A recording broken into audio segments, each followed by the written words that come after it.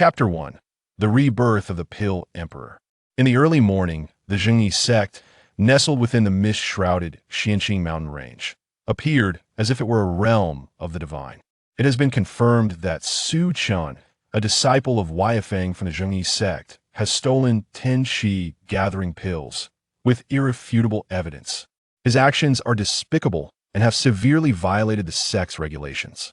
According to the rules, his dantian shall be destroyed, and he shall be expelled from the mountain, never to step foot within the Zhengyi sect again.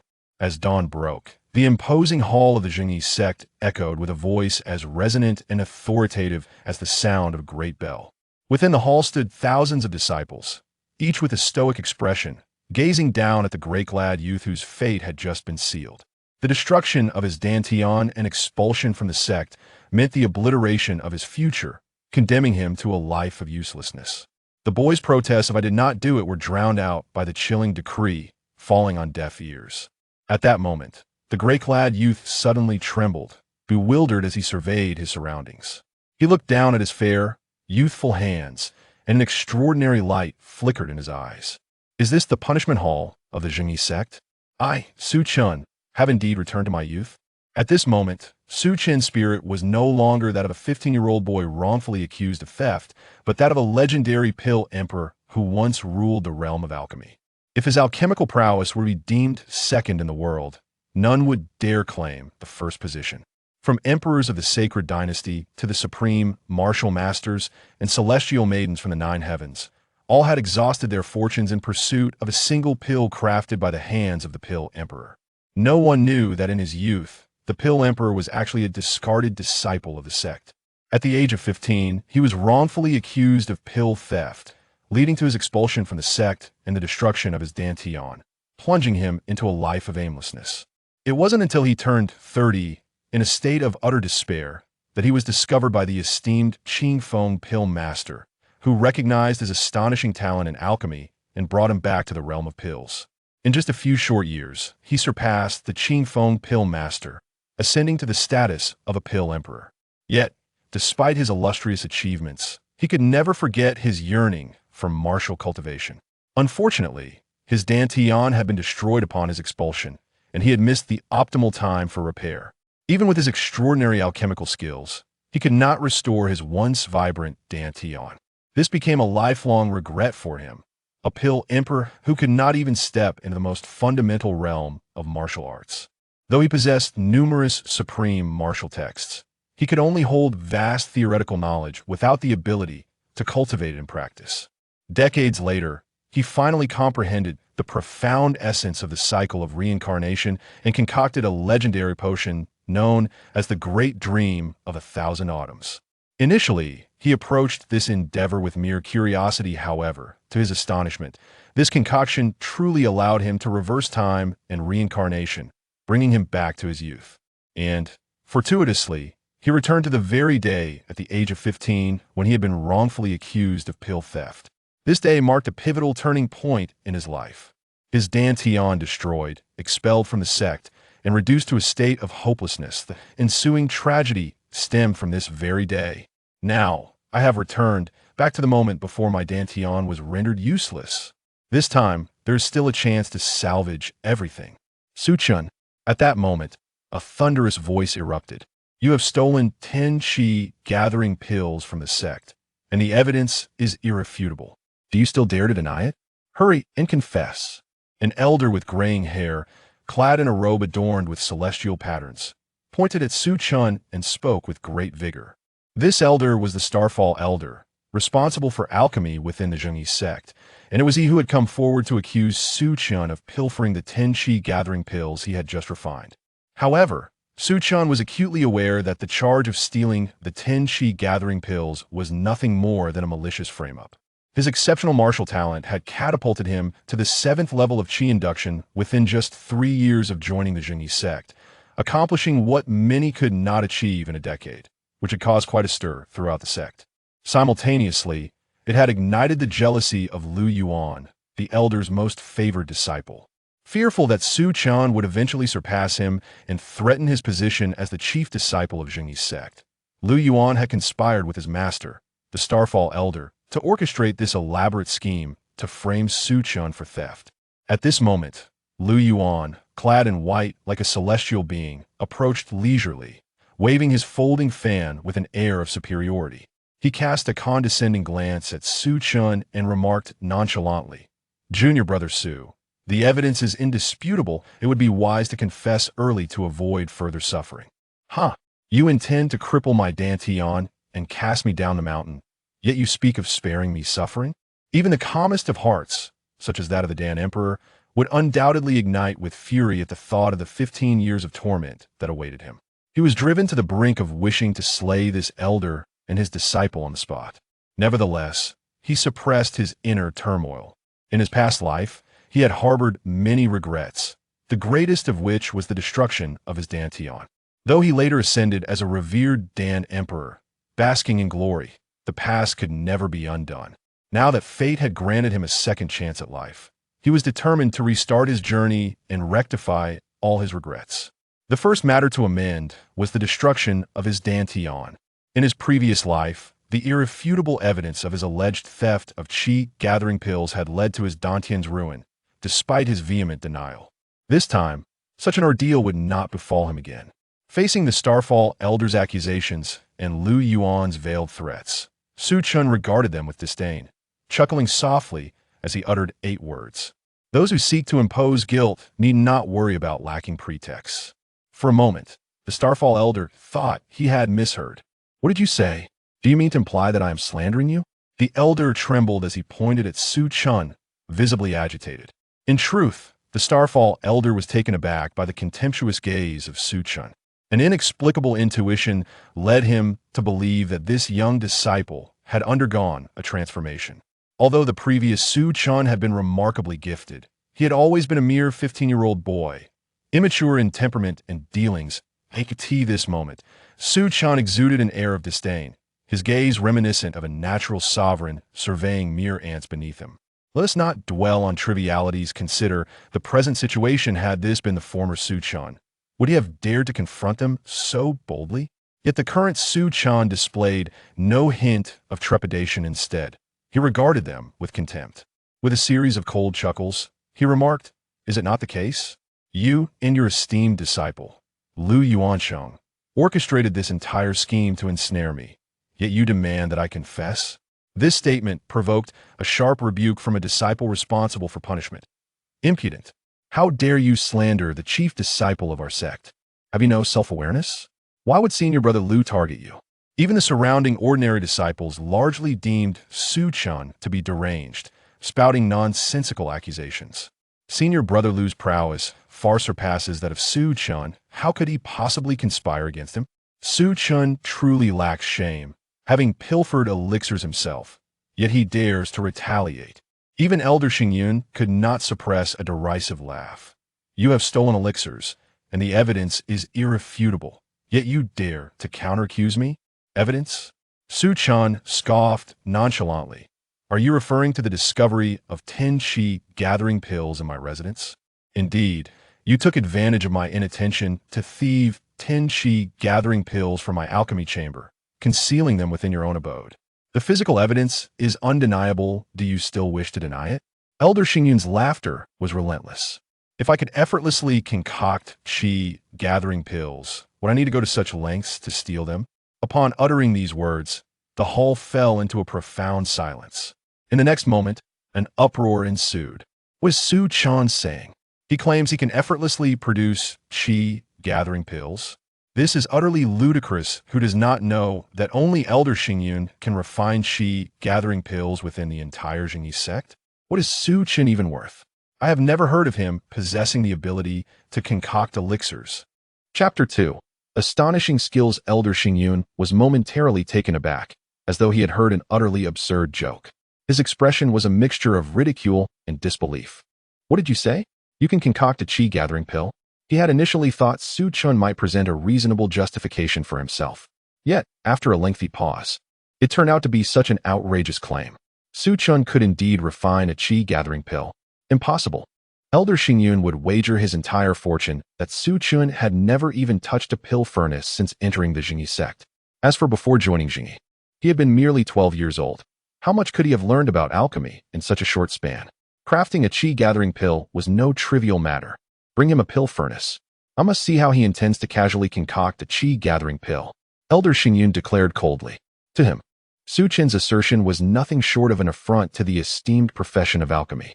How could someone who likely had never even laid hands on a pill furnace claim to be capable of refining a chi-gathering pill? He was determined to witness Su Chen's methods. Following Elder Xingyun's command, two servants swiftly entered the grand hall, carrying a towering bronze pill furnace. Moreover, Elder Xingyun ordered the necessary materials for crafting a chi-gathering pill to be prepared for Su Chen. Under normal circumstances, such materials would be worth a fortune. However, in his eagerness to expose Su Chen's true capabilities, Elder Xingyun wasted no time in procuring a set, indicating he was willing to invest significantly. Since you claim you can refine a chi-gathering pill, then do so here in the Grand Hall, so that everyone may witness the extent of your alchemical prowess. Elder Xingyun mocked with a sneer. He anticipated that Su Chen would falter. Yet, at that moment, Su Chen's countenance remained serene, devoid of any sign of retreat. As he gazed calmly at Elder Xingyun, the chill in his gaze momentarily halted Elder Xingyun's words, sending an involuntary shiver down his spine. He could not comprehend why he felt intimidated by a mere junior disciple. Su Chen then withdrew his gaze and extended his right palm to strike the pill furnace. In the next instant, the bronze furnace shook violently, its lid and the residual herbal remnants within soaring into the air. This sight caused Elder Xingyun's eyelids to twitch involuntarily. How could Elder Xingyun not recognize that Su Chen's action was known as cleansing the furnace? It involved using the latent energy within his body to expunge the remnants of the previous concoction. If these remnants were not thoroughly cleared away, they would severely compromise the subsequent refinement, leading to impurities in the new pill or even a complete failure. However, typical alchemists utilized specialized tools for this task. It was rare for anyone to achieve such a feat unaided, relying solely on their inner strength. Yet, Su Chen had accomplished it. Elder Xingyun narrowed his eyes, a sense of unease swelling within him. Could it be that Su Chen truly possessed the ability to refine a chi-gathering pill? No, that was inconceivable. The previous cleansing must have been mere coincidence. In stark contrast to Elder Xingyun's tumultuous thoughts, the majority of the disciples present harbored far simpler sentiments. As the previous steps of the cleansing process eluded their comprehension, they found themselves questioning what Su Chen was truly engaged in. Was he merely performing tricks? However, the subsequent action taken by Su Chen swiftly extinguished their amusement. With a flick of his finger, he conjured a flame that shot forth from his fingertips, igniting a roaring fire beneath the alchemical furnace. This technique, known as igniting the fire, left them in awe. If the earlier cleansing steps could be dismissed as mere coincidence, this display of his adeptness in fire manipulation was indisputably a demonstration of true alchemical skill. When had Su Chen ascended to the status of an alchemist? Before Elder Xingyun could ponder further, Su Chen waved his hand, sending a prepared selection of materials into the furnace. The crafting of the chi-gathering pill required 6 distinct ingredients, each with its own specific order and timing for introduction, lest failure ensue. Yet, without a hint of hesitation, Su Chen cast all the materials into the furnace indiscriminately, disregarding the traditional protocols entirely. Refining, purifying, and forming the pill, he executed the entire process in a seamless flow that took less than 2 incense sticks to complete. Although Su Chen had been reborn into the body of a 15-year-old, his memory retained the knowledge of a venerable alchemist. Thus, concocting a chi-gathering pill, a mere first-tier elixir, was as effortless as consuming food and water. While the onlookers stood agape, a rich plume of white mist began to emanate from the furnace, accompanied by the delightful fragrance of the elixir, a clear indication of success. Unhurriedly, Su Chen extended his right palm to gently tap the furnace, causing the lid to fly open once more, releasing a cascade of gleaming, pearl-like pills. Each completed chi-gathering pill was the size of a longan, radiant and adorable. Su Chen deftly retrieved a porcelain plate to catch the pills as they fell, each one producing a melodious chime akin to precious beads, creating a symphony of delightful sounds. In stark contrast to this harmonious melody were the grim visages of Elder Xingyun and Lu Yuan. They could scarcely fathom that Su Chen had truly succeeded in crafting the chi-gathering pill. It was inconceivable. When had Su Chen acquired the ability to concoct pills? The disciples present were equally astounded. They had initially anticipated Su Chen's alchemical endeavor to be a source of embarrassment, yet he had indeed produced the qi-gathering pill. Let me verify this, Elder Xingyun declared as he strode forward, seizing several pills from the porcelain plate.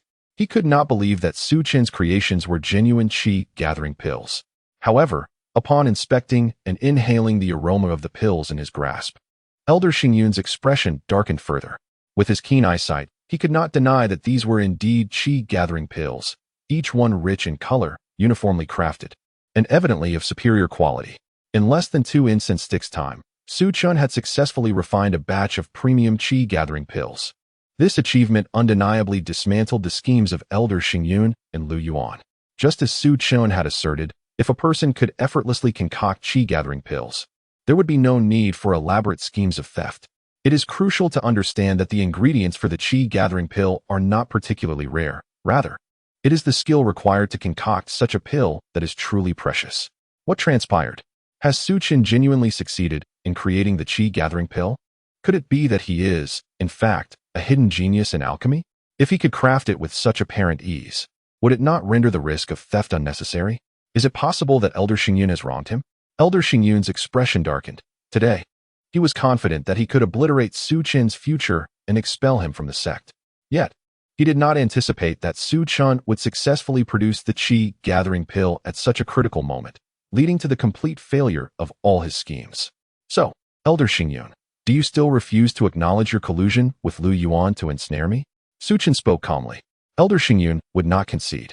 After all, Su Chen lacked evidence to substantiate his claims, and as a venerable elder of the Jingyi sect, his esteemed position could hardly be shaken by a mere disciple.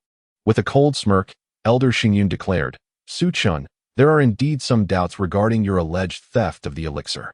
I shall investigate thoroughly. However, your punishment of having your dantian crippled and being expelled from the sect is hereby suspended. Nevertheless, as your elder, I must impose a slight reprimand for your disrespectful behavior towards your superiors. Henceforth, you shall serve as a menial disciple at the foot of the mountain for 1 year, during which you are forbidden from any cultivation. Chapter 3. A year of agreement. Elder Xingyun realized that it was unlikely he could follow through with his original plan to cripple Su Chen and cast him out. Nevertheless, he still had ways to hinder Su Chen's path of cultivation, ensuring that he could not surpass his favored disciple, Lu Yuan. Although Su Chen had escaped the fate of having his dantian destroyed, the punishment of performing menial tasks for a year while being unable to cultivate was not light. The fall from grace from a once promising talent to a mere servant was a disparity few could bear. Deserved. Who told him to harbor secrets? Advancing in his cultivation at such a rapid pace, and to practice alchemy without lending a helping hand to his fellow disciples? Bah! Many disciples had long harbored jealousy towards the exceptionally talented Su Chen, and now that they had an opportunity to kick him while he was down, they were more than willing to push him further. Su Chen let out a cold laugh. He had anticipated that Elder Xingyun would not be so easily overthrown by a lowly disciple without connections. If a powerful elder could be so easily toppled, then the Jingyi sect would not be the most formidable sect within a radius of 3,000 miles. Enough, Su Chen, gather your belongings and depart for the menial disciples' hall. Elder Xingyun scoffed, confident in his authority as a powerful elder of the Jingyi sect. It was no great challenge to suppress a mere disciple like Su Chen, provided one had the right pretext. Su Chen's attempts to confront him were ultimately naive. However, just as Elder Xingyun reveled in his triumph, he was taken aback by Su Chen's calm declaration, which left everyone astonished once more. From this day forth, I withdraw from the Jingyi sect. What? Everyone struggled to believe their ears. Su Chen intended to leave the Jingyi sect? A sect that countless individuals within 1,000 miles dreamed of joining. And he spoke of departing as if it were a trivial matter? Elder Xingyun was also momentarily speechless, his anger flaring.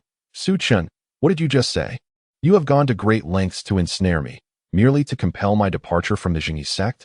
In truth, I have never held the Jingyi sect in high regard.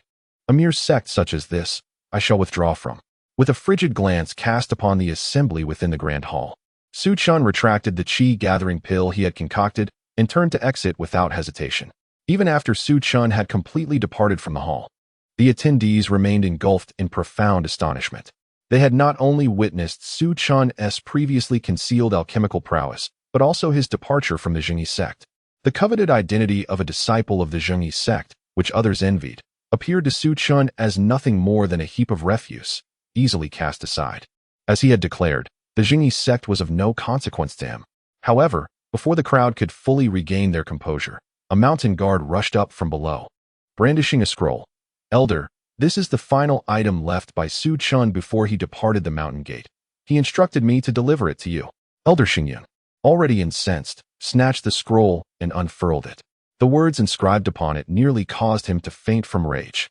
The scroll bore 19 striking characters. "A year hence, I shall return, flatten the Jingyi sect, and slay Elder Xingyun, Lu Yuan." These 19 characters left everyone present utterly astounded once more. It must be said, Su Chun possessed audacity beyond measure. How outrageous! Elder Xingyun slammed his hand upon the table, sending splinters flying, ready to summon someone to capture the wretched Su Chun. Yet, by this time, Su Chun had already vanished beyond the mountain gate, leaving no trace. "Master, such utterances are merely the lamentations of a defeated individual. There is no need to take them to heart," Lu Yuan remarked with a refined smile, his eyes glinting with disdain. Elder Xingyun soon regained his composure, recognizing that the content of Su Chun's scroll was impossible to realize. A mere 15-year-old disciple, stripped of the Jingyi sect's secret techniques and resources, could never hope to grow to a level capable of contending with the sect within a year, let alone a decade. His declarations were destined to remain nothing but delusional ramblings. Calming himself, Elder Xingyun mused for a moment before sneering. "Very well, I shall await the outcome. Let us see how far he can truly progress in a year." After all, although there were discrepancies between their intentions and the reality, they had still achieved part of their goal in driving Su Chun from the Jingyi sect. Thus, Lu Yuan's position as the foremost disciple of the Jingyi sect remained unassailable. As Su Chun departed from the Jingyi sect, he contemplated his future path.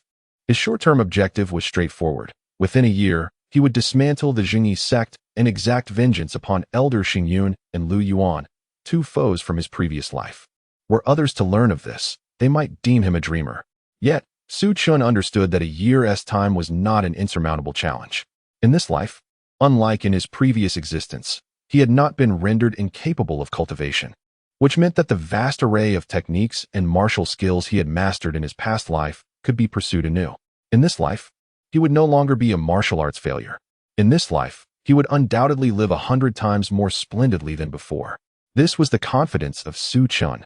At present, Su Chun's immediate priority is to secure a place to stay. He cannot return to his family in Duyang City for the time being. Should his loving parents discover that he has abruptly severed ties with the Jingyi sect, they would undoubtedly be troubled. Thus, reminiscent of his previous life, he resolves to seek refuge at his aunt's home in Qinghe City. With the little money he has left, Su Chun hires a carriage and, within half a day, arrives at Qinghe City, nestled on the outskirts of the Xianqing mountain range, just as the noon sun reaches its zenith. Qinghe City is one of the 36 cities under the jurisdiction of the Yuan Empire, where his mother's sister, Su Yin, resides. In his previous life, after departing from the Jingyi sect, Su Chun also sought solace at his aunt's abode. However, unlike this time, his departure was not voluntary. He was expelled after his Dantian was destroyed. One can only imagine the depths of his despair back then, as he sought refuge in his aunt's home, often subjected to disdain and ill treatment from others. Yet, this lifetime promises to be different. Here lies the genesis of my new existence. The Yi family and the Wang family in Qinghe City. Our grievances shall be addressed in due course. Su Chun murmurs softly as he steps into the city.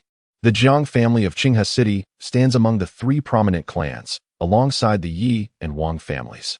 Armed with the knowledge from his past experiences, Su Chun navigates effortlessly to the gates of the Jiang residence by the afternoon. He knocks on the door and, upon the arrival of a Jiang family guard, announces, "I am Su Chun, seeking the second madam." The second madam is how Su Yin is addressed within the Jiang family. 16 years prior, Su Yin married Jiang Hai, the second master of the Jiang family, and bore a daughter the following year. Jiang Hai is a pivotal figure within the Jiang household, treating both mother and daughter with kindness, and their lives are characterized by harmony. However, fate is often unpredictable. 6 years later, Jiang Hai mysteriously vanished during a family mission, leaving his fate uncertain.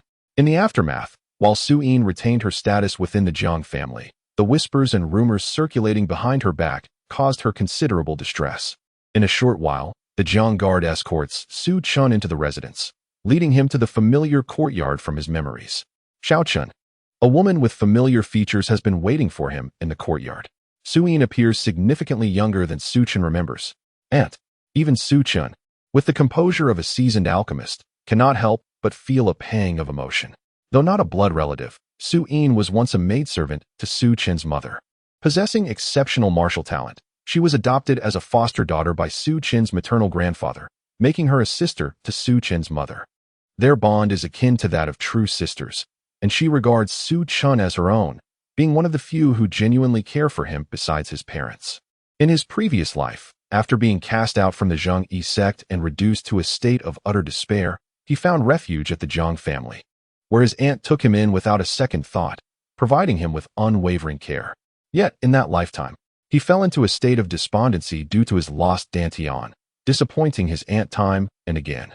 This time, however, he vows that history will not repeat itself. Xiaochun, were you not at the Zhengyi sect? Why have you arrived so suddenly?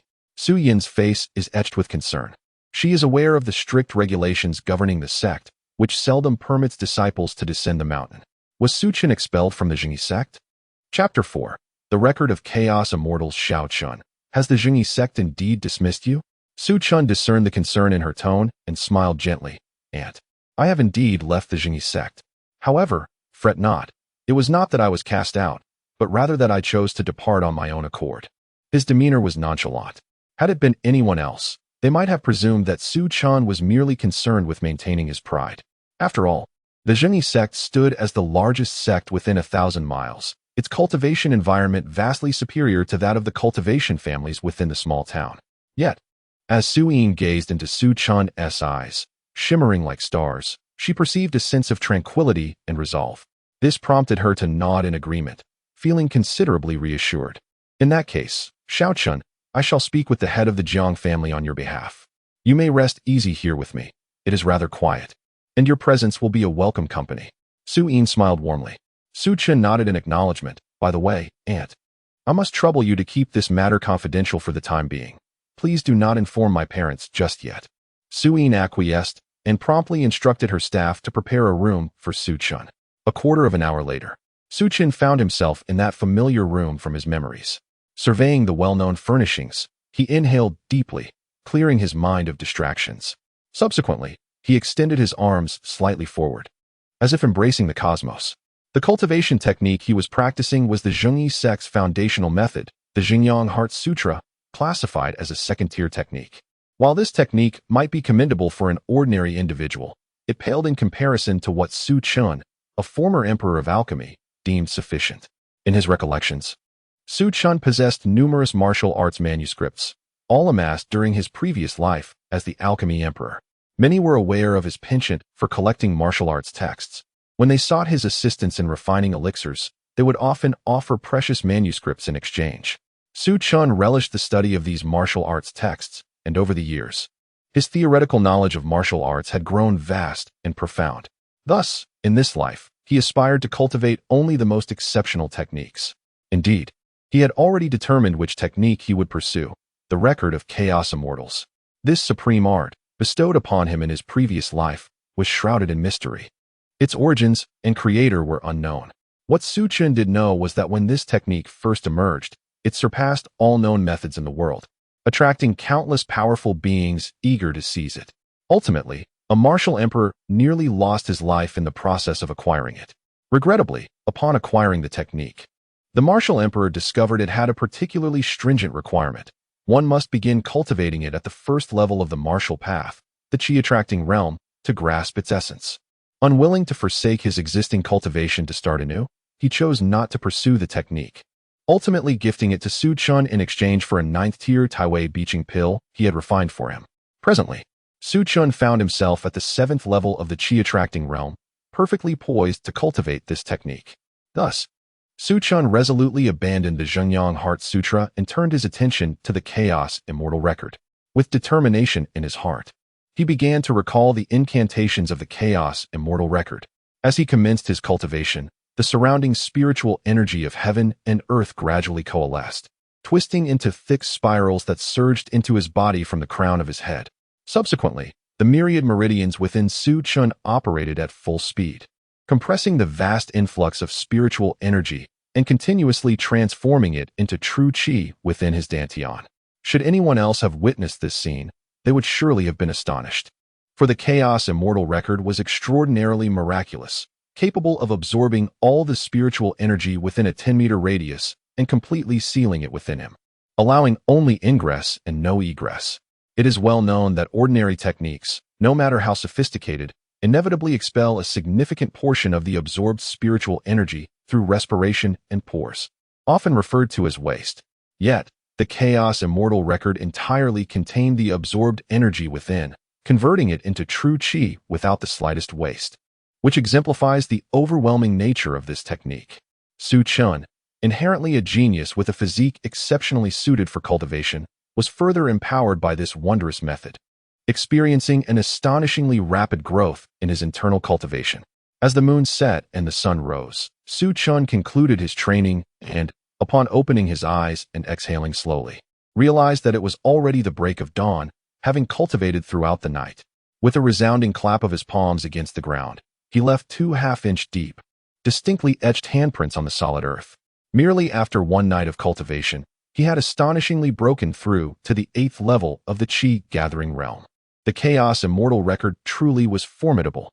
A gleam of joy sparkled in Su Chen's eyes as he stood and stretched his limbs, immediately eliciting a series of crackling sounds within his body, akin to popping beans. Simultaneously, it was visibly apparent that his stature had increased by half an inch. Within him, an infinite reservoir of power seemed to reside.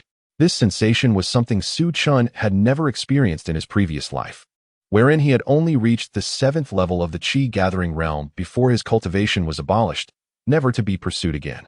In this lifetime, he was destined to ascend to the pinnacle of martial arts with this corporeal form. A surge of confidence ignited within Su Chen's gaze. Just then, a knock echoed from outside, accompanied by the voice of his aunt Su Yin inquiring, "Xiao Chun, are you awake? Please come in, Auntie," Su Chen replied, quickly tidying his room before opening the door to welcome Su Yin. With a smile, Su Yin entered the room. "Xiao Chun, did you sleep well? Your cousin Tingyi returned last night, but it was too late to disturb you. Now that it's early morning, it's a perfect opportunity for you two young people to get acquainted."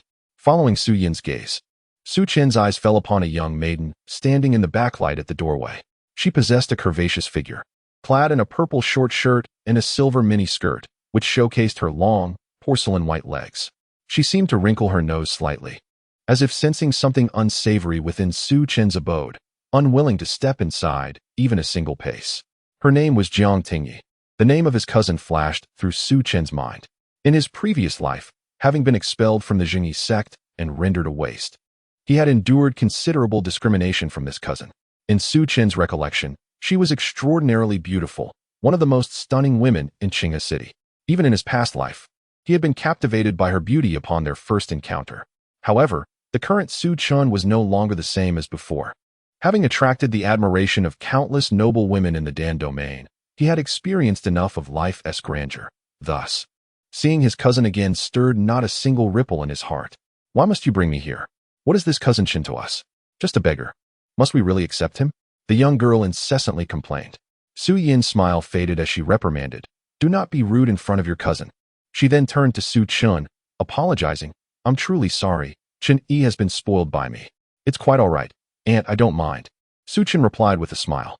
"You've just arrived and have no clothes to change into. Today, let Chen Yi accompany you to buy a few outfits and some daily necessities," Su Yin suggested. Upon hearing that she was to accompany Su Chen to shop, Jiang Tingyi immediately protested, "Mother." Su Chen chuckled, "Aunt, I can go by myself." "Absolutely not." Surprisingly, the usually gentle Su Yin was unexpectedly insistent. "Chen, you are unfamiliar with Qinghe City. Let Tingyi accompany you," she commanded. "Tingyi, go freshen up. We shall depart in a quarter of an hour." "Humph." Jiang Tingyi, seeing her resistance was futile, stomped her foot in frustration and shot a glare at Su Chun before darting away. Chapter 5. Fateful Encounters. Once Jiang Tingyi had left, Su Yin turned to Su Chun. "Chun, you have come to seek refuge with your aunt, but there is not much here to offer you." As she spoke, Su Yin retrieved a stack of silver notes from her bosom. "This is some savings I have accumulated during my years with the Jiang family. Take it. If you see anything you need, feel free to buy it." You are currently in the phase of cultivation where expenses are considerable. Do not hesitate to rely on your aunt. Su Chan was taken aback and did not extend his hand to accept it, instead surveying the silver notes, his heart becoming slightly heavy. He had almost forgotten that in his previous life, Suyin had also given him such notes. If his memory served him right, they amounted to a full 10,000 taels. After all these years in the Jiang family, she had saved this much, nearly all of which she was now offering to him. Su Chun had once urged Suyin to keep some for Jiang Tingyi, but she had insisted that as a descendant of the Jiang family, Tingyi's cultivation expenses would be taken care of by them, and she would not require her private savings. Take it, Chun. If it's not enough, I still have more. Suyin misinterpreted Su Chen's days, thinking he hesitated due to the amount. It's sufficient, more than enough. I will cherish these notes. Su Chun inhaled deeply, his eyes misting as he accepted them. He understood that if he refused this money, Suyin would not relent. Simultaneously, Su Chun made a silent vow. In this lifetime, he would ensure his aunt lived the best life, never to repeat the mistakes of his past existence. Regardless of your sudden arrival, it has become a settled matter that you are residing with the Jiang family. I implore you to conduct yourself with propriety and refrain from causing any trouble for my mother and me. As the two of them stepped out of the grand entrance of the Jiang residence, Jiang Tingyi, with a stern expression, addressed Su Chun. Su Chun merely shrugged and offered a faint smile, choosing not to respond. Jiang Tingyi cast a disdainful glance at him. It was evident that this cousin was nothing but a good-for-nothing. Otherwise, how could he have left the prestigious Jingyi sect under such circumstances? She was far from convinced by the notion of a voluntary departure. It was more likely that Su Chun had been unable to endure his time there. The pair arrived at the renowned tailor shop, Yunjin Building, where they had several garments custom-fitted for Su Chun. With a reluctant expression, Jiang Tingyi reached for her wallet to settle the bill, only to be informed by the attendant that the young gentleman had already paid. Surprised, she glanced at Su Chun, incredulous that he had taken the initiative to cover the expenses. He must have used her mother's money, she thought, fully aware that this so-called cousin was merely here to take advantage of their hospitality. With a cold sneer and a heart full of contempt, she turned to leave Yunjin Building without casting another glance at Su Chun. Suddenly, a group of youths entered the hall, surrounding a striking young lady with a beauty mark at the corner of her right eye, and they unexpectedly collided with Jiang Tingyi and Su Chun. Oh, isn't this the second young lady of the Jiang family? Before Jiang Tingyi could utter a word, the alluring girl's sharp voice rang out, half mocking, half amused. Wang Bingyan. Jiang Tingyi bit her lip in frustration. What a stroke of bad luck to encounter her here. Wang Bingyan, from the Wang family, was of similar age and had always sought to compete with her, be it in martial arts, elixirs, exquisite clothing, or even suitors. Unfortunately, today, while Wang Bingyan was surrounded by admirers, Jiang Tingyi was accompanied only by a destitute cousin, ripe for ridicule. As expected, upon noticing Su Chun standing beside Jiang Tingyi, Wang Bingyan feigned surprise and asked, Jiang Tingyi, who is this? Your new boyfriend? Don't be ridiculous. He is my cousin. Jiang Tingyi quickly clarified. A cousin? When did you suddenly have a cousin? A plump young lad pointed at Su Chun, declaring, I know. He is Su Chun. He was a disciple of the Jingyi sect. But he was expelled for stealing precious elixirs from the elders. Is that true? Absolutely. I just heard about it yesterday from my distant cousin who is still a disciple there. TSK, TSK, TSK, so he is a disgraced disciple. Expelled for such a shameful reason. Anyone associated with him would surely be embarrassed. Even Wang Bingyan laughed, stretching her voice mockingly. Jiang Tingyi, your relative is quite the embarrassment. If it were me, I wouldn't want to live anymore. Enough. Jiang Tingyi's eyes widened in anger, her face burning with humiliation. She had previously believed Su Chun to be merely incompetent, unable to remain in the Jingyi sect. But little did she realize that the reality was far more disgraceful. He had been cast out for theft. Su Chun, I once thought that despite your shortcomings, you at least possessed the qualities of a gentleman. I never anticipated that your character would be so questionable, resorting to theft from our sect. Jiang Tingyi's face flushed with anger as she admonished him. Unfazed, Su Chun merely shrugged. He could surmise that Elder Xingyun and Lu Yuan, in a bid to protect their own reputations, had distorted the truth, portraying him as a thief expelled for stealing medicinal pills. However, Su Chun found no inclination to defend himself.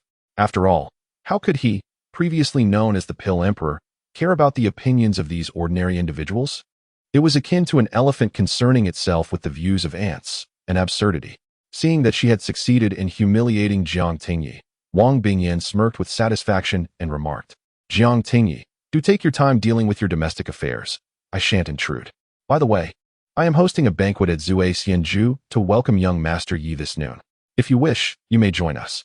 With that, Wang Bingyan strutted away, accompanied by her entourage, to the second floor of Yunjin building to try on dresses. The mention of the welcoming banquet for young Master Yi caused Jiang Tingyi's complexion to shift. After all, Yi Xian was the idol of every young woman in the city and the very suitor she had been vying for alongside Wang Bingyan. Naturally, she had to attend. "Su Chun, I shall be dining out this noon. You may return alone." Jiang Tingyi shot him a disdainful glance, unwilling to bring along a burden like him to dine with the man of her dreams. Su Chun, indifferent, replied, "Perfectly fine. I have no desire to accompany you anyway." Without waiting for Jiang Tingyi's reaction, he sauntered out of Yunjin building. Once she regained her composure, Jiang Tingyi's eyes widened in fury. How dare that scoundrel say he didn't wish to be with her? What right did he, a mere wastrel and thief, have to utter such words in front of a woman of her beauty? "Su Chun, wait for me." Jiang Tingyi suppressed her anger, vowing to settle the score with him later.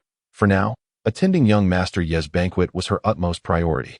As for Su Chun, after leaving Yunjin building, he turned and headed to Wubao Hall, just a street away. Wubao Hall was one of the largest apothecaries in Qinghe City, well known for its extensive array of medicinal pills and herbs. The locals understood that if one could not find a particular herb or pill at Wubao Hall, then it was unlikely to be found elsewhere. Chapter 6. The contest for medicinal herbs having the advantage of past experiences, Su Chen navigated his way to Wubao Hall effortlessly, approaching one of the counters and inquiring, "Do you have ice snow cold cicada?" "Ice snow cold cicada? What is that?" The clerk behind the counter was taken aback.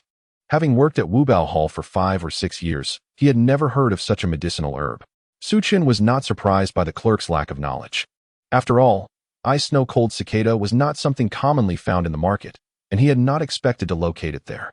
Instead, he shifted his request, stating, "Then I shall take a stalk of 100-year sungrass." 100-year sungrass was a purely young herb, though not as rare as ice snow cold cicada. It was still considered quite uncommon.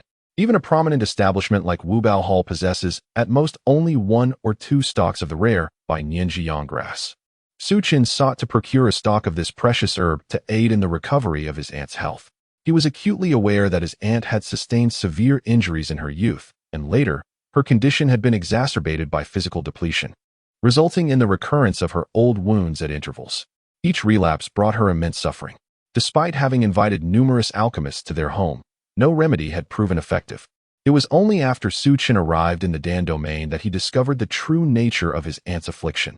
It was a cold poison that could only be eradicated with the use of yang-based medicine. Thus, in this lifetime, Su Chen was determined not to delay even a single day. The sooner he could rid his aunt of this cold poison, the sooner she could be liberated from her anguish. Customer, the Nianjiang grass is an exceedingly rare medicinal herb. Our establishment currently has only 1 stalk available, and it is highly valuable, the attendant remarked, casting a subtle glance at Su Chen's rather ordinary attire. It was evident that Su Chen's initial inquiry about the obscure ice snow-cold cicada had raised suspicions about his intentions, especially given that young men of his simple garb were a common sight on the streets and hardly seemed capable of affording such a precious herb. Su Chen, however, was disinclined to engage in idle conversation. He promptly produced a silver note worth 1,000 taels, decisively interrupting the attendant. "That stalk of Nianjiang grass. I shall take it." Upon seeing the note, the attendant's eyes widened in surprise. The ability to effortlessly present such a substantial sum indicated that Su Chen must belong to a prominent family. Instantly, the attendant's demeanor shifted, becoming markedly more cordial. "Please wait a moment, young master. I shall fetch the Nianjiang grass at once." Just then, 2 individuals entered Wubao Hall. One was a young lady with bright eyes and a radiant smile, exuding an air of grace, while the other was an elderly man clad in a purple long robe, his short white hair contrasting with the thick bandages wrapped around his arm, which bore traces of blood. His pallid complexion was a testament to his condition. "Do you have Nianjiang grass? Bring us a stalk," the young lady called out icily before even reaching the counter. "Ah, coming." An overseer of Wubao Hall appeared from seemingly nowhere, his face adorned with a sycophantic smile directed at the elderly man and the young lady. From the moment they stepped into the hall, he recognized that they were not ordinary patrons, evidenced by their attire and demeanor.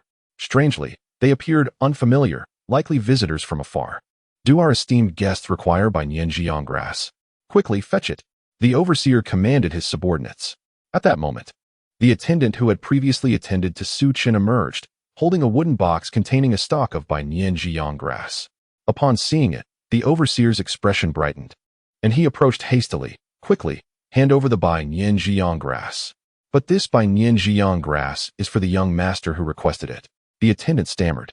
The overseer disregarded the objection, seizing the grass with a reprimanding tone. "You truly lack understanding. Can you not see that this venerable elder and the young lady are in urgent need of the by Nianjiang grass?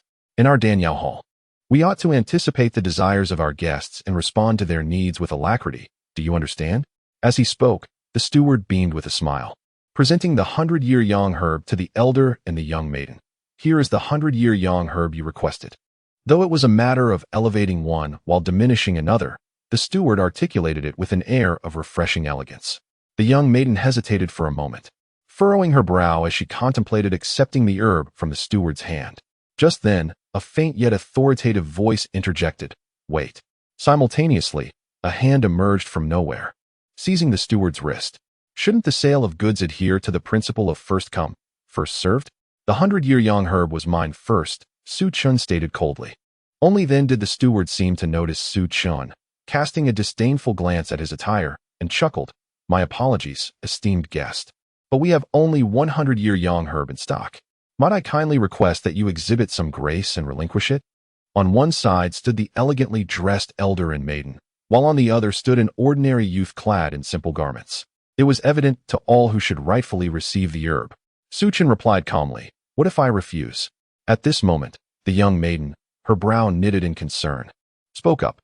"Sir, we are indeed in urgent need of the 100-year yang herb. If you would consider parting with it, we would offer you generous compensation. You would not suffer any loss." "I'm afraid I must decline," Su Chen stated firmly. The young maiden's brow furrowed deeper, yet she maintained her composure. "Please reconsider.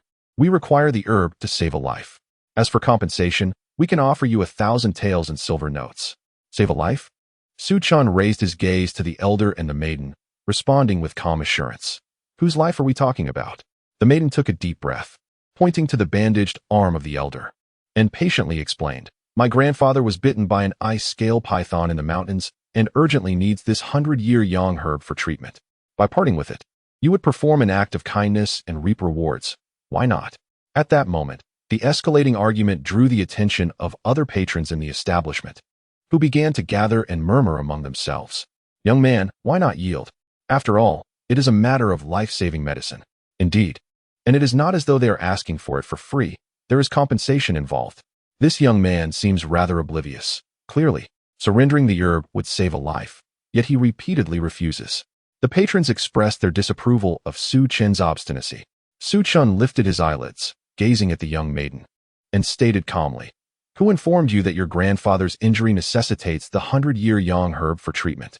The maiden paused, taken aback. Was it not? Growing weary of the conversation, Su Chen replied directly, "Allow me to enlighten you.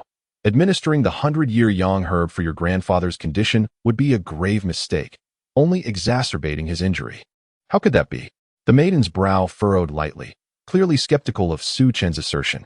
The steward of the 5 Treasures Hall, having overheard, chuckled as if he had heard the most ludicrous joke. "Utter nonsense." Su Chen, unperturbed, remarked casually, "Where did this fly come from, buzzing incessantly? It is quite noisy. What business does a servant have interrupting a discussion between guests?" The face of the steward from Wubao Hall flushed crimson. Strictly speaking, he was merely a subordinate. Who dares to speak so brazenly within Wubao Hall? At that moment, an unexpected voice resonated from the back hall. Chapter 7. On the spot, healing shortly thereafter. A middle-aged alchemist clad in a crimson robe and possessing a slender frame emerged from the back hall, approaching Li Jun. Upon sighting this middle-aged man, Su Chen narrowed his eyes. He recognized him as Li Jun, recalling that in his past life, he had been an apprentice alchemist at Wubao Hall. In his previous existence, Su Chen had inadvertently crossed paths with Li Jun, who had looked down upon him and derided him as worthless. Little did he expect to encounter Li Jun again so soon in this new life. Alchemist Li has arrived. Alchemist Li was a mid-level apprentice alchemist at Wubao Hall. Seldom seen in public, it was surprising that he appeared today. The crowd buzzed with speculation. And even the elderly man and the young girl cast a curious glance at Li Jun upon learning of his status as an apprentice alchemist. It is worth noting that in a small town like Qinghe City, apprentice alchemists were indeed a rare sight. Was it you who claimed that this venerable elder's injuries cannot be treated with the 100-year yang herb? Li Jun strode directly to Su Chun, scrutinizing him with a discerning gaze. Does that concern you? Su Chun retorted. You ignorant child. Li Jun raised his eyebrows and scolded, being wounded by an ice-scaled python. One should undoubtedly use supreme yang herbs, such as the 100-year yang herb, as the primary material for treatment. This is common knowledge known to all alchemists. You, an outsider, know nothing yet dare to speak so recklessly. As a mid-level apprentice alchemist, I must naturally intervene. While Li Jun spoke, he discreetly glanced at the elderly man and the young girl. He certainly had his own motives. Given their attire and demeanor, they did not appear to be ordinary individuals. If he could treat their injuries, they would undoubtedly remember his kindness, which would greatly benefit his future prospects. As Li Jun entertained his own schemes, Su Chun, however, showed him no respect, sneering, You are the one speaking nonsense. Li Jun's anger flared instantly as he exclaimed, What do you think you are? I am a mid-level apprentice alchemist. How dare you question me?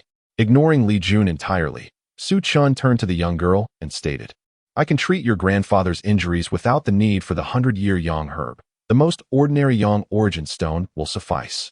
I am willing to assist you, on the condition that you grant me the 100-year yang herb. Su Chen's declaration immediately stirred a tremendous uproar within Wubao Hall. Did I hear incorrectly?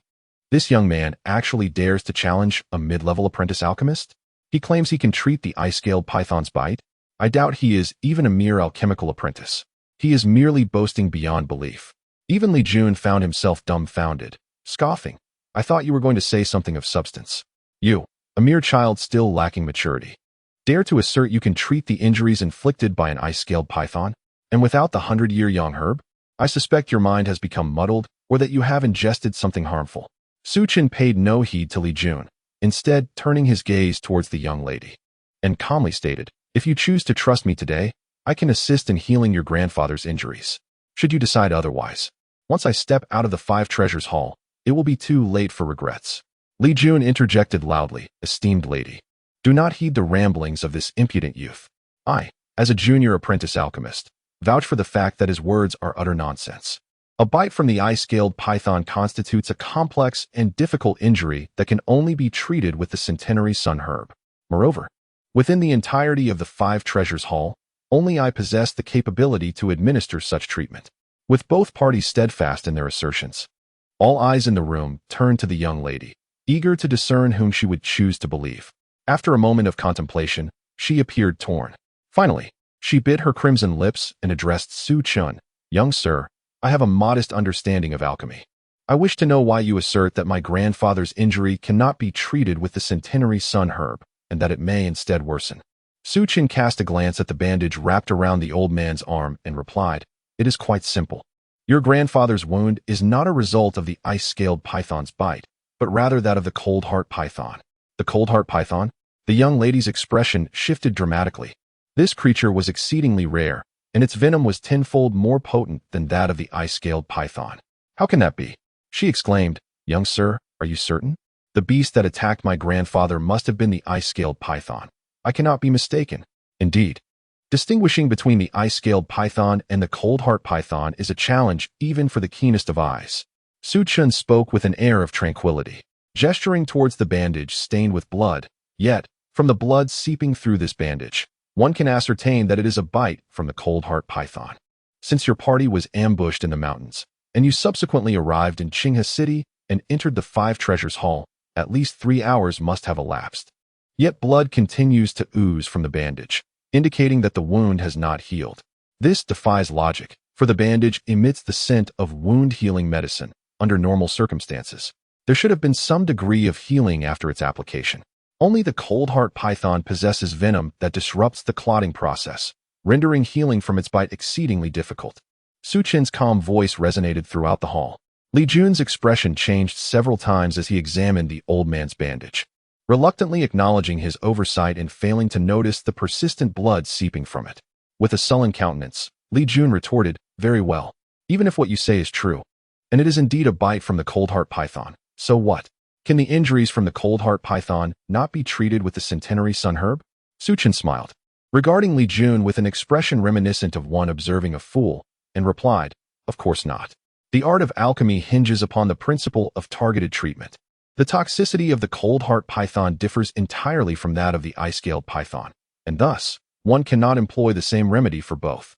As he spoke, the corners of Su Chen's mouth curled slightly upward, masterly. "The lack of professionalism in your assertions compels me to question whether your title of junior apprentice alchemist was acquired through honest means." Li Jun's expression suddenly darkened, filled with extreme displeasure, as he wished he could slap himself twice for uttering such unprofessional words in a fit of anger. He immediately turned to the young lady, saying, "Miss, I." However, before Li Jun could finish his sentence, the young lady, with an apologetic tone, interrupted him, "Master Li, I would like to try this young gentleman's treatment plan first." At her words, a flash of intense anger crossed Li Jun's eyes. He had not anticipated that she would choose to trust the latter over him, a mid-level apprentice alchemist. Yet, he could not afford to confront the young lady openly. For her and the elder's attire and demeanor suggested they were likely noble visitors from afar, and he dared not offend them or take such a risk. "Very well, let us proceed with the treatment here. I shall witness this for myself," Li Jun said, his face stern as he stepped aside. He could not believe that this unknown youth could indeed treat the wounds of the cold heart python. The cold heart python was an exceedingly rare beast. Li Jun had only heard tales of it, and had never witnessed the effects of its bite firsthand. He was convinced that Su Chen was merely posturing, and when faced with such a unique injury, he would surely fail, perhaps even exacerbating the elder's condition. At that moment, he would, as a mid-level apprentice alchemist, step in to save the day and elevate his own reputation. With these thoughts in mind, Li Jun crossed his arms and wore a mocking smile as he awaited the spectacle Su Chen would create. The crowd in the hall continued to swell. Chapter 8.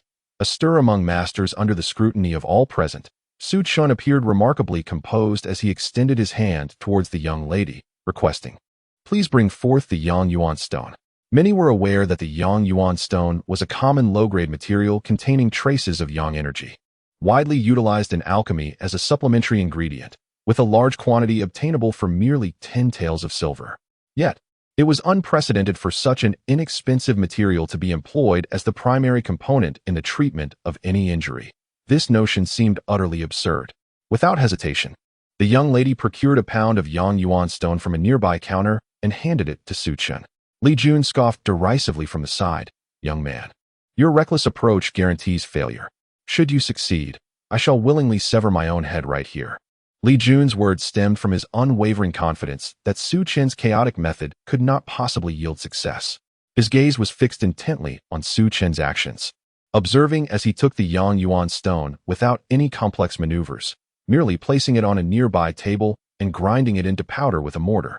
Subsequently, Su Chen unwrapped the bandages from the elder's arm and applied the powdered Yang Yuan stone to the wound. Witnessing this, Li Jun could not suppress his derisive laughter. Applying the cheapest medicine to a wound was akin to a 3-year-old playing pretend. If such a simple act could heal injuries, then what purpose did alchemists serve? Li Jun was entirely certain that this ludicrous treatment would bear no fruit and might even worsen the elder's condition. However, just as Li Jun was contemplating, he witnessed Su Chen taking a most ordinary hemostatic herb, grinding it into a paste, and applying it to the old man's wound, mixing it with the previously used Yang Yuan stone powder. Then, a miraculous scene unfolded.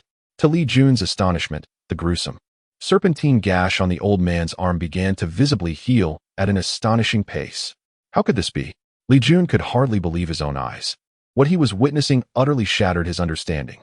The simplest Yang Yuan stone combined with the hemostatic herb could truly mend the bite of a cold-hearted python?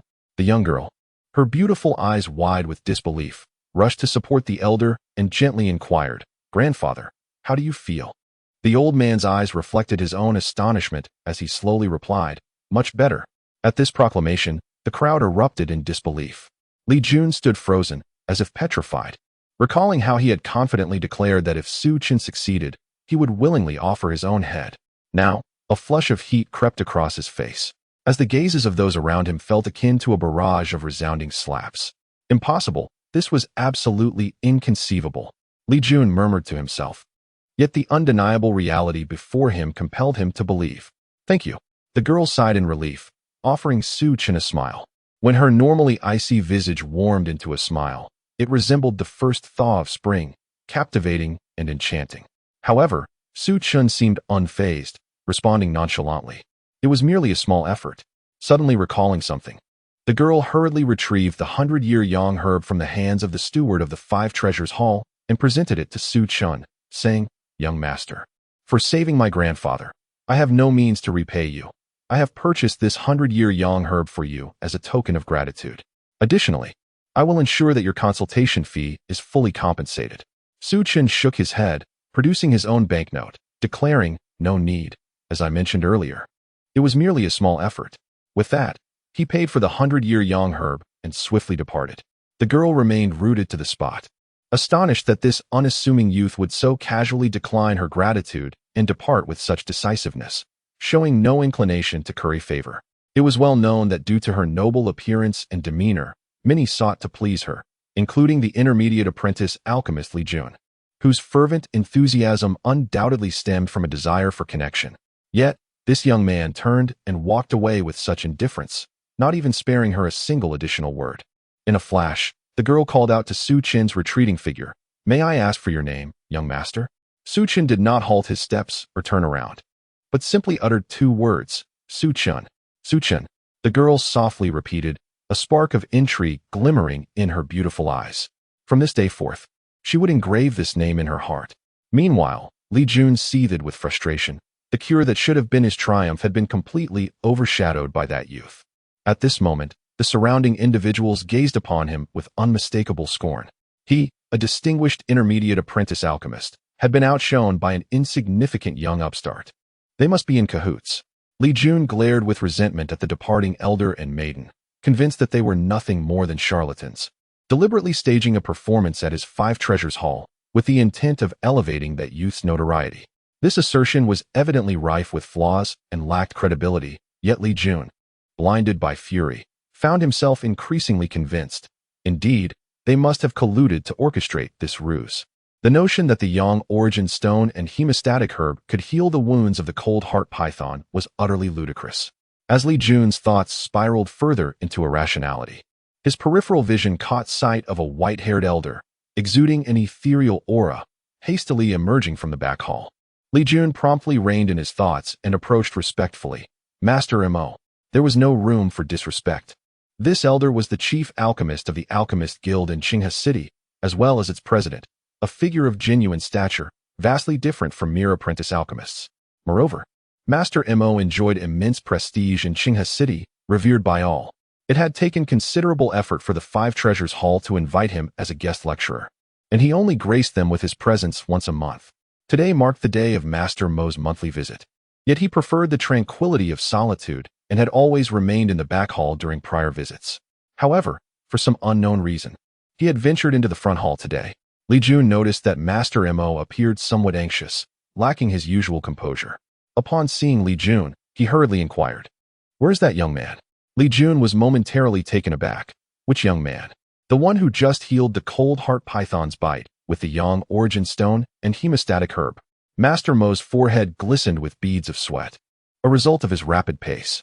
He had been in the back hall, guiding the apprentices of Five Treasures Hall, when he suddenly heard that a youth in the front hall had utilized the Yang origin stone and hemostatic herb to mend the wounds of the cold heart python. In his shock, he rushed over, only to realize he had missed the young man. "That young man," Li Jun replied. "He has already left." Confusion washed over him. How could the typically aloof Master Mo display such concern for the whereabouts of that youth? Left? Master Mo's disappointment was palpable as he murmured to himself. How could he leave so soon? "Master, he is merely a con artist. If he has departed, why should we be concerned?" Li Jun shook his head, thinking Master Mo was making too much of a trivial matter. To his surprise, upon hearing this, Master Mo, typically so composed, nearly leapt in indignation, his finger trembling as he pointed at Li Jun. "What do you mean, con artist? Do not speak without understanding." Li Jun, taken aback, felt a wave of grievance wash over him. Where have I erred? How could such inexpensive materials as the Yang Origin Stone and Hemostatic Herb possibly heal the Cold Heart Python's wounds? They were clearly conspiring together to deceive us. What is wrong with calling them charlatans? Chapter 9. The Heavenly Private Room. There is indeed a mistake, undoubtedly a mistake. Master Mo has regained his composure. His piercing gaze fixed coldly upon Li Jun. You err gravely, for as an apprentice alchemist, you lack the fundamental qualities befitting a true alchemist. It is imperative to understand that the path of alchemy reveals its truths through practice. How can you assert, without first-hand experience, that the other party is merely acting? Li Jun was taken aback by Master Mo's abrupt and scathing reprimand, momentarily rendered speechless. Nearby, a group of apprentices began to voice their opinions in a cacophony. It cannot be a deception, we witnessed it ourselves. Indeed, the elder's injuries healed remarkably fast. It is impossible that it was a ruse. In truth, Master Mo's urgency stemmed from the formulation he had devised using Yang Yuan Stone and Hemostatic Grass to counteract the venom of the Cold Heart Python, an elixir that had eluded his teacher's grasp for a lifetime of dedicated research. Despite Master Mo's advanced age, he too had once been a youthful disciple, guided by a mentor he deeply revered. He distinctly recalled that the essence of this remedy lay not in its complexity, but in the precise ratio of Yang Yuan Stone to Hemostatic Grass. Even the slightest deviation would render it ineffective. Yet, despite his mentor's years of study, a definitive ratio had remained elusive. On his deathbed, his teacher had entrusted him with a solemn charge to carry forth his legacy and ascertain the correct proportions of this formula. Master Mo had treated this final wish as sacred, yet regrettably, having surpassed 70 years of age, he had yet to fulfill it. Thus, upon hearing that someone in the front hall had utilized Yang Yuan Stone and Hemostatic Grass to heal the Cold Heart Python's bite, he hastened to the scene, only to miss the individual by a narrow margin. Overwhelmed by disappointment, he turned to those present and inquired, did the young man mention his name or origin? At that moment, one apprentice recalled and eagerly responded, yes, I heard him say his name is Su Chun. Su Chun. Master Mo murmured the name softly before summoning an aide, instructing, search throughout Qinghe City for this young man named Su Chun, and do so with utmost haste. However, Master Mo did not entertain the notion that a mere youth could accomplish what had eluded even his esteemed mentor. Rather, he believed that this young man must be backed by someone of great expertise, and it was that individual he sought. After issuing his commands, as he prepared to return to the rear hall, his peripheral vision caught sight of the anxious Li Jun. Master Mo's demeanor instantly grew cold as he fixed a steady gaze upon Li Jun, stating, as a mid-level apprentice alchemist, you have unjustly tarnished the reputation of your peers without any evidence. In my view, the title of mid-level apprentice alchemist does not suit you. It would be wise for you to return to your position as a mere alchemical apprentice and hone your skills further. What? Li Jun felt as if struck by lightning. He could scarcely believe that Master Mo would strip him of his mid-level apprentice alchemist title over such a trivial matter. It is worth noting that the titles of alchemists are conferred by the Alchemist Guild, and as the president of the guild, Master Mo possessed the authority to revoke such titles. Yet, he rarely resorted to such measures. Li Jun was suddenly overwhelmed with despair. Having lost his title as a junior alchemist apprentice, how could he continue to exert his influence in the Five Treasures Hall? If the hall were to learn of this incident, they would undoubtedly dismiss him without hesitation. Moreover, having previously wielded his status as a junior apprentice with arrogance, he had offended countless individuals. Now, relegated back to the status of an alchemy apprentice, it was likely that his former adversaries would be eager to seek retribution. In the blink of an eye, Li Jun had lost everything, all due to his disparaging remarks about the young boy. Meanwhile, Su Chun had just stepped out of the Five Treasures Hall when he unexpectedly noticed that the elderly man and the young girl had not ventured far, standing beside a carriage and observing him from a distance. Shortly thereafter, a graceful maid appeared before Su Chun, her head bowed in reverence as she spoke. Young master, my young lady wishes to express her gratitude for your life-saving assistance. She has prepared a banquet for you at the Drunken Immortal Pavilion this noon, and we hope you will grace us with your presence. Su Chun furrowed his brow, initially inclined to politely decline the invitation, but the maid continued, young master, my young lady has heard that you sought to purchase the Ice Snow Cicada at the Five Treasures Hall. This rare item is difficult to procure, but my young lady happens to know where it can be found. Su Chen's eyes flickered with interest, and he ultimately nodded in agreement. Very well. The 100-year sungrass was intended for treating his aunt's ailments, while the ice-snow cicada was an essential material for his future cultivation. Given that the other party possessed knowledge of its whereabouts, it would be unreasonable for Su Chun to refuse the invitation. Upon hearing Su Chun's acceptance, the maid smiled and said, "Then, my young lady will await you in the Tianzi private room at the Drunken Immortal Pavilion in half an hour." The Drunken Immortal Pavilion, renowned as the most luxurious establishment in Qinghe City, was perpetually bustling with guests, making it a coveted destination. Of course, the expenses were considerable, accessible only to those of high status. The Tianzi private room, in particular, was a symbol of extravagance, and dining there signified a certain level of prestige in Qinghe City. When Su Chun arrived at the Drunken Immortal Pavilion ahead of schedule, he intended to head straight to the Tianzi private room on the 3rd floor. However, as he reached the 1st floor, the door to a Renzi private room swung open, revealing Jiang Tingyi, who wore an unpleasant expression as she stood at the threshold. "Su Chun, what are you doing here? Did I not instruct you to return on your own? How shameless can you be to follow me here?" Jiang Tingyi felt a surge of anger rising within her. She had come to the Drunken Immortal Pavilion to attend a welcoming banquet for young Master Yixian, only to discover that Su Chun had secretly trailed behind her. If he truly wished to come, why not simply inform her? Why pretend to be disinterested, only to follow her later? Such behavior was truly repugnant to her. Just as Jiang Tingyi was about to unleash her displeasure, another figure emerged from the Renzi private room, Wang Bingyan, whom Su Chun had encountered previously at Yunjin Building. Wang Bingyan looked at Su Chun with surprise and then broke into a mischievous smile. "Oh, I thought it was someone else. Turns out it's Tingyi's cousin. Tingyi, why didn't you mention that you were bringing your cousin to the banquet? Hurry, introduce him to everyone." Jiang Tingyi's complexion was pale, her lips nearly bitten through.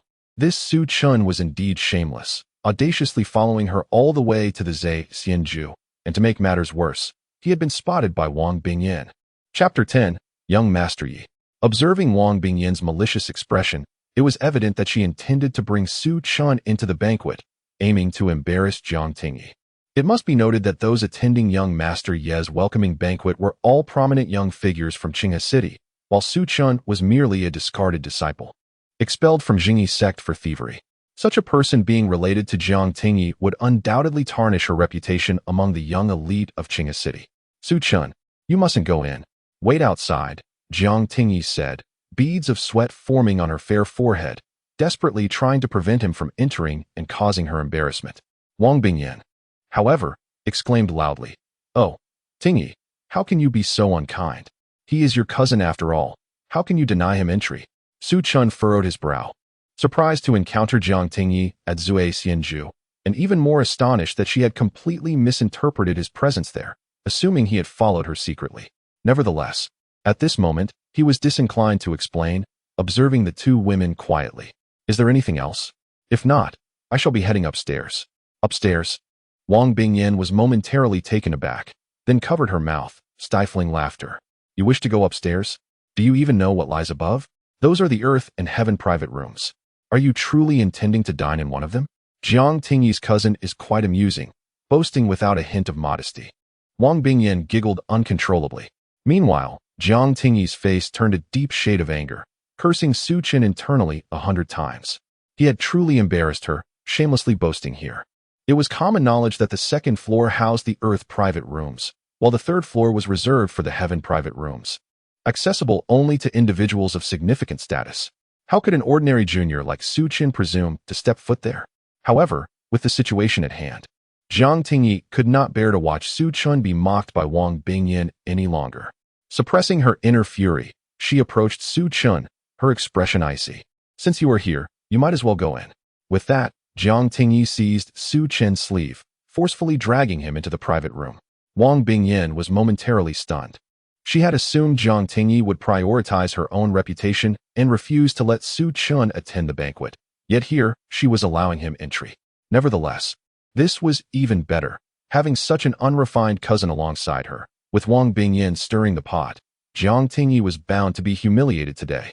Su Chun had not anticipated Jiang Tingyi's decisive action, pulling him into the private room.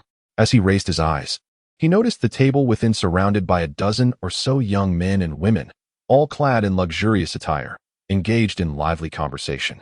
casting a glance around. Su Chen couldn't help but smirk inwardly. What a coincidence. This modest banquet table indeed harbored several acquaintances from his past life. As everyone at the table turned to look upon Jiang Tingyi entering with Su Chen, a palpable tension filled the air. Wang Bingyan entered behind, deliberately raising her voice.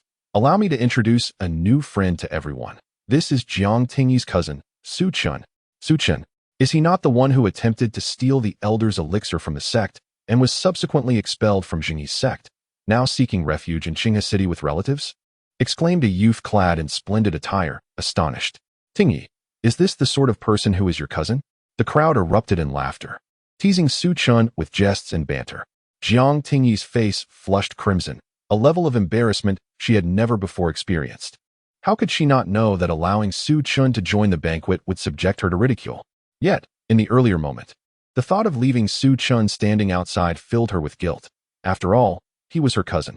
With this in mind, Jiang Tingyi shot a fierce glance at Su Chen, inwardly cursing her inept cousin countless times. Su Chen, however, remained oblivious to Jiang Tingyi's expression. He had not chosen to enter this private room, but rather was dragged in by her, as he had intended to attend a banquet in the Tianzi room.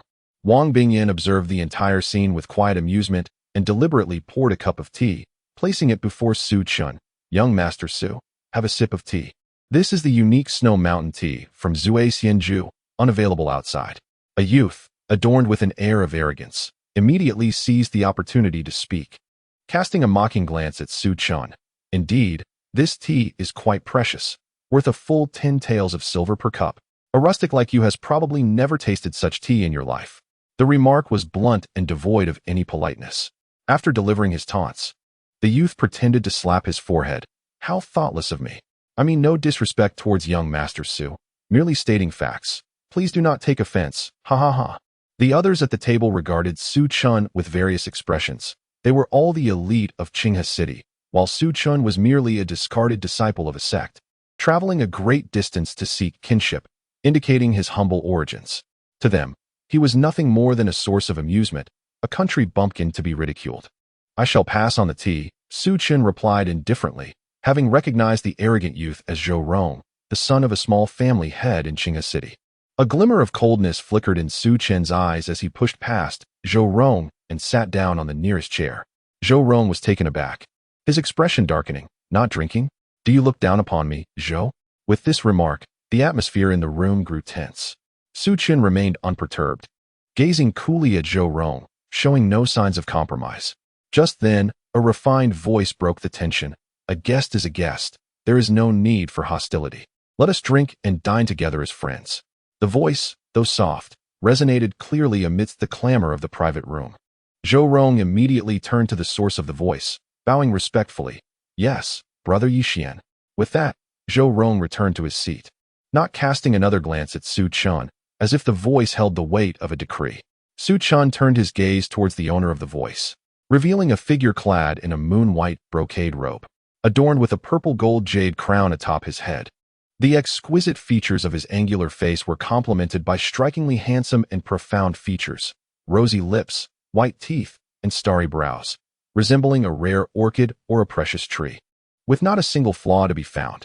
Though Su Chen maintained a calm demeanor while observing this impeccably handsome young man, his heart surged with tumultuous waves.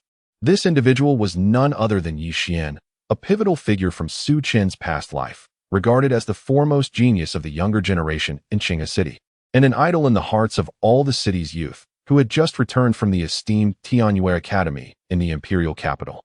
However, for Su Chen, Yi Xian's merits were of little consequence. What truly mattered was that he was the legitimate young master of the Yi family in Qinghe City.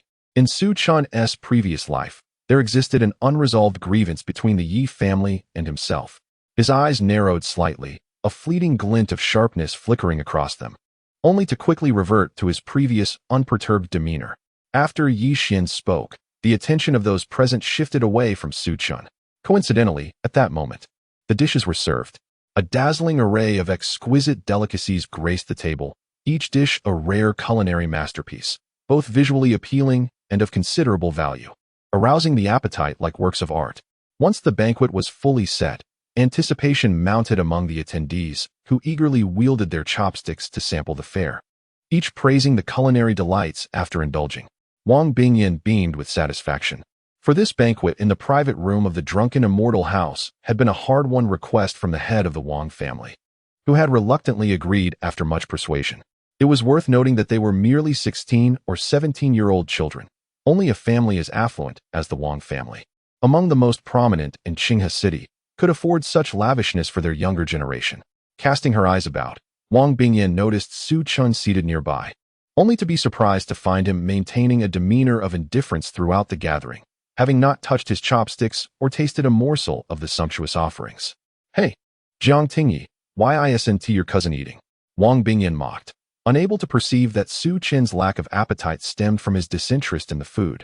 Rather, she assumed he was simply intimidated by such exquisite dishes, hesitating to partake. Feeling embarrassed, Jiang Tingyi discreetly pinched Su Chun under the table, exclaiming in frustration, "Just eat. What are you afraid of?" In truth, Su Chun was not unwilling to eat. He simply had little appetite. Once a revered alchemist emperor in the realm of alchemy, his daily fare consisted of rare delicacies such as the flesh of the eastern seas, true dragon, and the fruits from the eternal snow mountain, which required meticulous preparation through a process of 81 intricate culinary techniques to grace his table. Thus, the humble offerings of a small tavern held no allure for him. At that moment, upon hearing Jiang Tingyi urge him to eat, Su Chun leisurely picked up his chopsticks and sampled the dish closest to him. "How is it, Brother Su?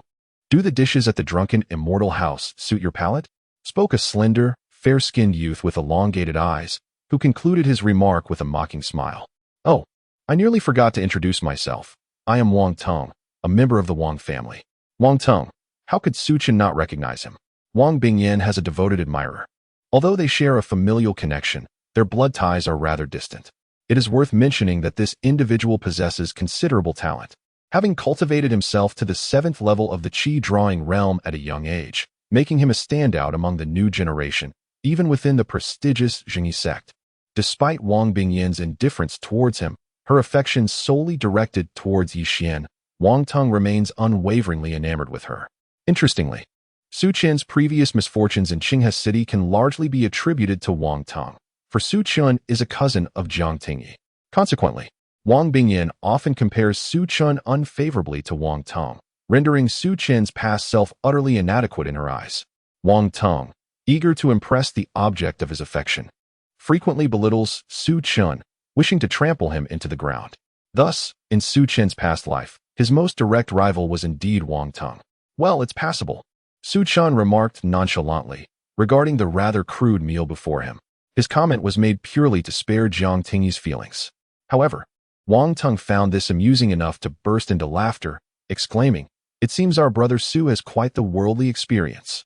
Yet, I fail to comprehend how someone like you could be expelled from the sect for stealing its medicinal pills." His words elicited quiet laughter from most of those present.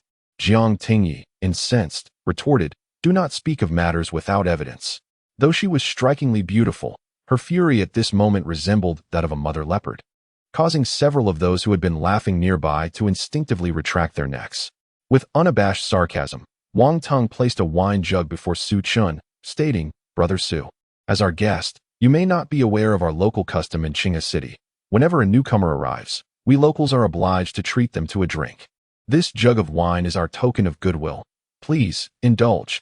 Another youth chimed in, "Indeed, you must finish every drop to show our appreciation." Su Chen's gaze swept over the jug, noticing the words 100 days drunk inscribed on its side, and his expression turned icy. He was well aware that this 100 days drunk was a local specialty, notorious for incapacitating those of the Qi drawing realm with just a small sip. Consuming an entire jug would surely overwhelm even a formidable cultivator of the condensation realm, leading to public humiliation. Now at the 8th level of the Qi drawing realm, should he consume the entire jug, it could very well result in his demise. "What? Brother Su does not intend to honor my gesture?" Wang Tong inquired with a smirk. Su Chun replied coolly, "Your goodwill means nothing to me. Were it not for my cousin, I would not have even graced this gathering with my presence." Wang Tong erupted in laughter, as if he had heard the most ludicrous joke, cackling, "You? Do you think you hold any significance? Do we even need to beg for your presence?" At this moment, Yi Xian, the host, spoke with cultured grace, "You are a guest here, and Wang Tong is merely extending a kind gesture." It would be rather unbecoming not to partake. Is that so? A kind gesture? Suchin replied. It is understandable for those unaware of the potency of 100 days drunk to say such a thing. However, everyone here, including you, Yi Xian, has grown up in Qinghe City. How could you possibly be ignorant of the consequences of downing an entire jug? Jiang Tingyi could no longer endure the situation. Her gaze turned towards Yi Xian, infused with disappointment. It became clear that Yi Xian was not the flawless individual she had envisioned. With a swift motion, Jiang Tingyi rose to her feet. I shall not partake in this meal any longer. We are returning home. Please, do not leave, Wang Teng remarked, a smirk playing on his lips. I harbor no intention of making things difficult for Brother Su. How about this? If one pot is too much, surely one cup will suffice. If you continue to refuse, it may lead to a rather unpleasant outcome. His tone suggested that permitting Su Chen to drink a single cup was a grand favor. However, Su Chen understood that even a mere cup could render an ordinary Qi realm martial artist completely inebriated, a spectacle that would undoubtedly be embarrassing. With a chill in his eyes, Su Chen observed as Wang Ting approached him with the wine pot. He deftly seized a wooden chopstick from the table and hurled it towards Wang Teng's wine pot.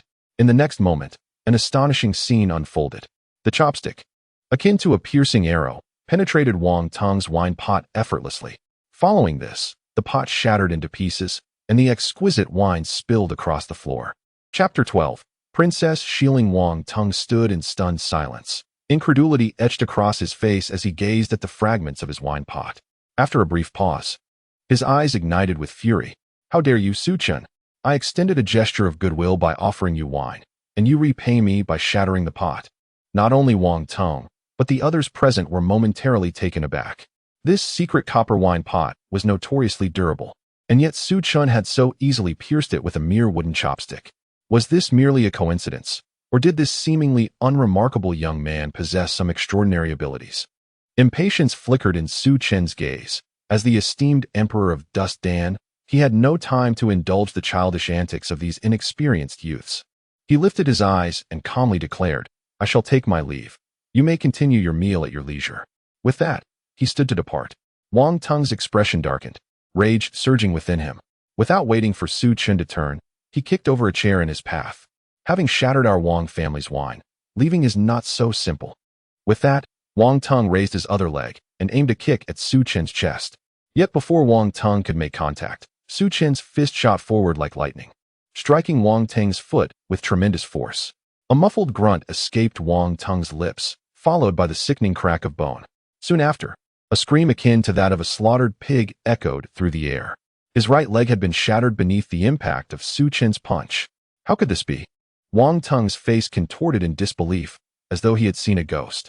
He had presumed that, as a disciple expelled from the Jingyi sect, Su Chen would possess little prowess. To his astonishment, Su Chen revealed a strength that far surpassed his own. A chill gripped Wang Teng's heart, and the searing pain in his right leg nearly sent him into unconsciousness. Su Chen smirked. In his past life, Wang Teng had taken pleasure in trampling upon him, relishing in the humiliation he had endured. Now, he was merely reclaiming a fraction of what was owed. Begone! Su Chen seized Wang Teng's ankle and hurled him aside as if he were a mere object, sending him crashing into a row of chairs. Wang Teng lay sprawled upon the ground, battered and breathless, blood oozing from his mouth and nose. Su Chen, you have injured a member of the Wang family. What punishment shall you face for this transgression? After a while, Wang Bingyin's piercing scream finally jolted the stunned onlookers in the private room back to reality. None of them had anticipated that the confrontation between Wang Teng and Su Chen would culminate in such an outcome. Even Jiang Tingyi was taken aback. For Wang Teng was no ordinary adversary. He ranked among the top 5 within their circle. This cousin of hers, whom she considered a worthless weakling, surprisingly possessed the strength to overpower Wang Teng. Yi Xian abruptly rose, his gentle and smiling gaze suddenly sharpening with a hint of fierce light. Brother Su, you have erred in this matter, he stated with an unhurried tone that carried an inherent authority, as if his words were the very law itself. You shall apologize to Wang Teng and sever one of your legs. This matter will then be settled. Yi Xian commanded with an air of natural dominance, as though he were the sovereign of the room. Jiang Tingyi's heart raced. After witnessing the earlier events, she had gained some understanding of Su Chen's character. There was no doubt he would not acquiesce to Yi Xian's demands. Indeed, the next moment, Su Chen's indifferent voice rang out. If you want to fight, then let us fight. There's no need for all this nonsense. At this proclamation, the room fell into a momentary silence. Was Su Chen out of his mind? Did he truly believe that by incapacitating Wang Tong, he could dare to stand against Yi Xian? Jiang Tingyi's heart leapt into her throat. While Wang Tong was indeed formidable, ranking among the top 5 present, he paled in comparison to Yi Xian. Among the young individuals gathered, all were at the Qi gathering stage, save for Yi Xian, who had already ascended to the essence gathering stage, rendering him incomparable to the others. A master at the essence gathering stage could annihilate dozens of Qi gathering martial artists with a mere flick of their hand. This was no exaggeration. Su Chen's ambition to contend with Yi Xian was undoubtedly a fool's errand. Yi Xian narrowed his eyes, clearly incensed. You are the first to dare challenge my authority in Qinghe City. Several young men beside Yi Xian suddenly stood, upending the table, and the atmosphere grew tense. The violent commotion reverberated throughout the entire Zui Xianju. Simultaneously, in a luxurious private room on the 3rd floor of Zui Xianju, a graceful girl clad in white, exuding elegance, sat opposite a portly middle-aged man. The man's face reflected a myriad of emotions as he sighed. After several years, the princess has blossomed into such a striking beauty. I, alas, have grown old. The girl replied, Master Qin, it has been many years. Are you well? Naturally. I am well. The portly man nodded repeatedly, though he often reminisced about the days spent as a servant beside the prince during the midnight hours. As he spoke, a nostalgic expression crossed his face. This man was none other than Qin, the steward of Zui Xianju. But he harbored a secret identity. He had once served as a servant to the formidable Prince of Anyang, managing the affairs of the 5 southern cities for 2 decades. Eventually, as age caught up with him, he departed from the prince's side, establishing a successful venture in Qinghe City and founding the most luxurious establishment, Zui Xianju. The girl before him was none other than the cherished jewel of the Prince of Anyang, Princess Xiling. How could the princess arrive at Qinghe City? Curiosity consumed Manager Qin, for with the esteemed status of Princess Xiling, she typically resided in the royal mansion of Anyang City. Even her occasional outings were accompanied by a throng of attendants. It was perplexing that she would venture alone to Qinghe City. Princess Xiling replied, the tale is rather lengthy. On this journey, I am accompanied solely by Elder Jiang, who was unfortunately bitten by a cold heart python while ensuring my protection. Fortunately, we encountered a remarkable individual at the Wubao Hall in your city who was able to cure Elder Jiang's injury. Otherwise, I would have been at a loss on how to explain the matter to my father upon returning. Manager Qin chuckled. Indeed, Master Li of Wubao Hall possesses considerable skill. It is remarkable that he could counteract the venom of the cold heart python. Princess Xiling shook her head. I am not referring to Master Li. Not Master Li.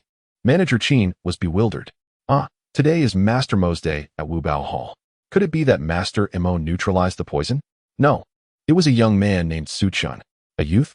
Manager Qin was utterly astonished, rummaging through his memory for this name. Yet, despite his efforts, he could not recall any youth named Su Chun among the younger generation of Qinghe City, not even from the more renowned martial families there. Your Highness, I must not have heard correctly. A mere boy curing the venom of a cold heart python? Although Manager Qin was not a professional alchemist, he was still deeply astonished. The capabilities of such a youth could only imply an extraordinary background. You heard correctly. Princess Xiling nodded gently. Earlier, I mentioned that I would be hosting a guest in the Tianzi private room. It is he. He saved Elder Zhang's life and is therefore my benefactor.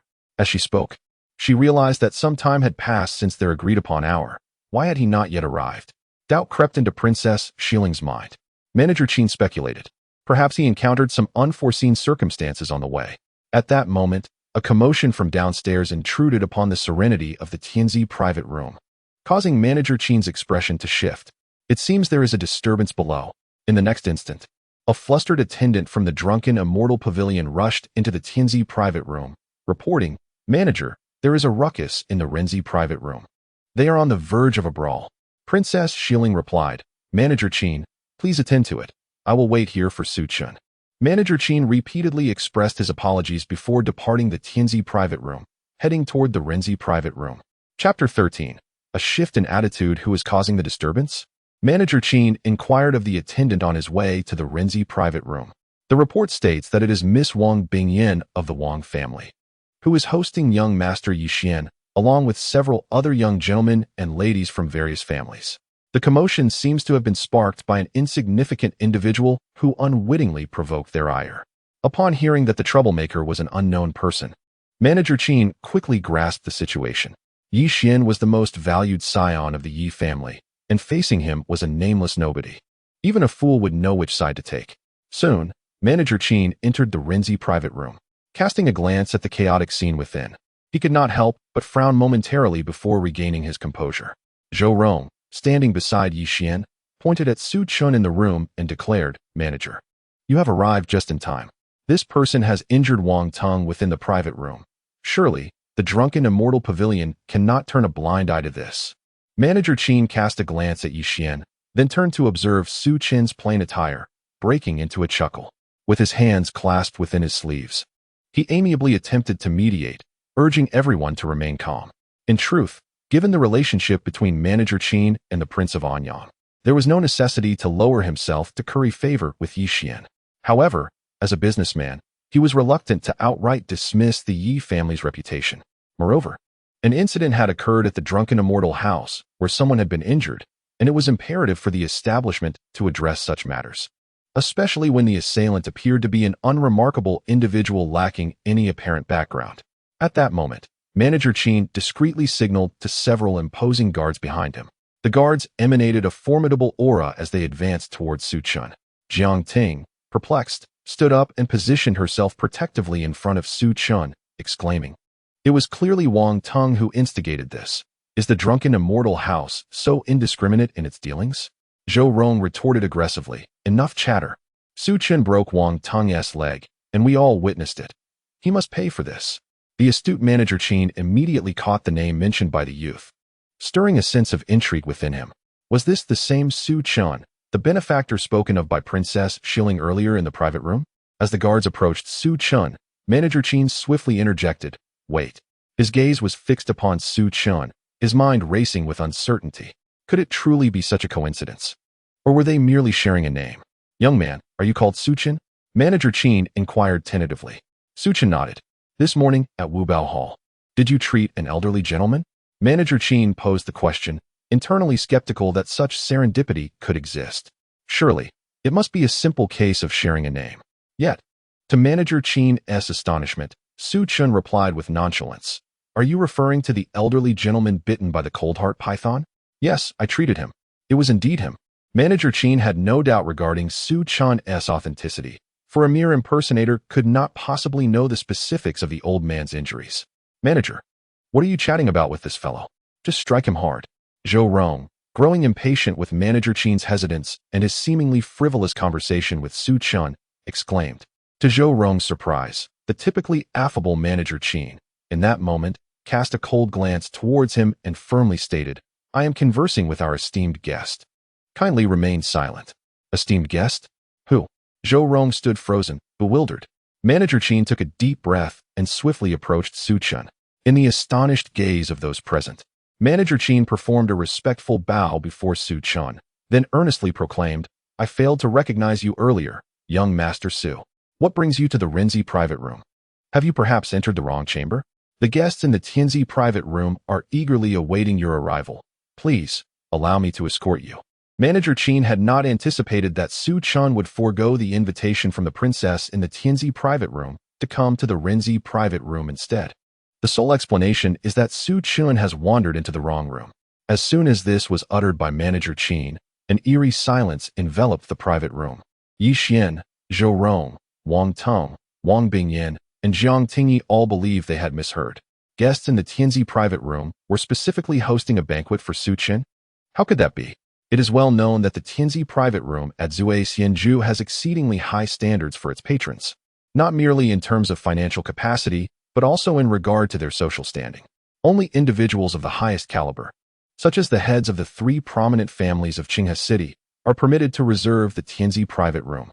As far as they knew, none of the family heads had any plans to host guests today. Thus, the only plausible explanation for the guests in the Tianzi private room was that they were individuals of even greater stature. Such distinguished figures, inviting Su Chun specifically? Wang Bingyan found it utterly unacceptable. After all, was Su Chun not merely Jiang Tingyi's cousin? At best, He held the status of a discarded disciple from the Jingyi sect, possessing only the cultivation of the 8th level of Qi induction. How could he possibly warrant the attention of such illustrious individuals? The greatest humiliation for Wang Bingyan was that she had previously mocked Su Chun for claiming he would ascend to the upper levels, deriding him for his audacity to imagine mingling with the likes of the Tianzi private room. The cold, hard reality now slapped her across the face like a stinging rebuke. Zhou Rong and Wang Tung exchanged furtive glances, their earlier hostility towards Su Chun replaced by palpable trepidation. The one with the most complicated feelings was undoubtedly Jiang Tingyi. She had already regretted allowing Su Chun to attend the banquet. The insults hurled at him by the guests left her feeling distressed and resentful of Su Chun's lack of ambition. Yet the situation unfolded in a manner she had never anticipated. This cousin, whom she had looked down upon at every turn, was being invited by the esteemed guests of the Tianzi private room. Master Su, shall we proceed to the Tianzi private room? Manager Qin inquired. Su Chun nodded calmly, rising to depart with Manager Qin. Once they exited, the private room fell into a silence so deep that a pin drop could be heard. Humph. Yi Xian, who had remained silent throughout, now violently tossed his wine cup, his face a stormy shade of anger. As one of the foremost talents among the younger generation of Qinghe City, he was accustomed to being the center of attention. Yet this time, Manager Qin had not even sought his opinion, publicly undermining him and escorting Su Chun away. Yet Yi Xian could not confront Manager Qin, for he was acutely aware of the latter's influential connections. Otherwise, Zui Xianju would not have thrived for so many years. Su Chun. Yi Xian spat the name coldly, harboring all his frustrations towards Su Chun. Today you were merely fortunate. I shall let you off this time, but it will not be so simple next. Little did Yi Xian know, at that moment, Su Chun felt even more aggrieved. Had Manager Qin not intervened, Su Chun had prepared to confront Yi Xian, ready to inflict at least some humiliation upon him, if not death. However, with Manager Qin's arrival, Su Chun found himself compelled to abandon that plan, temporarily sparing Yi Xian from retribution. Chapter 14. The Jiang family gathering. Master Su, please this way. Manager Qin, with a demeanor of utmost respect, guided Su Chun to the entrance of the Tianzi private room. Su Chun cast a contemplative glance at Manager Qin before stepping into the private room. The private room designated as heaven is considerably more spacious than the one labeled human, adorned with a luxurious yet refined decor. A gentle breeze stirs the gauzy curtains, creating an indescribable sense of comfort and ease. The table is laden with an exquisite array of dishes, each resembling a work of art, far surpassing the culinary presentation found in the human room. Upon seeing Su Chun enter, a young lady in the room gracefully rises, her demeanor poised and elegant, her voice melodious. Young Master Su, I am grateful for your assistance this morning.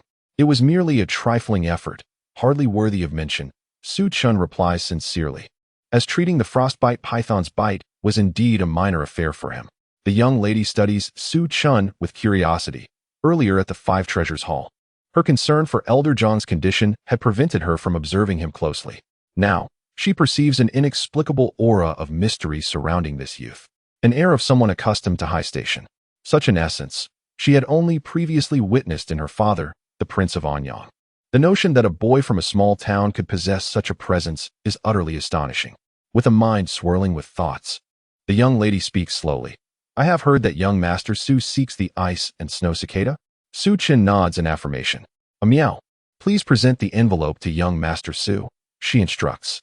A maid behind her promptly steps forward, offering a sealed envelope to Su Chun. Within this envelope lies the clue to the ice and snow cicada. Consider it a token of gratitude for saving my grandfather, Jiang. I hope it meets your approval. The young lady continues, then calls out, Manager Qin, please extend your finest hospitality to young Master Su.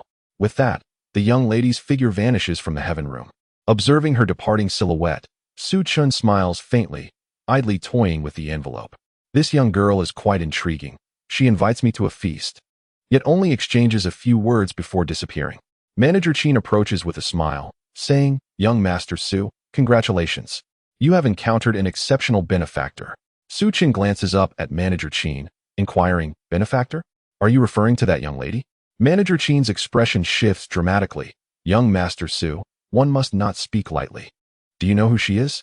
Manager Qin is certain that if Su Chun were to realize that the young lady he refers to is a legitimate princess, he would be utterly taken aback. With a calm smile, Su Chen responds, "She is Princess Shieling." "How do you know this?" Manager Qin exclaims, his mouth agape in astonishment. The lad before him could not possibly have met Princess Shieling. In truth, Su Chen has never encountered Princess Shieling, not even in his previous life. However, he is aware that the Prince of Anyang has a beloved only daughter named Princess Shieling, of similar age, possessing exceptional beauty and talent.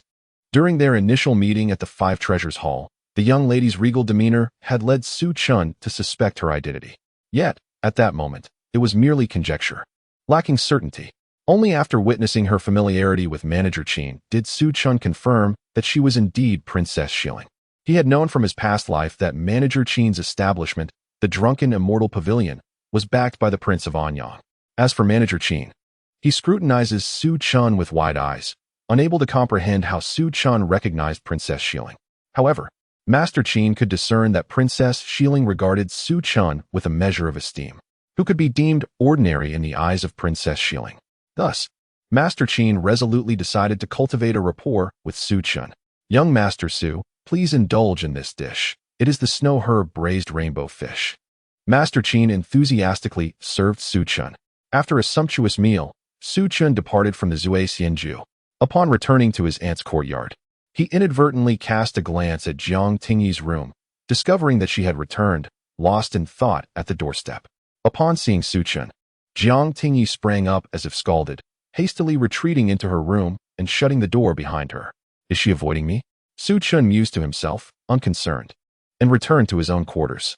He retrieved the envelope from Princess Shieling and, upon opening it, found a handwritten letter from her. The letter states that the ice snow cicada resides within the Anyang Duke's residence.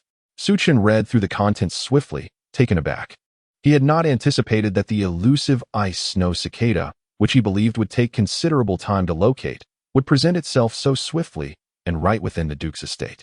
However, as he continued reading, a frown creased his brow. It turned out that Princess Shieling had noted in her letter that the ice snow cicada was a treasure of the Duke's household, to be inherited solely by the heir of the family. Yet, the current heir had yet to be chosen, and the competition among several candidates was exceedingly fierce. After perusing the letter, Su Chen fell into contemplation. The fact that only the Duke's heir could inherit the ice snow cicada implied that, barring unforeseen circumstances, he would have no chance of acquiring it. Yet, Princess Shieling, fully aware of this, still chose to provide him with this lead. A faint smile graced Su Chen's lips. This Princess Shieling was indeed intriguing. Never mind, I shall not rush matters regarding the ice snow cicada. He carefully tucked away the letter from Princess Shieling. Subsequently, he took out the jade box containing the century-old yang herb. With the herb now secured, all that remained was to find a suitable alchemical furnace to concoct the elixir that would remedy his aunt's cold poison. Su Chen's eyes sparkled with determination, having been reborn. Everything was unfolding in a promising direction. In this lifetime, he was resolute in rectifying all the regrets of his past and safeguarding those he wished to protect. As he reined in his thoughts and prepared to cultivate, his Aunt Su Yin entered through the door.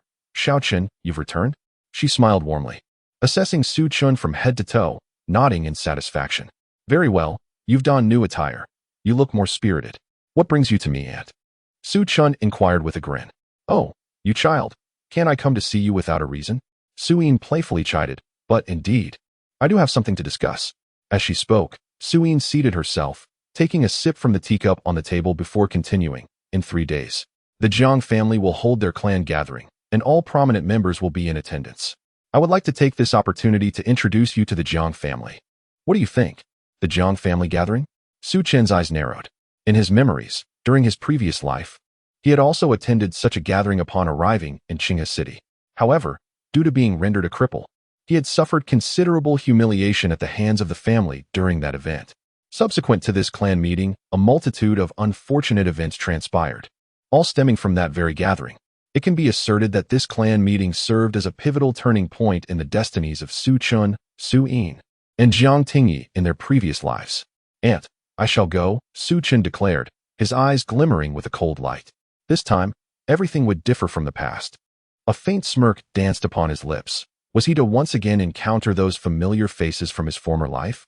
Indeed, he felt a tinge of anticipation. Chapter 15. After Su Yin departed, Su Chen commenced his training.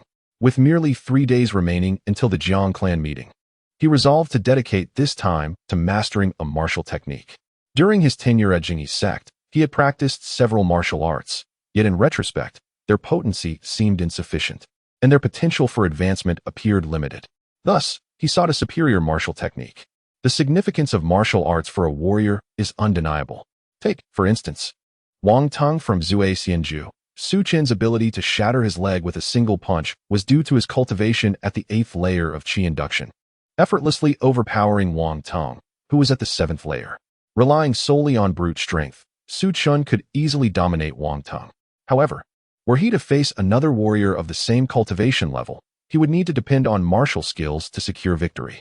A refined martial technique can enhance a warrior's abilities to a remarkable degree, hence in a confrontation between two equally skilled warriors, the victor is often the one wielding superior martial prowess. Indeed, exceptional martial arts can enable a warrior to surpass their limits, potentially defeating opponents of higher cultivation levels. In his previous life, as the revered alchemy emperor, Su Chen possessed an extensive repository of martial techniques within his memory, each capable of inciting fervent admiration throughout Qinghe City. However, the challenge of selecting his inaugural martial technique upon his rebirth left him in a quandary. The cataclysmic, god-level techniques he once mastered were now beyond his reach, as his current cultivation fell far short of the requirements necessary for their practice. The cultivation of martial techniques is predicated upon one's foundational strength. Cultivation serves as the bedrock, while martial arts are akin to the edifices built upon it. The higher a warrior's cultivation, the more advanced techniques they can learn. Martial techniques are categorized into 4 primary levels: celestial, earth, profound, and yellow, each further subdivided into high, middle, and low tiers. A warrior in the Qi induction stage is limited to practicing middle-tier yellow techniques, with access to high-tier yellow techniques only upon advancing to the condensation realm. Thus, Su Chen could presently select only from middle-tier yellow techniques. Although he had mastered a plethora of these lower-tier techniques, the process of sifting through them left him perpetually dissatisfied. Suddenly, a glimmer of inspiration struck him. He could try that particular martial technique. He recalled a unique technique from his memory, known as wave slash, a swordsmanship skill. What rendered this technique exceptional was its exclusion from the conventional classifications of celestial, earth, profound, and yellow. In essence, it lacked a definitive rank and was categorized as a special secret technique. Its remarkable quality lay in its ability to unleash a sword strike that surged forth like waves upon the sea, each layer more powerful than the last. As long as his vital energy remained unspent, theoretically, he could stack the sword's momentum dozens, even hundreds of times. In his previous life, Su Chen had witnessed a martial emperor master this particular martial technique to its utmost, achieving the terrifying might of 736 waves with a single strike. However, the practice of this technique necessitated beginning from the first wave, which elucidates why it does not possess a defined rank. Its power escalates infinitely with the mastery of each successive wave, thus eluding classification within any specific level. At this moment, Su Chen commenced his training in the layered wave slash. The confines of his chamber proved inadequate for rigorous practice, prompting him to venture into the tranquil backyard. Although modest in size, this serene retreat, exclusively his, boasted a ground of neatly laid bluestone slabs and a corner rack adorned with several weapons. Grasping an iron sword from the rack, Su Chen recalled the essence of the layered wave slash and began his training, with the sword firmly held in hand. The true energy within his dantian surged forth like a tidal wave, invigorating his youthful spirit. Even the eternally calm demeanor of the dusty Dan Emperor could not suppress the resurgence of youthful zeal and boundless ambition. Go! He executed a slash, manifesting the first wave. Again, the sword's momentum shifted, conjuring the second wave. Once more, as he shifted his footing, the sword's trajectory altered, culminating in the third wave. To Su Chen's astonishment, within just a few heartbeats, he had already cultivated the technique to the third wave. A vague sensation enveloped him, as if his rebirth had bestowed upon him an enhanced martial aptitude. Both the training of techniques and cultivation of skills progressed at a pace far exceeding his expectations. Was this the boon of reincarnation? The melding of two souls elevating his comprehension? Su Chen murmured to himself, gripping the sword with newfound focus, his mind clearer than ever. In that moment, it seemed as though only the 3-foot azure blade existed in the vast expanse of the universe. The layered wave slash became increasingly intricate, with each subsequent wave presenting a formidable challenge. The difficulty of mastering the fourth wave equaled the cumulative challenges of the first three. Yet, to Su Chun at this moment, it appeared far from insurmountable. He assumed his stance and pressed on with his training. Time flowed swiftly. 3 days later, wielding the iron sword, he aimed at the nearby wall and unleashed a layered wave slash. Boom! The dazzling sword light, accompanied by a faint sound of crashing waves, collided violently against the wall, echoing with successive detonations. As the brilliance faded, deep sword scars, exceeding half an inch, marred the once unblemished bluestone wall. 1, 2, 3, 4, 5, 6, 7 scars in total. 1 sword, 7 waves. What did this signify? The power of a single strike equated to that of 7 strikes delivered by another. Should anyone behold this feat, they would undoubtedly be astounded that a mere 15-year-old could master such an intricate martial technique. Exhaling a breath of fatigue, Su Chun, after 3 days of intense practice, found his wrist aching and sweat-soaked, yet his eyes sparkled with extraordinary vigor. Constrained by his current cultivation, his true energy was limited. He could achieve no more than the 7 waves. Each wave of the layered wave slash grew progressively stronger, demanding more true energy, with the 7th wave alone requiring an energy equivalent to the sum of the first 6 waves combined. As long as one possesses sufficient vital energy, theoretically, the wave blade can be stacked infinitely. However, that remains purely theoretical. In reality, the number of layers the wave blade can accumulate depends on various factors, including one's own comprehension, the ability to control vital energy, and the time spent gathering momentum. Having mastered the 7 layers of the sword, I am now confident that I can hold my own against a 9th layer practitioner of the Qi-gathering realm. Su Chun was exceedingly pleased with his training results. He sheathed his sword and returned home to rest. The following day marked the Jiang family assembly, so he needed to prepare that evening. The next morning, Su Yin arrived to summon Su Chun to the Jiang family meeting. Jiang Tingyi also joined them, dressed in a delicate yellow gown, with a semi-transparent hem that subtly revealed her jade-like legs, prompting Su Chun to steal a few glances. However, upon seeing Su Chun, Jiang Tingyi appeared somewhat awkward, her gaze evasive as she attempted to minimize contact with him. Yet, compared to her previous unabashed disdain, her attitude towards Su Chun had undergone a complete transformation. The trio exited the courtyard and made their way to the Jiang family's conference hall. Along the route, they encountered various individuals who pointed and whispered upon spotting Su Chun. Is this really the nephew of the second madam? He seems rather ordinary, not impressive at all. I heard he was expelled from the Jingyi sect, and now he has no choice but to seek refuge with the Jiang family. A waste is a waste, no matter where they go.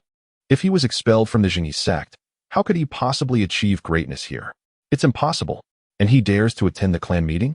He should take a good look in the mirror to see if he even qualifies. Listening to their remarks, Su Yin's expression shifted dramatically. Were it not for their urgency to reach the conference hall, she would have instructed someone to bind these individuals and give them a sound thrashing. Yet, Su Chen merely said softly, "Aunt, why bother with ignorant fools? Don't let them upset your health." In the martial world, the ignorant and those who follow the crowd ultimately meet their own demise. Therefore, I have no time to waste on their trivialities. Before long, the trio arrived at the conference hall. The Jiang family's assembly hall was a spacious and bright rectangular room. By the time they arrived, 4 tables had been arranged, with a total of 50 to 60 seats filled with people, creating a lively atmosphere. "Ah, the second madam is quite late today?" exclaimed a robustly bearded man seated at the central table, his voice booming and commanding attention from all corners of the room. Su Yin maintained her composure, responding coolly, "Thank you for your concern, third brother. However, there is still a quarter of an hour until the meeting starts, so I cannot be considered late." "There is no need for such a loud announcement, is there?" "Ha. The second madam is overly sensitive, with the second brother absent. Can't I express my concern for you?" The burly man shrugged, still smiling, though his gaze bore a hint of mockery. Su Chen stood by, observing the robust man, whose face gradually aligned with his memories. It was Jiang He, the third master of the Jiang family and one of its current power holders. "We do not require your feigned kindness," Jiang Tingyi interjected bluntly. "Tingyi, that is where you err," a languid voice suddenly interjected from the side. When an elder speaks, it is already a breach of etiquette for a younger generation to interject, let alone to retort. Such behavior truly disheartens those of us who are uncles and elders. Su Chen cast a sidelong glance. The speaker, clad in the attire of a cultured middle-aged scholar, fanned himself with a hand fan and sported 2 delicate whiskers, exuding an air of refinement. He occupied the central table, seated in the most prominent position. Su Chen narrowed his eyes. This visage was equally familiar to him. It was Jiang Shan, the eldest master of the Jiang family, also one of its current power holders. The late patriarch of the Jiang family had 4 sons: Jiang Shan, the eldest; Jiang Hai, the second; Jiang He, the third; and Jiang Feng, the youngest. Jiang Hai, the second master, was Su Yin's husband, known for his exceptional talent and integrity, and was deeply cherished by the Jiang family. However, fate took a cruel turn, and Jiang Hai mysteriously vanished during a family mission a decade ago. Following his disappearance, the power that rightfully belonged to him was divided between Jiang Shan and Jiang He, leading to the current dichotomy within the Jiang family. As for Jiang Feng, having lost an arm in a childhood accident, he was not regarded as a complete warrior and thus remained taciturn, existing on the periphery. Since the passing of the patriarch, the Jiang family had yet to appoint a new leader.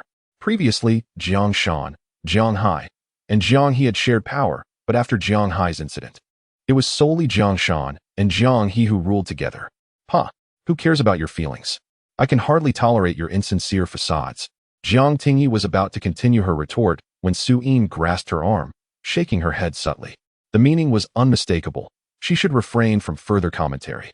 Mother, you always do this, Jiang Tingyi replied, visibly frustrated. Both uncle and third uncle are no good. Their honeyed words conceal daggers, exploiting our status as orphans. Their intent is nothing more than to oust us from the Jiang family. She had long seen through their schemes, yet her mother consistently prevented her from confronting them directly. Tingyi, this does not concern you. Su Yin shook her head. The grievances among adults should not be borne by children of your age. Third Master Jiang He chuckled. Sister-in-law, your daughter must be educated properly. Her unrestrained tongue and lack of decorum will not serve her well in the future.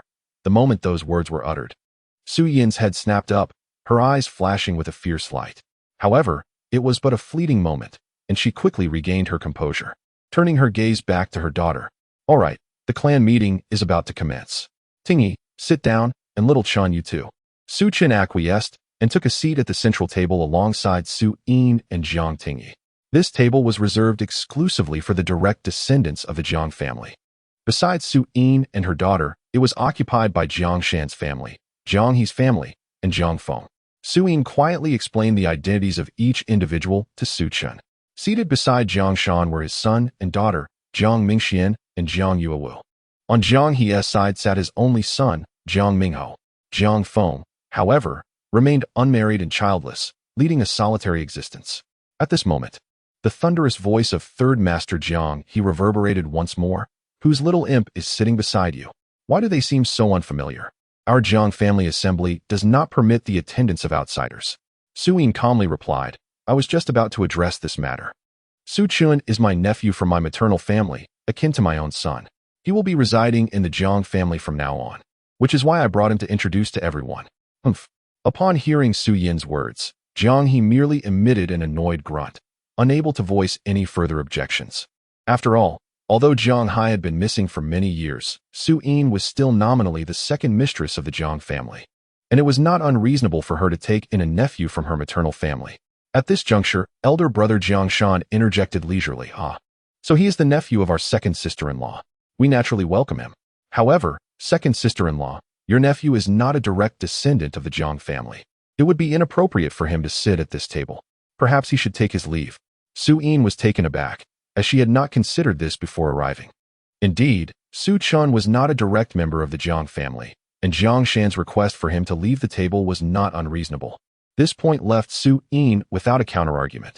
Frowning, she glanced at the other 3 tables occupied by distant relatives and remarked, but there are no vacant seats at the other tables. Is there not a small table over there? Third Master Jiang, he gestured towards a solitary little table in the corner.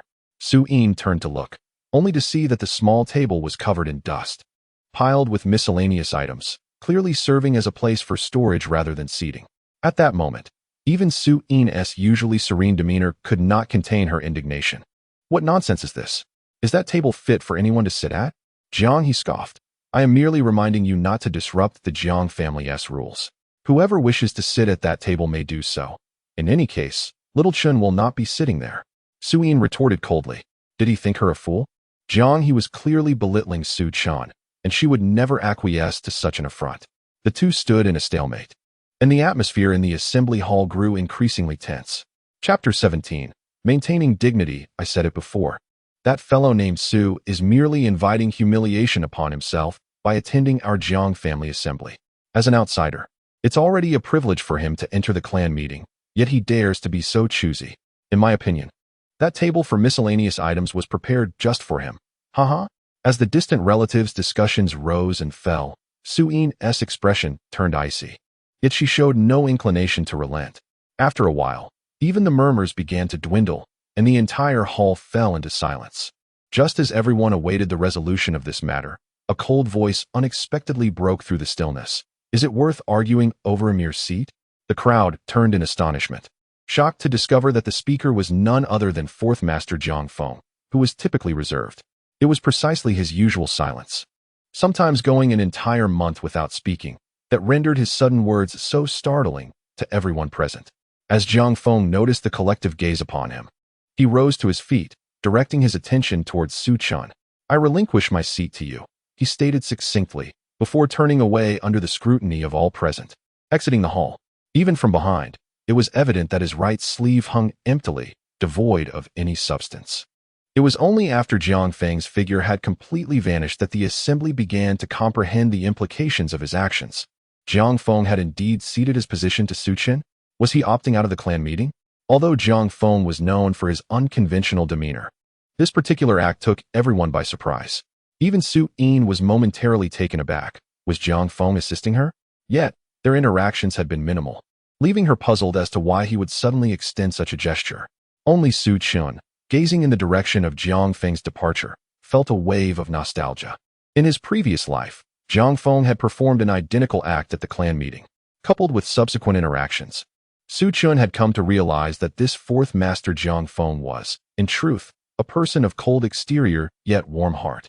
His inherent sense of justice starkly contrasted with the characters of Jiang Shan and Jiang He.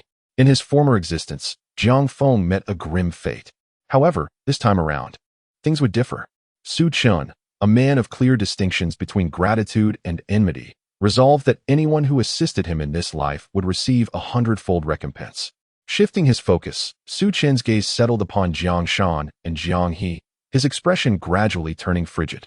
In his past life, the relentless persecution and harm inflicted upon Su Yin by Jiang Shan and Jiang He were merely the initial acts of a larger scheme. While Su Chen chose to remain uninvolved in the clan's affairs, any threat to his loved ones would invoke his wrath without hesitation. Is there still anyone who objects to Xiao Chen's seat? Su Yin remarked coldly, noting that Su Chen now occupied Jiang Feng's position. In other words, Su Chen was effectively representing Jiang Feng at the clan meeting. Though Jiang Feng had often been marginalized, none could deny his status as a legitimate heir of the Jiang family, a fact beyond dispute. Jiang He's countenance darkened as he cast a sidelong glance at Su Chen, now seated in Jiang Feng's stead, snorting derisively, a vulture occupying a magpie's nest. Just wait and see. In contrast, Jiang Shan appeared more composed, merely casting a shadowy glance at Su Yin and Su Chen before redirecting the conversation. The time has come. Let us commence the clan meeting. Upon hearing this, the assembly adjusted their postures, anticipating the formal proceedings. Clearing his throat, Jiang Shan declared, "Today's clan meeting will address two matters. The first pertains to the allocation of cultivation resources for this month. According to customary practice, the first and third houses shall each receive 20 small yuan dan, while the second and fourth houses will acquire 10 each, with the remaining 20 allocated to the collateral clan members. Does anyone have any objections?" The small yuan dan, a pill consumed by practitioners of the qi, gathering, and essence condensation realms, contained a trace of spiritual energy that could expedite cultivation progress. Although the production of small yuan dan was relatively simple and regarded as a basic elixir by alchemists to ordinary martial artists who were not alchemists, it remained a highly valuable commodity. For martial artists from prominent families, reliance on small yuan dan had become an indispensable aspect of their daily cultivation. As one of the 3 prominent families in Qinghe City, the Zhang family procures 100 small yuan dan from Wubao Hall each month. distributing them among the martial practitioners within the clan. The allocation is structured such that the direct line receives 60, while the collateral line receives 40. With a larger number of collateral members, the 40 Dan ensure that each person receives at least one. Among the 60 allocated to the direct line, the Jiangshan family, the eldest branch, and the Jianghe family, the third branch, each receive 20. In contrast, the Suyin family, the second branch, is allotted a mere 10, which is only half of what the others receive, akin to the solitary Jiangfeng. Suyin took a deep breath. Ever since Jianghai's disappearance, Jiangshan and Jianghe had monopolized power, distributing resources in this manner month after month, and she had grown accustomed to it. After all, something is better than nothing. With no objections raised, the distribution commenced. Jiangshan waved his hand, instructing a servant to bring in a box. When the lid was opened, 100 pale red small yuan dan were neatly arranged inside. However, just as Su Yin was about to step forward to claim her share, a thunderous voice suddenly interrupted. Wait, I have an objection. It was Jianghe, the third master. What is your objection? Jiangshan inquired. With a derisive smile, Jianghe pointed at Su Yin and declared, I object to the second branch. There are only 2 women in the second branch. Yet they consistently monopolize the family's precious cultivation resources. I believe that allocating 10 small yuan dan to the second branch each month is far too generous. With malicious intent, Jianghe continued, I propose that starting this month, the small yuan dan for the second branch be reduced to 2. At his words, Su Yin sprang to her feet, utterly incensed. Old third, say that again. Reduce the second branch's small yuan dan to 2? That is merely a tenth of what the first and third branches receive. What difference does that make? With a cold laugh, Jianghe retorted, Sister-in-law, I am merely acting in the best interest of the Jiang family. With only 2 women in the second branch, and your daughter soon to marry, the second branch's occupation of such valuable resources contributes nothing to the Jiang family. Su Yin replied sharply, Is my daughter no longer a member of the Jiang family simply because she marries? Besides, even if Tingyi marries, there is still me. With her gaze piercing like a blade, she turned to Jiangshan. Elder brother, will you allow old third to behave so shamelessly and spout such nonsense at the clan meeting? Jiangshan's eyes flickered momentarily, but he replied calmly, Sister-in-law, do not be hasty. I find Jianghe's argument not entirely without merit and worthy of consideration. The first and third branches are already struggling with their monthly allocation. Reducing the second branch's share would conveniently fill that gap and could be seen as a contribution from your branch to the Jiang family. Su Yin gasped, utterly stunned. She was taken aback by the shamelessness of both Jiangshan and Jianghe. They, who already received 20 small yuan dan each month, were now scheming to pocket even the meager share of the second branch. Elder brother, old third, have some decency. Su Yin could no longer contain herself, her voice icy. When Jianghai was still here, he contributed far more to the Jiang family than the 2 of you combined. Yet even then, he never demanded more small yuan dan for the second branch, always accepting the same 20 as you. However, following the unfortunate incident, the first action you both took was to hastily reduce our branch's allocation of small spirit stones to a mere 10 per month. Su Yin, disregarding her traditionally gentle demeanor, glared furiously, pointing her delicate finger at Jiangshan and Jianghe, exclaiming vehemently that the 10 small spirit stones you appropriated had all been pocketed by you. Now, you intend to employ the same tactics to once again diminish our branch's share of small spirit stones, which I shall not permit. We are equally members of the Jiang family. How could it be justified that you receive 20 small spirit stones while we receive merely 2? Such an arrangement is utterly unreasonable. Chapter 18. The Duel for Resources. Jiangshan, unfazed by Su Yin's words, merely chuckled softly while waving his folding fan, leisurely responding, Sister-in-law, there is a reason for our decision. Firstly, as a woman, you cannot venture out like us men to strive for the Jiang family. Secondly, as the third brother mentioned earlier, our niece Ting, it will eventually marry into another family. It would be quite unwise for us to expend resources on her cultivation. Unwise? Su Yin exclaimed incredulously, is it truly unwise? You have a daughter of your own. Do you consider it unwise to invest in her cultivation? Jiangshan cleared his throat. That is different. How is it different? Su Yin pressed. Will your daughter not marry someday? Jianghe, laughing heartily from the side, interjected, Sister-in-law, let us not forget that elder brother has a son as well. I too have a son. Is there a problem with us using our resources to cultivate our sons? Sons? Su Yin scoffed. casting a disdainful glance at Jiang Mingxian and Jiang Mingho, snorting derisively. What of it? My daughter will inevitably surpass them in the future. This declaration caused a simultaneous change in expression for both Jiang Shan and Jiang He. If there was one concern that plagued them, it was Jiang Tingyi's exceptional martial talent. Although she was a girl, her martial prowess far surpassed that of Jiang Mingxian and Jiang Mingho. At just 15 years of age, Jiang Ting had already reached the 9th level of qi gathering, whereas 20-year-old Jiang Mingxian remained at the same level. And 17-year-old Jiang Mingho was only at the 8th level. It was predictable that by the time Jiang Ting reached their ages, her achievements would far exceed theirs. In an instant, both Jiang Mingxian and Jiang Mingho displayed glimmers of envy in their eyes. It seems that today, sister-in-law is unwilling to grant me this favor, Jiang Shan said in a low voice. Su Yin coldly retorted, the Jiang family is a martial arts clan. It should naturally allocate resources based on talent. Elder brother, it is indeed difficult to convince anyone when you do not distribute resources according to merit. The second lady speaks wisely. Allocating resources based on talent is the fairest approach. The Jiang family's peripheral martial artists began to murmur among themselves. Listening to the rising tide of discourse, Jiang Shan maintained his composure. Having resolved to curtail the second branch's small spirit stones today, he was thoroughly prepared and would not leave room for dissent. Mingxian, Jiang Shan called out to his son. Father. Jiang Mingxian immediately stood and approached, facing Jiang Ting directly. Jiang Shan spoke softly, sister-in-law. Since you insist on allocating resources based on strength, let us indulge you. Let these two children compete. If Tingyi wins, the second family's monthly allocation of Yuan Dan will remain at 10. If Mingxian triumphs, it will be reduced to 2 per month. How does that sound? Jiang Shan continued. What could be wrong with that? Su Yin coldly scoffed, having discerned Jiang Shan's cunning scheme. He deliberately equated talent with strength, willfully overlooking the age disparity, forcing 15-year-old Jiang Tingyi to compete against 20-year-old Jiang Mingxian, which was evidently unfair to her. Nevertheless, Su Yin had faith in her daughter.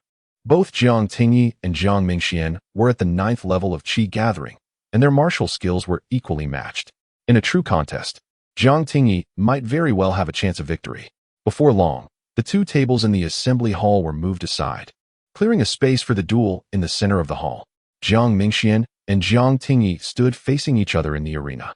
Just as they were about to commence their duel, a sudden voice interrupted. Hold on. Third Master Jiang He interjected. Merely having Jiang Mingxian and Jiang Tingyi compete seems insufficient. Jiang He proclaimed. Su Yin furrowed her brows. What do you mean? Jiang He pointed disdainfully at Su Chun, who sat beside Su Yin. Since this is a contest between the younger generation, how can your nephew not participate? Jiang He sneered. Su Yin instinctively began to refuse. Su Chun is not a member of the Jiang family. It matters not whether he is a member or not, since he occupies a seat at the Jiang family's table. He is considered one of us. Jiang He interrupted her with a cold laugh, his eyes brimming with barely concealed derision. The implication was clear. Who prompted you to insist that this nephew sit at the main table?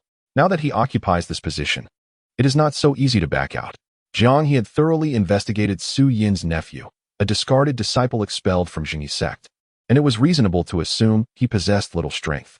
Though Jingyi sect was, overall, far superior in scale and status compared to the Jiang family, a discarded disciple among thousands was certainly inferior to one of the Jiang family's top bloodline heirs. Having said that, before Su Yin could respond, Jiang He called out, Mingho.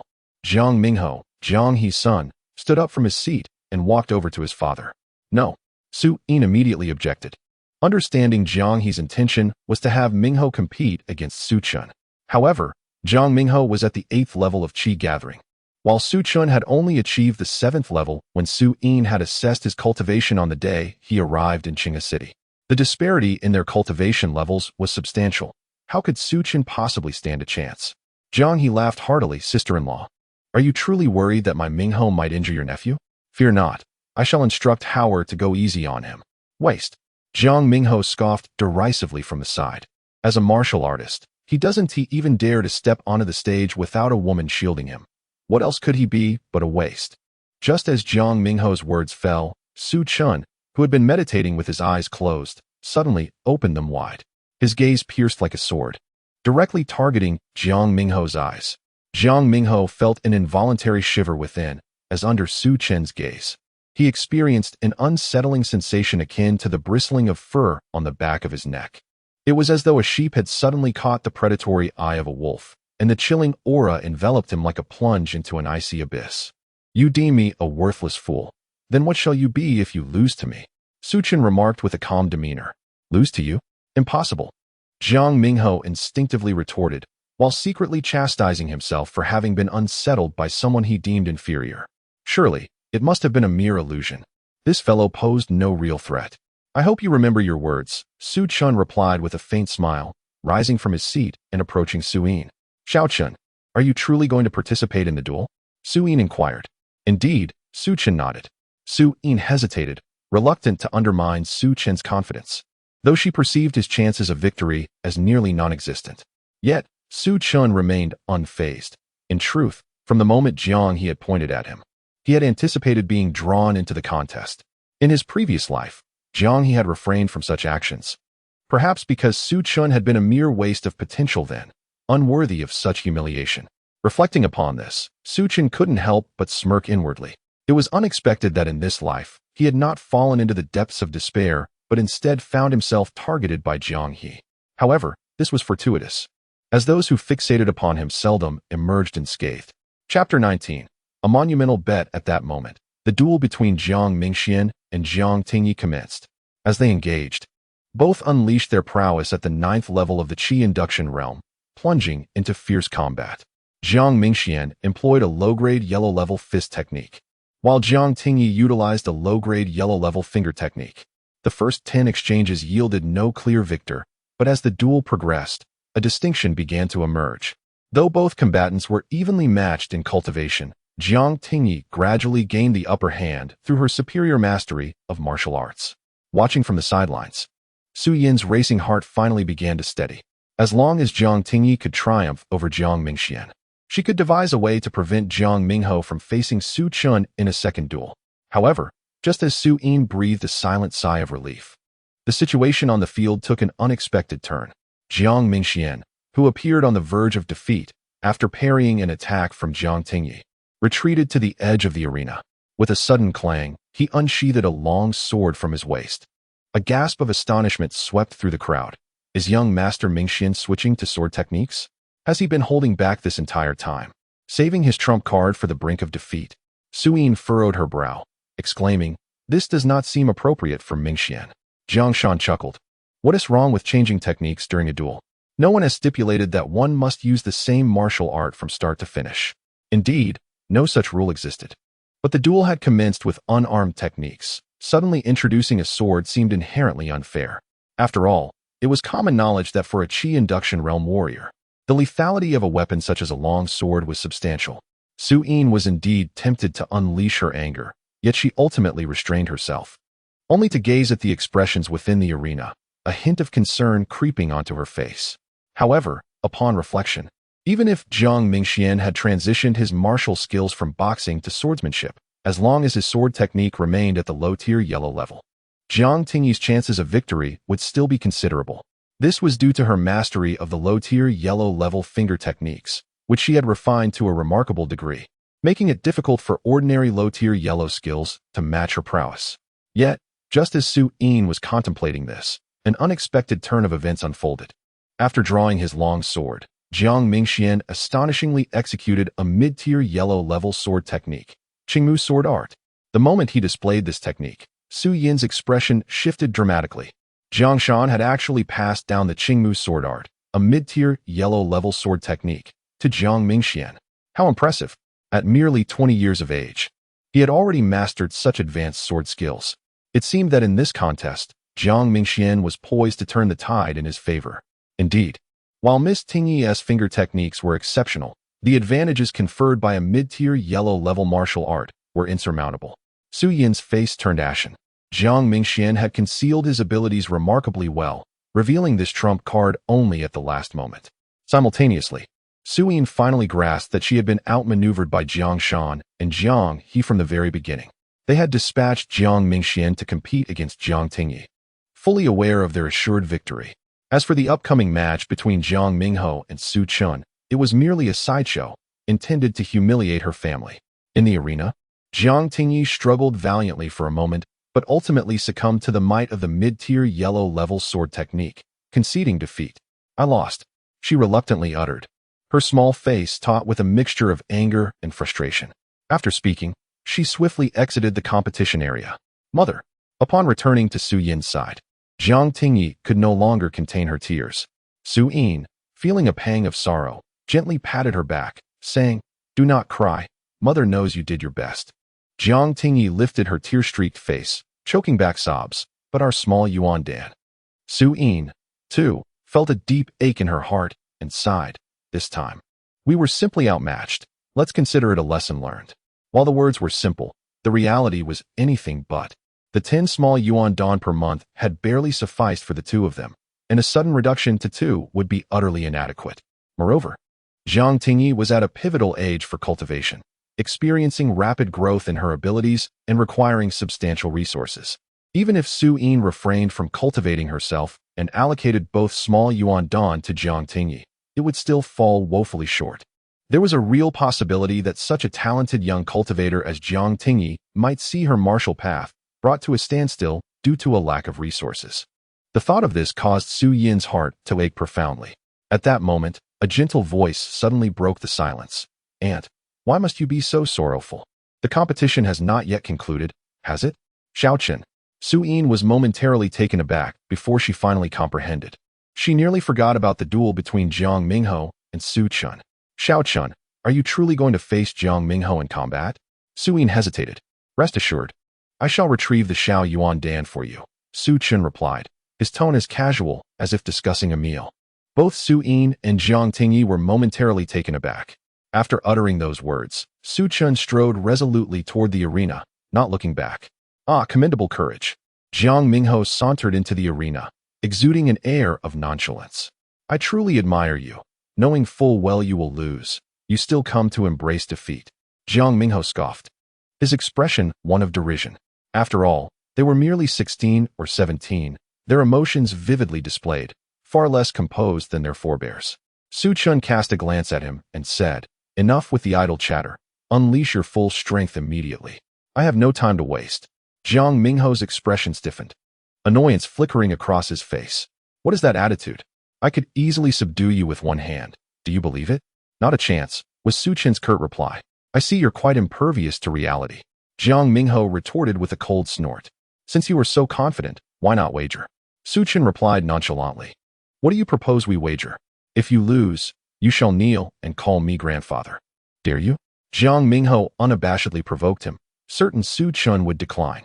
This would allow him to mock Su Chun as a coward. To his surprise, Su Chun chuckled. "Why would I hesitate? However, since we are wagering, both parties must have conditions, correct?" Jiang Mingho snorted again. "Of course. If I lose, I will also kneel and call you grandfather." He spoke with complete confidence, not anticipating defeat. Su Chin shook his head. "I have no interest in acquiring a feeble grandson." Jiang Mingho was taken aback. "Then what do you propose?" "If you lose, from this month onward, all the Xiao Yuan Dan from the first and third houses will belong entirely to the second house." Su Chin fixed his gaze on Jiang Mingho, articulating each word with deliberation. As soon as Su Chin's words fell, the onlookers collectively gasped. It was known that the first and third houses combined received 40 Xiao Yuan Dan monthly, amounting to 480 annually. Not to mention the implications over 3 or 5 years.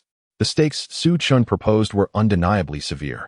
He was effectively severing the supply of Xiao Yuan Dan to the first and third houses. Yet, without a moment's thought, Jiang Mingho agreed. "Humph, what is the problem? I am certain I will not lose." However, at that moment, a voice called out, "Hold on." And Jiang Shan approached briskly, his countenance somber. "Mingho is merely a junior. Such a significant wager is beyond his authority. We should consider an alternative." Su Chun had anticipated Jiang Shan's intervention and was not surprised. Jiang he would not have objected, as on the surface, Su Chin's chances of victory seemed nearly non-existent. But the cautious Jiang Shan would not allow any possibility of misfortune. Should Su Chun be fortuitous enough to win, the cultivation resources of the first and third houses would be irrevocably compromised. Certainly, the likelihood of that happening is exceedingly low. Su Chun remarked calmly, "Very well, let us change the terms. If I win, The first and third houses shall provide the second house with 500 small yuan dan in one lump sum. 500 small yuan dan would indeed inflict considerable strain on the first and third houses. Jiang Shan and Jiang He exchanged glances, and Jiang Shan slowly replied, agreed. After all, it was their side that initially proposed this wager. If they were to reject the terms now, it would be tantamount to slapping their own faces. Rest assured, uncle, I will not lose, Jiang Mingho declared with unwavering confidence. Su Chun remained silent, yet a faint smirk curled at the corners of his mouth. Just wait. Jiang Shan will soon regret having such a foolish nephew. The match commenced swiftly. Jiang Mingho, with a cold smile, unsheathed his long sword. Su Chun, did you not request that I unleash my full potential? My forte lies in swordsmanship. Let us see if you can withstand 3 moves from my blade. Such needless chatter. Su Chun scoffed lightly, drawing his own long sword with ease. Very well, let us engage in this duel. As both swords were drawn, gasps of astonishment rippled through the onlookers. It turned out that Jiang Mingho's sword was crafted from cold light meteorite iron, meticulously forged through 18 intricate processes by his father, Jiang He. Its sharpness and compatibility with a martial artist at the Qi-gathering realm were unparalleled by any ordinary sword. In stark contrast, Su Chen's sword was merely an exceedingly mundane iron blade. In terms of weaponry alone, Su Chun was at a significant disadvantage. With his long sword in hand, Jiang Mingho exuded an overwhelming aura, unleashing his Qi-gathering realm 8th level prowess and executing a low-tier yellow-grade sword technique, charging towards Su Chun. 3 talents, sword technique. Jiang Shan nodded in satisfaction from the sidelines. Although Jiang Mingho's martial arts skills did not match those of Jiang Mingxian from earlier, his Qi-gathering realm 8th level strength was more than sufficient to obliterate Su Chun, who was at the 7th level. It is well known that a 1-level difference in cultivation can yield a vast chasm in power. The saying that each level in the Qi-gathering realm is akin to a different world is not mere rhetoric. However, as Jiang Shan pondered this, he suddenly observed Su Chun take a decisive step forward in the arena. In that instant, a wave of true energy, rivaling that of Jiang Mingho, erupted around him. Qi-gathering realm 8th level. Su Yin, standing not far away, gasped in astonishment, her expression one of shock. Little Chun has actually broken through to the 8th level. How could this young boy possibly be at the 8th level? Jiang He, standing beside Jiang Shan, was equally astonished. According to their records, Su Chun was clearly at the 7th level, and it had not been long since his breakthrough. How could he have ascended to the 8th level so soon? Brother, it seems we have grossly underestimated that boy's strength.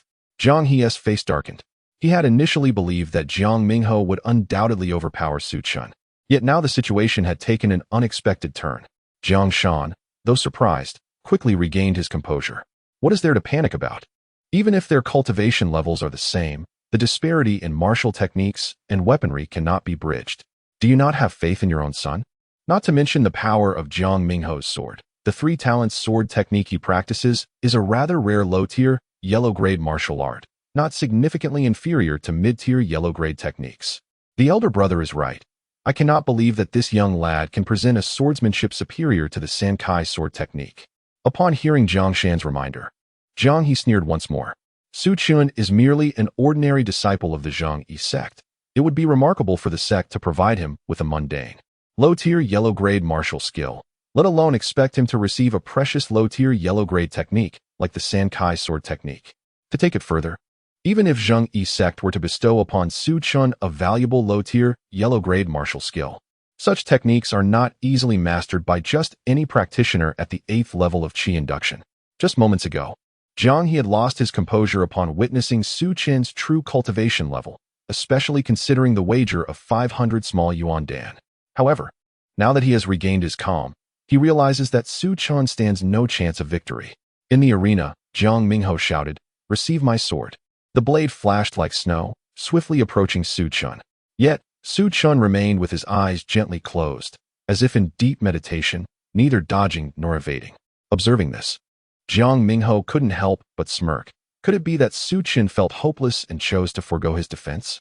However, just as this thought crossed Jiang Mingho's mind, Su Chun's half-closed eyes suddenly snapped open. As Jiang Mingho's sword was but a foot away, Su Chun abruptly raised his long sword. Layered wave slash.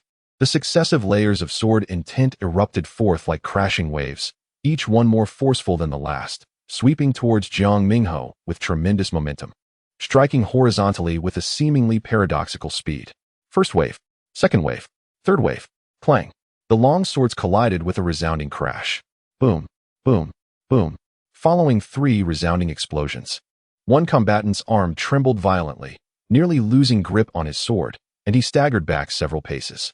To the astonishment of all, it was not Su Chun who was pushed back, but Jiang Minghe. How could it be? Young Master Minghe was actually forced back so far by Su Chen's single strike? Jiang Minghe managed to steady himself, his face a mask of shock and disbelief, murmuring to himself, how is this possible? He had engaged Su Chen directly, only to find himself retreating in disarray. What on earth had transpired? How did Su Chen's one-sword stroke shatter young Master Minghe's swordplay? The events unfolded too quickly for many spectators to comprehend fully. Only Jiang Minghe understood that although Su Chen's strike appeared singular, it bore 3 distinct forces, each stronger than the last. By the time the second force erupted, Jiang Minghe was already struggling to withstand it, and the third force's onslaught led to his utter defeat. Chapter 21. Shocked to the core, what sort of martial skill is this, that it possesses such overwhelming dominance? Jiang Minghe's heart raced. The sword technique employed by Su Chun seemed far beyond that of a mere low-tier, yellow-grade martial skill. Could it be a mid-tier, yellow-grade technique? Yet, there was no time for further contemplation, as Su Chun sprang forth, his toes barely brushing the ground, charging at him with sword raised. An aura of lethal intent emanating from him. Jiang Minghe was seized by a profound dread. Su Chun was clearly intent on seizing this opportunity to decisively vanquish him. He had intended to concede, yet confronted by the chilling murderous intent in Su Chen's gaze, Jiang Minghe found the words "I concede" lodged in his throat, unable to articulate them in time. He could only watch helplessly as Su Chun swung his sword once more. Xiao Chun. Su Yin could not suppress a cry. If that blow were to land, Jiang Minghe would suffer grievously, if not perish. Just at that critical moment, a long sword materialized in midair, intercepting Su Chen's strike with precision. Turning his gaze, Su Chun encountered the grim visage of Jiang Mingxian, his expression notably darkened. Su Chun, he is already lost. Do you truly intend to kill him? Jiang Mingxuan's countenance was fraught with concern. Had he not arrived in the nick of time, Jiang Minghe would likely have fallen victim to Su Chen's lethal strike. This was Jiang's territory. If the scion of the Jiang family were slain by an outsider, it would render them the laughingstock of the entire city. Su Chun smiled nonchalantly, his eyelids lowering slightly to conceal the glimmer of bloodlust within. In a duel, blades are unforgiving. Even an accidental death would not rest upon my conscience. Moreover, you claim he is lost, yet I fail to hear him utter the words of surrender. With a lofty gaze, Su Chun regarded the frightened Jiang Minghe, who lay crumpled on the ground. Earlier, you deemed me worthless. Now you cannot even overcome me. Does this not render you even less than worthless? The flush of humiliation surged across Jiang Minghe's face, akin to a stinging slap delivered by Su Chun. Yet, he was powerless to retort. The duel is not over. Either surrender now or rise and continue. Su Chun stated with an air of casual indifference. Jiang Minghe found himself in a precarious predicament. To continue would invite certain defeat and the peril of being slain by Su Chun. Yet, to concede would be to admit inferiority even to the worthless. Beside him, Jiang Mingxian could not contain his disdainful mockery. It is no surprise that you are a discarded disciple cast out by the sect, reduced to engaging in such futile antics. Oh, Su Chun turned his attention leisurely to Jiang Mingxian. You seem to be of some utility. Why not substitute for him and continue the duel with me? What? Jiang Mingxian nearly doubted his own hearing. You wish to duel me? Even the others present were astonished, questioning the sanity of pitting an 8th tier against a 9th tier combatant. Jiang Mingxian, proud as he was, felt deeply insulted by the challenge from one of lower cultivation. He was about to firmly decline when he heard the faint voice of his father, Jiang Shan, whispering in his ear. Mingxian, accept the challenge. Jiang Mingxian glanced aside to see Jiang Shan observing him from a distance. He realized that his father was employing a technique to communicate privately, inaudible to all but him. In an instant, Jiang Mingxian grasped his father's intent. This opportunity could very well turn the tide of the wager. Very well, I shall take Minghe's place in the duel. But if you lose, the 500 small yuan dan will not be granted to the second house, Jiang Mingxian declared. Su Chun chuckled, a spark of cunning glimmering in his eyes. Agreed, but should I emerge victorious, the 500 small yuan dan shall be raised to 1,000. He was certain that Jiang Shan and Jiang Mingxian would take the bait. In an effort to reclaim the 500 small yuan dan, Jiang Shan would undoubtedly urge Jiang Mingxian to engage in a duel with him. Indeed, without a moment's hesitation, Jiang Mingxian responded affirmatively. All right. The two quickly entered the arena, and the contest commenced. Previously, it had been a match between Jiang Mingho and Su Chun, but now it was Jiang Mingxian facing off against Su Chun. Su Chen's gaze remained composed. He was quite pleased with the power of the layered wave slash he had just executed.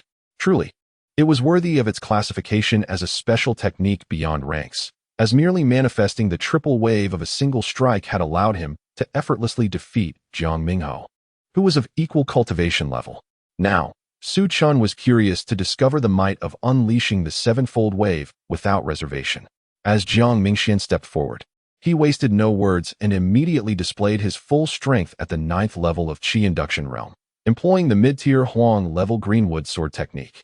The momentum was unmistakably aimed at delivering a decisive blow to Su Chun. Jiang Shan stood at the edge of the arena, his eyes fixed intently on Jiang Mingxian and Su Chun.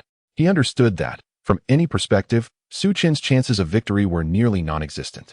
Jiang Mingxian had already attained the 9th level of Qi Induction Realm, while Su Chun was only at the 8th level. The disparity in their cultivation levels was akin to the difference between heaven and earth. Yet, for reasons unknown, Jiang Shan's heart remained restless, plagued by an inexplicable sense of unease. He shook his head, dismissing it as mere illusion. How could a 15-year-old youth evoke such feelings within him? In the arena, Jiang Mingxian regarded Su Chun with disdain. Su Chun, while you do possess some skill, you are ultimately too arrogant. It is impossible for someone at the 8th level of Qi Induction Realm to defeat one at the 9th level. Today, allow me to teach you your place. With that, he unleashed his ultimate technique, the Greenwood sword technique, with a ferocious intent to slay Su Chun with a single strike. Merely a trivial skill. In the face of Jiang Mingxian, whose cultivation level surpassed his by a full rank, Su Chun no longer held back.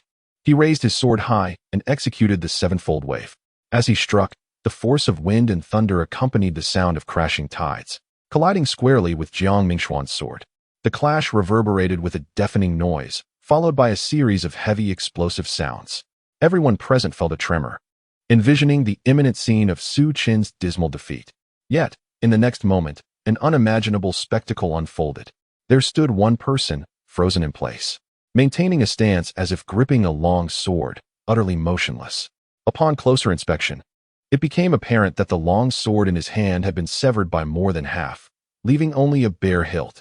Astonishingly, this individual was not Su Chun, as everyone had presumed, but Jiang Mingxian himself.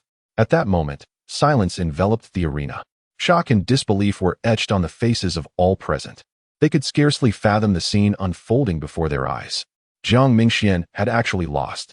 Chapter 22. The marriage proposal. Jiang Mingxian's expression was one of horror as he gazed incredulously at the half-broken sword in his hand, murmuring, "I lost? How could this be possible?" It is no wonder he was so astonished.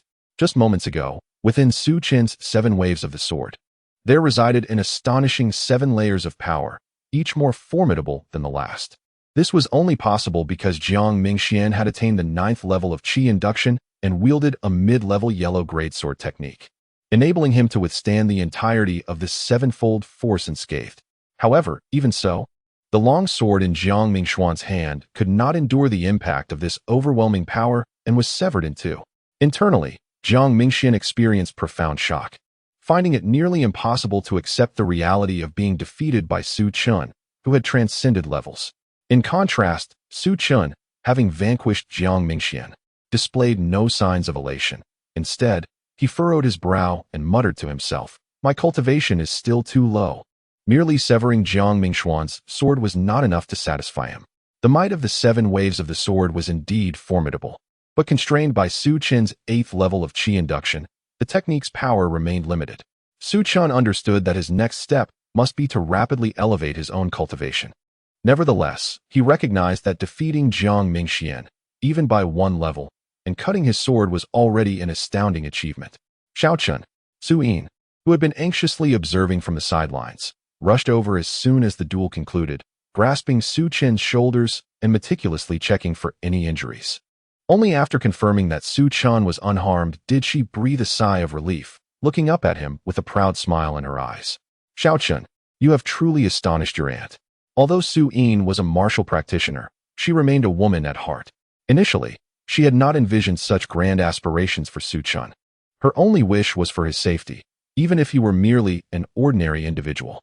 However, after witnessing Su Chen's dazzling performance in defeating both Jiang Mingho and Jiang Mingxian, she could not help but reassess her nephew. At that moment, to Su Yin, Su Chen seemed enveloped in an aura of mystery. Su Chen, thank you. Jiang Tingyi, following closely behind Su Yin, spoke in a soft voice. Though her words were faint, Su Chen heard them clearly. He smiled gently, his gaze drifting towards Jiang Shan. Not far off. The wager we discussed earlier can be settled now, can it? At this moment, Jiang Shan's expression was nothing short of dramatic.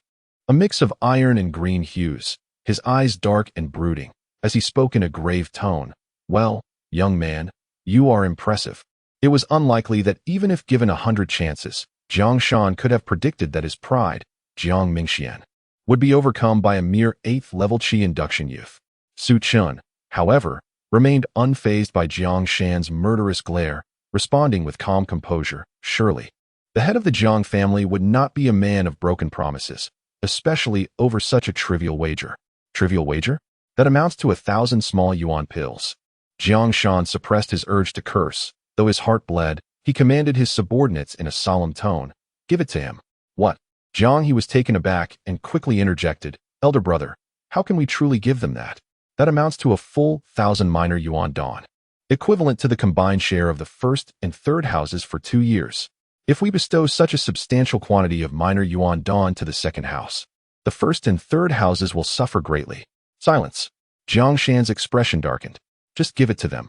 Do not delay the matters at hand." Upon hearing this, Jiang he reluctantly fell silent. It appeared that the matters at hand that Jiang Shan referred to were of considerable significance to both of them.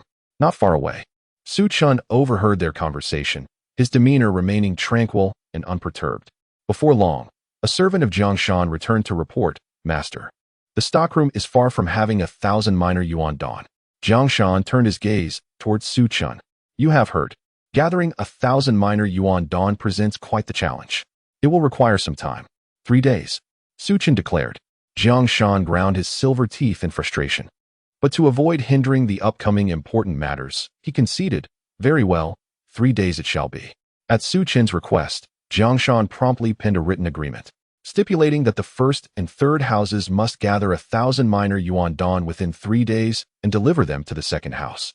With this agreement in hand, he need not fear Jiang Shan and Jiang he defaulting on their promise.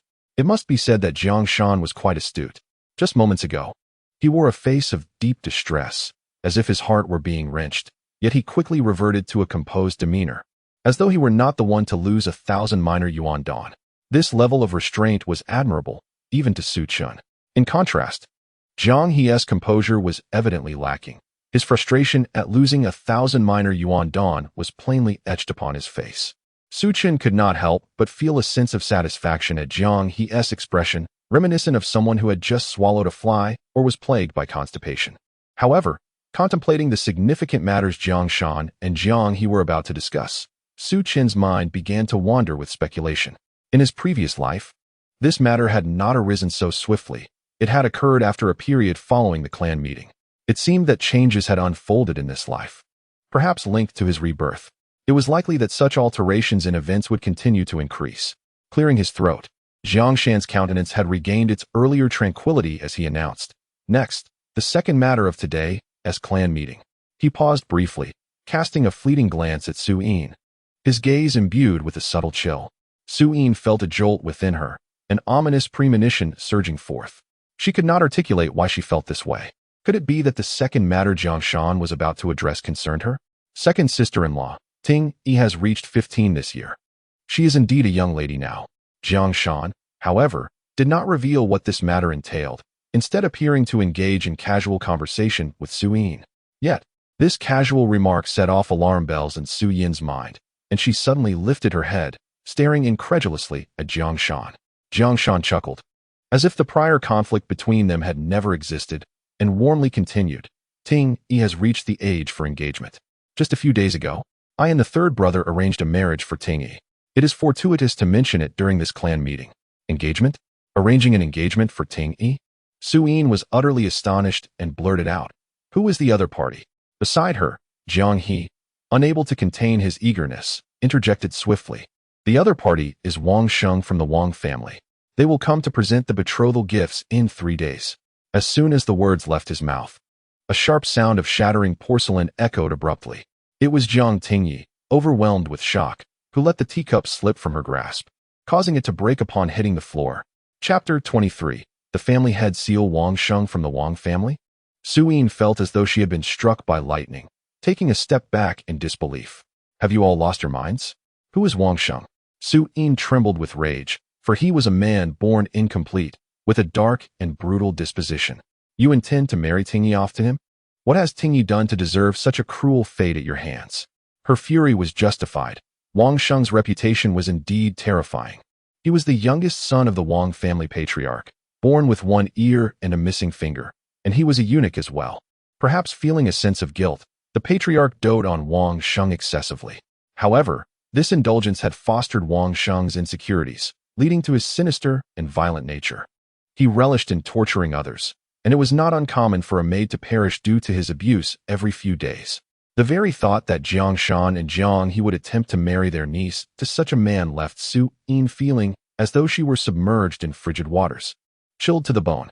Initially, she believed Jiang Shan and Jiang He to be merely selfish and greedy, but it became evident that they were, in fact, cruel and shameless. I will never consent to this marriage. Abandon this notion, Su-yin declared vehemently. Jiang He laughed heartily. Second sister-in-law, do you truly believe you possess any say in this matter? Su-yin glared at him, her lips trembling, rendered momentarily speechless. She recognized the truth in Jiang He's words. According to the family rules of the Jiang clan, the marriage of family members was determined by the head of the family. Although the Jiang family had yet to elect a patriarch, the actual power lay with Jiang Shan and Jiang He, effectively rendering them acting patriarchs. Yet, Su-yin remained unwilling to accept the situation. That Wang Sheng. Enough. Jiang Shan slammed the teacup down heavily. The marriage is settled. Even if you protest, it cannot be altered. With that, his word was final, signifying that the matter was beyond reversal. Huh. Su-yin, consumed by fury, laughed bitterly. Jiang Shan, Jiang He. Just how many benefits have the Wang family bestowed upon you to make you so eager to sell your own niece? I fear the rewards you receive from the Wang family far exceed 1,000 small essence pills, do they not? Otherwise, why would you so readily draw up the contract after losing 1,000 small essence pills previously? It dawned on her that they had been waiting for this moment. At this instant, Su-yin lamented not having discerned earlier the true nature of Jiang Shan and Jiang He, realizing that they were not only selfish and greedy, but also cruel and shameless. Dear second aunt, it is indeed a joyous occasion as cousin Tingyi is to be married. Yet why are you so vexed? I have heard that Wang Sheng possesses certain peculiar inclinations. Should cousin Tingyi not bring along several maidservants as companions, lest she finds herself in peril shortly after her nuptials? Jiang Mingxian and Jiang Mingho began to mock her in a timely manner. Jiang Shan, with a detached gaze fixed upon the trembling Su-yin, stated, Sister-in-law, the wedding is already settled. Regardless of your approval, Tingyi is destined to wed. Instead of throwing a tantrum here, it would be more prudent to prepare her dowry. As he spoke, Jiang Shan's piercing gaze bore down on Su-yin, his formidable presence as a seventh-tier practitioner of the condensation realm radiating unreservedly. Instantly, the assembly hall was suffused with an almost tangible sense of oppression. Several relatives nearby felt their blood surge, their heads spinning, even their breaths becoming labored. At that very moment, a series of crisp applause rang out. In the midst of the quiet assembly hall, the sound of clapping seemed particularly jarring. Who was clapping? Even Jiang Shan, usually composed, could not help but feel a surge of irritation. His eyes scanned the hall in search of the source of the applause. What an amusing spectacle this was. A relative personally pushing his niece into the fire. If the late patriarch of the Jiang family were aware, he might very well rise in fury. A youthful voice echoed softly, carrying a hint of mockery and a chill of disdain. Jiang Shan turned to locate the speaker, and upon recognizing the identity of the individual, his expression hardened. You? Su Chen again. What right do you have to interject, you mere junior and outsider? Little Chen? Su-yin murmured in surprise. She had not anticipated that, In such a setting, Su Chun, being a junior and an outsider, would stand up for her and Tingyi. This is a matter for our Jiang family. Outsiders should remain silent. Jiang He bellowed. Su Chun offered a calm smile. Just moments ago, when you called me to compete, you remarked that since I am seated at the main table, I am considered a member of the Jiang family. Why, then, do you now label me an outsider? Jiang He was taken aback by Su Chun's sharp tongue, rendered speechless. Su Chun continued coldly. Moreover, even if I am an outsider, having witnessed this, I cannot stand idly by. Your abuse of power to bully orphans and widows is truly disgraceful. Silence. Jiang Shan growled, asserting that no matter the circumstances, it was not the place of a young upstart to meddle in family affairs. Little Chun, please stop, Su Yin urged, though she could not accept her daughter marrying Wang Shang. She understood that Su Chen's intervention would not alter the situation but would only serve to further antagonize Jiang Shan and Jiang He. Having seen through their ruthlessness, she wished to avoid any conflict for Su Chun. Fear not, Auntie, I have my methods, Su Chen replied with a serene smile. As Su Yin observed Su Chen's calm demeanor, she found her own tumultuous emotions gradually settling into tranquility. It is uncertain when this transformation began. Perhaps it was when Su Chun unexpectedly showcased his astonishing prowess by defeating two formidable opponents. Since that moment, the perception of Su Chun in Su Yin's mind began to shift. In fact, at this juncture, Su Yin instinctively developed a faint sense of reliance on Su Chun, as though he possessed a trustworthy aura that instilled a sense of security. However, Su Yin could not fathom how Su Chun could possibly thwart this marriage arrangement. Jiang Shan and Jiang He held the authority to act as the family's proxy head. They wielded absolute power concerning the matrimonial affairs of the younger generation. No matter how exceptional Su Chen's martial talent, he remained merely an 8th-level practitioner, facing the colossal Jiang and Wang families. What could he possibly do? Humph. Jiang He scoffed, dismissively waving his hand. Brother, there is no need to waste words with this brat. Let us disperse. We are leaving. Jiang He had indeed heard Su Chen claim he had a solution, yet he regarded it with skepticism, even amusement. If Su Yin could not contend with the situation, what could a mere child, still in his formative years, possibly achieve? Just as Jiang He was about to take his leave, he heard Su Chen's words. As delicate as a whisper, Jiang Shan, Jiang He, after all these years, you have yet to locate the family seal left by the late head of the Jiang family. You must be quite anxious, I presume. Chapter 24. The Secret of the Seal. With a swift motion, Jiang He halted in his tracks several steps away. In the distance, Jiang Shan's gaze shot towards Su Chun like an arrow. The family seal? Jiang Shan strode forward, his eyes fixed intently on Su Chun as if trying to pierce through him. You know about the family seal? At this moment, both Jiang Shan and Jiang He were filled with incredulity. The Jiang family possessed a treasured family seal, and according to clan regulations, only the holder of this seal could rightfully ascend to the position of family head. However, following the death of the late head, their father, this family seal had vanished. No one knew its whereabouts. Some speculated that the late head had hidden it in an obscure place to prevent power struggles, while others believed it had been stolen. There were even whispers that Jiang Hai had taken it away. Jiang Shan and Jiang He had dedicated years to searching for the family seal, yet it seemed to have vanished into thin air, leaving no trace. As the year progressed, their anxiety grew, for without the seal, they would never be able to claim the position of family head. To their astonishment, Su Chen appeared to have knowledge of the family seal's existence. A glimmer of intrigue flickered in Jiang Shan's eyes as he gestured for the others present to leave, retaining only Jiang Shan, Jiang He, Su Yin, and Su Chun in the conference hall. The matter of the family seal was of utmost significance and should not be overheard by too many individuals. How do you know about the family seal? Jiang Shan asked, his eyes narrowing. The disappearance of the family seal was a closely guarded secret known only to him. Jiang He, Jiang Feng, and Su Yin. He could hardly believe that Su Yin would confide such confidential matters to a mere 15-year-old outsider. She was not the type to act so foolishly and without discretion. Yet, if Su Yin had not disclosed it, how did Su Chen come to know?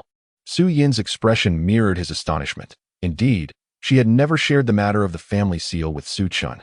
Even Jiang Tingyi was unaware of it. How then? Did Su Chen possess this knowledge?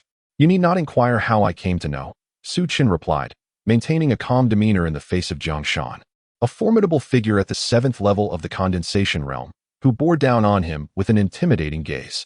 Su Chen remained remarkably composed. You need only tell me if you desire the family seal. His voice held an alluring charm, subtly captivating Jiang Shan, whose eyes flickered with uncertainty, and a hint of temptation stirred within him. Rationality warned Jiang Shan that Su Chen could not possibly know the whereabouts of the family seal. Nevertheless, he could not suppress his inquiry. Do you truly know where the family seal is? Indeed, I do. Su Chen revealed the very answer Jiang Shan longed to hear. Instantly, Jiang Shan's eyes widened in shock, a flicker of unbridled joy crossing his features. Brother, do not trust him. Jiang, he interjected urgently from the side. How could he possibly know where the family seal is? Do not forget, we have searched for 10 years without success. How could an outsider know its location?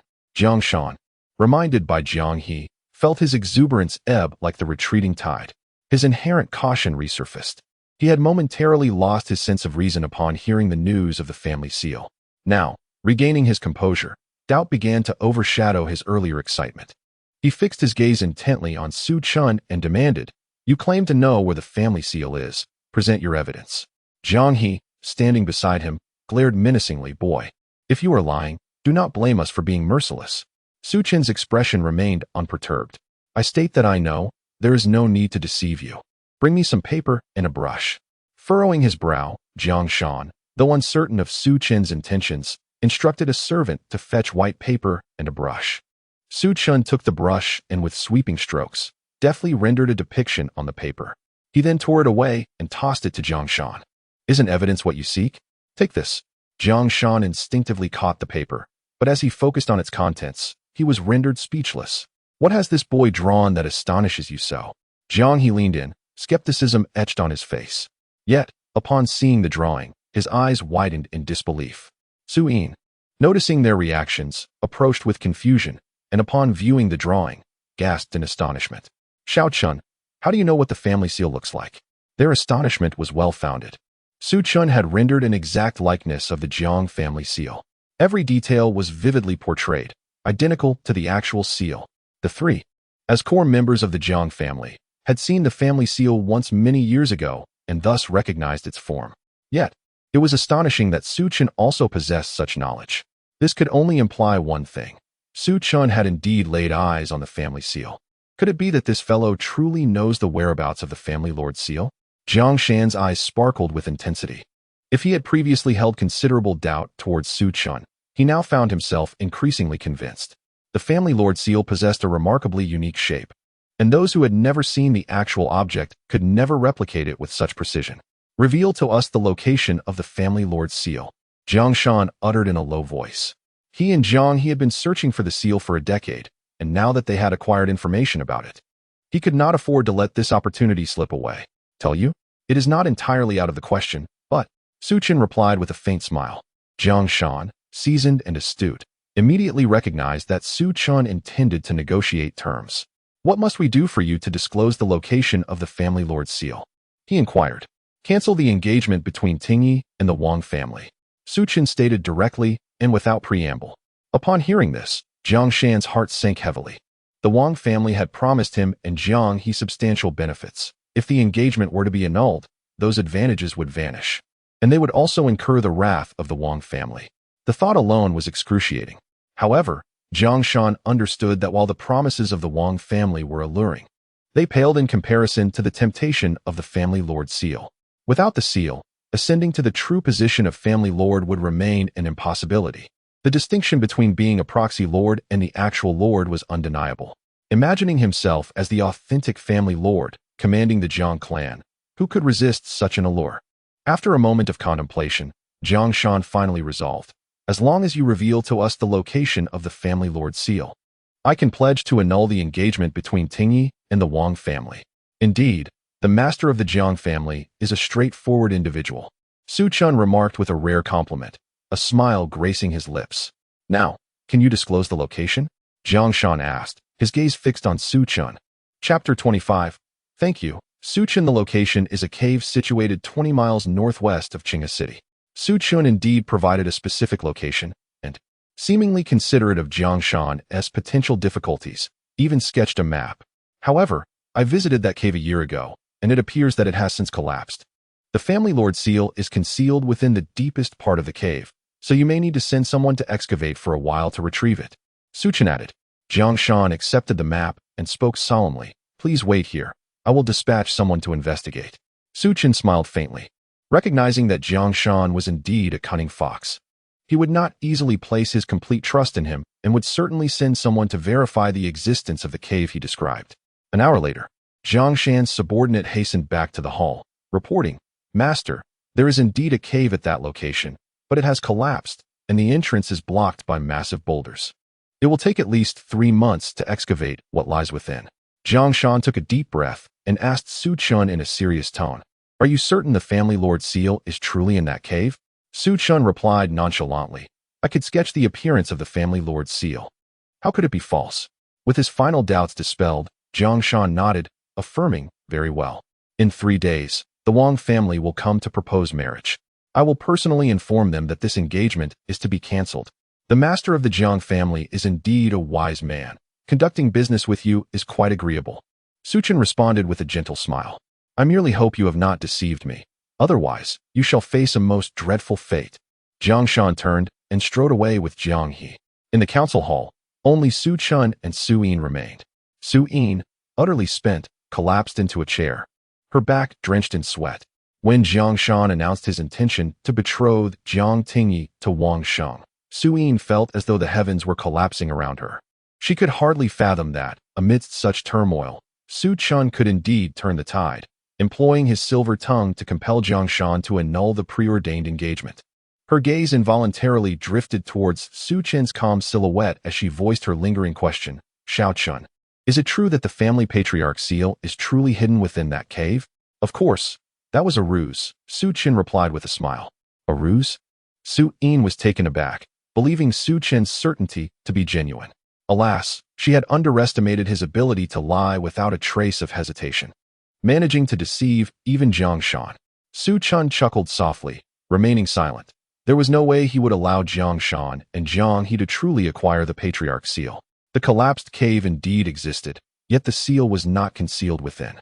He had merely calculated Jiang Shan's fervent desire for the patriarch seal, knowing that any whisper of its existence would drive Jiang Shan to reckless abandon, even at the risk of offending the Wang family. However, Su Chen had indeed glimpsed the patriarch seal in a past life, which was precisely why he recognized its true form. If Jiang Shan and Jiang He discover you have deceived them, they will not let you off lightly. Su Yin expressed her concern. Fear not, Aunt, Su Chen reassured her. Their attempts to excavate that cave will not be resolved in a day or two, but they will inevitably uncover the truth. Su Yin insisted. Su Chen smiled slightly, acknowledging that, indeed, today he had employed a rather perilous strategy to prevent Jiang Tingyi from marrying that tormentor. Once Jiang Shan and Jiang He grasped the reality, they would undoubtedly seek retribution. Yet, that would be months away. Who could guarantee what level of strength Su Chen might possess by then? Strength, after all, is paramount. Su Chen murmured, If I were not lacking in power today, I would not need to resort to such tactics to stall Jiang Shan and Jiang He. At present, his foremost priority was to enhance his strength. On the day Jiang Shan and Jiang He uncovered the truth, as long as he possessed sufficient power, he would not fear them. Aunt, I shall protect you, Su Chen declared with unwavering resolve. 3 days later, peace reigned over the Jiang family. It was said that Jiang Shan had personally visited the Wang family to dissolve the engagement before the Wang family could formally propose. Seated in his chamber, Su Chen listened to the servants outside the window discussing the matter, recounting how the head of the Wang family had erupted in fury but was left powerless, ultimately expelling Jiang Shan and Jiang He from their midst and publicly announcing the cessation of all business collaborations with the Jiang family. Su Chen smiled faintly. Jiang Shan and Jiang He had initially sought to leverage the opportunity of an alliance with the Wang family to win them over. Yet the ultimate outcome saw their relationship with the Wang family plummet to an icy nadir, a turn of events they had not anticipated. However, given their fervent desire for the position of clan leader, what price could they expect to pay? It was said that following the clan meeting, Jiang Shan and Jiang He hastily dispatched a contingent of guards to excavate the mountain cave, and it would not be long before the cave was fully unearthed. Knock, knock. A sound at the door interrupted the moment. Su Chen casually beckoned, Come in. As Jiang Tingyi entered the room, she beheld Su Chen, clad in a simple blue robe, standing composedly by the window. Sunlight streamed through, illuminating his figure, making the young man appear both gallant and striking. His brows were finely chiseled, his complexion radiant, exuding an ethereal charm coupled with the unique vigor of youth. For reasons she could not comprehend, Jiang Tingyi felt her heart inexplicably skip a beat. Since that day at the clan meeting, her perception of Su Chun had inexplicably altered. Previously, she had harbored deep-seated prejudices against him, deeming this cousin to be weak and unworthy of her esteem. Yet now, she discerned that this Su Chun was not the same as the one she had previously known. "Thank you," she finally spoke after a lengthy silence. "Didn't I already express my gratitude last time?" Su Chun replied nonchalantly, not even turning to face her. Jiang Tingyi was momentarily taken aback, recalling that Su Chun referred to the day of the clan meeting, after his duel with Jiang Mingxian, when she had expressed her thanks. The previous gratitude was for the duel. This time, it was for the engagement. "I feel a bit awkward expressing this, but," she continued, "my gratitude is genuine. After all, you assisted both my mother and me twice in a single day. How is it that you have suddenly become so formidable? It hardly seems like you," Jiang Tingyi remarked after a brief pause. Su Chun smiled lightly. "What should I be like then?" Chapter 26. Past events. Jiang Tingyi pondered for a moment. "I'm not sure. When you first arrived in Qinghe City, I thought you were significantly inferior to Yi Xian." "Yi Xian?" Su Chun chuckled. "And what about now?"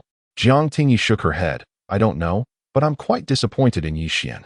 I once believed him to be a gentleman. Yet now I realize I was mistaken." Su Chun cast a sidelong glance at Jiang Tingyi, whose exquisitely beautiful face resembled a finely crafted piece of art. Memories of his past life flooded back, intertwining with the image of the Jiang Tingyi he recalled. He remembered how, upon his arrival in Qinghe City in his previous life, she had been just as proud and beautiful, looking down on the now disenfranchised Su Chun, frequently lamenting how his status as a wasted cousin brought her shame, and seizing every opportunity to mock him. Thus, in his past life, Su Chun had harbored a strong aversion to Jiang Tingyi, perceiving her as vain, superficial, and ill-tempered, possessing little beyond her beauty and martial talent. Later, in her previous life, Jiang Tingyi was similarly betrothed by Jiang Shan and Jiang He to Wang Sheng. Despite her fierce resistance, she was ultimately married into the Wang family. On her wedding night, the strong-willed Jiang Tingyi, determined to escape Wang Sheng's defilement, carved numerous bloody gashes across her face with a poisoned blade. Although she was later rescued and her life preserved, her visage was irrevocably marred. Wang Sheng, displeased by the sight of her disfigurement, sent her back to the Jiang household. From that moment forth, Jiang Tingyi remained confined to her room, veiled and silent, transforming from a once vibrant and spirited girl into an almost invisible presence within the Jiang family. As turmoil erupted, Su Chun, entrusted by Su Yin, took Jiang Tingyi and fled from Qinghe City, seeking refuge with the Su family in Duyang City. However, due to the debilitating fate of his previous life, Su Chun was powerless to protect Jiang Tingyi.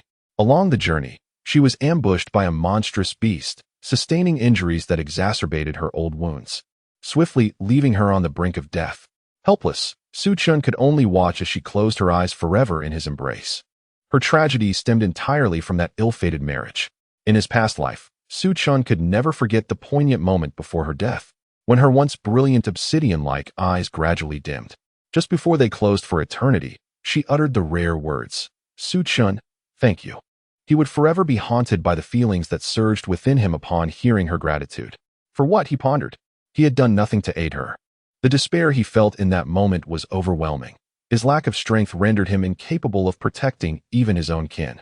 In that instant, Su Chun vowed that if fate granted him another chance, he would attain unparalleled power to shield all those he wished to protect. In truth, Jiang Tingyi was not truly malevolent. She was merely a vain and naive young girl. In this life, he would ensure her safety. All the heart-wrenching regrets from his previous existence would be rectified. Jiang Tingyi broke the silence, noticing Su Chun's prolonged silence. He returned to reality, collecting his thoughts, and looked at her, inquiring, "Is there something else?" For reasons unknown, under the gaze of his deep, star-like eyes, Jiang Tingyi felt her heart race inexplicably. She quickly turned her face aside, awkwardly stating, "Yes, Jiang Shan and Jiang He have sent over the Xiao Yuan Dan. My mother asked me to bring them to you." As she spoke, Jiang Tingyi beckoned towards the door, and the servants promptly entered with 10 chests. Upon opening the chests, they revealed an abundance of plump, light red Xiao Yuan Dan, each chest containing 100, totaling 1,000 pills. Such elixirs were rare treasures, difficult for ordinary martial artists to acquire even a few. In the entirety of Qinghe City, only the 3 prominent families possessed the means to purchase them by the boxful. The substantial quantity of Xiao Yuan Dan represented a significant financial outlay from Jiangshan and Jianghe, surely depleting a considerable portion of the wealth of both the main and third branches of the family, aptly described as a grievous expenditure of their vitality.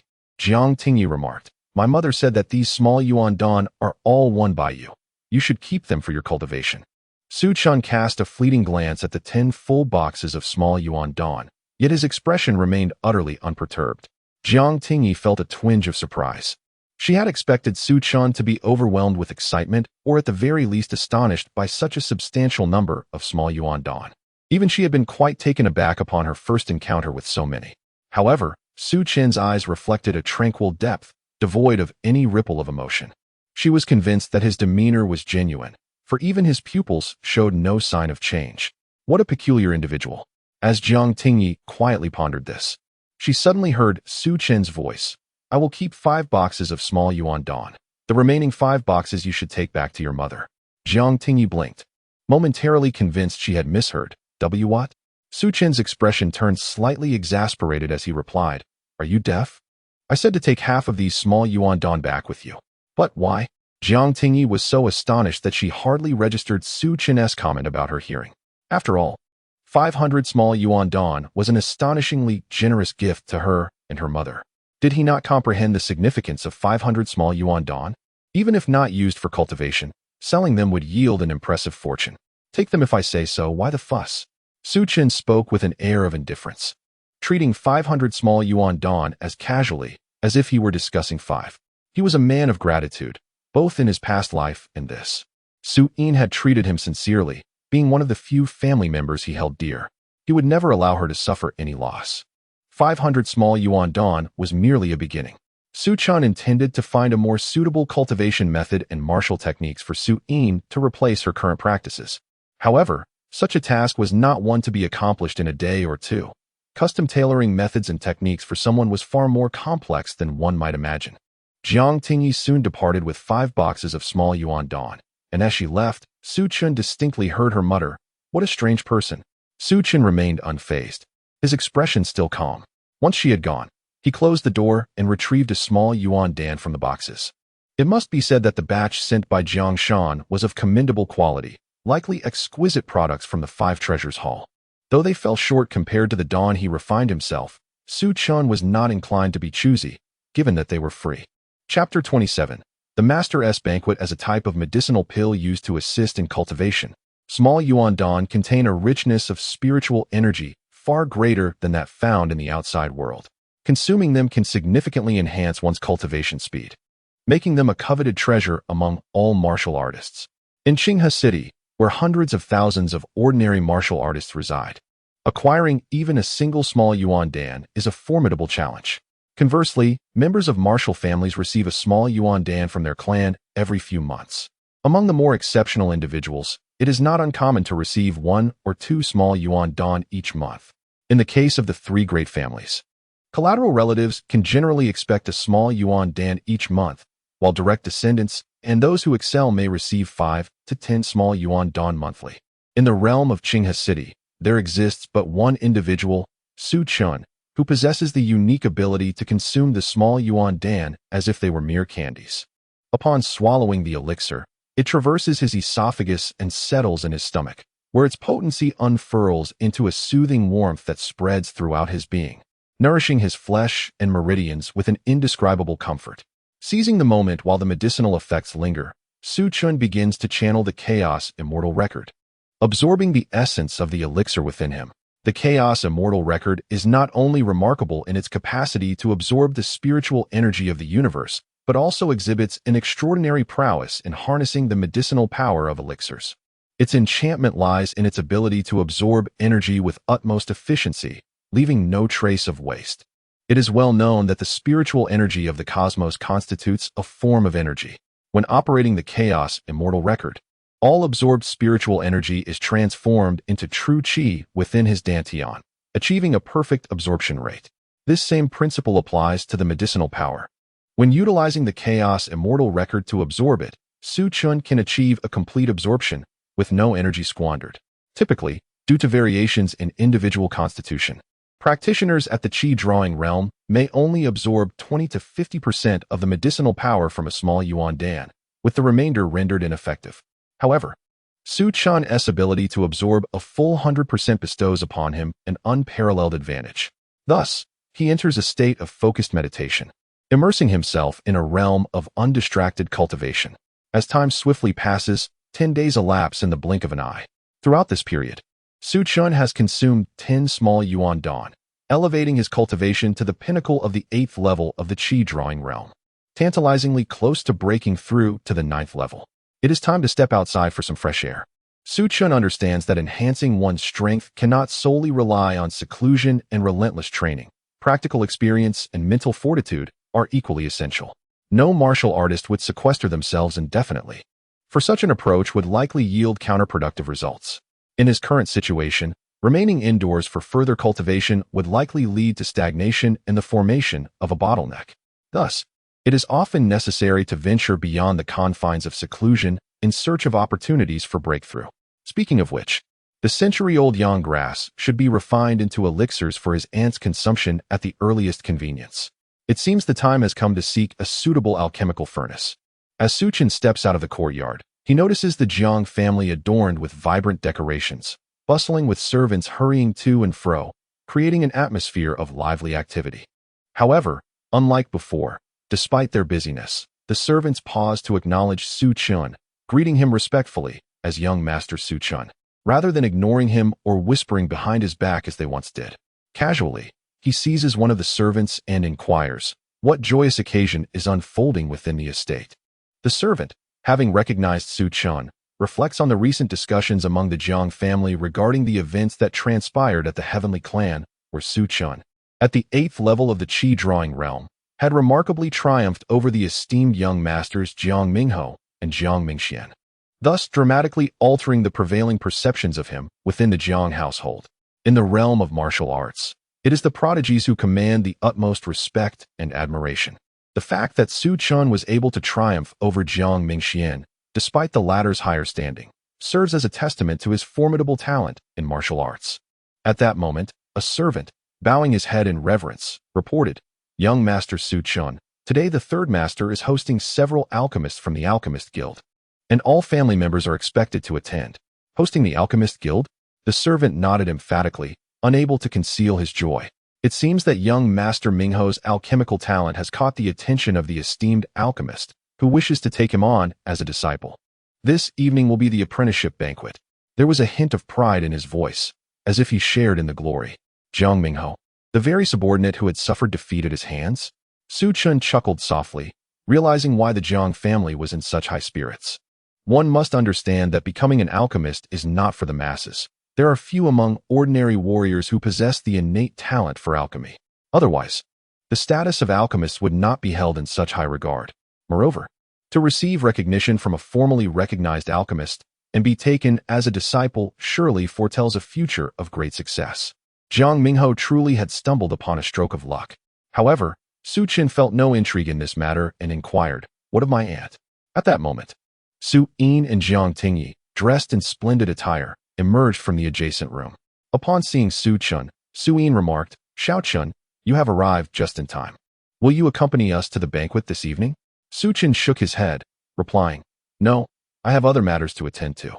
Just as Su Yin was about to speak further, another servant hurriedly approached, addressing Su Chun, "Young Master Su Chun, the third master has instructed me to invite you to tonight's banquet." Jiang He, Su Yin questioned, perplexed. Why would he specifically invite Xiao Chun to the banquet? "I do not know, but this is the third master's command, and I have delivered the message," the servant stated before departing. Su Yin turned her gaze to Su Chun, saying, "Xiao Chun, you should not go. Jiang He surely harbors ill intentions." Su Chun smiled lightly. "No, I shall go." "You intend to attend?" Su Yin was taken aback, for Su Chun had just expressed his disinterest. What has caused this sudden change of heart? Su Chun explained, "Last time, Jiang Mingho suffered a disgraceful defeat before all eyes, and Jiang He must still be brooding over it. Now that an alchemist from the guild has recognized Jiang Mingho as potential and wishes to take him as a disciple, Jiang He will not let this opportunity slip by. He aims to prove to everyone in the Jiang family that his son surpasses me in every regard. In that case, you must not go. Jiang He clearly intends to use you as a foil for Jiang Mingho, Su Yin cautioned. Su Chun replied with a hint of amusement. If he wishes to use me as a mere backdrop, it will depend on whether he possesses the capability to do so. However, it is said that Jiang Mingho indeed possesses some talent in alchemy. Su Yin expressed her concern. While you excel in martial arts, I have never heard of you having any skills in alchemy. Do not worry yet. Let us proceed. Su Chin's tone remained calm and untroubled. Seeing his demeanor, Su Yin could only suppress her worries as the three of them made their way toward the Jiang family's banquet hall. Along the way, upon hearing Su Yin cough several times, Su Chin inquired, "Aunt, has your old injury flared up again?" Su Yin covered her mouth and coughed softly, shaking her head as she said, "It's nothing. I've grown accustomed to this old injury. Let us proceed to the banquet hall." Su Chin nodded gently. With the memories of his past life, he understood that Su Yin's ailment was a lingering cold poison that was exceedingly difficult to eradicate, causing her immense suffering each time it flared up. Moreover, as time progressed, it would ultimately pose a threat to her life. However, in this lifetime, as long as the 100-year Yang pill was successfully refined, he could certainly expunge the cold poison from Su Yin's body. The trio arrived at the Jiang family's banquet hall. The hall was adorned festively, with 4 tables arranged. As per tradition, the central table was designated for esteemed guests and direct descendants of the Jiang family, while the other 3 tables were for collateral relatives. At that moment, everyone's face radiated joy, and the entire banquet hall buzzed with excitement. Third Master, congratulations. You have indeed given birth to a splendid son. Young Master Mingho possesses extraordinary talent, and with the attention of the Alchemy Guild's master, he is destined for great heights. Jiang He, with his bushy beard, wore a broad smile, appearing exceedingly pleased, yet he humbly replied, "Oh, don't mention it. Mingho is merely average. He cannot compare to Mingxuan's excellence." Beside him, Jiang Mingxian struggled to suppress a glimmer of jealousy in his eyes. Previously, his martial talent overshadowed that of Mingho, but today Mingho had completely eclipsed him. It is well known that the status of an alchemist far surpasses that of an ordinary martial artist. If Mingho were to become an alchemist in the future, his prospects would be exceedingly bright. Congratulations, third brother. Su Yin offered her lukewarm congratulations. Whether Mingho was good or bad mattered little to her. She simply wished to live her own life well. Haha, second sister-in-law has arrived. Please take a seat. Jiang He cheerfully gestured for Su Yin and Jiang Tingyi to sit at the main table. However, just as Su Chun intended to join them, Jiang He raised a hand to block him, saying, Your seat is not here. Third brother, what do you mean by that? Su Yin's brows furrowed in irritation. Was Jiang He planning to resort to the same trick again? Jiang He pointed to a nearby table, saying, Second sister-in-law, you misunderstand. I meant for him to sit at the table for collateral relatives. Surely, that is not too much to ask. This left Su Yin at a loss for words. The last time Su Qin sat at the main table was due to Jiang Feng's assistance. It was unreasonable to expect Jiang Feng's help again. Su Yin looked at Su Chun, but to her surprise, he appeared indifferent this time. All right, I'll sit over there. With that, Su Chun indeed left the main table and took a seat at the table for collateral relatives. Humph. Jiang He watched Su Chin's retreating figure, letting out a barely perceptible cold snort. What if Su Chun had defeated his son? Today, his son was the protagonist, the focus of everyone's attention, while Su Chun was merely an inconspicuous figure seated in a corner. My good son, I am proud of you. Jiang He patted Jiang Mingho on the shoulder. Perform well, and do not disappoint me for hosting this banquet for you. Tonight, you are the center of attention. Father, I understand. Jiang Mingho nodded vigorously. Meanwhile, Jiang Mingxian furrowed his brow and said to Jiang Shan, Father, the third branch has truly overshadowed us today. Jiang Shan spoke softly. What are you saying? Mingho is your cousin. The first and third houses are united. The prosperity of the third house is indeed our prosperity. However, before Jiang Mingxian could respond, he was interrupted by Jiang Shan. Mingxian, you must remember that until father truly claims the position of family head, the first and third houses will always stand as allies. Now that we have leads on the family head seal, I believe we will soon acquire it. If Mingho truly becomes an alchemist, he will be a significant asset to us in the future. Rest assured, the position of the Jiang family head will eventually be ours. And you are the future heir. I understand, father. Jiang Mingshuan's expression softened considerably. At that moment, a servant hurriedly entered from the banquet hall. Approaching Jiang He and whispering a few words in his ear, Jiang He's demeanor instantly brightened, and he promptly rose, striding to the entrance of the banquet hall with a beaming smile, exclaiming, "Welcome, Master Qian, to the Jiang family. Your presence graces us." Master Qian, a slender man in his 40s, merely nodded in response to Jiang He's enthusiasm, seeming rather indifferent to his warm greeting. Yet, Jiang He remained unfazed. After all, Master Qian was a certified alchemist from the Alchemist Guild, and such pride was to be expected. Even in the presence of a prince, they would command respect, let alone from someone like him. "Master Qian, please take a seat," Jiang He urged. Following Master Qian were two apprentice alchemists, equally haughty, and the trio took their seats at the main table. "Where's Mingho? Have him come to see me," Master Qian inquired directly upon sitting down. Jiang He quickly called out, "Mingho, why aren't you coming out to greet your master and present him with a toast?" "Yes," Jiang Mingho replied loudly, promptly bringing over a cup of wine and respectfully saying, "Master, I present this toast to you." Master Qian glanced at Jiang Mingho, his cold demeanor softening slightly.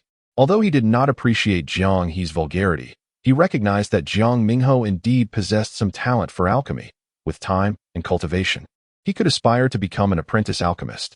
Thus, the banquet commenced amidst a lively atmosphere. Jiang He and Jiang Mingho were undoubtedly the stars of the event, with Jiang He beaming as he engaged in conversation with Master Qian, showering him with flattery. Master Qian, though disinterested, bore with Jiang He's incessant chatter. Su Chun, observing the scene with indifference, found it altogether uninteresting and chose to close his eyes slightly, drifting into his own thoughts. After all, he was not seated at the main table, and no one would pay him any mind. As the wine circulated, Jiang He, with a rosy complexion from intoxication, seized the moment to suggest, "Master Qian, isn't it about time for the apprenticeship ceremony?" "Not so fast," Master Qian replied, setting down his cup. "While I recognize Mingho's talent for alchemy, today I must test him on several alchemical questions. If he passes, we can proceed with the formal apprenticeship ceremony. Do not worry. These questions are not difficult. They pertain to the fundamentals of alchemy," Master Qian assured. "Rest assured, Master, I will answer them." Jiang Mingho, brimming with confidence, had recently dedicated himself to studying alchemical texts at home, leading him to believe that he would encounter no difficulties. In Chapter 29, "Why do you shake your head?" Master Qian nodded and posed the first question. "Why is the step of heating the furnace necessary prior to alchemy?" Jiang Mingho promptly responded, "The heating of the furnace serves to prepare it in advance, ensuring that it reaches an optimal state to prevent complications with the fusion of materials during the actual alchemical process." Master Qian nodded in approval. He continued with the second question, "Why is a fire affinity crucial for an alchemist?" Jiang Mingho quickly answered, "An alchemist must master the control of fire, thus necessitating a strong fire affinity within them. Without a robust fire affinity, aspiring to be a competent alchemist is nothing but a delusion." Master Qian, pleased with his responses, proceeded with the third question. Jiang Mingho managed to answer most of them correctly, even those he was less familiar with, providing satisfactory responses. Satisfied, Master Qian declared, "Now for the final question. Which is more suitable for concocting the transformation pill, the 8-leaf tuber or the blue vine?" Jiang Mingho felt a wave of anxiety. This question was particularly challenging. He rummaged through his memory for relevant information from his studies and, after much contemplation, resolved to answer, "It is the blue vine." "Why?" Master Qian inquired. "Because the blue vine has a calming effect and can neutralize the slight toxicity of the primary ingredient of the transformation pill, the transformation herb," Jiang Mingho explained. However, Master Qian shook his head, stating, "Incorrect." Jiang Mingho was instantly taken aback. "Do not fret, although your answer was wrong. This question is quite difficult, and I had not expected you to answer correctly." A rare smile flickered across Master Qian's usually stoic face. "You performed well on the previous questions and have passed." Jiang Mingho exhaled in relief, and his companion Jiang, he hastily urged, "Mingho, quickly perform the formal bow of apprenticeship and pay your respects to the master." Jiang Mingho promptly knelt, pressing his forehead to the ground, and proclaimed, "I, the student, pay my respects to the teacher." Thus, he officially became a registered disciple of Master Qian. After the ceremony, curiosity compelled Jiang Mingho to ask, "Master, Why was the answer to the final question not the blue vine? Master Qian, displaying a hint of appreciation for Jiang Mingho's inquisitiveness, elucidated. The more suitable option for concocting the transformation pill is indeed the 8-leaf tuber. While the blue vine has a calming effect, its properties conflict with the essence of the xiaoyu herb, making it challenging to form a pill when combined. Although the blue vine can mitigate the slight toxicity of the transformation herb, the 8-leaf tuber possesses a similar but slightly less effective capability. However, this disadvantage pales in comparison to the complications the blue vine introduces. I have been enlightened. Jiang Mingho listened, entranced. Truly, Master Qian, a certified alchemist of the Alchemist Guild, possessed profound knowledge. It was said that he was among the most accomplished alchemists in the Qinghe City Alchemist Guild, second only to Master Mo, the guild leader. Observing him now, it was evident that the rumors held truth. The attendees in the banquet hall were equally effusive in their praises. In the eyes of Jiang Mingho, excitement radiated abundantly. With such a wealth of knowledge, Master Qian had accepted him as an apprentice, and it seemed that his ascent to becoming a novice alchemist was merely a matter of time. Just as Jiang Mingho reveled in his good fortune, his gaze inadvertently fell upon a nearby table, where he noticed Su Chun, propping his chin in his hand, listening to Master Qian's eloquent discourse while shaking his head. This subtle gesture, though minute, did not escape Jiang Mingho's keen observation. Seizing the moment to embarrass Su Chun, he exclaimed loudly, "Su Chun, why do you shake your head? Do you perhaps have some reservations about the alchemical knowledge my master imparts?" At that moment, all eyes in the vicinity turned towards Su Chun. Even Master Qian's gaze sharpened, piercing through to Su Chun, who appeared to be merely a teenager, causing the elder to furrow his brows. Known for his stern demeanor, Master Qian held a deep disdain for any disrespect shown towards the art of alchemy. The audacity of a mere child to dismiss his teachings stirred a storm of discontent within him. Unbeknownst to Master Qian, Su Chun felt utterly helpless. He had merely dozed off, and as he began to drift into slumber, his head had tilted slightly, which Jiang Mingho had misconstrued as a shake of disapproval. Now, faced with the multitude of scrutinizing gazes, along with Su Yin's expression of mild concern from a distance, Su Chun replied calmly, "I did not shake my head." Jiang Mingho scoffed dismissively, retorting, "Your denial comes too late. Many witnessed your head shaking just now. You may inquire among those around you."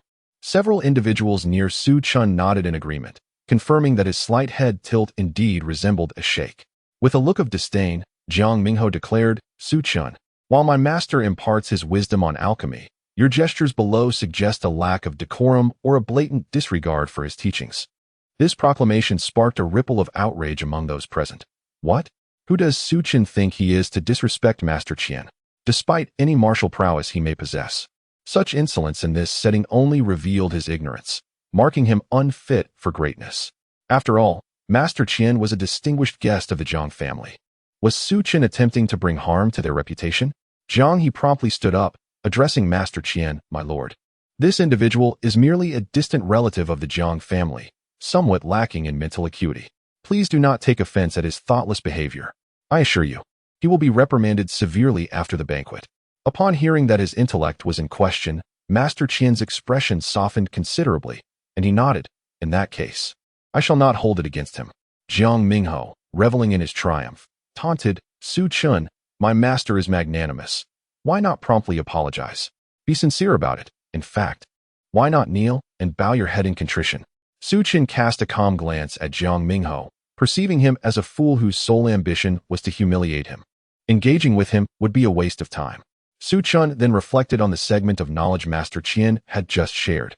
At that moment, although Su Chun was dozing off, his extraordinary spiritual power granted him the ability to multitask, allowing him to absorb every word spoken by the alchemist without missing a beat. Surely, it is not I who should apologize. After recalling the contents relayed by the alchemist, Su Chun smiled faintly and spoke. "What?" Jiang Mingho nearly doubted his own hearing. "You are not the one to apologize? Then who is? Could it possibly be that my teacher owes you an apology?" "Indeed." Su Chun nodded calmly. "If an apology is to be made today, it must indeed come from your teacher, who not only owes me an apology, but also one to everyone present." Upon hearing this, the atmosphere shifted dramatically. All present became unsettled. Has Su Chun lost his mind? Or has he begun to speak nonsense under the influence of drink? He may offend the alchemist, but he must not drag our Jiang family into this. Jiang He's expression turned profoundly grim. He could scarcely fathom that Su Chun would utter such words. His face darkened as he glared at Su Chun, saying, Su Chun, I invited you to this banquet not for you to act mad. By the looks of it, you seem to have no regard for our Jiang family. Third brother, Su Yin also stood up, asserting, there must be a reason for Xiao Chen's words. Let him finish. Jiang He, his face still clouded, retorted, let him finish? Have you heard what he said? He is intent on provoking Lord Qian. As he spoke, Jiang He approached Su Chun, stating, Su Chun, do not blame me. With your unrestrained tongue, you will surely offend many in the future. Rather than let it fester, I would rather teach you a lesson now to help you remember. Just at that moment, wait. The alchemist interjected abruptly, halting Jiang He's advance.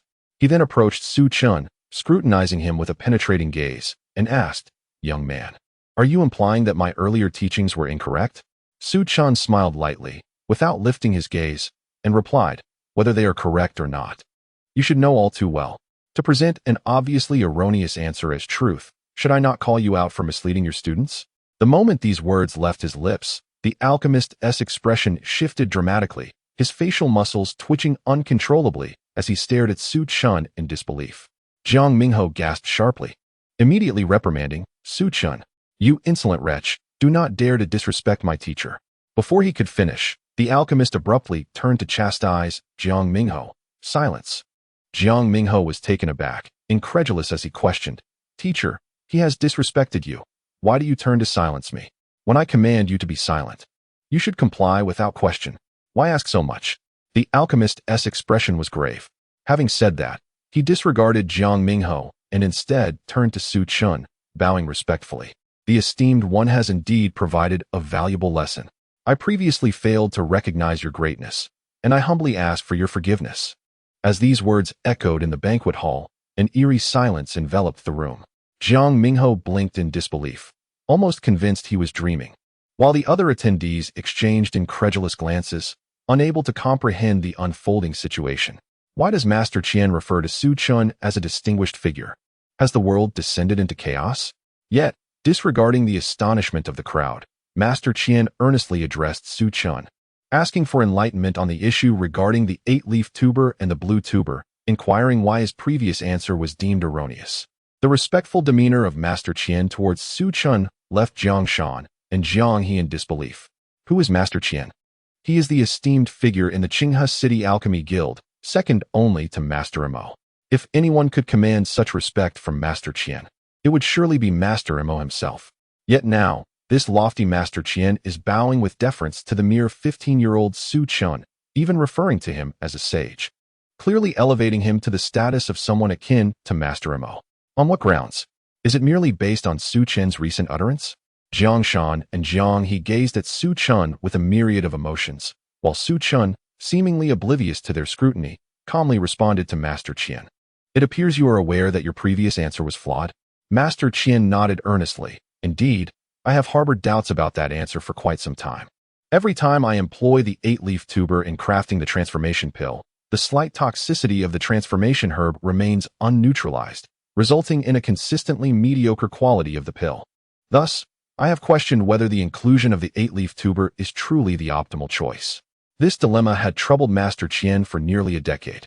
He had perused countless texts, yet every alchemical compendium consistently listed the 8-leaf tuber as part of the formula for the transformation pill, rather than the blue tuber or any other ingredient. It was only in an ancient tome, seldom consulted, that he encountered a starkly opposing viewpoint, asserting that the addition of the 8-leaf tuber was not the best option. Regrettably, the ancient text offered no explanations or alternatives for the ideal ingredient.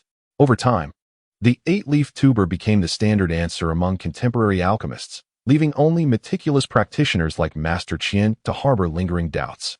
It was precisely this relentless contemplation that prompted Master Qian to pose the question to Jiang Mingho earlier.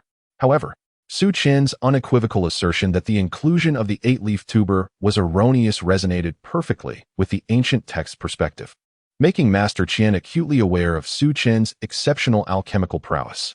Hence, he promptly sought Su Qian's guidance, addressing him with the utmost reverence.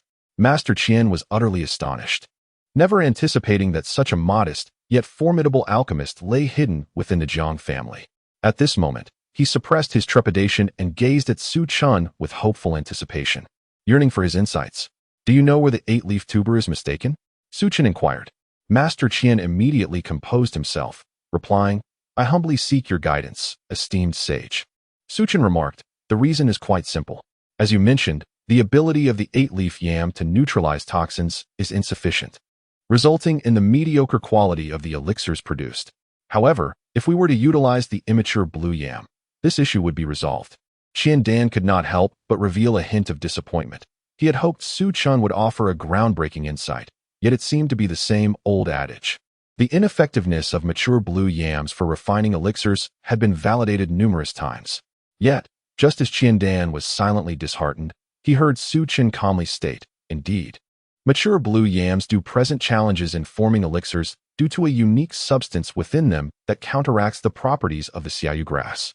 However, employing immature blue yams would circumvent this issue." Upon hearing this, Qian Dan was momentarily stunned. Using immature blue yams? How had he not considered that? He quickly began to calculate in his mind. Immature blue yams do not emit that peculiar substance, thus avoiding a clash with xiaoyu grass. Moreover, immature blue yams still possess the ability to neutralize the toxicity of the huashan grass. A series of refining processes flashed through Qian Dan's mind, and his eyes grew increasingly bright until he suddenly slapped his thigh, exclaiming, "Of course! How could I have been so foolish?" Switching to immature blue yams is the answer. Chapter 31. The Alchemy Guild. In truth, it was not that Qian Dan was lacking in intelligence. Rather, alchemists typically default to using mature blue yams without considering the potential of their immature counterparts. The medicinal properties of mature and immature blue yams are subtly different, with the sole distinction being that mature blue yams contain the unique substance that conflicts with xiaoyu grass. Qian Dan's demeanor transformed, the icy facade dissipating as he radiated a sense of relief and ease, genuinely thanking Su Chun. "Thank you, esteemed master, for unraveling a dilemma I have grappled with for years." "It was but a trivial matter," Su Chun replied nonchalantly, for it was of little consequence to him. What mattered was that he could discern Qian Dan's genuine passion for the art of alchemy. Such individuals are typically sincere and straightforward. Their lifelong pursuit centered around the path of alchemy. Naturally, Su Chun was inclined to offer guidance to someone of such earnest dedication. The subsequent banquet evolved into a personal showcase for Su Chun, as Qian Dan, full of humility, continuously presented queries that had long troubled him. Su Chun addressed each one meticulously, introducing novel terminology that Qian Dan had never encountered, repeatedly challenging his worldview and granting him the sensation of stepping into a new realm. Consequently, Qian Dan's alchemical prowess was rapidly advancing. The most uncomfortable observers were none other than Jiang He and Jiang Mingho. Initially, Jiang Mingho believed himself to be the unequivocal protagonist of the day. Even Jiang He's invitation to Su Chun was intended to accentuate Jiang Mingho's presence. However, the outcome was unexpectedly contrary. The spotlight shifted to Su Chun, leaving Jiang Mingho feeling neglected throughout the event, to the extent that Master Qian Dan did not exchange a single word with him. Master Qian Dan engaged in conversation with Su Chun for an entire 2 hours before reluctantly taking his leave, and he did not even address Jiang He or Jiang Mingho as he departed, instead extending a cordial invitation to Su Chun to visit him at the Alchemist Guild the following day. Though initially disinterested, Su Chun reconsidered, recognizing that a visit to the guild might afford him access to a suitable alchemical furnace for Su En's creation of the 100-year Yang pill, and thus he acquiesced. As Su Chun turned to exit the banquet hall, he could distinctly sense the murderous glares from behind, emanating from Jiang He and Jiang Mingho. Meanwhile, on the other side, Jiang Shan and his son Jiang Mingxian regarded Su Chun with a complex mix of emotions. Although the day's events bore little direct relevance to them, the remarkable qualities displayed by Su Chun evoked an inexplicable sense of crisis and unease within their hearts. They could not articulate the source of this feeling, yet they instinctively sensed that the young man clad in a blue robe, departing the banquet hall, harbored within him a formidable energy that, if unleashed, could prove terrifying. "Father, this Su Chun is exceedingly peculiar," Jiang Mingxian remarked darkly, acknowledging that allowing such an individual to remain within their family would undoubtedly introduce an unpredictable variable in the future. However, Jiang Shan shook his head in response. "Mingxian, I understand your concerns. Yet, as you witnessed, Su Chun has established a connection with Master Qiandan. Should we take any action against him, it would likely reach Master Qiandan's ears and result in unfavorable consequences for us. Jiang Mingxian had intended to suggest sending someone to discreetly teach Su Chun a lesson, but upon hearing Jiang Shan's words, he begrudgingly fell silent. Jiang Shan redirected his thoughts away from Su Chun, believing that a mere 15-year-old could not possibly pose a significant threat. His foremost priority remained securing the position of clan leader. The following day, adhering to his agreement with Master Qiandan, Su Chun made his way to the Alchemist Guild. The guild, located on the most bustling street of Qinghe City, was an impressive 5-story structure that exuded luxury. The alchemists within were individuals whose mere presence could cause a stir throughout Qinghe City, thus the opulence of the guild was hardly surprising. "Sir, may I inquire what brings you to the Alchemist Guild?" Upon entering the Grand Hall, Su Chun was greeted by a charming maid who halted him with a warm smile. "I have come to visit Master Qiandan. We have an appointment," Su Chun replied. "Oh, very well. This way, please," the maid responded. Her curiosity piqued as she took a moment to scrutinize Su Chun. Master Qiandan had indeed mentioned the arrival of a young visitor today, and she was intrigued to discover that it was this very youth. She pondered what exceptional qualities he possessed to have captured the attention of the usually aloof Master Qiandan. The maid escorted Su Chun upstairs directly to Master Qiandan's chamber. Master Qiandan had been waiting eagerly for Su Chun's arrival, and upon seeing him, his eyes sparkled with excitement. Foregoing pleasantries, he immediately posed several inquiries regarding alchemy that had remained unanswered from the previous evening's gathering. Su Chun understood that Master Qian had such a temperament. To be honest, he found himself somewhat admiring such individuals. At least they were not like others who beat around the bush, making interactions considerably more straightforward. After half an hour, Master Qian finally emerged from the depths of his alchemical knowledge, smiting his forehead in frustration and exclaiming, "Look at me.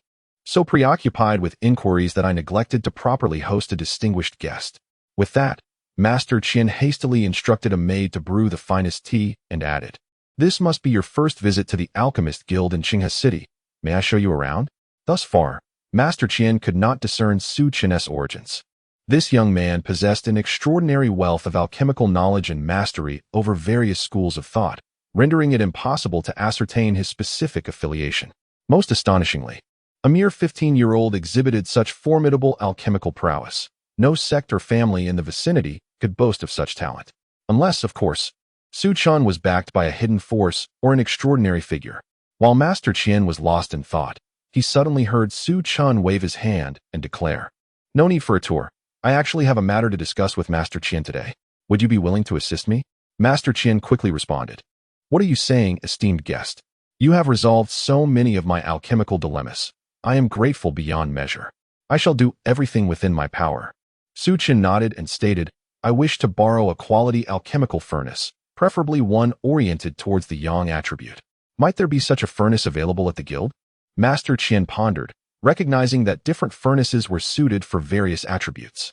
Using a furnace that matched the attribute of the elixir being crafted would yield significantly enhanced results. The young man's request for a yang attribute furnace indicated his intention to concoct yang attribute elixirs. "Yes, I shall inquire immediately. Please wait a moment," Master Qian replied. Fully aware that the Alchemist Guild in Qinghe City had precisely the yang attribute furnace that met Su Chun's requirements. However, that furnace was a treasured possession of the guild, typically secured within a chamber on the 5th floor, accessible only to the president. Nevertheless, Master Qian did not wish to disappoint Su Chun and resolved to make an effort to consult Master Mo, the president. Even if it meant incurring some personal cost, he was determined to allow Su Chun the opportunity to use that furnace. Chapter 32. A Chance for Redemption. Master Qian left the room, leaving Su Chun alone with nothing to do. He settled down, sipping tea as he awaited Master Qian's return. Before long, the doors suddenly swung open with a loud thud, and a flustered alchemical apprentice rushed in, inquiring urgently, "Where is Master Qian? Is he here?" Without lifting his gaze, Su Chun replied, "He is not here. Master Qian is absent? You must be his apprentice," the alchemical apprentice insisted, grabbing Su Chun and exclaiming, "There is no time to explain. Come with me quickly. Master Mo needs assistance with his alchemy. If we delay, it will be too late." Su Chun remained non-committal as he was pulled along by the apprentice to a hidden alchemical chamber on the 4th floor. Within the confines of the secret chamber, 5 or 6 individuals had gathered. A youthful alchemical apprentice boldly proclaimed to an elder apprentice, "I found someone." The older apprentice cast a sidelong glance at Su Chun, furrowing his brow in evident discontent. "Why did you bring such a mere child?" he retorted.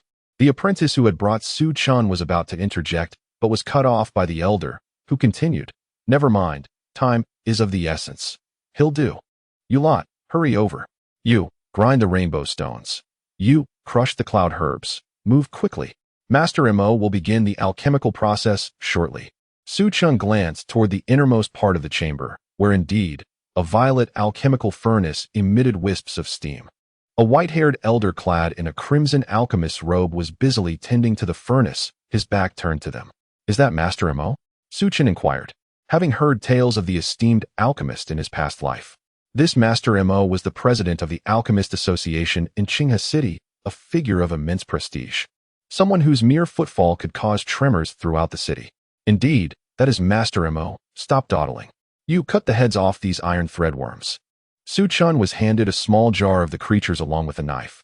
With a smile, he began to leisurely slice through the iron threadworms. Master Mo, fully absorbed in his task, was preparing to concoct the Snow Lotus Transformation Pill, a potion of considerable complexity that he had yet to successfully create.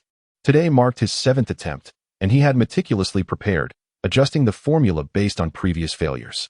He was confident that this time would not falter. He was certain he would succeed in producing the Snow Lotus Transformation Pill. Materials. Master Mo called once he deemed the furnace sufficiently heated. The elder apprentice hurriedly brought forth the prepared ingredients. Master Mo methodically received them, categorizing and sequentially placing 5 primary materials into the furnace, followed by the supplementary components. The Snow Lotus Transformation Pill required 5 main ingredients and an impressive 23 auxiliary ones, totaling 28 materials. The order and timing of their introduction were critical. A single misstep could result in failure. Beyond the ingredients, the properties of the furnace and the ignition process were paramount. The furnace must possess cold attributes, and 5 sources of fire, each corresponding to the elements of metal, wood, water, fire, and earth, must be ignited. Master Mo executed each step with utmost caution and precision. As he completed the preparations, beads of sweat emerged on his forehead. It was no wonder he felt such pressure. He could not endure another failure. The materials for the Snow Lotus Transformation Pill were costly, and after 6 unsuccessful attempts, should he fail again, even Master Mo's considerable wealth would not withstand such a depletion of resources. Fortunately, this time, everything proceeded smoothly, aligning with Master Mo's envisioned sequence. Unless unforeseen circumstances arose, success appeared imminent. The apprentices in the chamber observed the diligent figure of Master Mo, admiration unconsciously glimmering in their eyes. In their eyes, Master Mo was their idol. The divine alchemist of Qinghe City, whose mastery of the art of alchemy had reached an extraordinary level. However, they failed to notice that not far away, Su Chun observed Master Mo's actions, slowly shaking his head. As 2/4 of an hour passed, wisps of green smoke began to rise from the cauldron. Upon seeing the shape of the smoke, Master Mo's heart sank. The shape of the smoke seemed amiss. Could it be another failure in his concoction? Ignoring the rule that the cauldron should not be opened until the alchemical process was complete, Master Mo hastened forward and slightly lifted the lid of the cauldron. A torrent of smoke billowed forth, infused with the potent aroma of the elixir. The sharp, pungent scent caused Master Mo's heart to sink once more. Peering into the cauldron, he was disheartened to find several dark, misshapen alchemical embryos that bore little resemblance to the genuine Snow Lotus Transformation Pill. It was evident to Master Mo that he had failed yet again. How could this happen? Despite his premonition, witnessing this scene felt like a thunderbolt striking him, leaving him in a daze as he muttered to himself. He had meticulously perfected every aspect of the process. How could he still fail? Where had it all gone wrong? With a furrowed brow, Master Mo gazed at the still smoldering cauldron, overwhelmed by frustration. This failure meant he could not attempt to create the Snow Lotus Transformation Pill again in the near future. After all, even the wealthiest of fortunes could not withstand such recurrent waste. Yet, deep within, Master Mo remained unwilling to concede. This attempt had been flawless. What had truly gone awry? At that moment, a voice from behind him broke through his despair. "This batch of elixirs is not yet lost. It can still be salvaged." Who spoke? Master Mo was taken aback and turned to see a group of apprentice alchemists still present in the room. The speaker was, astonishingly, the youngest among them. "Have you lost your mind?" exclaimed the apprentice who had brought Su Chun, nearly losing his composure. He smacked Su Chun on the arm and whispered urgently, "In front of Master Mo, how dare you speak so recklessly?" The eldest apprentice quickly stepped forward to bow before Master Mo, saying, "Master Mo, please do not take offense. This young lad is likely a new apprentice who lacks understanding. We shall remove him at once." As he spoke, the older apprentice turned to Su Chun and reproached him in a low voice. "What are you waiting for? Depart quickly." "Wait." Master Mo raised his hand to stop them. Striding towards Su Chun, looking at the young lad, no older than his teens, he inquired, "You just said this batch of elixirs can still be salvaged? How?" Although Master Mo recognized that he should not heed the words of a mere boy, desperation drove him to consider the possibility. After all, the materials were already wasted. If there was even a 1% chance of recovery, it was worth pursuing. "It's quite simple. Just add 3 taels of copper crystal sand," Su Chun replied directly, sensing Master Mo's urgency and opting for straightforwardness. Upon hearing this, Master Mo immediately rushed to a cabinet like a whirlwind. With a dexterousness that belied his age, he swiftly opened one of the drawers and retrieved a pouch of copper crystal sand. Without a moment's hesitation, he extracted precisely 3 taels and cast it into the still glowing alchemical furnace. Suddenly, a billowing cloud of black smoke erupted from the furnace. It was over. The alchemical apprentices in the room, though unfamiliar with the Snow Lotus creation elixir, could ascertain that such dense black smoke signified a catastrophic failure. If the smoke was this thick, surely the elixir within must be burnt to a crisp. "It's all your fault for spouting nonsense. Now we're in trouble. Master Mo is bound to be furious, and we hope we aren't implicated." Several apprentices immediately turned their grievances towards Su Chun, lamenting how this newcomer had lost his senses by making bold claims before Master Mo, fervently wishing they wouldn't be dragged down by him. However, just as they were eager to distance themselves from Su Chun, a jubilant cry suddenly emanated from the direction of the furnace. It worked. To their astonishment, Master Mo emerged from the furnace, his face aglow with ecstasy, holding 4 pristine elixirs. These 4 pills were not only translucent and full-bodied, resembling longan fruit in size, but they also emanated an irresistible fragrance, indicating their exceptional quality. Could it be? The alchemical apprentices stood frozen in disbelief. How could a fledgling apprentice possibly comprehend the intricacies of crafting the Snow Lotus creation elixir? Ha ha ha! It truly is the Snow Lotus creation elixir. It has indeed been successfully refined. Master Mo, nearly in tears from joy, cradled the 4 elixirs, unable to contain his elation.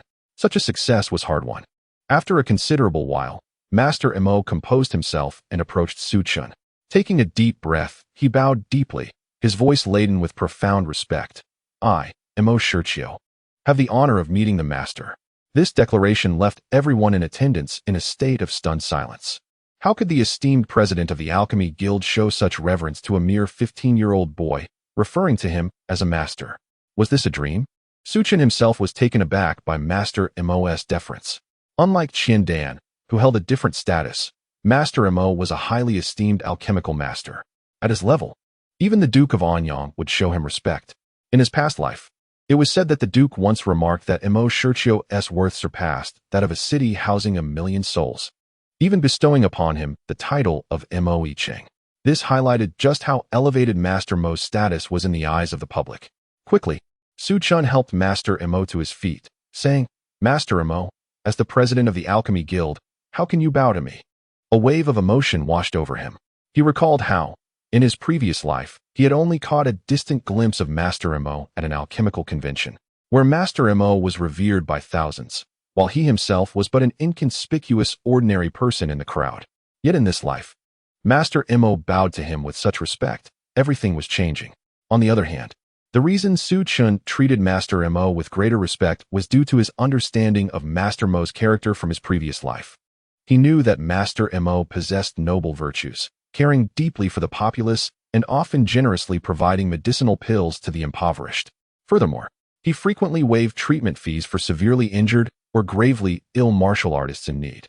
Su Chun recalled that in his past life, when a plague had erupted in Qinghe City, It was Master Mo who tirelessly battled alongside a few of his disciples for 20 consecutive days to bring the epidemic under control.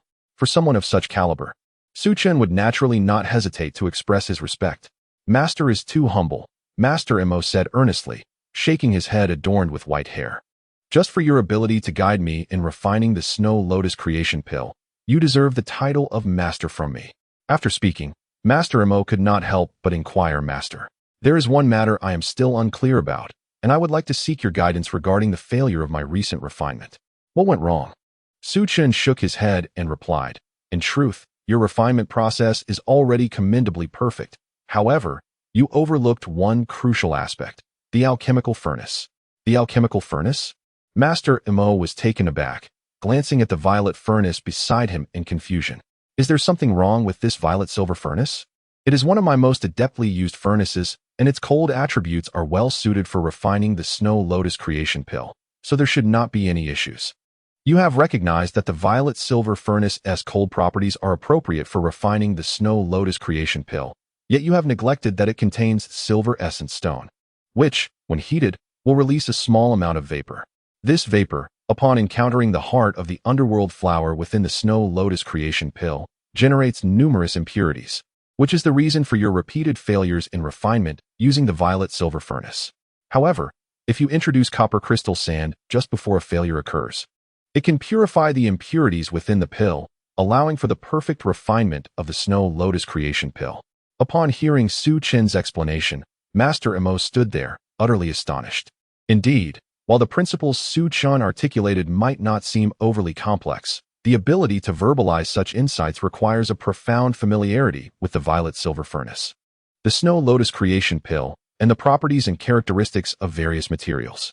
Both the violet silver furnace and the Snow Lotus creation pill are rather obscure subjects, and even seasoned veterans who have immersed themselves in alchemy for decades might not possess such comprehensive knowledge. Even if one were aware, it would be a challenge to interconnect this knowledge swiftly and analyze the reasons behind the failure of the refinement process. Master Mo himself had not achieved this. Yet this 15-year-old boy had. Master Mo felt a shiver run down his spine, realizing that such a remarkable figure was hidden in Qinghe City, someone he had never before heard of. Contemplating this, he cautiously asked, "May I inquire your name and where you hail from, Master?" "Master Mo, your esteemed reputation makes it burdensome for me to be called Master. You may simply refer to me as Su Chen," Su Chen replied. "Ah, so you are young Master Su." Master Mo nodded, softly murmuring Su Chen's name. Suddenly, a realization struck him, and he was taken aback. "So it turns out you are Su Chen?" Su Chen looked at him in confusion, and Master Mo, disregarding everything else, hurriedly inquired, "Half a month ago, did you heal an elderly man who was bitten by a cold heart python at the Wubao Hall?" "Ah, that matter?" Su Chen smiled. "It was indeed me." Chapter 34, The 12-Star Elixirs. "It is you indeed," Master Mo exclaimed with immense excitement. Initially, he had only learned that the youth who healed the injuries was named Su Chen, but his inquiries yielded no results regarding any family in Qinghe City bearing that name. Just as he was about to give up, he never anticipated that he would encounter the individual at the Alchemy Guild. "Young Master Su, you must teach me the correct ratio between Yang Essence Stone and Hemostatic Herb." Master Mo's expression shifted to one of both tension and exhilaration, completely losing his usual composure. This formula for treating cold heart python bites was a dying wish of his late master. He implored, "You must teach it to me." "Certainly. I will write down the formula for you," Su Chen responded readily. For him, this formula was merely a drop in the ocean of his vast knowledge. Moreover, sharing it with Master Mo would enable the salvation of many more afflicted by cold heart python bites. It was an act of benevolence that Su Chen would not refuse. "Thank you, young Master Su." Master Mo, feeling satisfied, couldn't he help but ask, "By the way, what brings you to the Alchemy Guild today?" The apprentices had mentioned that Su Chen was a new alchemy apprentice, but Master Mo clearly found that hard to believe. With Su Chen's alchemical prowess, why would he need to come to the guild as a mere apprentice? "Actually, I came to the Alchemy Guild to borrow a Yang attribute alchemical furnace." Su Chen revealed his purpose. "A Yang attribute furnace?" Master Mo's eyes brightened. "No problem at all. We happen to have a splendid Yang attribute furnace at the guild. Allow me to take you there." As he spoke, Master Mo instructed an apprentice to open the door to the alchemical chamber, preparing to leave. At that moment, a voice called from outside, Is Master Mo in? Lord Qian wishes to see you. Master Mo paused. Oh, Master Qian seeks me? He stepped out of the alchemical chamber and, upon seeing Master Qian waiting outside, asked, Master Qian, what brings you here? Master Qian promptly replied, I have a small favor to ask of you, Master Mo. I noticed you were busy with alchemy, so I didn't dare to interrupt. What is it? Master Mo inquired. It concerns the Xiangwen Fire Dragon Furnace at our alchemy guild. A friend of mine wishes to borrow it, and I hope you might grant this request. Not waiting for Master Mo's response, Master Qian continued, I understand this is against protocol, but this friend is a highly skilled alchemist, far surpassing my own abilities. If you could make an exception, I would be willing to personally donate materials worth 10,000 taels of silver to the Alchemy Guild. Originally, Master Qian had intended to mention that Su Qian's alchemical skills exceeded even Master Mo's, but he refrained from doing so in Master Mo's presence. Master Mo was taken aback. 10,000 taels? What friend holds such significance that you would go to such lengths? At this moment, Master Mo could only furrow his brow, expressing his predicament. Alchemist Qian, you have arrived too late. There is another esteemed master wishing to utilize the Xiangwen Fire Dragon Furnace. Even if your friend wishes to borrow it, it must be postponed. Alchemist Qian was filled with disappointment, yet a hint of confusion lingered. Another master desires to borrow the Xiangwen Fire Dragon Furnace? What a coincidence. Master Mo, could you not allow my friend to use it first? Typically held in high regard by Master Mo, Alchemist Qian today exhibited an unexpected stubbornness, unwilling to let Su Qian down. However, Master Mo remained steadfast. Alchemist Qian, the individual seeking to borrow the furnace is of great significance. Your friend will have to wait. The alchemical apprentices present were left bewildered, witnessing two highly esteemed alchemists of Qinghe City's Alchemy Guild arguing openly in the corridor. Their dispute escalating akin to children quarreling over sweets, neither willing to yield. A sharp cough abruptly interrupted the altercation, prompting both parties to cease their disagreement simultaneously and turn to see Su Qian standing at the door of the alchemical chamber, a hint of helplessness on his face. Upon recognizing the cough's owner, Alchemist Qian quickly exclaimed, Esteemed one, there seems to be a slight issue here, but rest assured. I will certainly endeavor to secure the Xiangwen Fire Dragon Furnace for you. Only then did Master Mo realize something was amiss, exclaiming in surprise, Alchemist Qian, you mean to say you wish to assist a friend in borrowing the furnace, and that friend is him? Alchemist Qian, not one to be easily fooled, quickly pieced it together. Master Mo, the master you mentioned who wishes to borrow the furnace is also him? Su Qian smiled and remarked, Gentlemen, had I not intervened, it seems you would have been on the verge of a physical confrontation right here in the Alchemy Guild's corridor. Both men exchanged sheepish smiles, with Master Mo saying, I had no idea we were both vying for the opportunity to secure the Xiangwen Fire Dragon Furnace for the same person. Young Master Su, let us escort you to the furnace now. Su Qian nodded in appreciation. Thank you both. The trio ascended to a private alchemical chamber on the 5th floor, where Su Qian finally beheld the legendary Xiangwen Fire Dragon Furnace in its entirety. Towering over 1.5 men in height, the furnace was entirely crimson, adorned with intricate bas-relief patterns. Its most striking feature was the depiction of 9 dragons entwined within, not merely for aesthetics, but to enhance the internal temperature of the furnace, thereby facilitating the creation of more complex elixirs. Furthermore, this furnace was unequivocally a fire-attributed device. Su Qian was immensely satisfied with the furnace, murmuring to himself, with this furnace, the 100-year sun elixir I concoct will surely eradicate the cold poison residing within my ant. The cold poison afflicting Su Yin was akin to a ticking time bomb. Thus, it was imperative to eliminate it as swiftly as possible. Masters Mo and Qian lingered in the alchemical chamber under the pretense of assisting Su Qian, truthfully motivated by a hint of self-interest, eager to witness Su Qian's alchemical prowess firsthand. However, if the apprentice alchemists and novice practitioners downstairs were to discover that the two most esteemed alchemists of the Alchemy Guild were simultaneously assisting a mere 15-year-old boy in this secluded chamber, it would undoubtedly be a spectacle of extraordinary proportions. Su Qian did not disappoint these two venerable masters. Concocting the century-old yang pill was a trivial endeavor for him. Moreover, with the assistance of the ornate dragon fire furnace, his alchemical prowess was fully realized. At that moment, Su Qian's flawless and exquisite techniques left Master Mo and Master Qian utterly entranced. They had initially believed Su Qian to be merely formidable in theoretical knowledge, but were astonished to witness his practical skills, which were equally breathtaking. Strangely, although Su Chun employed only fundamental techniques, he consistently demonstrated remarkable finesse and a profound comprehension of alchemical artistry, captivating the onlookers. Regrettably, his alchemical work concluded in a mere quarter of an hour, leaving both Master Mo and Master Qian yearning for more, wishing they could witness him create 10 more batches of potions. At this juncture, Su Chun appeared even more enigmatic to them, prompting their imaginations to wonder where such a prodigious talent in alchemy had emerged. Given Su Chen's age, his level of mastery was beyond description. It was simply astounding.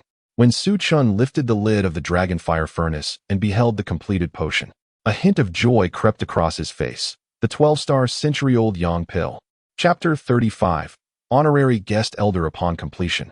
The potions were categorized into star levels based on their quality. A potion of standard quality was rated as 10 stars. Above that, there were 11 stars and 12 stars, though rarely did any exceed 20 stars. Conversely, potions rated below 9 stars indicated certain flaws in quality. A 1-star rating denoted a complete failure. The potion in Su Chen's possession was rated 12 stars, and he could confidently assure that this century-old Yang Pill would not only eradicate the cold poison within Suyin, but would also be beneficial to her health. After carefully placing the 12-star century-old Yang Pill into a small vial, Su Chen smiled at Master Mo and Master Qian, saying, "I am sincerely grateful to both of you.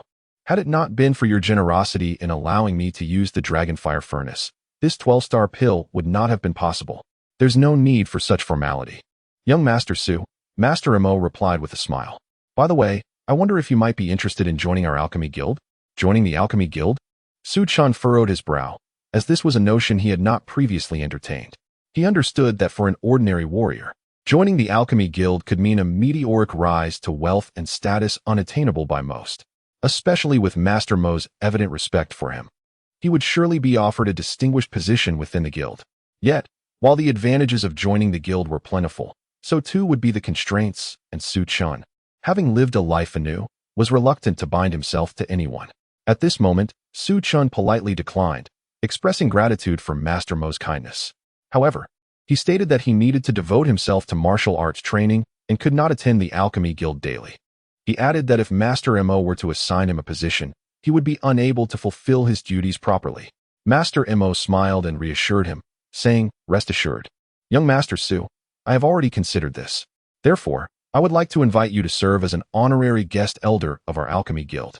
This honorary position was akin to a title on a plaque, holding the same status as the president, yet devoid of any substantial responsibilities. Su Chun would not be required to come to the guild every day. He merely needed to make occasional visits. Naturally, if significant matters arose within the guild, his presence as an honorary guest elder would be expected. Upon hearing Master Mo's words, Su Chen understood. In essence, the role of honorary guest elder was merely for show, not demanding regular attendance, but necessitating presence during important events, serving as a figurehead. Given this, he decided to acquiesce to Master Mo's suggestion. He thought that joining the alchemy guild would indeed be a favorable choice, at least alleviating his concerns regarding the alchemical furnace. However, he hoped to utilize a pseudonym for his role as honorary guest elder, requesting Master Mo's assistance in this regard.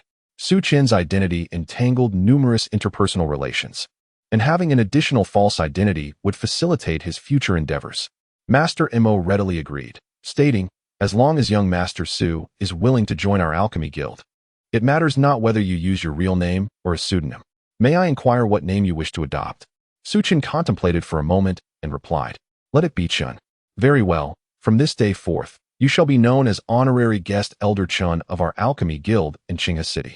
Should you visit the guild in the guise of Honorary Elder Chun, feel free to disguise yourself to avoid recognition," Master Mo cheerfully remarked, producing the Honorary Guest Elder badge of the Alchemy Guild and presenting it to Su Chun.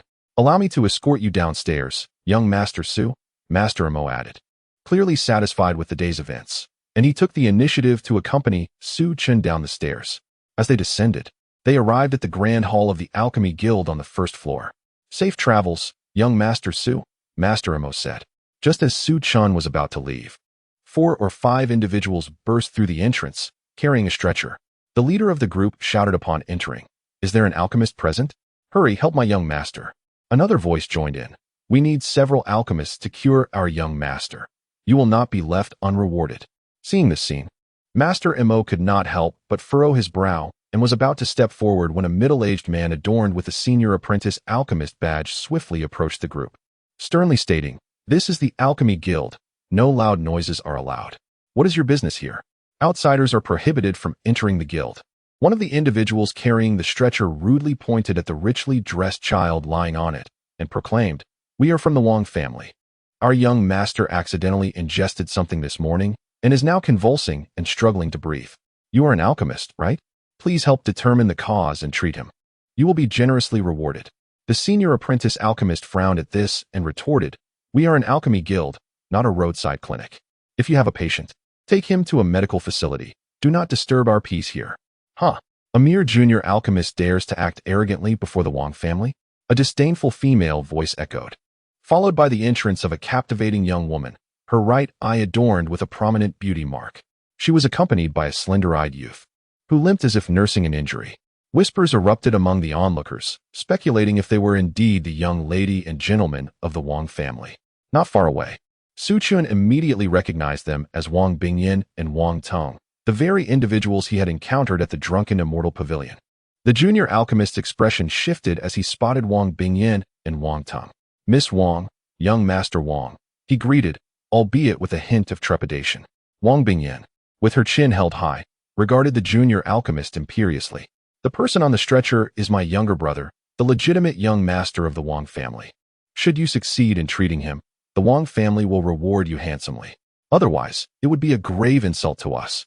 The junior alchemist furrowed his brow, acutely aware of the Wang family's esteemed status, and, lacking the title of a formal alchemist himself, he could not afford to offend them. Reluctantly, he approached the stretcher.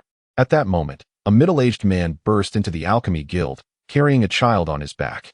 Without hesitation, he kneeled before the junior alchemist, pleading, "You are an alchemist, are you not? Can you please examine my son? He has been convulsing and struggling to breathe since morning after consuming something, and the clinic has been of no assistance." The junior alchemist was momentarily taken aback as he scrutinized the man, noting his coarse clothing and the tattered attire of the child, which starkly contrasted with the Wang family's young master. It was evident that the child belonged to a humble background. After a brief observation of both the Wang family's young master and the common child's complexion, he gasped, "Their symptoms appear to be identical, as if they are afflicted by the same ailment." The crowd turned their gaze, confirming that the two patients indeed exhibited the same symptoms. What a coincidence! Two individuals with identical afflictions seeking help at the Alchemy Guild. Yet, with only one alchemist present, whom should he attend to first? Wang Bingyan, realizing the predicament, commanded the junior alchemist, "You, treat my brother immediately." The middle-aged man's face fell, his voice trembling with desperation. "Alchemist, could you not treat them both simultaneously? My son is my only child. I cannot bear the thought of losing him." "Absolutely not." Wang Bingyan interjected sharply. "How can one focus on treating two patients at once? It is far better to attend to them individually." With a dismissive glance at the ragged child, she continued, "The life of a commoner is ultimately worthless. What does it matter if he perishes? My brother's life is far more precious. Enough of this talk. Hurry and treat my brother." The advanced apprentice alchemist, with a troubled expression, cast a glance at the common child. Ultimately, he was not a certified alchemist and dared not offend the Wang family. Thus, he approached the young master of the Wang family on the stretcher, crouching down to begin his examination. The common man witnessing this could not suppress the despair evident in his eyes. Was this not an act of bullying by the Wang family? Indeed, despite both parties exhibiting similar symptoms, which could be treated together, they insisted that the alchemist attend solely to her brother first, effectively leaving the common child to await his demise. The spectators in the hall began to murmur, casting sympathetic glances at the pair of common father and son. These symptoms seemed indicative of poisoning from the nightshade flower. Over there, the advanced apprentice alchemist, after diagnosing the young master of the Wang family, furrowed his brow and spoke. Wang Bingyan raised an eyebrow. "Poisoned by the nightshade flower? Then antidote it." The advanced apprentice alchemist shook his head and replied, "The toxicity of the nightshade flower is severe and difficult to counter.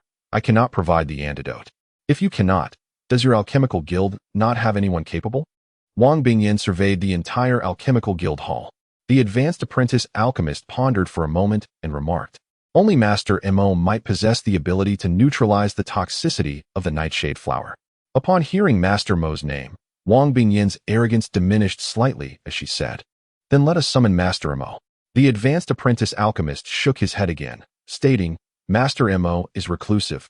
It is not so simple to summon him." At that moment, Master Mo, unable to restrain himself, stepped forward and said, "I happen to have some free time today. I shall examine your cases." Master Mo. The advanced apprentice alchemist was evidently taken aback to discover Master Mo present, and he quickly retreated to bow respectfully. Even Wang Bingyin, despite her domineering nature, held a degree of respect in the presence of Master Mo, smiling as she said, "We appreciate your assistance." Master Mo cast a cold glance at Wang Bingyin, for he did not particularly favor this young lady from the Wang family. Her earlier commanding attitude, forcing the alchemist to attend to her brother first, had left a poor impression on him. Nonetheless, as an alchemist dedicated to healing, he could not bear to witness patients in need without offering treatment. Thus, Master Mo's gaze swept over the young master of the Wang family and the common child. After a brief observation, he stated, "Both individuals exhibit symptoms consistent with the ingestion of toxic nightshade flower, and the quantity consumed is considerable." Wang Bingyin immediately inquired, "Master Mo, do you believe my brother can still be saved?"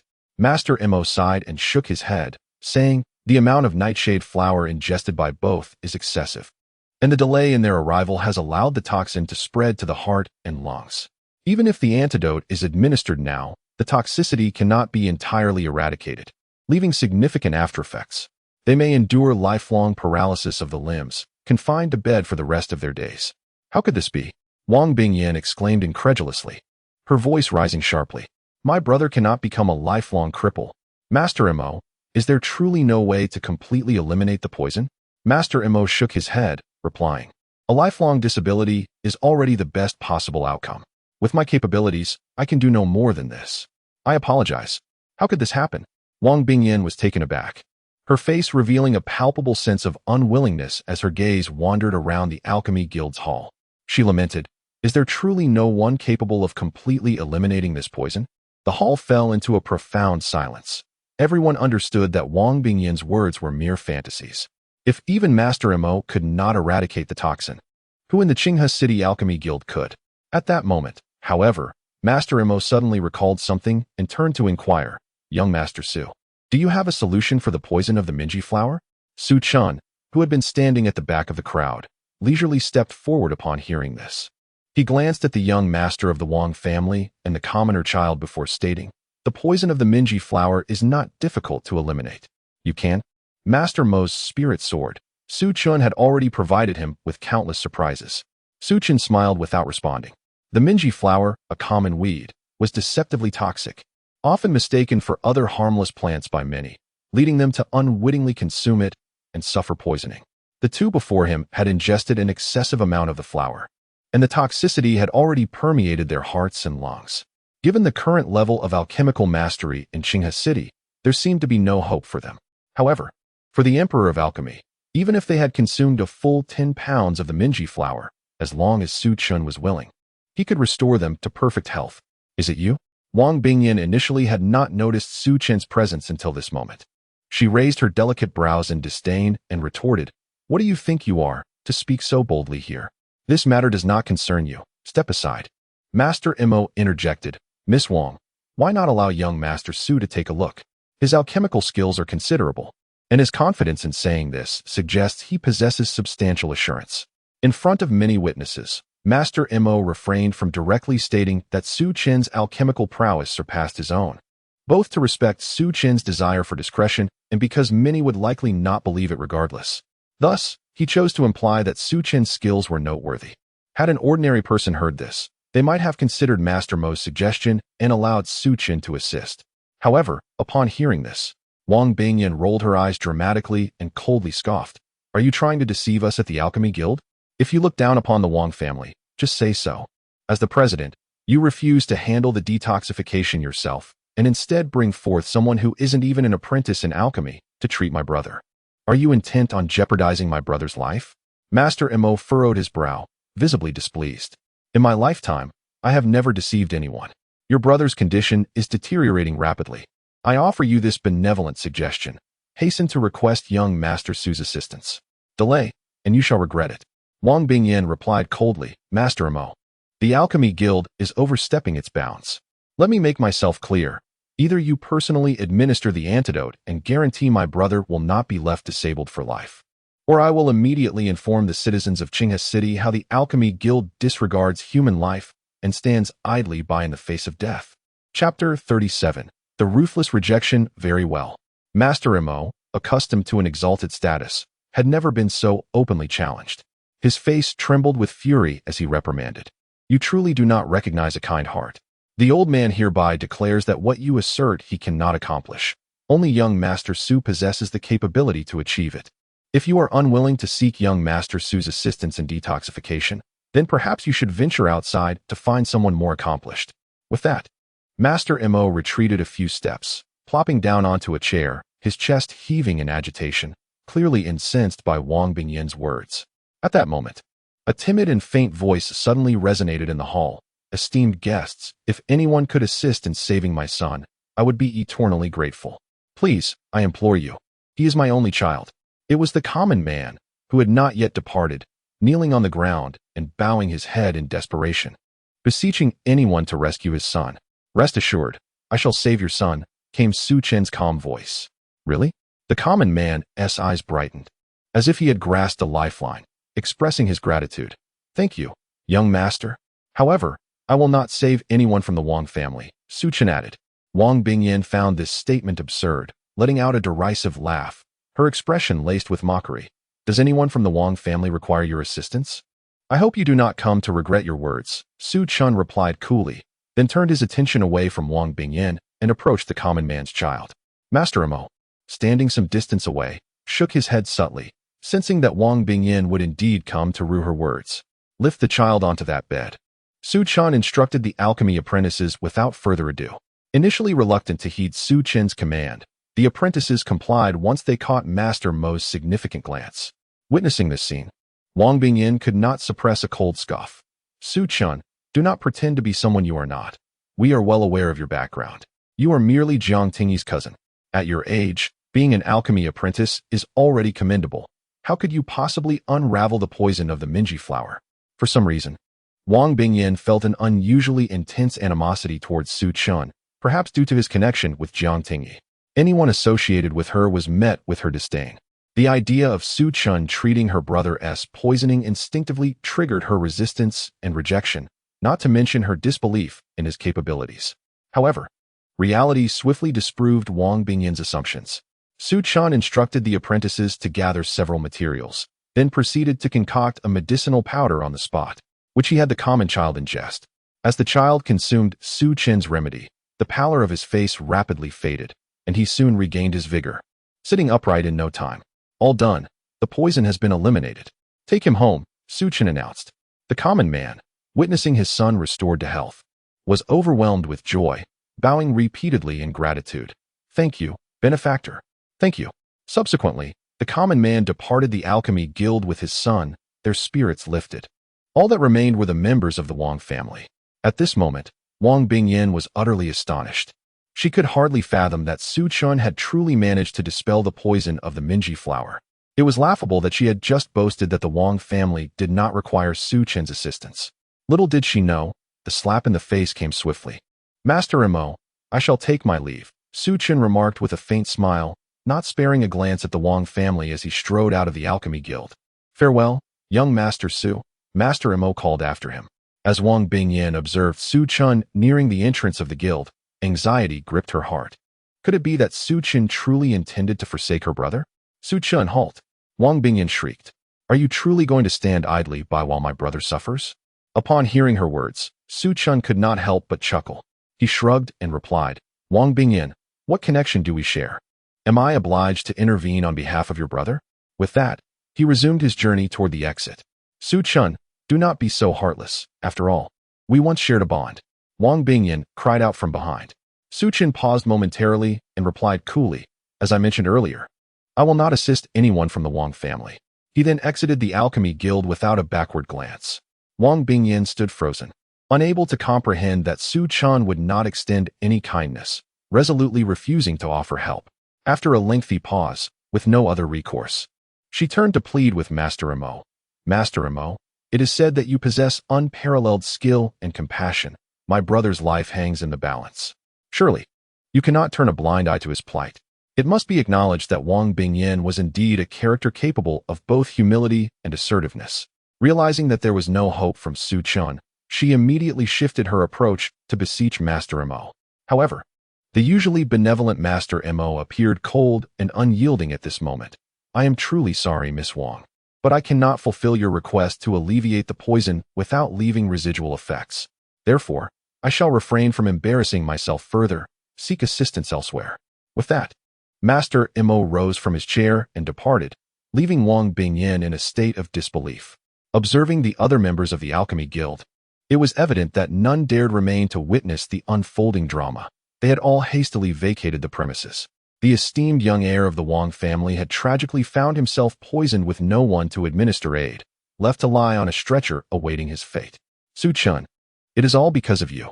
Wang Bingyan's eyes ignited with a fiery wrath. Everything that transpired today was his doing. It was due to his indifference in the face of death. In that moment, Wang Bingyan completely disregarded her previous demeanor towards both Master Emo and Su Chun, directing all her resentment squarely at Su Chun. We shall depart, Wang Bingyan declared coldly. Should anything happen to my brother today, I will ensure that Su Chun pays with his life. With that, she gestured for a few members of the Wang family to carry the stretcher as they exited the Alchemy Guild. Meanwhile, in Master Mo's chamber on the second floor, one of his subordinates voiced his concerns. Master Emo, young Master Su has undoubtedly offended the Wang family gravely. Master Emo sighed softly. True genius often carries an air of arrogance. In my view, young Master Su's actions are entirely justifiable. But Master Emo, young Master Su is currently an esteemed guest elder of our Alchemy Guild. Should anything happen to him, do not fret. Emo interrupted his subordinate, his profound gaze glimmering with a cold light. The Alchemy Guild has always maintained a stance of neutrality, perhaps having concealed their might for too long, leading others to forget the guild's formidable reputation. However, should anyone dare to harm the honored guest of the Alchemy Guild, they would not hesitate to impart a lesson on the consequences of crossing them. Chapter 38. The Xiang Mountain Range. Upon returning to the Jiang family, Su Chun first sought out Su Yin, presenting her with the 100-year sun pill. He spoke little to Su Yin, simply instructing her to consume the pill. Trusting Su Chun implicitly, she complied without hesitation. Watching her ingest the 100-year sun pill, Su Chun felt a significant burden lift from his heart. If all went as expected, the cold poison within Su Yin would be entirely eradicated within 7 days. Aunt, I plan to venture into the Xiang Mountain Range and shall return within a month at the latest.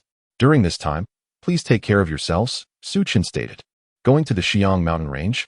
Su Yin inquired. Xiao Chun, are you going into the mountains for training? Yes, I wish to train in the mountains for a while. Su Chun affirmed with a nod. Although he had not practiced martial arts in his previous life, he understood that for warriors, practical experience was the most effective means of enhancing their strength. Real combat often unleashed a warrior's potential, especially for those who had faced life and death challenges, as their abilities tended to grow rapidly under such intense trials. Having been granted a second chance at life, what Su Chun desired most was formidable strength. No one understood better than he that only by mastering great power could he firmly grasp his own fate and that of those around him.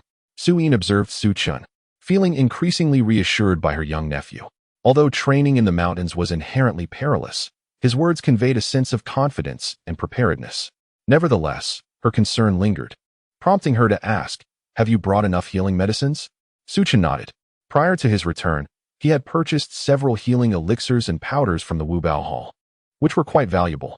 While he could have acquired these at the Alchemy Guild, he preferred not to abuse that privilege.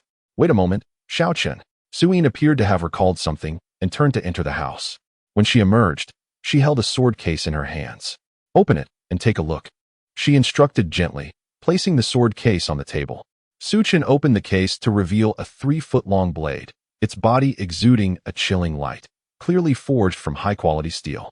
Distinct from ordinary swords, this one was particularly broad, at least twice the width of a typical long sword. The scabbard bore the inscription, Song Hai Sword. This was your uncle Jiang Hai's treasured sword. He often wielded it in his youth. After he departed, Ting Yi lost interest in swordsmanship, and it has remained unused. Su Yin said nostalgically, glancing at the sword case. Weapons should be drawn and used frequently. Xiao Chun, I gift you this sword for your protection. Su Chun withdrew the Songhai sword from its case. It felt substantial and well-balanced in his hand, surpassing the quality of an ordinary iron sword. Thank you, Aunt. I truly appreciate it. This exquisite long sword, forged from superior steel, is a rare find in the market, and Su Chun was instantly enamored with it. Xiao Chun, the Xinjiang mountain range is fraught with danger. You must exercise caution during your training, Su Yin cautioned, her concern evident. Yet, she understood that true martial artists could not be nurtured in a sheltered environment. If Su Chun aspired to advance in the martial arts, he must endure the trials of real combat. Fortunately, the formidable monsters of the condensation realm resided deep within the mountains. For those at the Qi gathering realm, as long as they did not venture too far in, the periphery of the Xinjiang mountain range served as an excellent training ground. After making some preparations in his room, Su Chun set forth towards the Xinjiang mountain range. It was not far from Qinghe City. A journey of a mere 120 miles southeast would lead him to the outskirts. Due to the short distance, he refrained from bringing excessive luggage, carrying only a few changes of clothing and some medicinal pills. Nevertheless, these necessities still required a substantial pack to accommodate them. If only I had a storage ring, he mused, aware that such items, common in the Dan domain of his previous life, were exceedingly rare in Qinghe City. Even Master Emo might not possess one. Shaking off his thoughts, Su Chun accelerated towards the mountains. With his peak cultivation at the 8th level of the Qi gathering realm, he could traverse the 120 miles in a single afternoon and evening. His objective for this journey was to break through as much as possible and enhance his cultivation to the fullest extent. 2 days later, in the lush underbrush at the outskirts of the Xinjiang mountain range, he executed a 5-wave sword technique. The blade flashed, cleaving a Qi gathering realm level 8 monster, the corrupting rat, in two. Simultaneously, the sword's light grazed a small tree nearby, slicing it cleanly in half, the cut as smooth as a mirror. The Songhai sword is indeed sharp, Su Chun remarked with satisfaction, glancing at the carcass of the corrupting rat and murmuring, it's time to venture deeper. Having spent 2 days at the outskirts, he had been searching for monsters to hone his skills. However, the Xinjiang mountain range was not teeming with monsters. Most of the creatures were mere wild beasts. In the past 2 days, he had encountered only a handful of monsters. Moreover, the beasts at the periphery were all at the 8th level of the Qi gathering realm, no longer providing the challenge he needed for his training. Now, he required combat with more formidable creatures to expedite his ascension to the 9th level of the Qi gathering realm. With powerful monsters lurking deeper within the mountains, Su Chun sheathed the Songhai sword and pressed onward. After walking for about the time it takes to burn a stick of incense, he perceived a shadow darting past him. Instantly, he drew his sword. It was an iron-tailed leopard, as a level 9 Qi gathering realm beast. Its strength far surpassed that of an 8th level monster, and even Su Chun recognized the need for utmost seriousness in this encounter. Generally speaking, in battles between human martial artists and monsters of the same realm, the latter often emerge victorious. This is because the demon beasts are born warriors, endowed with an innate combat instinct and a plethora of battle techniques that surpass those of human martial artists. Unless a human martial artist is truly a prodigy in combat, it is exceedingly difficult for them to contend with demon beasts of the same realm. Furthermore, Su Chun, currently at the pinnacle of the 8th level of Qi induction, has not yet transcended to the true 9th level, placing him at a disadvantage compared to the iron-tailed leopard. However, Su Chun's advantage lies in the wave slash, an extraordinary martial technique that, despite not being classified, grants him formidable capabilities to challenge opponents beyond his level, instilling him with the confidence to confront a 9th level Qi induction demon beast. With a single stroke, he unleashed 5 waves. Su Chun spoke little, directing his sword at the iron-tailed leopard. The beast, evidently taken aback, did not anticipate that this peak 8th level human would dare to initiate a frontal assault.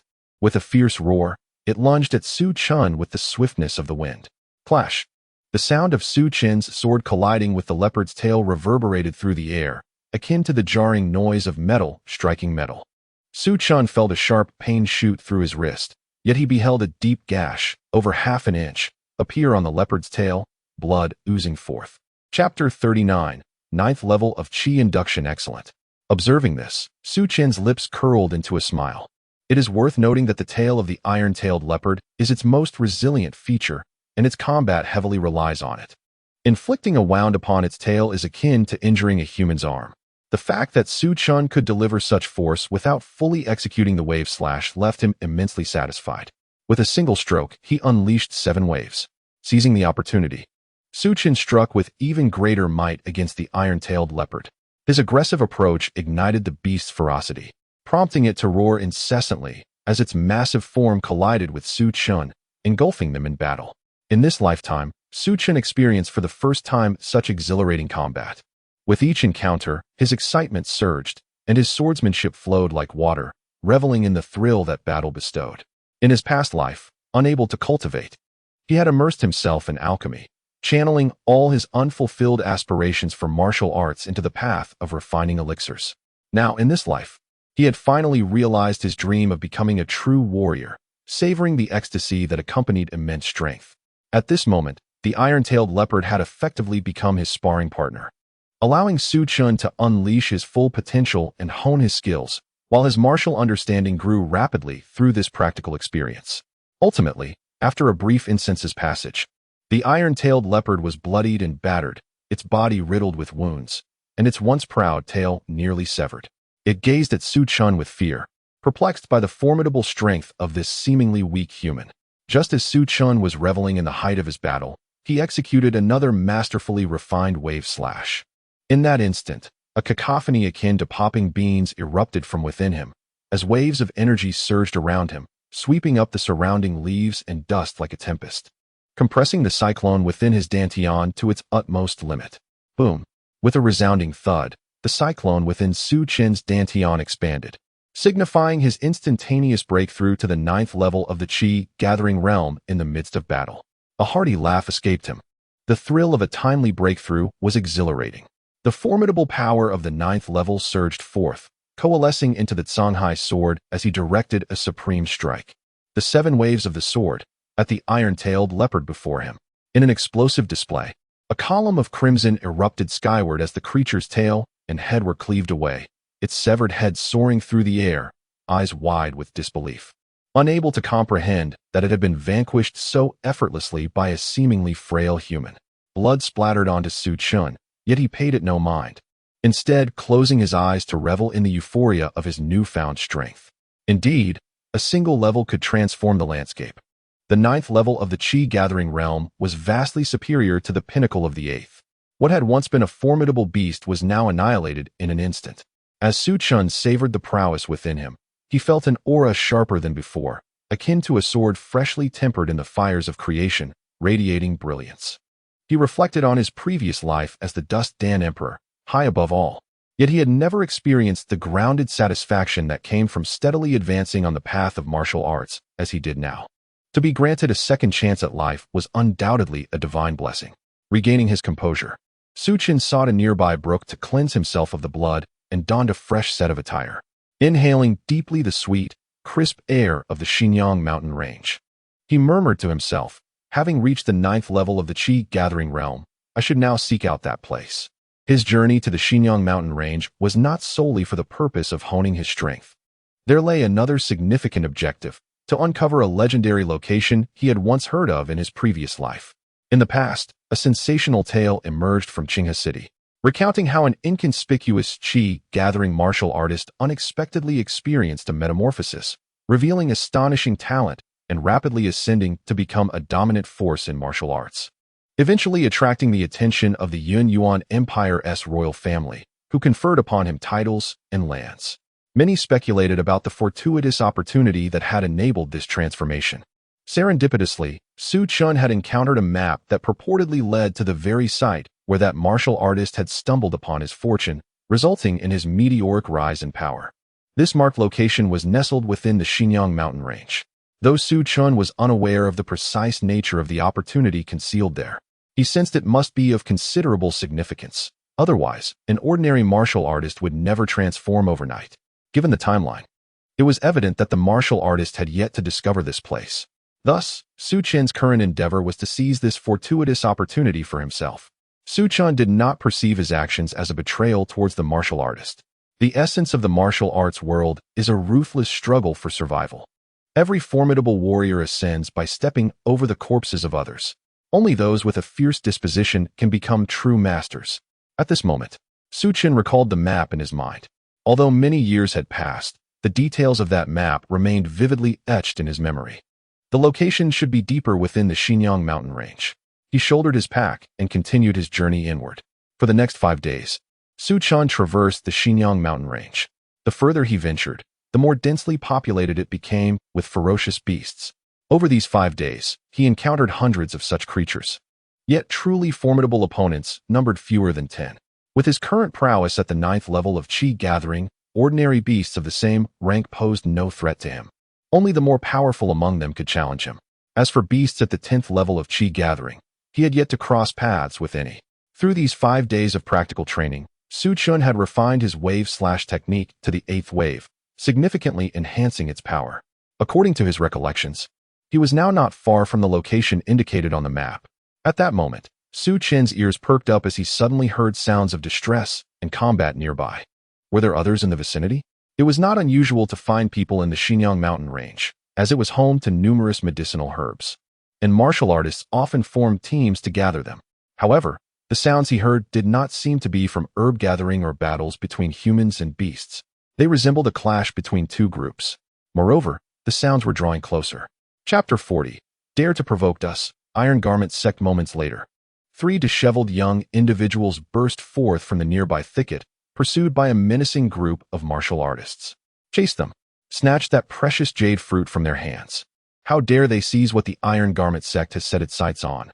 They are clearly courting death. The 3 young men, cornered and desperate, caught sight of Su Chen and called out to him, "Esteemed sir, please lend us your strength and drive away these ruffians. We shall reward you handsomely." Before Su Chen could respond, the malevolent martial artists caught up and encircled him and the 3 youths. We thought a formidable figure would appear in this Xinjiang mountain range, but it turns out to be just a mere child. Boy, quickly step aside. This does not concern you. One of the menacing figures scoffed at Su Chen disdainfully. Only then did the 3 pursued youths discern Su Chen's true appearance. Realizing he was merely a young lad, their hearts sank. In their moment of desperation, they had overlooked his youth, instinctively seeking his assistance. Now, faced with the reality that their savior was even younger than themselves, the expressions on their faces turned more sorrowful than tears could convey. "Enough, young brother. We no longer require your assistance. You should flee at once." One of the 3 young men lamented with a sorrowful expression. However, one of the brutish figures suddenly let out a chilling laugh. Since you've stumbled upon us, it's too late for you to escape. Little brat, if you must lay blame, let it be on your ill fate for crossing our paths. Stand back, I'll handle this. First, let's deal with this brat," declared a burly man wielding a large steel knife, lifting it menacingly as he charged towards Su Chen, a sinister grin etched upon his scarred face. Swish! The young man closest to Su Chen couldn't help but turn his head away, unable to bear the sight of the boy meeting a bloody end. Almost immediately, he felt warm blood splatter across himself, but the next moment, an eerie silence enveloped the surroundings, as if time itself had come to a halt. Perplexed, he turned back to discover Su Chen standing unscathed, his right hand gripping a broadsword. The once menacing figure of the steel knife-wielding man now lay lifeless on the ground, his body severed, blood gushing from the neck. Gasp! The young man inhaled sharply, utterly stunned by the spectacle before him. The group of menacing figures were equally incredulous, frozen in place, their minds reeling. Among them, a one-eyed man suddenly shouted, "You dare slay my senior brother? Prepare to pay with your life." With that, he brandished a pair of spiked hammers, charging towards Su Chen with ferocious intent. In a flash, Su Chen raised his sword once more, and before the one-eyed man could even react, the blade swept down, cleaving him in two. Bang! The split body fell to the ground in despair. In that moment, an oppressive silence blanketed the scene. "Weren't you here to kill me? If you have the gall, come at me." Su Chen sheathed his sword, his voice icy. The 3 young men stood there, dumbfounded, gazing in disbelief at the boy who appeared no older than 15. The brutish group, now unable to fathom the situation, exclaimed, "You dare kill our people? Do you know who we are? We are from the Ironclad sect. Having slain our member, there will be no sanctuary for you within 1,000 miles. Ironclad sect." Upon hearing those 3 words, the 3 young men trembled, panic flashing across their faces. It was common knowledge that within the Yun Yuan Empire, the greatest power was the sect, with one sect typically spanning 3,000 miles. Below the sect were the schools, with several schools within each 1,000-mile radius. The ironclad sect was the largest school within 1,000 miles. It was said that the sect leader had attained the 10th level of the condensation realm, and many elders within the sect were above the 7th level, making it an immensely formidable force. Realizing that the individual slain by Su Chun was from the ironclad sect, how could the three young men not be alarmed? They were aware that the ironclad sect had pursued them, and should the matter be investigated, they would undoubtedly share the blame. Su Chun, with an expression of indifference, remarked, "What is this Iron Garment sect? I have never heard of it." The remaining 4 warriors from the Iron Garment sect were instantly incensed. "You brat! Are you tired of living? Brothers, let us take him down together and kill him." Just as they were about to advance, one of the leading warriors raised his hand to halt them, his face grave. Just now, both Disciple Sun and Disciple Huo were slain by him with a single stroke, without any chance for resistance. "Brother Wu, are you implying?" one of the others inquired. The warrior known as Brother Wu replied solemnly. Both Disciple Sun and Disciple Huo possessed the cultivation of the 8th layer of Qi guidance. This brat, to have killed them with one sword, undoubtedly possesses a cultivation level above the 9th layer of Qi guidance. Upon hearing this, the expressions of the others shifted. It was well known that one layer of cultivation could be worlds apart. Even collectively, the 4 of them, all at the 8th layer of Qi guidance, could not suppress a single warrior at the 9th layer. This was not a matter to be resolved by sheer numbers. Brother Wu glared fiercely at Su Chun and declared, "Brat, you have slain 2 disciples of our Iron Garment sect. We will remember this grudge." With that, he beckoned the other 3 Iron Garment sect members. "Let us depart." However, just as they turned to leave, Su Chun spoke calmly. "You just said I should blame my bad luck and that you would kill me. But now you wish to flee? What do you mean, brat?" The 4 warriors of the Iron Garment sect were not ones to tolerate such insults and turned back in unison. "We are showing you mercy by letting you go. Do not overstep your bounds. Do you intend to keep us here? Perhaps you are a 9th layer Qi guidance warrior, but we 4 are all at the 8th layer. If we were to fight with our lives on the line, you may not gain any advantage," Brother Wu said, his expression darkening. "Moreover, we are members of the Iron Garment sect, and our young master is nearby. If you intend to kill us, consider whether you can afford to provoke the Iron Garment sect." Brother Wu expected that his words would intimidate Su Chun into retreating. To his astonishment, Su Chun maintained his placid demeanor, not even blinking, let alone displaying any sign of fear. Once Brother Wu finished speaking, Su Chun responded coolly, "Are you done? Done? Then prepare to die." As Su Chun's words echoed, the Songhai sword was drawn with a resounding clang. With the strength of a 9th layer Qi guidance warrior and the mastery of the 7th wave of the wave slashing technique, Su Chun could effortlessly slay a 9th layer Qi guidance beast, let alone 4 8th layer warriors. It was akin to using a sledgehammer to crack a nut. With one strike, the 4 8th layer warriors of the Iron Garment sect had no capacity for resistance, their heads severed from their bodies. In all, the 3 young witnesses to this event gaped in astonishment. These 4 warriors, formidable in their own right, included one at the pinnacle of the 8th layer of Qi guidance. Yet they had all been simultaneously vanquished by Su Chun's single blow. This youth, younger than us, possessed such terrifying strength. The eyes of the 3 young men reflected a profound astonishment as they gazed at Su Chun, their expressions markedly altered. However, Su Chun paid them no heed. Instead, he unsheathed his sword and meticulously opened the garments of the 6 corpses belonging to the Iron Garb sect, extracting whatever valuables they possessed. In truth, there was little of worth. Only a handful of silver notes amounting to several hundred taels and a few healing elixirs. Su Chun, unreserved, stowed these items directly into his pocket. The 3 youths exchanged glances, and the leader among them, a young man in his 20s, approached Su Chun and spoke. "Young brother, we are grateful for your timely rescue. From where do you hail?" "Qinghe City," Su Chun replied. "Ah, so you come from Qinghe City." "We hail from Huangshi City, belonging to the He family." The young man introduced himself. Su Chun was well aware of Huangshi City, one of the 5 major cities under the governance of Anyang Prefecture, akin to Qinghe City. However, Huangshi City lay farther from the Xinjiang mountain range, indicating that the trio had traveled considerable distance to reach this place. Observing Su Chun's demeanor, the young man elaborated. "We journeyed specifically from Huangshi City to hone our skills in the Xinjiang mountain range. This morning, we stumbled upon 2 rare jade fruits in a cave. Just as we harvested them, We encountered members of the Iron Garb sect who unjustly accused us of stealing their fruits, demanding we surrender them and threatening our lives. We fled, and fortuitously, we encountered you.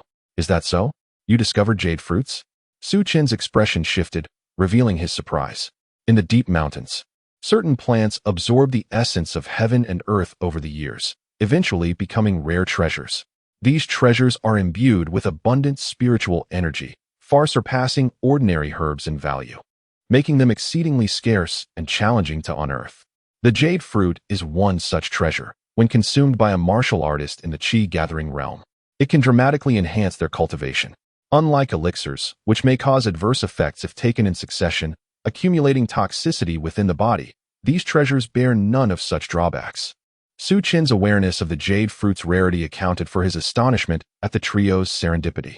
The young man unfastened a cloth pouch from his waist, cautiously revealing two vibrant green fruits within. Their plump shapes, vivid hues, and an alluring fragrance confirmed their identity as jade fruits. Observing the fruits, a flicker of pain crossed the young man's face. He gritted his teeth and resolutely declared, "Young brother, you saved our lives, and we have little to offer in return. Thus, we shall gift you these two jade fruits." Upon hearing this, Su Chen was taken aback, scrutinizing the young man anew. "You intend to give me both jade fruits?" The young man, biting his lip, nodded affirmatively. It is the ancestral teaching of the He family to repay kindness with profound gratitude. Besides, you have saved our lives. What could be more precious than life itself? In comparison, two jade fruits are but a trifling matter. As he spoke, the young man glanced back at his two companions and remarked, "My brothers should also support my decision." The other two nodded in agreement, signifying their endorsement. "You should accept this," the young man continued, pressing a cloth bag into Su Chen's hands. "The men from the Iron Garment sect mentioned that others from their order are nearby. We must leave this place swiftly to avoid their pursuit." After a moment's consideration, Su Chen retrieved one of the peculiar jade fruits from the bag and tossed it back to the young man. The surprise was evident on the faces of him and his companions. "You discovered the jade fruits. While I have aided you, I cannot claim them entirely for myself. Let us divide them fairly. I'll take one, and you three can have one as well." Su Chen smiled, acknowledging the fairness of the division. Moreover, the efficacy of the jade fruit diminishes after the first consumption, rendering any subsequent intake nearly ineffective. "Thank you immensely," the young man said, accepting the fruit without further protest. He then added anxiously, "We must depart at once." According to the Iron Garment sect members, their young master is also in the vicinity, should they catch up to us. It would be troublesome. Su Chen remained composed, replying, "I am the one who killed their man. If they seek vengeance, they will come after me.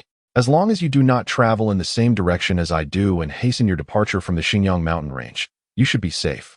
"But," the young man began, "let us move quickly." Su Chen interjected, "As you said, the Iron Garment sect has others nearby, and they are likely drawing closer." Seeing no alternative, the young man clasped his fists in gratitude before swiftly departing with his companions. "I, too, must leave," Su Chen murmured to himself, for he still needed to seek the location marked on the map. However, before he departed, he intended to consume the jade fruit. Such a rare treasure, once plucked, would rapidly lose its spiritual essence over time, making immediate consumption the wisest choice. Of course, employing certain special containers could slow the loss of spiritual energy, but neither method could compare to consuming it directly, which maximizes its benefits. Finding a secluded thicket, Su Chen took out the jade fruit and began to chew.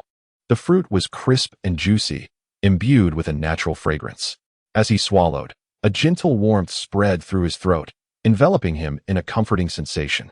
Once the fruit settled in his stomach, the warmth erupted within him, akin to consuming a medicinal pill, yet far gentler in potency.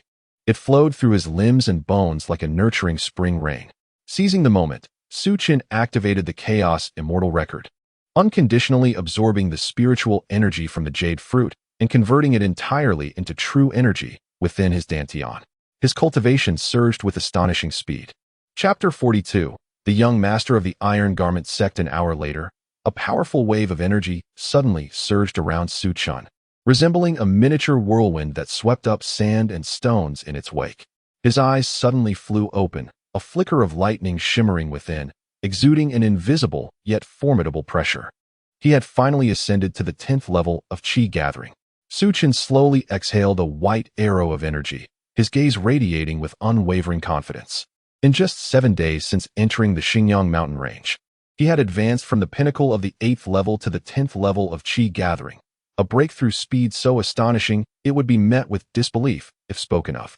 Truly, it was worthy of being called a celestial treasure, consuming but one had elevated his cultivation by an entire level. Su Chen sighed in amazement, realizing that utilizing such a celestial rarity to enhance one's abilities was akin to soaring through the skies at rocket speed, propelling one directly from the 9th to the 10th level of qi gathering. It was no wonder that martial artists flocked to these treasures, nor surprising that the warriors of the Iron Garment sect were willing to kill for a mere 2 qi jade fruits. Ultimately, their lives were lost for those 2 fruits, a fitting example of the cycle of heavenly justice. However, the significant elevation in his cultivation was also attributed to Su Chen's chaos immortal record, which could wholly absorb the spiritual essence contained within the qi jade fruit, leaving no trace wasted. Young master, this must be the direction, he mused. There can be no mistake. Wu Yi and the others were just pursuing this way. Suddenly, faint voices drifted from the nearby woods. It was only due to Su Chen's recent breakthrough to the 10th level of qi gathering that his physique had been enhanced, sharpening both his sight and hearing to discern such distant sounds with clarity. Before long, a group emerged from the forest, led by a young man in his 20s, elegantly dressed and flanked by 7 or 8 martial artists who followed like loyal attendants. The young man surveyed his surroundings, irritation evident in his tone. You say Wu Yi and the others are pursuing the 3 who took the qi jade fruits in this direction. Yet where are they? One martial artist quickly replied. Young master, perhaps they are too cunning, still tracking them. If we proceed further, we should be able to locate them. Could something have happened to Wu Yi and the others? Inquired another martial artist. Impossible. In these Xinjiang mountains, who would dare provoke our Iron Garment sect? That would be courting death. As they conversed, they approached the clearing where Su Chen and the others had previously lingered. Look, one martial artist suddenly exclaimed in shock, pointing at several bodies lying dismembered on the ground. Heavens, it's Wu Yi and the others. What on earth transpired? How could Wu Yi and his companions have been slain? The Iron Garment sect members were not fools. It was evident from the corpses that they had been killed by the blades of human martial artists, for no beast would leave their remains so intact after a kill. The group exchanged glances, and one individual stepped closer to examine the bodies, squatting down for a closer look. His expression turned grave as he reported, Young master, observe these wounds. 4 of them were simultaneously slain by a single sword strike. Gasping, the group collectively inhaled sharply, astonished beyond measure. Could it be that those 3 who took the qi jade fruits were responsible? Impossible. Those 3 could never match Wu Yi and the others, let alone kill them with a single strike. Then could it be that our Iron Garment sect has made some enemies in this area? Enough. Silence. We shall heed the young master's command. A middle-aged man in black attire, resembling a retainer, barked a command to silence the murmurs of the crowd.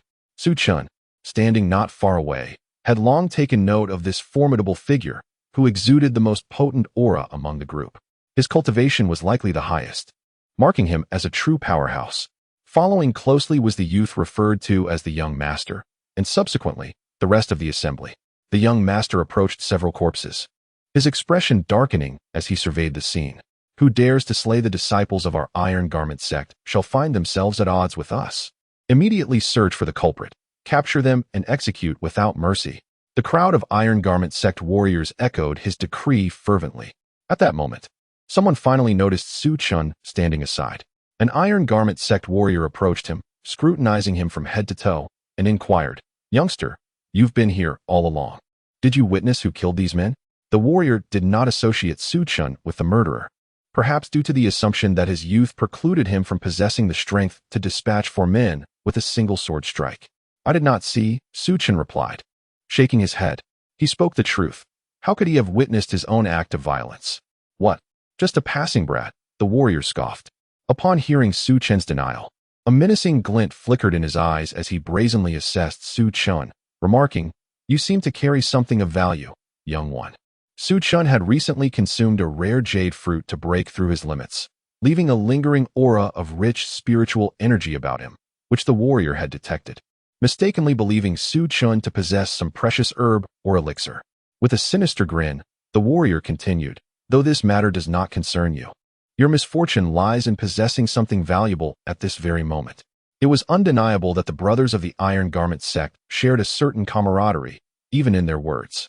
As the warrior lunged at Su Chun with a wicked smile, aiming to strike him down, he suddenly found a thin line of crimson appearing on his neck. His eyes widening in disbelief as he froze in place before collapsing lifelessly to the ground. The other members of the Iron Garment sect stood frozen. Aghast at the sight, "You killed Ding Xiao? Brat, for daring to slay one of our own, you shall pay with your life." Another warrior shouted angrily, drawing his sword and charging at Su Chun. Yet, before he could draw near, Su Chun preemptively swung his ocean sword, severing the man's neck in a single fluid motion. How is this possible? The remaining members of the sect stared in disbelief, their pupils trembling violently. The two slain men were both 8th-tier warriors, yet they had been dispatched with a single stroke. A collective incredulity gripped the Iron Garment sect warriors as one among them suddenly gasped. "Could it be that you were also the one who killed Wu Yi and his companions?" Moments ago, they beheld Su Chun standing not far from the lifeless bodies. Yet none connected him to the perpetrator, for in their minds, a mere 15-year-old boy could not possibly possess such formidable strength. It was only upon witnessing Su Chun swiftly dispatch two individuals that they began to associate him with the killer. Chapter 43. Who is the prey? Su Chun shrugged nonchalantly and proclaimed, "Congratulations, you've deduced correctly. However, there shall be no reward, for you all are destined to perish." To those who sought his life, Su Chun felt no need for discourse. Regardless of their identity or background, they must meet their end. "Kid, have you lost your mind? Speaking such words before our young master? Are you courting death? Do you even know the caliber of our young master?" The young man, referred to as the young master, suddenly smirked lazily, raising his hand to silence the others. He then approached Su Chun, sizing him up with a disdainful look, and remarked, "Did you just declare that you would have us all killed? Young master, this brat is simply seeking death. Allow us to teach him a lesson," one of his subordinates suggested. The young master waved his hand dismissively, his gaze fixed on Su Chun with malicious interest, a grin spreading across his face. "Kid, I must admit, I admire your audacity. It would be a pity for someone like you to perish. How about this? Let us have a one-on-one match. If you can defeat me, I shall let you go. What do you say?" At first glance, one might believe that the young master of the Iron Garment sect was indeed merciful and willing to spare Su Chun. However, upon deeper reflection, it became clear that the disciples of the Iron Garment sect were all fearsome and brutal. Their young master could hardly be a benevolent figure. His intent was merely to toy with his prey. This game resembled that of a hunter with his quarry, first instilling a glimmer of hope for survival, only to gradually shatter that hope, ultimately reveling in the despair of the prey. Such a thrill far surpassed the mere act of killing. A slight smirk graced Su Chun's lips as he regarded the young master of the Iron Garment sect, slowly responding, "Very well. Huh, I knew you wouldn't refuse."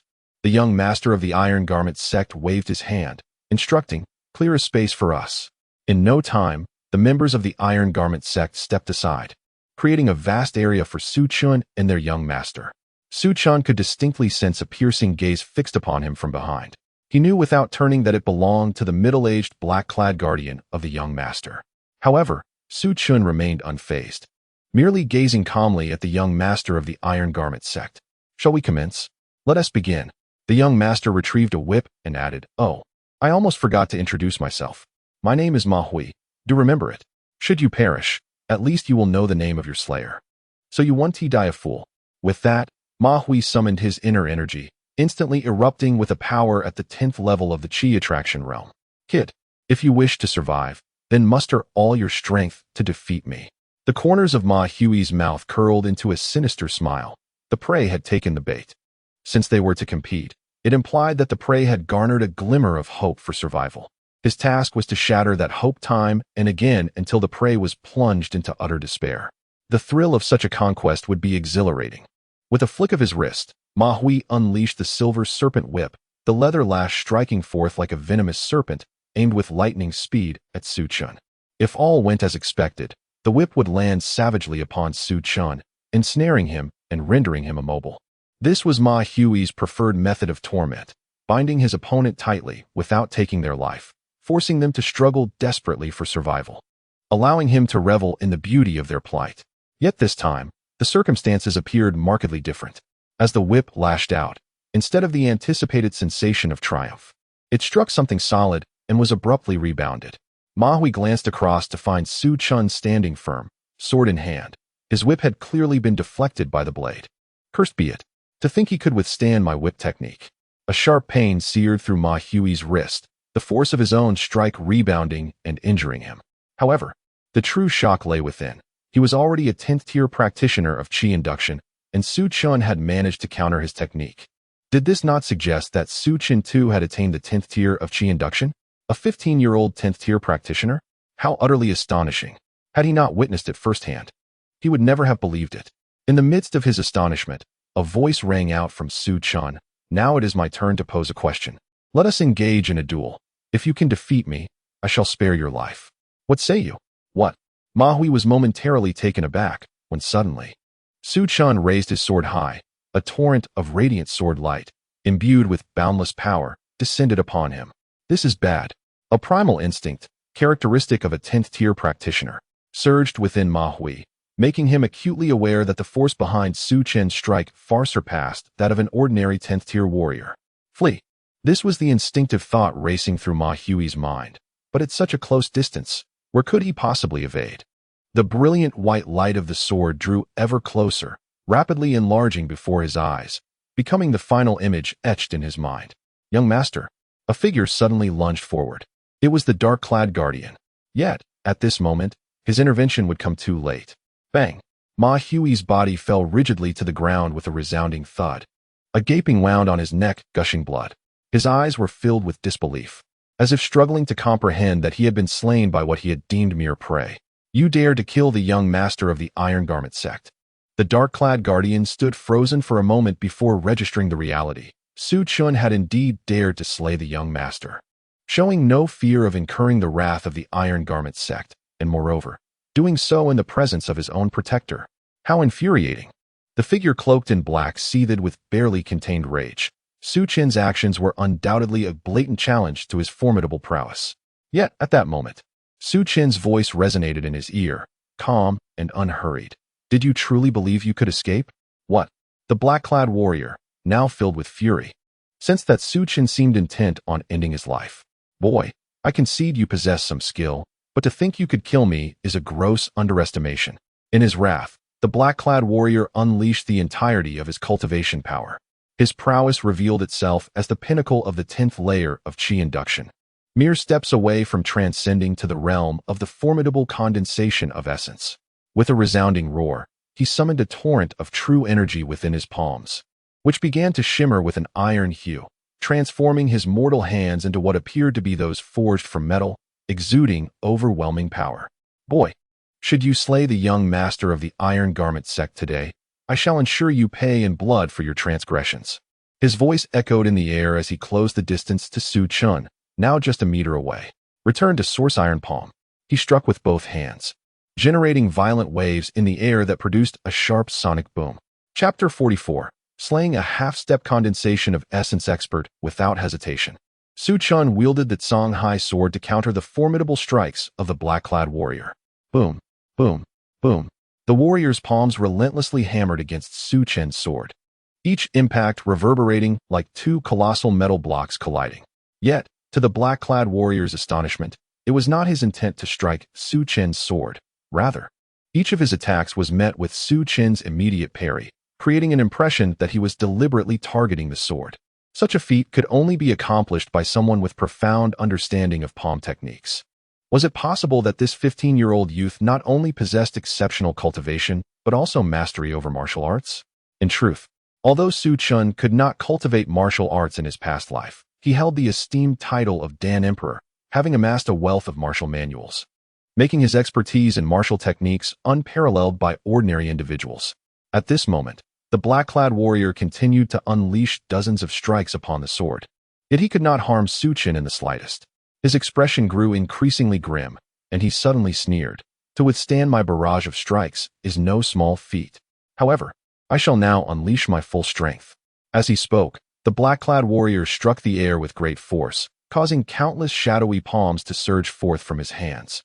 The sky was soon filled with a myriad of striking shadows, akin to an overwhelming net descending upon Su Chun.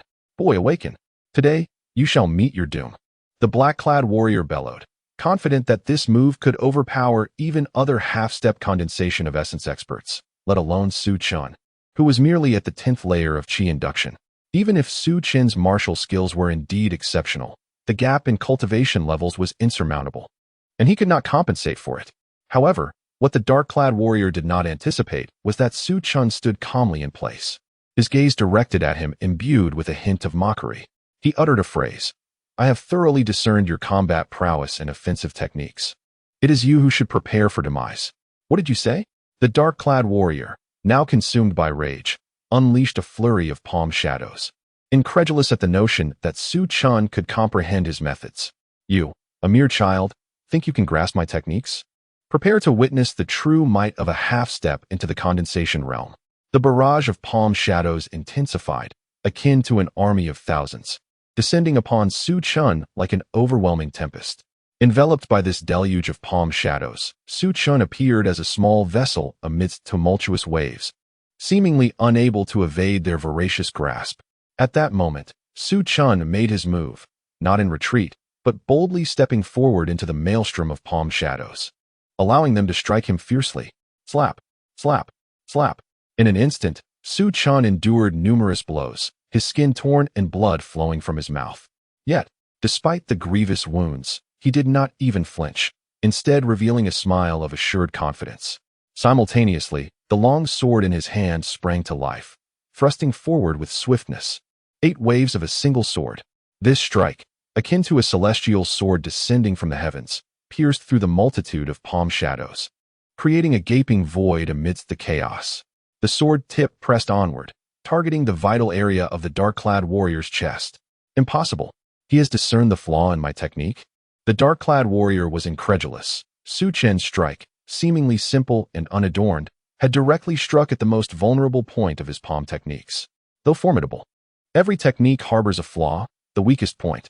Su Chen had astonishingly identified this vulnerability in such a brief moment, shattering his palm technique. Earlier, when Su Chen claimed to have grasped his offensive methods, the warrior had dismissed it. Now, an icy chill coursed through him. This youth, could he truly be a prodigy, possessing such profound martial skills? Yet, at this juncture, the dark-clad warrior had no time for further contemplation, for Su Chen's sword tip was already piercing his chest. With a soft sound, the blade effortlessly penetrated his protective defenses, embedding itself deep within, erupting a spray of crimson. The dark-clad warrior's eyes widened in disbelief, murmuring, I have been defeated by a mere 10th level of Qi induction. And with that, he fell backward, lifeless. Su Chen gazed at the fallen warrior's corpse, his eyes betraying no emotion. Anyone who sought his life must perish. This was his principle in this life. As for the remaining ironclad sect warriors, witnessing the demise of their strongest member struck them with terror. Now, seeing Su Chen's disregard for them, they quietly prepared to flee. However, they had barely turned around and taken a few steps when Su Chen, with a single sword thrust, dispatched them to their demise. To eradicate the roots of the problem, Su Chen naturally could not allow them to return to the Iron Garment sect to relay the news. With all witnesses to the incident now deceased, it would become exceedingly difficult for the Iron Garment sect to trace the matter back to him. Su Chen methodically examined the corpses, prying open their garments. They possessed little of value, save for a small package on the young master, which, upon unwrapping, revealed medicinal elixirs, weaponry, and martial techniques. The elixirs included several precious healing and energy-restoring pills, of a higher quality than those he carried. Without hesitation, Su Chen consumed a few, chewing them as if they were mere candies. The weapon, a purple-gold finger tiger, caught his eye, prompting a slight glimmer of appreciation. He had always favored such finger-mounted weapons, which, though seemingly unremarkable, could inflict considerable harm in critical moments. Su Chen slipped the purple-gold finger tiger onto his finger. As for the martial techniques, they comprised a mid-tier yellow-grade manual, which he deemed beneath his interest and cast aside into the nearby underbrush. Without a second glance at the corpses, Su Chen retreated into a thicket to meditate and heal. Though he had slain the black-clad warrior with a single strike, he had also sustained numerous blows in return, leaving him considerably injured. Had it not been for necessity, he would not have resorted to such a self-detrimental strategy. However, due to the brevity of his rebirth and his still fragile foundation, His only recourse to victory was this mutually damaging approach. He needed to find an opportunity to strengthen his physique. If his body were robust enough, he would not suffer such grievous wounds in similar encounters. Su Chun licked his lips. Ever since his rebirth, he had been relentlessly yearning for formidable strength. No one understood better than he the brutal law of survival in the martial world. The weak are preyed upon by the strong. To thrive in this realm, power was the sole means. It was precisely for this reason that he was willing to risk his life to seek out the location marked on the map. If the opportunities there were genuine, they would bestow upon him a tremendous enhancement of strength. Chapter 45. The Primordial 5 Elements Lotus. Fortunately, the elixirs he found on the young master were of commendable quality, and Su Chen's injuries began to visibly mend at a remarkable pace. Meanwhile, the true energy within his dantian gradually replenished under the influence of the energy-restoring pills. After meditating through the night, he had largely recovered by dawn. He refreshed himself at a nearby stream, changed into a clean set of clothes, and continued his journey. Following the direction etched in his memory, he ventured deeper into the mountains, drawing ever closer to the location indicated on the map. After another day and a half, Su Chen finally arrived at the spot marked in his recollection. It lay at the base of a mountain wall, where he could gaze up at the opposite cliff. The wall was cloaked in moss and vine-like plants, and viewed against the light, it appeared a deep, shadowy green, seemingly devoid of anything extraordinary. Yet Su Chun was quite certain that something must exist in this place, for the source from which he obtained the map in his past life was exceedingly reliable. The map could not possibly be false. He scrutinized the mountainside with great care, and suddenly, he discovered a remarkably inconspicuous opening. This entrance was nestled in the corner of the rock face, obscured by a tangle of vines, and coupled with the moss-covered stone and the backlighting. It appeared merely as a dark patch. Had it not been for Su Chen's keen intent to investigate, it would surely have gone unnoticed. That must be the spot. A glimmer of delight flickered in Su Chen's eyes. The cave was not low, hovering several dozen feet above the ground. However, this posed no challenge for Su Chun in his current state. He grasped the vines, moving nimbly up the rock face like a spirited monkey. When he was merely a yard away from the entrance, Su Chun leaped forward, effortlessly landing within the opening. Inside the cave, a serpentine passage descended into the darkness. The cavern was shrouded in damp gloom, its floor slick with moss, treacherously slippery. A moment's inattention could send one tumbling to the bottom. With vigilant observation, Su Chen advanced cautiously. Before long, he reached the cave's floor, which opened into a vast and empty cavern. By the faint light, he surveyed the space, discovering it devoid of any objects. He traversed the entire cavern, meticulously feeling every inch of the walls. Finally, he uncovered a small mechanism nestled within one section of the wall. Without hesitation, he pressed the mechanism, and soon the resonant sound of a stone door grinding open echoed through the cavern. Su Chen was taken aback, for a hidden stone door lay concealed within the rock face. As the door swung open, it revealed a small stone chamber. The chamber was modest, scarcely larger than a standard room. At its center stood a stone pedestal, upon which rested a softly glowing object. The moment Su Chen's gaze fell upon it, he inhaled sharply, as if struck by lightning, momentarily rendered speechless.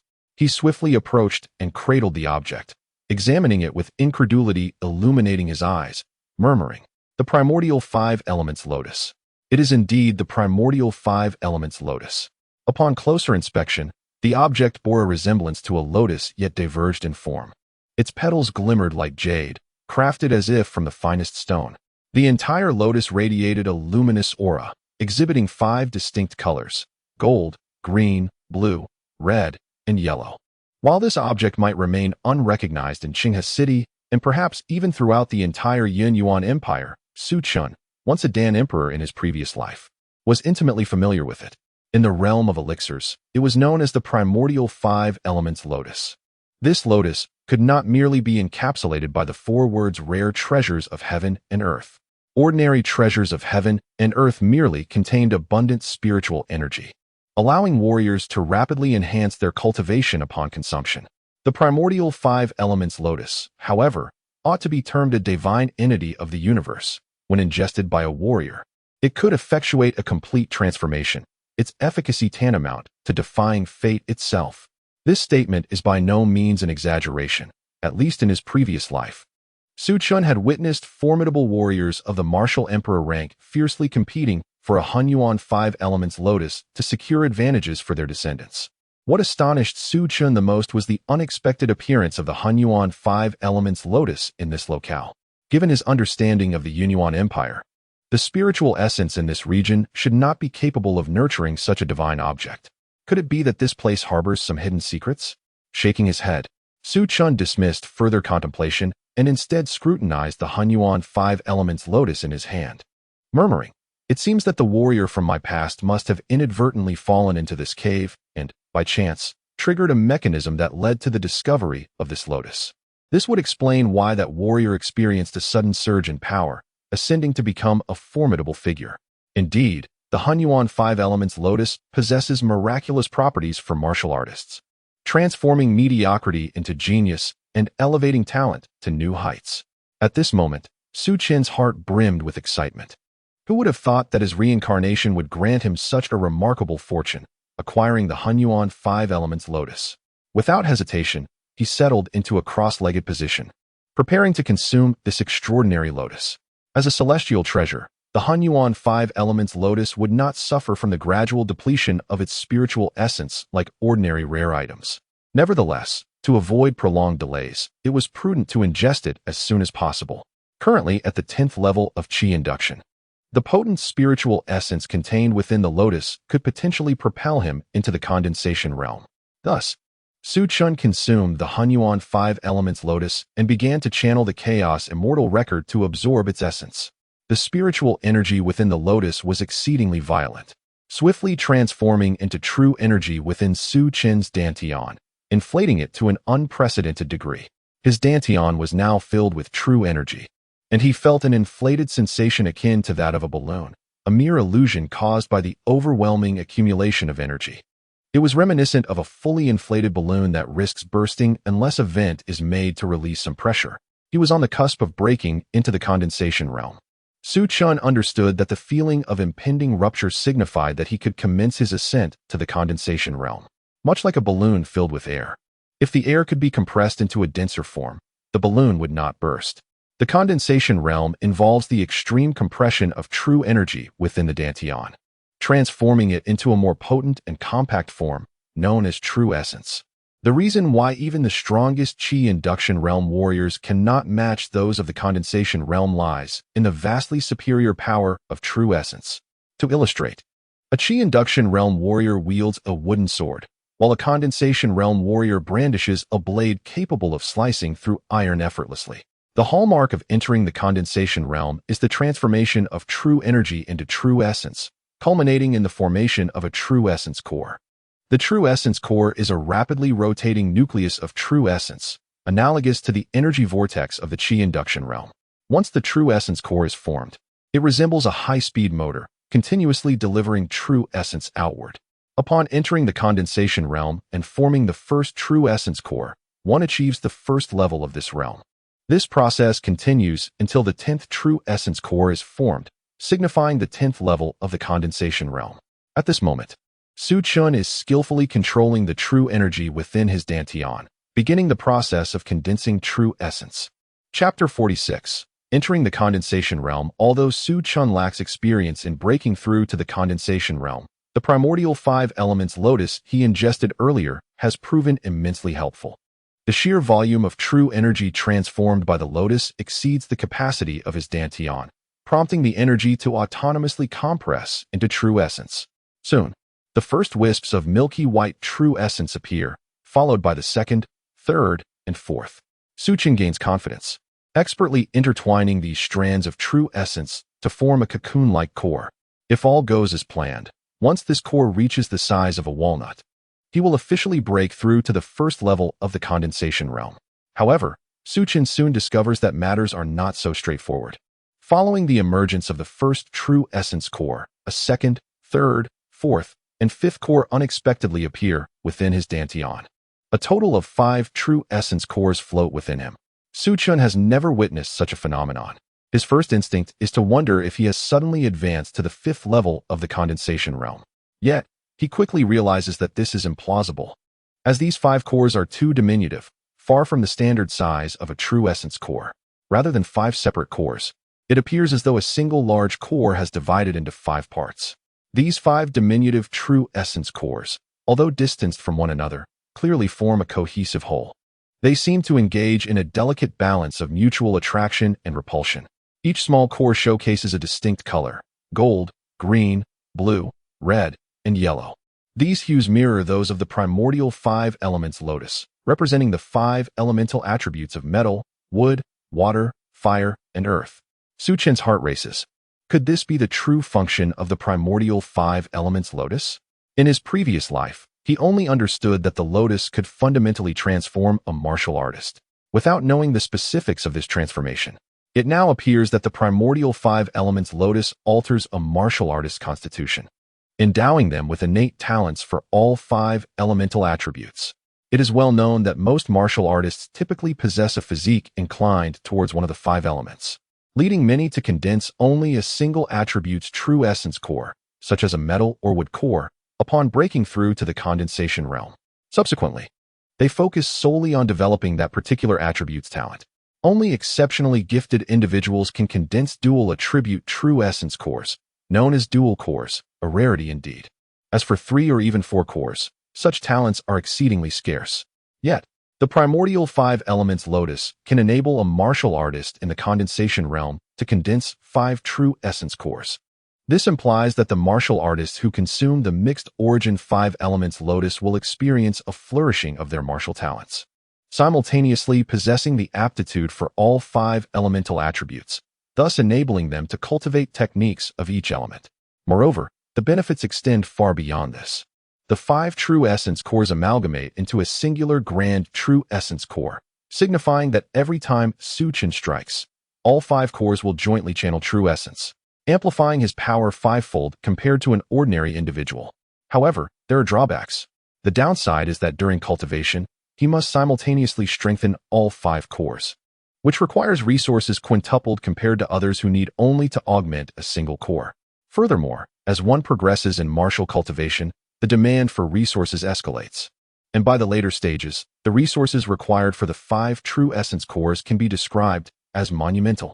Nonetheless, Su Chen remains unperturbed. To attain quintuple the strength of an average person, some sacrifices are inevitable.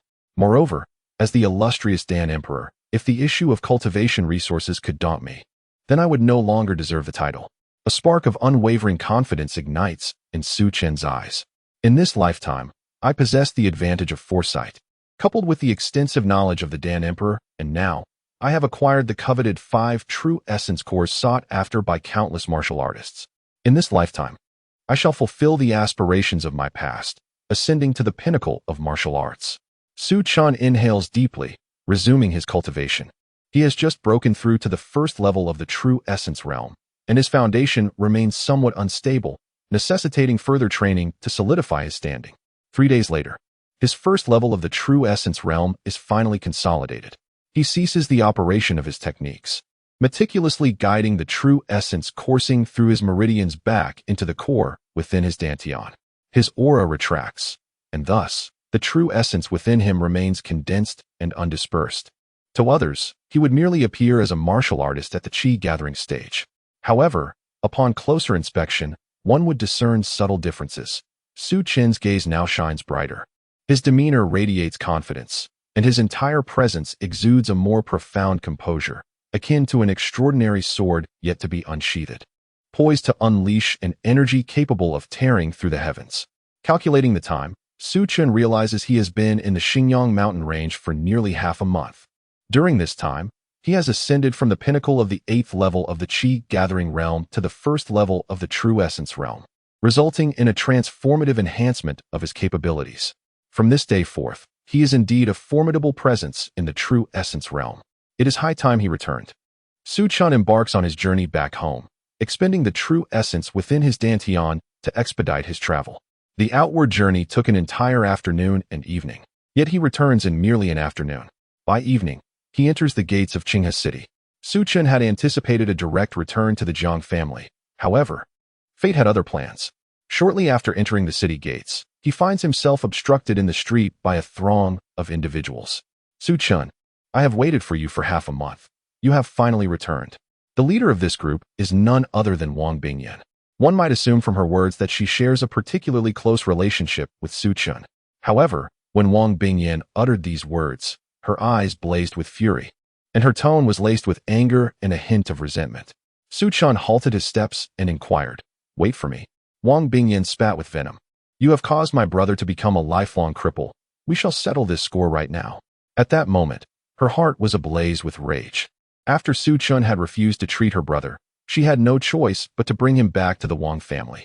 Fortunately, the Wang family's connections were extensive, and despite the alchemy guild's refusal to assist, they managed to summon an alchemist from afar, thus saving her brother's life.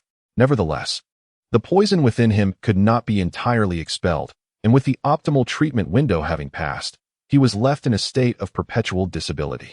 The thought that even a ragged common child had been saved that day while her brother remained crippled filled Wang Bingyan with seething hatred. She thus harbored a grudge against Su Chun and sent someone to the Jiang family to locate him, only to be informed that he had left the city and his return was uncertain. Consequently, Wang Bingyan dispatched individuals to vigilantly guard the gates of Qinghe City, and today, at last, she awaited Su Chun's return. Upon receiving the news, she immediately gathered a group of Wang family youths and rushed over. Chapter 47, The Southern Arena. 10 days later, Su Chun stated, "Who said I am obliged to treat the members of the Wang family? Even if your brother were to die, it would be of no concern to me." "Su Chun," Wang Bingyan shrieked, "how dare you shirk your responsibility? If it were not for your inaction, my brother would not be crippled. His condition is entirely your fault. You must bear full responsibility." Su Chun's gaze turned icy as he replied coolly, "I apologize, but my time is not meant to be squandered on rabid dogs. I bid you farewell." With that, he deftly leaped over the heads of the crowd and continued onward. "Block him!" Wang Bingyan screamed. Immediately, 2 youths from the Wang family rushed from either side in an attempt to intercept Su Chun. However, without even a glance in their direction, Su Chun extended his arms and simultaneously struck out with both fists. The 2 men felt as though they were struck by a colossal boulder, their vision darkening before they were sent flying like kites with severed strings. "How is this possible?" Wang Bingyan observed in astonishment. It was well known that those 2 were not weaklings among the Wang family youths. Their cultivation surpassed even Wang Tong's. Yet, they were effortlessly dispatched without a hint of resistance. Wang Bingyan furrowed her brow, uncertain if it was merely her illusion. But it seemed that Su Chun's strength had progressed significantly since that day at the Drunken Immortal Inn. Damn it, is there truly no one who can stop him? Wang Bingyan's eyes blazed with fury, yet she realized that the young members she had brought today were rather mediocre, lacking any exceptional talent. Faced with Su Chun's retreating figure, they felt utterly helpless. Just as Su Chun was about to venture further, he heard a cultured voice call out, "Brother Su, to leave so abruptly seems rather unbecoming. Does it not?" Su Chun paused and turned to the direction of the voice. A handsome young man clad in a moon-white brocade robe emerged leisurely from a nearby tavern. His calm gaze fixed intently on Su Chun. It was Yi Xian. "Brother Yi Xian," Wang Bingyan exclaimed, as if she had found a savior. Hastening towards him with tearful eyes, "You must stand up for me." Yi Xian nodded, saying, "I am already aware of the entire situation." He then turned to Su Chun and remarked, "Brother Su, disregarding the fact that you have shared a meal with my companions, which establishes a bond, it is only just that one should not stand idly by in the face of death, even for a stranger. You have erred in this matter." Su Chun regarded Yi Xian with indifference, perceiving him as he had during their last encounter, an elevated figure, speaking with an air of moral superiority. "I wonder how you intend to deal with my situation today. Will you sever my hands or my feet?" Su Chun scoffed, for he was no longer the naive newcomer to Qinghe City. Even in the face of a genius like Yi Xian, he felt no fear. Yi Xian replied, "Although you did not directly harm Miss Wang's brother, your inaction in his time of need significantly contributed to his plight. I believe it would not be excessive for you to offer your own arm as restitution to Miss Wang." Su Chun looked at Yi Xian as if he were mad. "And if I refuse?" Yi Xian frowned. "Then I shall take it upon myself." Su Chun shook his head, finding the exchange tiresome. Now that he had reached the condensation realm, his perspective had shifted dramatically. The once admired Yi Xian of Qinghe City now seemed trivial, and the disputes among the younger generation appeared exceedingly childish. "If you believe yourself capable, then come at me," Su Chun said coolly, before walking past Yi Xian. Yi Xian was taken aback, his handsome visage darkening with ire. What did Su Chun mean by this? As a Qi induction realm martial artist, he not only showed no fear of Yi Xian, a condensation realm genius, but also seemed to harbor a hint of disdain. The previous incident at the Drunken Immortal Pavilion had already left Yi Xian displeased, and now Su Qin's demeanor ignited an unnamed fury within him. Brother Yi Xian, this Su Qin is utterly arrogant.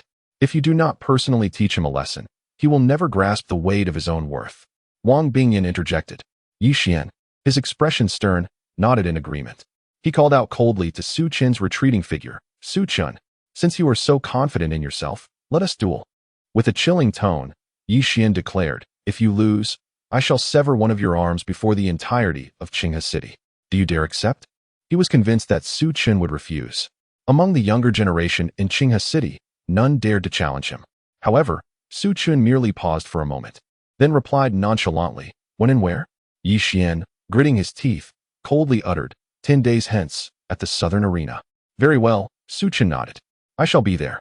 With that, he wasted no further time and strode away without a backward glance. Yi Xian stared at Su Qin's departing figure, his gaze dark as if it could drip with malice. He had not anticipated that Su Qin would truly accept his challenge. Brother Yi, is this Su Qin out of his mind for daring to accept your challenge? You are the most talented individual of the younger generation in Qinghe City. Does he have a death wish? Wang Bingyan exclaimed. Brother Yi, you must help my brother seek justice when the time comes. Naturally, Yi Xian nodded indifferently, vowing to teach Su Qin a lesson about overestimating oneself. Speaking of Su Qin, after extricating himself from Wang Bingyan's entanglement, he returned to the Jiang family. He took a hot shower and indulged in a refreshing sleep, replenishing the energy he had expended during his half-month excursion into the mountains. The next morning, Suyin came to visit him. Xiao Chun, did you encounter any dangers during your journey? Suyin inquired with concern. Although she knew her question was somewhat futile, if Su Qin had indeed faced peril, he would not have returned so unscathed. Her innate worry persisted, especially upon noticing the remnants of unhealed wounds on his arms and legs. She realized that while he may not have faced any significant danger, he had sustained some minor injuries. Rest assured, Annie, there was no real danger, Su Qin replied with a smile, deliberately withholding the incident involving the Iron Clothes sect to spare her unnecessary worry. Suyin felt relieved upon hearing his words. Auntie, have your old injuries flared up again in the past half-month? Su Qin asked.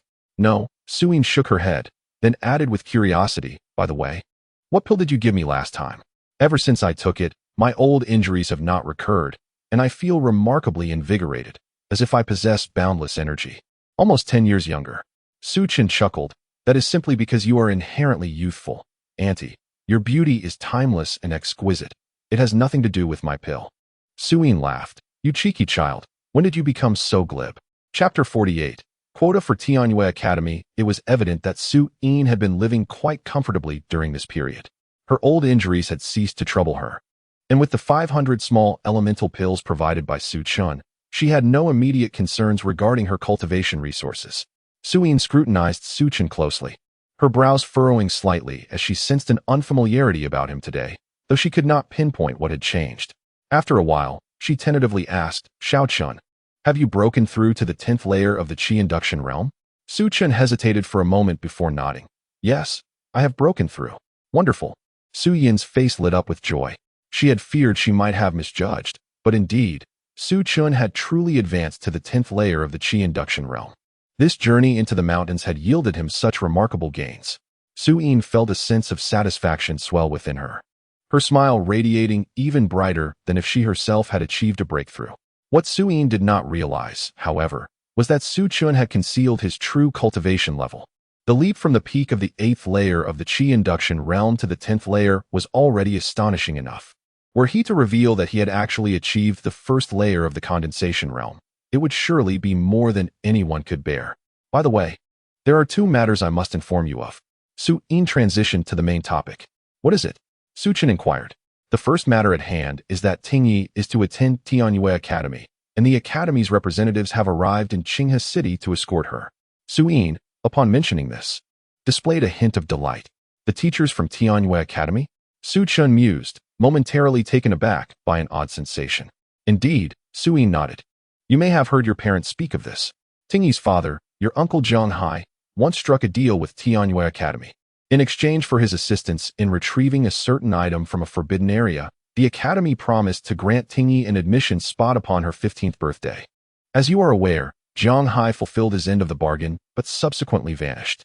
Now, a decade has passed, and with Tingyi turning 15, the Academy has sent representatives to honor their commitment. The teachers from Tianyue Academy? Su Chen repeated, recalling a similar event from his past life. However, before he could ponder further, Su Yin transitioned to the second matter. The second issue pertains to the upcoming celebration of the old matriarch's 70th birthday, which is to occur in 5 days. Su Yin's demeanor shifted. She appeared less jubilant, even curling her lip in disdain. Su Chun understood that the old matriarch referred to Jiang's matriarch, the widow of the late head of the Jiang family. This venerable lady was the biological mother of Jiang Shan and Jiang He, but not of Jiang Hai and Jiang Feng, who were born of a secondary consort. The old matriarch had always held a disdainful view of Jiang Hai and Jiang Feng, as the Yunyan Empire revered the legitimate wife. Although she was not their biological mother, she remained their nominal matriarch and the highest-ranking member of the Jiang family, her strength and influence immeasurable. Therefore, the entire Jiang family revered her. In 5 days, we shall celebrate the old matriarch's birthday. Xiao Chun, you must attend, Su Yin insisted. Given that Su Chun was currently residing with the Jiang family, he was, in essence, half a member of the family. Should he neglect to extend his regards to the matriarch, he would undoubtedly face criticism for his lack of respect. As for your gift, allow me to handle it for you, Xiao Chen. While Su Yin was speaking, she suddenly noticed that Su Chen's expression had darkened, his eyes flashing with a cold light. She had never witnessed such a countenance from him before and was momentarily taken aback. As Su Yin stared in astonishment, Su Chen locked his gaze upon her and declared with deliberate emphasis, "Aunt, you must heed my words carefully." What? Su Yin, caught in the intensity of his gaze, instinctively grew serious. Jiang Shan and Jiang He intend to seize this opportunity presented by the old matriarch's 70th birthday to conspire with her to usurp the admission spot intended for my cousin and instead allocate it to Jiang Shan's daughter, Jiang Yuewu. Upon hearing his declaration, Su Yin was left speechless. What? Xiao Chen, are you certain of this? She found it nearly inconceivable that Jiang Shan and Jiang He would harbor such intentions. Without a doubt, Su Chen affirmed, his tone resolute. For this event had indeed transpired in his previous life. In a past life, due to the attendance of the teachers from Tianyue Academy at the matriarch's 70th birthday celebration, Jiang Shan and Jiang He eloquently persuaded the Academy's educators to believe that any offspring of the Jiang family, whether it be Jiang Tingyi or Jiang Yuewu, would fulfill the long-standing promise made by Tianyue Academy to Jiang Hai. As for Jiang Tingyi herself, Jiang Shan and Jiang He relentlessly undermined her self-confidence, instilling in her the belief that her talents were inferior to those of Jiang Yuewu, leading her to conclude that even if she were to attend Tianyue Academy, it would tarnish the family name. Consequently, Jiang Tingyi missed her opportunity at the academy, while Jiang Yuewu cheerfully took her place. In this previous existence, Jiang Tingyi's engagement occurred after this incident, meaning that following her loss of the Tianyue Academy spot, she was forcefully betrothed to Wang Sheng by Jiang Shan and Jiang He, commencing a life filled with tragedy. Could it be that the matriarch conspired with them to scheme against my Tingyi? Su Yin murmured, fully aware of the matriarch's long-standing disdain for the second and fourth branches of the family, yet she never anticipated that her malice would extend to such depths. Though not her biological descendants, the second and fourth branches still represent the bloodline of the Jiang family. Aunt, do not hold any expectations for that matriarch to act benevolently. Su Chen scoffed, harboring significant disdain for her, primarily because she belonged to the Wang family, which had once allied with the Jiang family through marriage. He held no fondness for the Wang family, either. What should we do now, Xiao Chen? Tingyi's place must not be taken.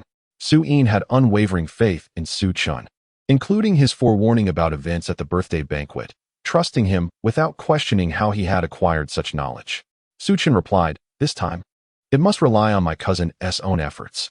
Rely on herself? Indeed, the teachers of Tianyue Academy assess strength. If my cousin can demonstrate prowess that eclipses Jiang Yuewu at the banquet, I am confident no one will dare to contest her admission to the academy. Yet, Su Yin was puzzled, as she believed Jiang Tingyi's abilities were not inferior to Jiang Yuewu's. If Jiang Shan intended to swap the admission slot for Jiang Yuewu, it must be because Jiang Yuewu was exceptionally strong. Otherwise, how could the teacher possibly agree? At present, My cousin certainly matches Jiang Yuewu in capability. But on the eve of the banquet, Jiang Shan will surely contrive to lace her food with a debilitating substance, leaving her utterly weakened and only able to perform at a fraction of her usual strength on the day of the celebration, Su Chen stated calmly, revealing Jiang Shan's true malicious intent. Su Yin gasped in astonishment. How ruthless they are! In the coming days, I will ensure that Tingyi consumes none of the family's food. I shall procure her meals personally from outside. Su Yin quickly regained her composure, embodying the fierce resolve of a mother protecting her child. However, on the day of the banquet, I will also have Tingyi feign poisoning to catch them off guard. Su Chen regarded Su Yin with admiration. Exactly, Aunt, that is the way to go, but it is still insufficient. Still insufficient? Su Yin inquired. Between my cousin and Jiang Yuewu, their strengths are nearly equal. Even if my cousin is not poisoned, it is not guaranteed that she can completely overpower Jiang Yuewu. Su Chen remarked, so what should we do? The solution is as I mentioned earlier. She must rely on herself. Su Chen replied nonchalantly. Rely on herself? Su Yin queried, perplexed. One's fate must be grasped by oneself. I can assist her, but all I can do is illuminate a path. She must tread it on her own, Su Chen stated, rising from his seat. Aunt, please convey to my cousin that if she wishes to seize control of her destiny, she should come to find me within the next few days. With that, Su Chen pushed the door open and departed. Su Yin gazed at Su Chen's retreating figure, her eyes reflecting deep contemplation. She had witnessed Su Chen's transformation, and she now wholeheartedly believed in him. However, Tingyi was notoriously stubborn. She wondered if Su Chen's words would resonate with her. This thought brought a flicker of concern to Su Yin's face. As for Su Chen, he headed directly to the Five Treasures Hall. He intended to procure some body-refining herbs to enhance his physique. His earlier encounter with the formidable black-clad warriors from the Iron Garment sect had awakened him to the significance of physical cultivation. If his body could surpass that of an ordinary warrior of the same level, he would not have sustained such severe injuries. Although the Alchemist Guild possessed materials, it was not a commercial establishment.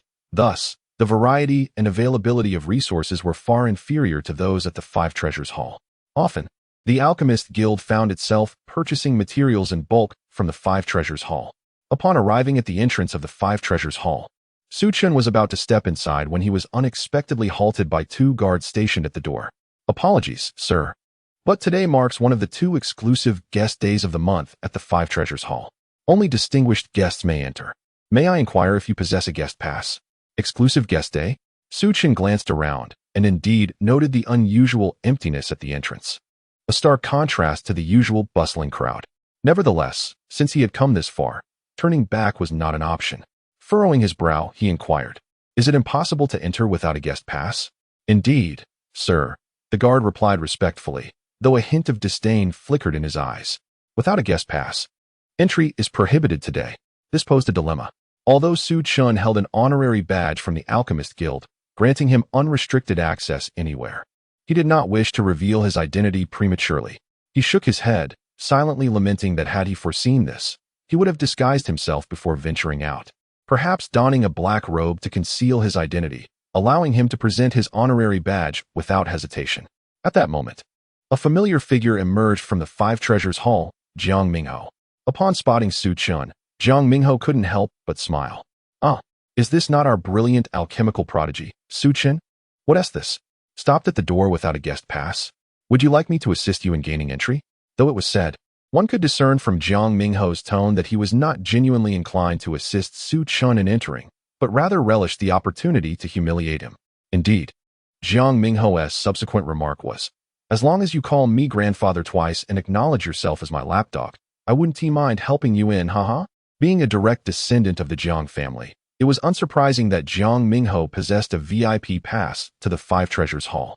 Furthermore, after being publicly humiliated by Su Chen at the last apprenticeship banquet, Jiang Mingho had harbored a deep-seated resentment, especially since his mentor, Qian Dan, had been indifferent towards him ever since.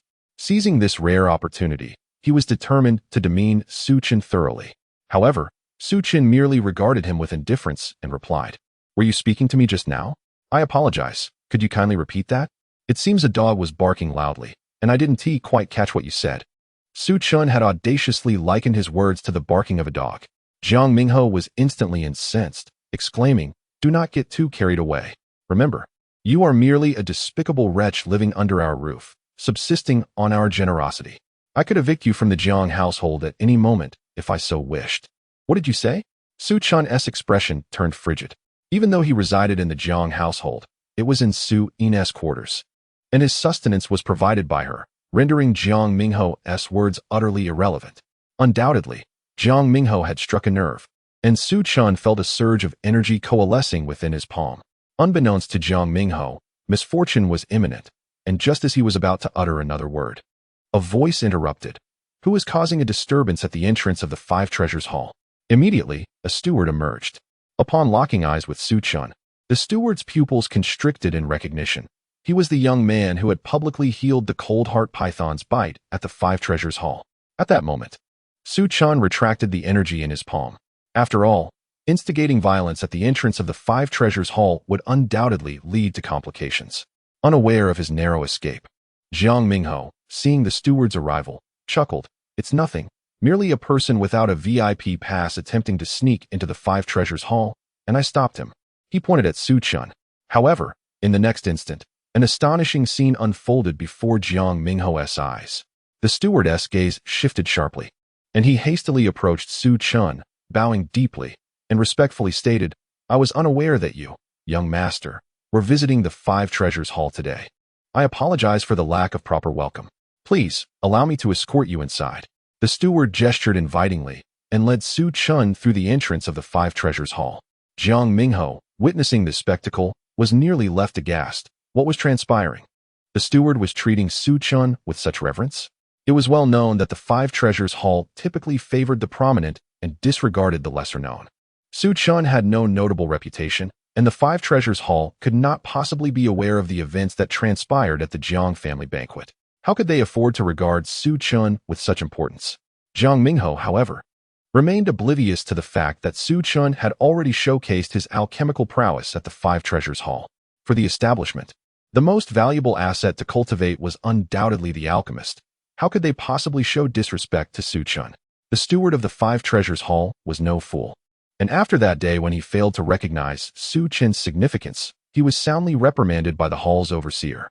Thus, upon seeing Su Chun again today, he naturally extended his utmost respect. Chapter 50. The powerful arrivals from the imperial capital, young master.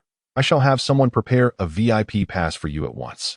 May I inquire about your esteemed surname? The steward inquired with courtesy as he led Su Chun into the Five Treasures Hall. Su, replied Su Chun, his demeanor calm. The steward's attitude was precisely what he had anticipated. If the Five Treasures Hall lacked such discernment, they would hardly be successful in business. Young Master Su, do you have any purchases in mind today? The steward asked. Su Chun nodded and casually produced a list, handing it to the steward. I would like one of each of the herbs listed here. The steward took the list and examined it closely before responding, Young Master Su, we have all the herbs mentioned, but what? Su Chun prompted. There is one herb, the snake blood ginseng, which I cannot authorize for sale.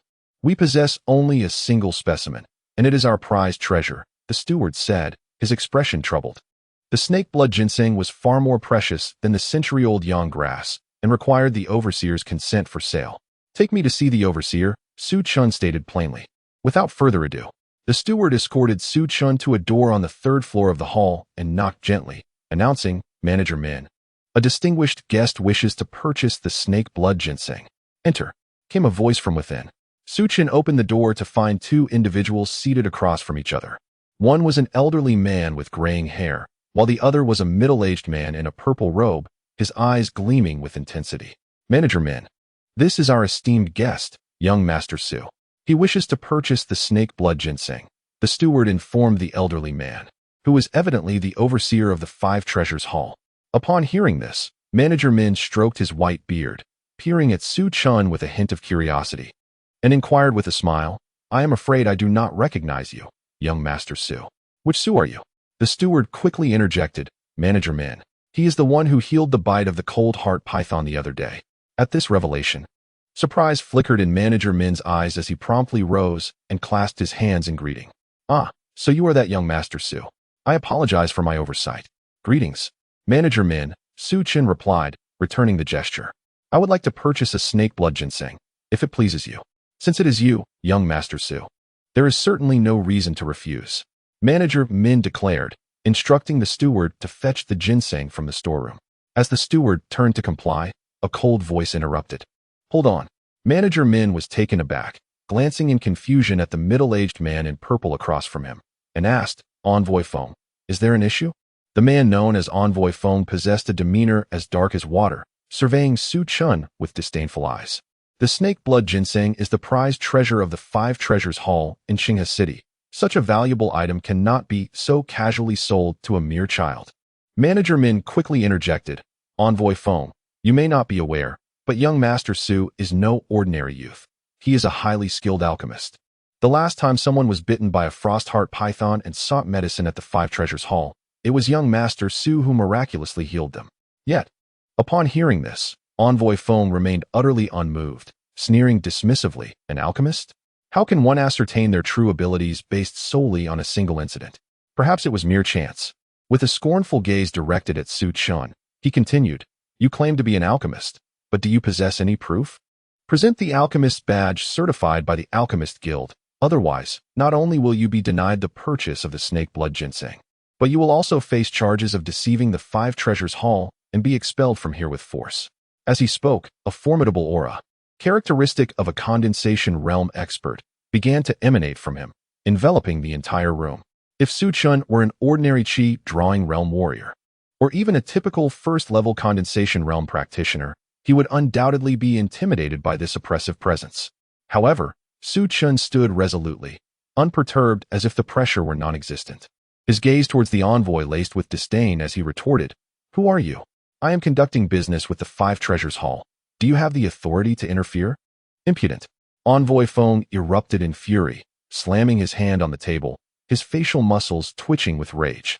I am an inspector sent from the headquarters of the Five Treasures Hall, having just arrived in your Qinghe city today.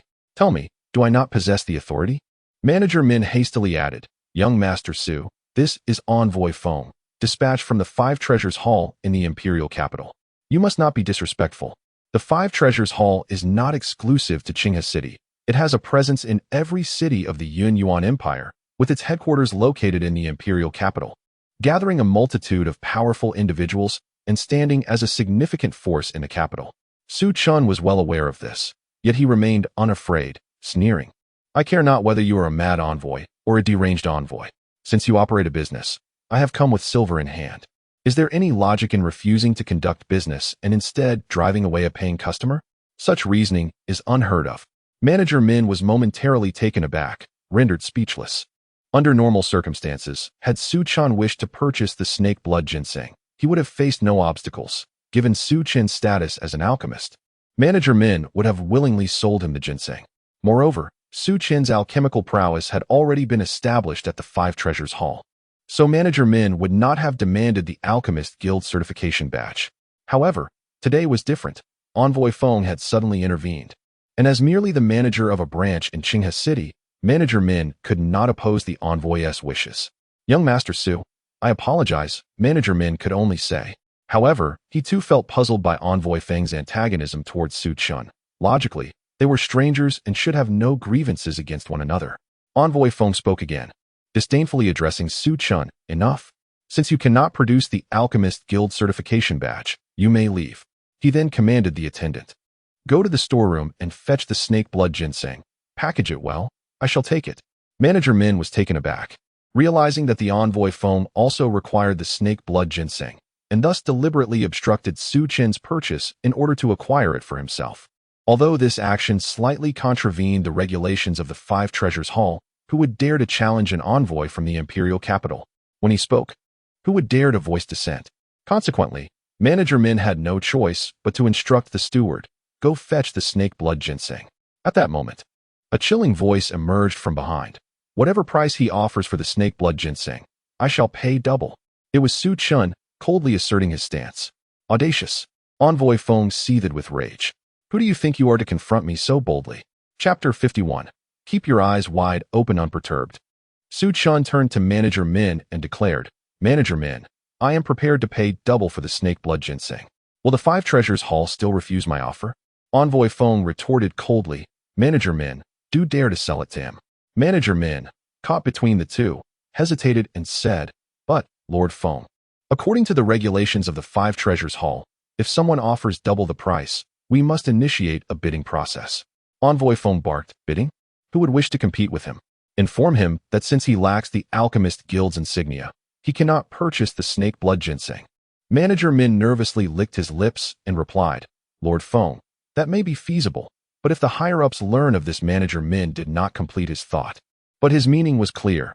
If the headquarters discovered that someone was willing to pay double for the snake blood ginseng, yet it was sold to Envoy Feng without going through the bidding process, it would likely spell trouble for both Envoy Feng and the Five Treasures Hall of Qinghe City. Envoy Feng's expression darkened, and he suddenly snorted coldly. Very well. Let the bidding process commence. With a mocking smile directed at Su Chun, he continued, Boy, you claimed you would pay double. I am eager to see if you can indeed muster such a sum. According to the regulations of the Five Treasures Hall, financial verification was required before bidding commenced. If he could not produce the necessary funds, it would merely be a mockery of the Five Treasures Hall, and he would not leave this place unscathed. Envoy Feng's face was a mask of derision. He had never feared anyone when it came to financial might. In contrast, Su Chun was merely a 15-year-old boy. How much wealth could he possibly possess? However, unexpectedly, Su Chun remained calm, displaying no signs of agitation, merely stating, You require funds, do you? Envoy Feng glared at him. Indeed, produce the money. And how much is that? Su Chun inquired. Since you claim you will pay double. The original price of the snake blood ginseng is 5,000 taels of silver, so double that amounts to 10,000 taels, including the bidding premium. 20,000 taels is not excessive, is it? Do you have that amount? Envoy Feng sneered. This was not a matter of underestimating Su Chun. Even the head of the wealthiest family in Qinghe City might struggle to produce 20,000 taels of silver at once. Su Chun's eyelids slightly lowered. The exorbitant price of the snake blood ginseng was within his expectations. In the pursuit of nurturing a top-tier warrior, one must be prepared to spend money liberally. Well then, shall we proceed with the bidding? Envoy Feng coldly inquired. The emissary, certain that Su Chun would indeed retreat, was taken aback when Su Chun raised his eyes and calmly stated, Why not bid? Why continue to feign bravado? The emissary, now irate, retorted, Very well. Then produce your funds. I eagerly await the demonstration of your financial prowess. As he spoke, his gaze remained fixed on Su Chun, keen to discern from where this youth would conjure 20,000 taels of silver. Then watch closely, Su Chun replied indifferently, before approaching an unoccupied writing desk within the room. He seized a blank sheet of paper and, under the scrutiny of several pairs of eyes, began to write fervently, producing a composition in an instant. He then crumpled the paper into a ball and tossed it at the emissary's face, declaring, Behold, caught off guard by the paper projectile. The emissary could not suppress his rage, exclaiming, You insolent brat, are you courting death? Yet, at that very moment, the nearby Manager Min had picked up the crumpled paper, unfolded it, and gasped in astonishment. This is a martial arts manual. A martial arts manual? The emissary was momentarily taken aback, feeling a sense of surprise. In a small town like Qinghe City, such manuals were rare. Both cultivation techniques and martial arts manuals were typically the treasures of martial clans, safeguarded as family heirlooms. Ordinary civilian practitioners could only cultivate the most rudimentary self-cultivation techniques. Yet, this youth had managed to casually produce a martial arts manual. This revelation compelled the emissary to be astonished. Could Manager Min possibly be mistaken? The finger technique, Ming Wangji. Manager Min exclaimed, It is a mid-tier yellow-grade martial skill. My heavens, and it is a particularly valuable finger technique among mid-tier yellow-grade skills. If auctioned, it could fetch no less than 50,000 taels of silver. However, he lamented, Alas, young Master Su, why did you not complete it? The full version would be worth at least 50,000 taels, but with only half written. It is only worth 20,000 taels. Let me see that. The emissary shot a fierce glare at Manager Min and snatched the paper away. After scrutinizing the martial skill from beginning to end, the emissary furrowed his brow but soon sneered. I expected something grand. It turns out to be a counterfeit martial skill. Manager Min, you must keep your eyes peeled in the future and not be deceived by such fakes. As he spoke, the emissary's eyes glinted with coldness as they bored down on Su Chun. You truly possess audacity, daring to deceive the Five Treasures Hall with a counterfeit. Do you not know how to spell death? Counterfeit martial skill? Su Chun remained composed, a hint of derision flickering in his eyes. It is your inability to comprehend that leads you to call it a counterfeit. How utterly laughable. Is this not a counterfeit? The emissary scoffed. Spare me your bravado. During my tenure at the headquarters of the Five Treasures Hall in the imperial capital, I have perused countless advanced martial skills, far surpassing your experience. Yet I have never encountered such a nonsensical technique. Manager Min, intrigued, could not help but inquire, "May I ask, esteemed emissary, in what way is his martial skill flawed?" With a disdainful snort, the emissary pointed at the martial skill penned by Su Chun, elucidating, "Here, here, and here. The flow of true qi in these three locations is clearly disrupted, even contradicting the conventional methods of true qi circulation. Moreover, the transitions of movements here are exceedingly awkward, fundamentally defying all logic. If one were to cultivate according to the aforementioned instructions, the risk of reversing one's vital energy and succumbing to madness would be substantial. It is inconceivable that such practices could yield any formidable techniques. In summary, this is a thoroughly fabricated martial art, conjured from thin air by this young man." Upon finishing his remarks, the envoy's gaze pierced through to Su Chun. "Young man, do you truly believe that the Five Treasure Hall will tolerate such mockery?" As he spoke, the envoy crumpled the paper once more and hurled it back at Su Chun. "Take back your counterfeit martial art." Su Chun stood his ground, allowing the paper ball to fall to the ground without making any attempt to catch it. "Someone, seize this audacious youth who dares to deceive the Five Treasure Hall with false martial arts," the envoy commanded coldly. Instantly, 2 guards from the Five Treasure Hall approached, intent on apprehending Su Chun on the spot. Yet, Su Chun remained defiantly unmoved, retorting coldly, "Since you claim my martial art is a sham, then behold the might of this so-called counterfeit." With that, Su Chun unleashed a surge of vital energy from his dantian. He did not summon the true essence of the condensation realm, but instead restrained his cultivation to the 10th level of the Qi induction realm.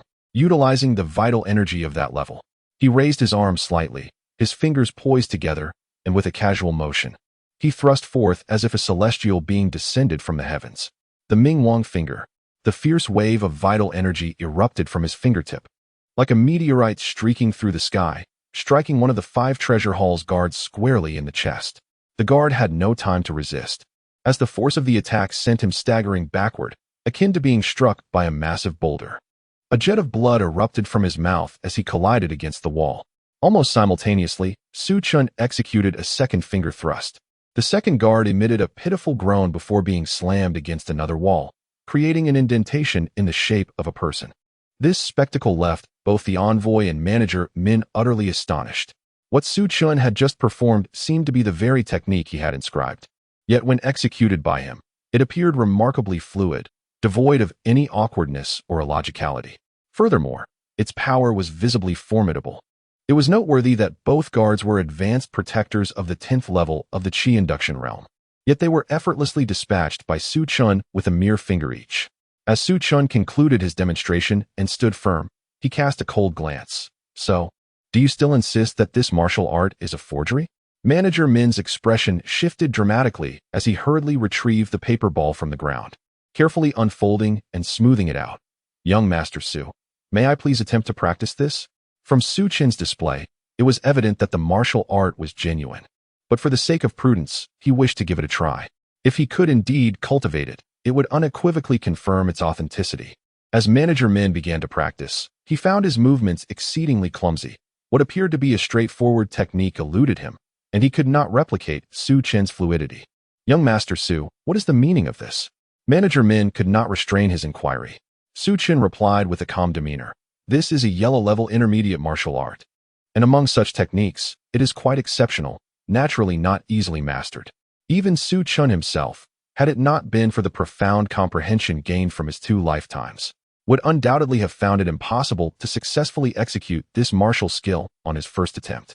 At this moment, Su Chun stepped forward, pointing out several key aspects within the handwritten martial technique, offering a few subtle insights to Manager Min. Manager Min, not being a fool, immediately grasped the essence of Su Chun's guidance. It became evident to him that the peculiarities noted by the envoy were, in fact, special focal points. Once these key elements were thoroughly understood, the full potential of the martial skill could be unleashed. Within less than the time it takes for a stick of incense to burn, Manager Min had largely mastered the first half of Su Chun's Ming Wang Ji. Young Master Su, this indeed is a premier yellow-grade intermediate martial technique. Alas, it is but half a scroll, yet even so, it is worth at least 20,000 taels of silver. Manager Min's eyes sparkled with excitement. If he could procure this martial technique for the Wubao Hall in Qinghe City, he would secure a significant achievement for the establishment. However, if Su Chun decided against selling, Manager Min could not force the matter. And the martial technique he learned must remain confidential due to professional ethics. Should Wubao Hall carelessly disclose the techniques brought in by clients, their reputation would be irreparably tarnished, and future patrons would cease to approach them for transactions. It appeared that Su Chun intended to sell this half-scroll of martial skill to Wubao Hall and use the proceeds to bid for the serpent blood ginseng. Young Master Su, then it is settled. Wubao Hall Manager Min was about to declare the acquisition of the half-scroll when a sharp voice interrupted him. Hold on. Manager Min turned in astonishment to see the envoy's expression icy, his purple robe billowing without wind. Coldly, he proclaimed, this half-scroll of martial skill is a forgery. Manager Min, taken aback, replied, Lord Feng, it has now been established that this half-scroll is genuine. The envoy impatiently interjected, I say it is false. It is false. Do you understand? Not being dim-witted, Manager Min quickly grasped the implication. If the envoy insisted that the half-scroll was fake, then Su Chun would be unable to sell it at Wubao Hall and consequently would not receive any silver, allowing the serpent blood ginseng to fall into the envoy's hands. However, it was painfully obvious that such blatant falsehood was beneath his conscience. Manager Min, the envoy's gaze fixed upon him, enunciating each word. I trust you understand what course of action will be most advantageous for you. A shiver ran down Manager Min's spine. He comprehended that offending this inspector from the imperial headquarters would yield no benefit for him. Succumbing to the envoy's pressure, he slowly lowered his head and said, Young Master Su, my apologies. Su Chun remained aloof, observing the scene unfold. Upon hearing Manager Min's words, he felt no anger. Instead, a faint smile graced his lips as he replied leisurely, Very well. I hope you do not come to regret this. He cast a glance at the envoy. Regret? The envoy nearly laughed aloud. What is there for me to regret? It is merely a mid-tier martial art of a yellow grade, and furthermore, it is only half a volume. Perhaps in Qinghe City, it is regarded as a remarkable treasure, but in the imperial capital, it is nothing more than an inconsequential martial technique that he does not deem worthy of attention. However, just as such thoughts crossed his mind, Su Chen's next words struck him as if struck by lightning. Su Chen languidly stated, Naturally, you should regret it. Your meridians are twisted, and your chest is obstructed. If you do not seek treatment promptly, you will surely perish within half a year. Yet, due to your own selfishness, you have doomed yourself to forfeit the chance to obtain the means of salvation. Upon hearing this, the envoy's entire body trembled violently, his eyes instantly filled with astonishment.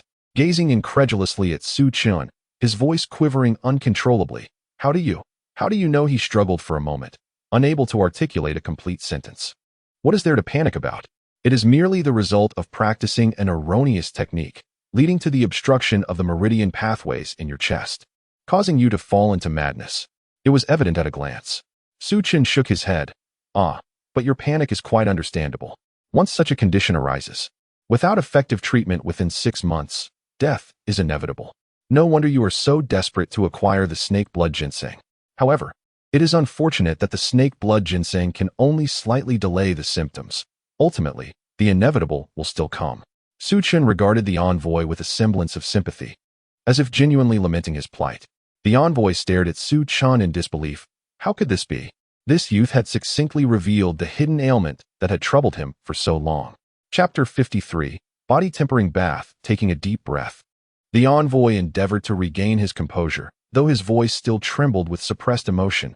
Do you know the method to resolve it? Of course I do, Su Chun replied without hesitation. What is the method? The envoy's eyes brightened. He did not doubt the veracity of Su Chun's words. For if Su Chun could discern his symptoms so readily, it demonstrated a profound understanding of his condition. The solution lies within that martial technique, Su Chun remarked, a hint of derision curling his lips as he gestured toward the half-volume of Ming Wangji. The envoy's body shuddered, and at that moment, he could no longer concern himself with the dignity of his position. He lunged forward, seizing the half-volume with fervor, as if it were a priceless treasure.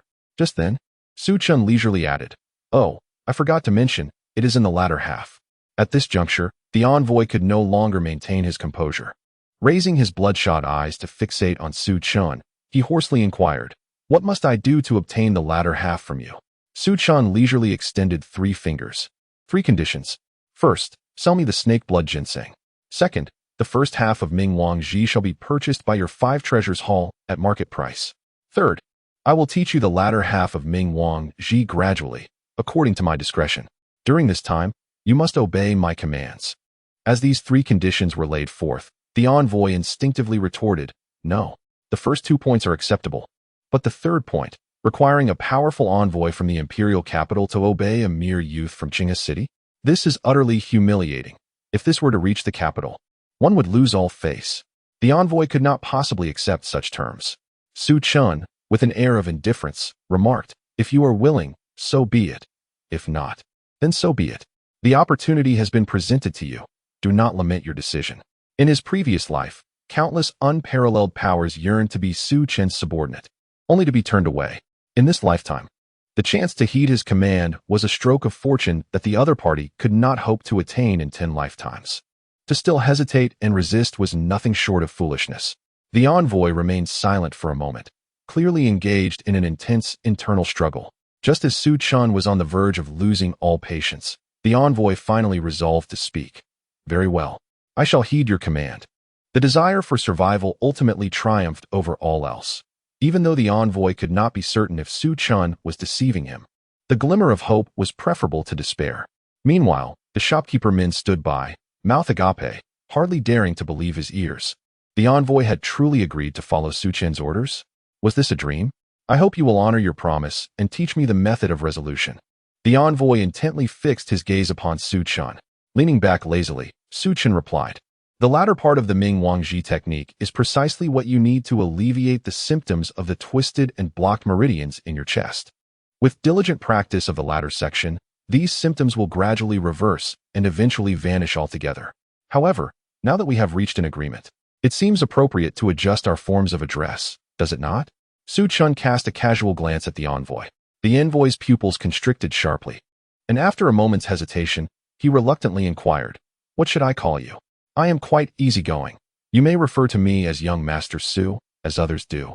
Su Chen replied, "As for you, you can no longer refer to yourself as this envoy. What is your name?" "Feng Qixing." The envoy declared, "Very well. Henceforth I shall call you by your name." Su Chun waved his hand dismissively. Feng Qixing nodded and added, "If you have any commands, I am now at your service." Eager to obtain the latter part of the Ming Wang Ji, he was naturally keen to demonstrate his enthusiasm. Su Chun smiled faintly. "There is nothing you need to do for now. You simply need to remain within the 5 treasures hall and cultivate, with no need to go elsewhere.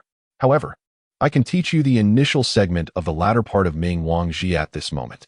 Feng Qixing was momentarily taken aback. "I do not need to do anything now?" Su Chen nodded affirmatively. "Indeed, you need only stay here. When I require your presence, you will appear. Furthermore, keep your allegiance to me a secret." Feng Qixing eagerly nodded, relieved that the matter of his servitude to Su Chun would remain undisclosed to avoid public embarrassment. "Young Master Su, here is the snake blood ginseng you requested." The shopkeeper Min presented the exquisite ginseng contained within a delicate jade box. In addition to the ginseng, there were also 15,000 taels of silver notes. The proceeds from selling the first half of Ming Wang Ji to the 5 treasures hall, after deducting the 5,000 taels spent on the snake blood ginseng. Su Chen carefully stored away the snake blood ginseng and the banknotes, saying, "Master Min, I hope you will keep this confidential. The first half of the Ming Wang Ji is what I sold." Master Min chuckled, "Rest assured, young Master Su. At Wubao Hall, we maintain absolute confidentiality regarding the identities of our sellers. Unless we have the seller's consent, we will not divulge a single word about their identity." Su Chen nodded in acknowledgement, then took paper and pen to inscribe the first part of the second half of Ming Wang Ji, leaving it for Feng Qixing. Subsequently, Su Chen rose, snake blood ginseng and banknotes in hand, preparing to depart. Master Min quickly stood up.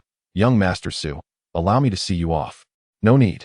Su Chun replied curtly, and with those 3 words, he vanished from the doorway. Master Min couldn't help but let out a wry smile. This young Master Su was truly enigmatic, and he found himself increasingly curious about the powerful force behind him. What sort of influence could cultivate such a prodigious talent? Lord Feng, shall I arrange accommodations for you? Master Min redirected his thoughts and inquired of Feng Qixing, aware that from this day forward, Feng Qixing would likely reside at Wubao Hall in Qinghe City for a while. Feng Qixing nodded solemnly, picking up the note containing the first part of the second half of Ming Wangji, murmuring to himself, I hope this young man hasn't deceived me. At the Jiang residence. Upon returning to his room, Su Chen immediately began preparing the body refining bath. The reason he procured snake blood ginseng and the other herbs on the list was for this very bath. The body refining bath was concocted from 36 different herbs and required a full 10 days of soaking. Its purpose was to thoroughly refine the skin and flesh, eliminating impurities and enhancing purity. After this process, the skin's exterior would become remarkably resilient, to the extent that it could be described as impervious to blades and bullets. Su Chen placed great importance on physical refinement, for in his previous life, he had witnessed instances where formidable warriors, despite their outstanding cultivation and martial skills, suffered significant setbacks in actual combat due to their physical inadequacies. It is akin to a wooden barrel. The shortest plank determines its overall capacity. To avoid lowering one's potential, one must eliminate any weaknesses. Su Chen's ambition in this life is to achieve the pinnacle of martial arts, and thus he would not allow his physique to become a liability. Moreover, he intended to transform his physical prowess into a distinct advantage. Chapter 54. Power is the passport to everything. The preparation of the medicinal liquid did not require an alchemy furnace. It demanded precise operations and ratios. A single misstep could lead to failure in concocting the elixir. Time swiftly passed, and after an entire day, 10 boxes of vibrant red liquid finally lay before Su Chen, each bubbling as if they were boiling. Success at last. Su Chen shook his slightly sore arms. It must be said that preparing these medicinal liquids was exceedingly taxing on his spiritual energy. With his current 15-year-old physique, it took a considerable amount of time to recover after each preparation. It was time to begin the body refining bath. Su Chen rose and instructed his servant to bring the bathing tub into his room and fill it with hot water. Upon closing the door to his chamber, he poured 1 vial of vivid red body refining elixir into the bathtub, transforming the water into a pool of deep crimson, reminiscent of exquisite ruby. Su Chen disrobed and leaped into the tub, immersing himself in the potion-infused liquid. In an instant, he found himself submerged in the amalgamation of medicinal waters. The vibrant red mixture bubbled and frothed, with the fiery essence of the elixir seeping through his pores and penetrating his skin, beginning to forge his flesh and blood. It felt as though thousands of steel needles had simultaneously pierced his skin, causing beads of sweat to form on his brow and instilling a fierce urge to leap from the bath. However, Su Chen stifled this impulse. This pain, when compared to the suffering he endured before the age of 30 in his past life, was trivial. Reflecting on his previous experiences, he gritted his teeth and compelled himself to withstand the agony. To wear the crown, one must bear its weight. To possess unparalleled power in this world, one must inevitably endure countless trials and tribulations. Thus, Su Chen steadfastly endured the relentless onslaught of pain akin to 1,000 needles, activating the Chaos Immortal Record to expedite the absorption of the elixir's potency. The fiery essence within the bathtub was swiftly consumed by him. As night passed, dawn arrived, and the previously vivid red water in the tub had transformed into a crystal-clear liquid, with all medicinal essence fully absorbed by Su Chen. His body was now coated in a layer of viscous black residue. He understood this to be the impurities expelled from within. After cleansing himself, he donned his garments. The body-refining bath was intended to last 10 days, and this was merely his first day, yet he could already sense a remarkable difference, feeling stronger than before. Su Chen recalled the consensus within the martial arts community regarding body refinement. Only those with immense willpower could endure its trials. Body refinement is, without question, a torment of both body and spirit, requiring one to be mentally prepared for hellish suffering. In the realm of martial arts, many of mediocre talent have embarked upon the path of strength through body refinement, creating a viable route to power for those lacking innate gifts. However, the effort required to achieve strength through body refinement far exceeds that of the average person. The hardships are profoundly greater. While Su Chen did not intend to pursue the path of strength solely through body refinement, he was acutely aware of its arduous nature. Yet, one must ponder. In the realm of cultivation, Which path is devoid of hardship? To become a formidable force, to attain achievements 100-fold beyond that of ordinary individuals, one must endure trials 100-fold greater. The path of the strong is forever devoid of shortcuts. A knock echoed through the room. Come in. To Su Chen's surprise, the visitor was Jiang Tingyi, clad in martial attire. Their eyes met, and an air of awkwardness enveloped the room. For there had always been a peculiar tension between Jiang Tingyi and Su Chen. Today, however, Jiang Tingyi took the initiative to shatter the awkward silence. She gazed at Su Chen and inquired, "Is it true that Jiang Yuewu intends to usurp my position at Tianyue Academy during the old lady's birthday banquet? Is it true? Is it true? Don't you know in your heart?" Su Chen retorted without providing an answer. Jiang Tingyi bit her lip, to be honest. Her initial reaction upon hearing Su Yin relay Su Chen's words to her was disbelief. Even if such a scheme existed, how could Su Chen possibly be aware of it? Yet, having heard the rumor, she inevitably remained vigilant, discreetly dispatching individuals to investigate and verify. What she discovered was alarming. First, Jiang Shan secretly sent someone to Wubao Hall to procure the most potent softening powder. Next, inexplicably, Jiang Yuewu had been radiating joy these past few days, appearing remarkably elated, despite the absence of any recent joyful events in her life.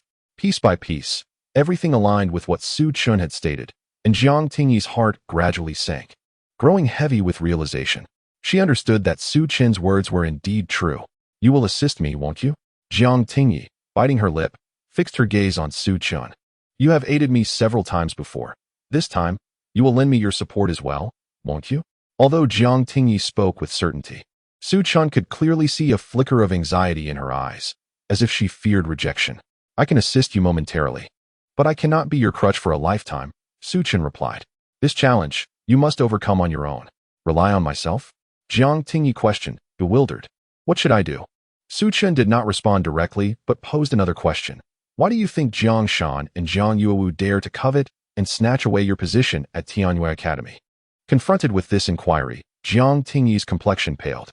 "Because they bully me as a fatherless orphan. Ever since my father went missing, they have relentlessly tormented both me and my mother." This statement had evidently been bottled up within Jiang Tingyi for a long time, due to her lack of a father. She had to cultivate an air of pride from a young age. It served as her shield against the world. Only by projecting such an image could she avoid being victimized. Her father's absence had rendered her increasingly sensitive and vain, overly concerned with the opinions of others, often resulting in actions that betrayed her true feelings. If her father were still alive, would Jiang Yuewu dare to attempt to seize her position at Tianyue Academy? Incorrect. Su Chen interjected, shaking his head. Incorrect? Jiang Tingyi was taken aback. "Do you mean to say that Jiang Shan and Jiang Yuewu do not bully me because I lack a father? It is solely due to your insufficient strength," Su Chen asserted, his gaze steady upon Jiang Tingyi's eyes.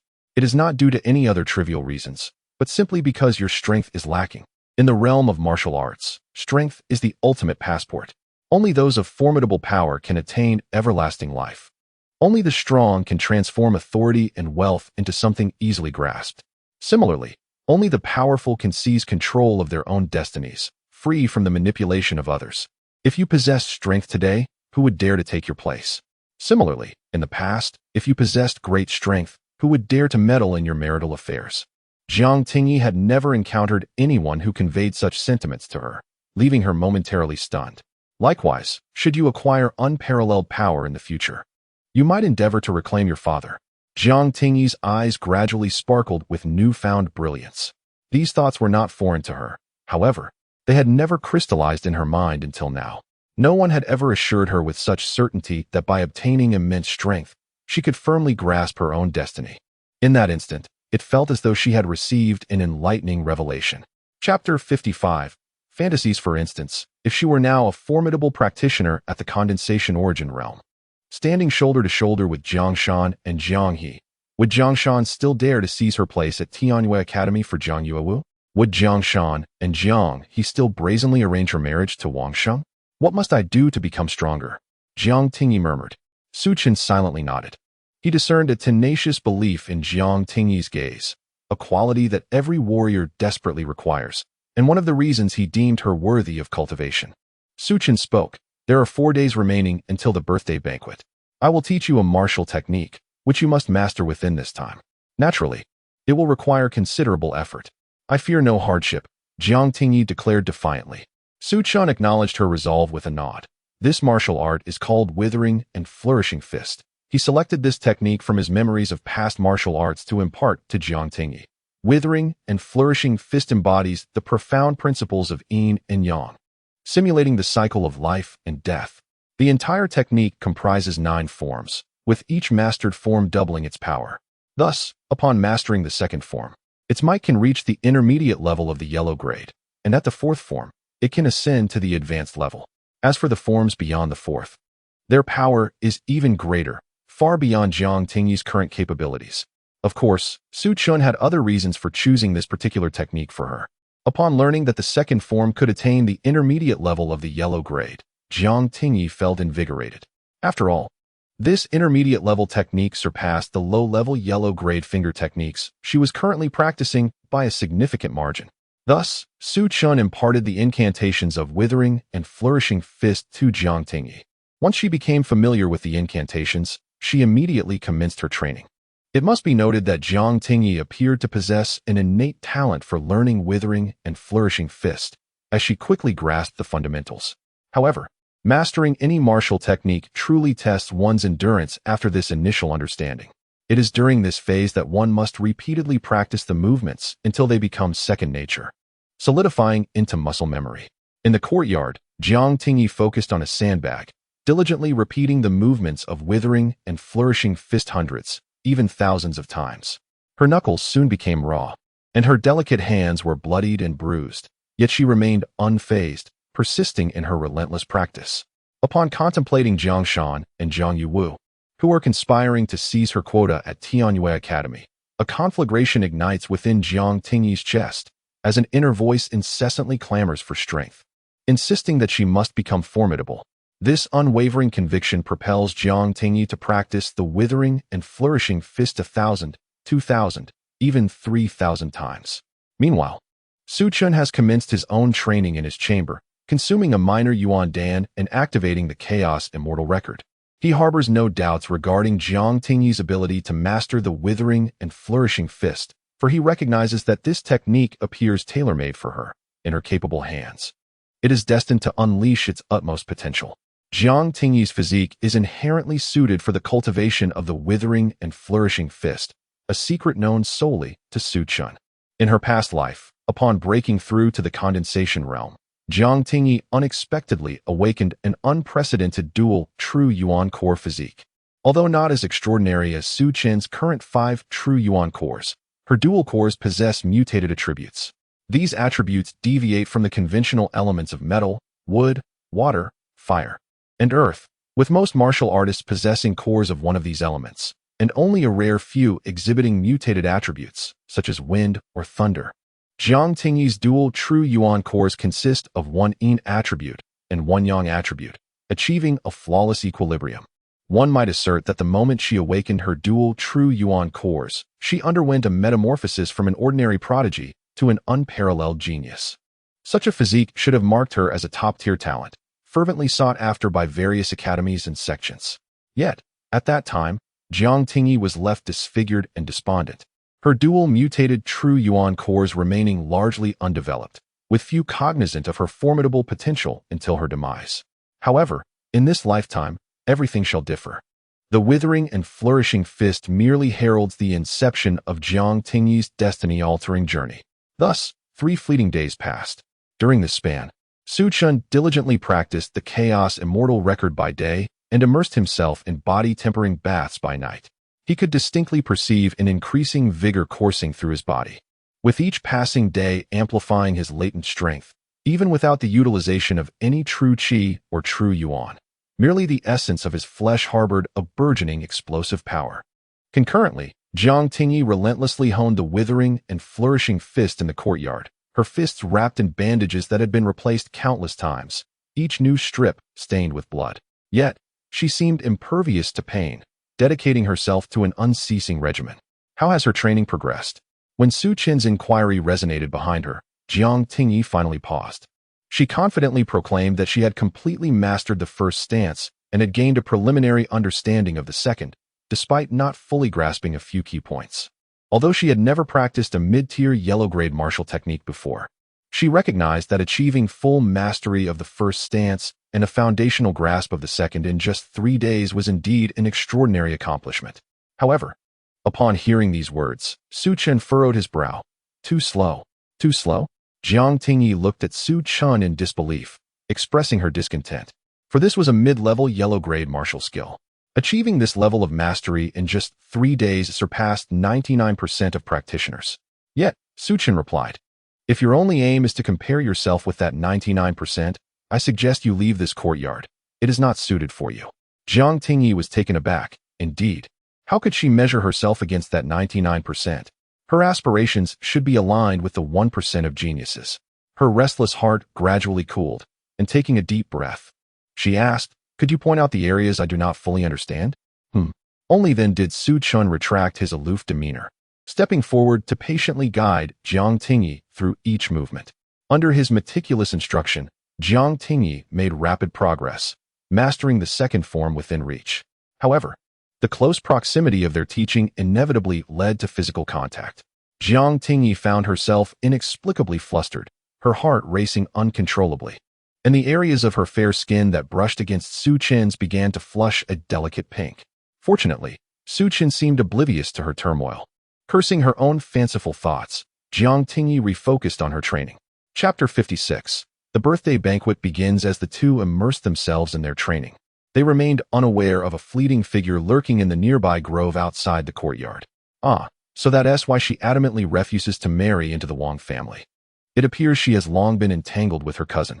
Zhang Mingho observed the scene of the two practicing together with a cold, mocking smile, envisioning the delightful chaos that would ensue if the Wang family were to learn of this secret. However, I shall not expose this matter just yet. I will wait for the opportune moment to reveal it and deliver a fatal blow to this pair of wayward lovers. Zhang Mingho thought to himself, his figure vanishing into the thicket. The following day, as dawn broke, the entire Zhang family was adorned with festive decorations, exuding a lively atmosphere. For today marked the 70th birthday of the matriarch of the Jiang family.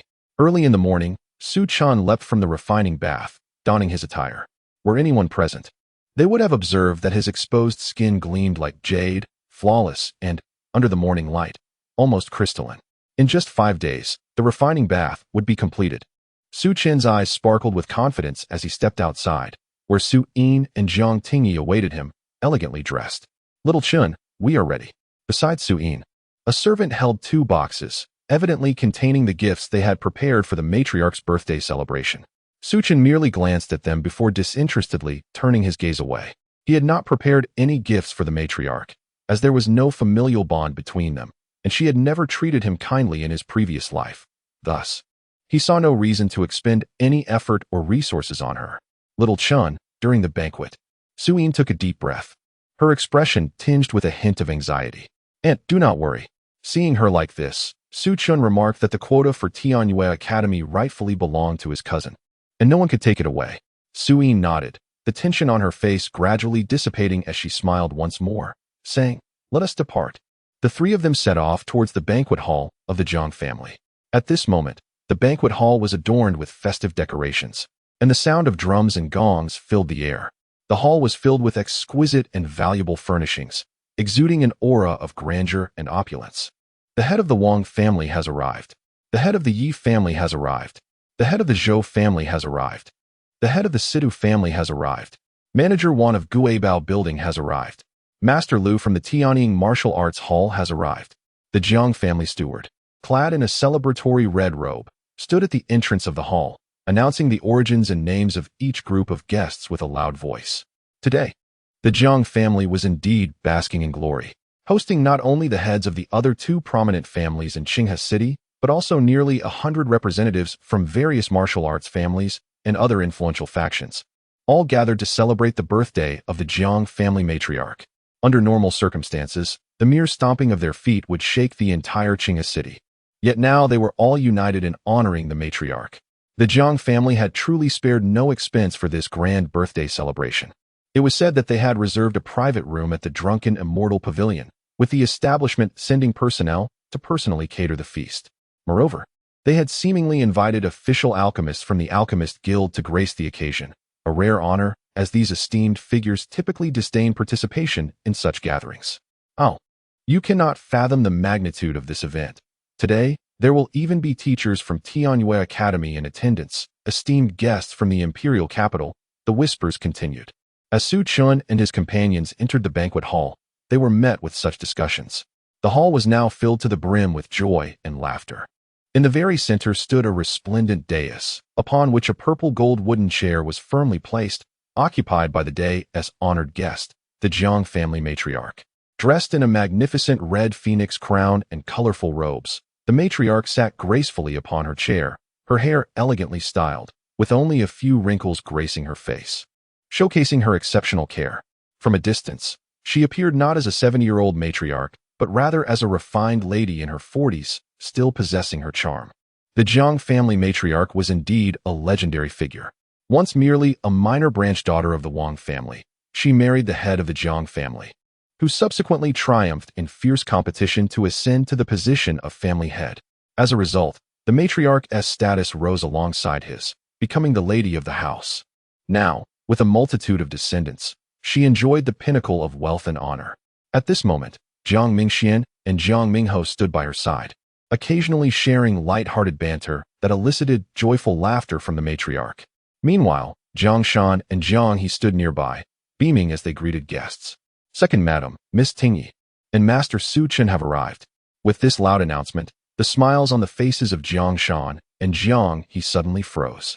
The name Su Chen, at this moment, resonated painfully in their ears, causing a deep discomfort within.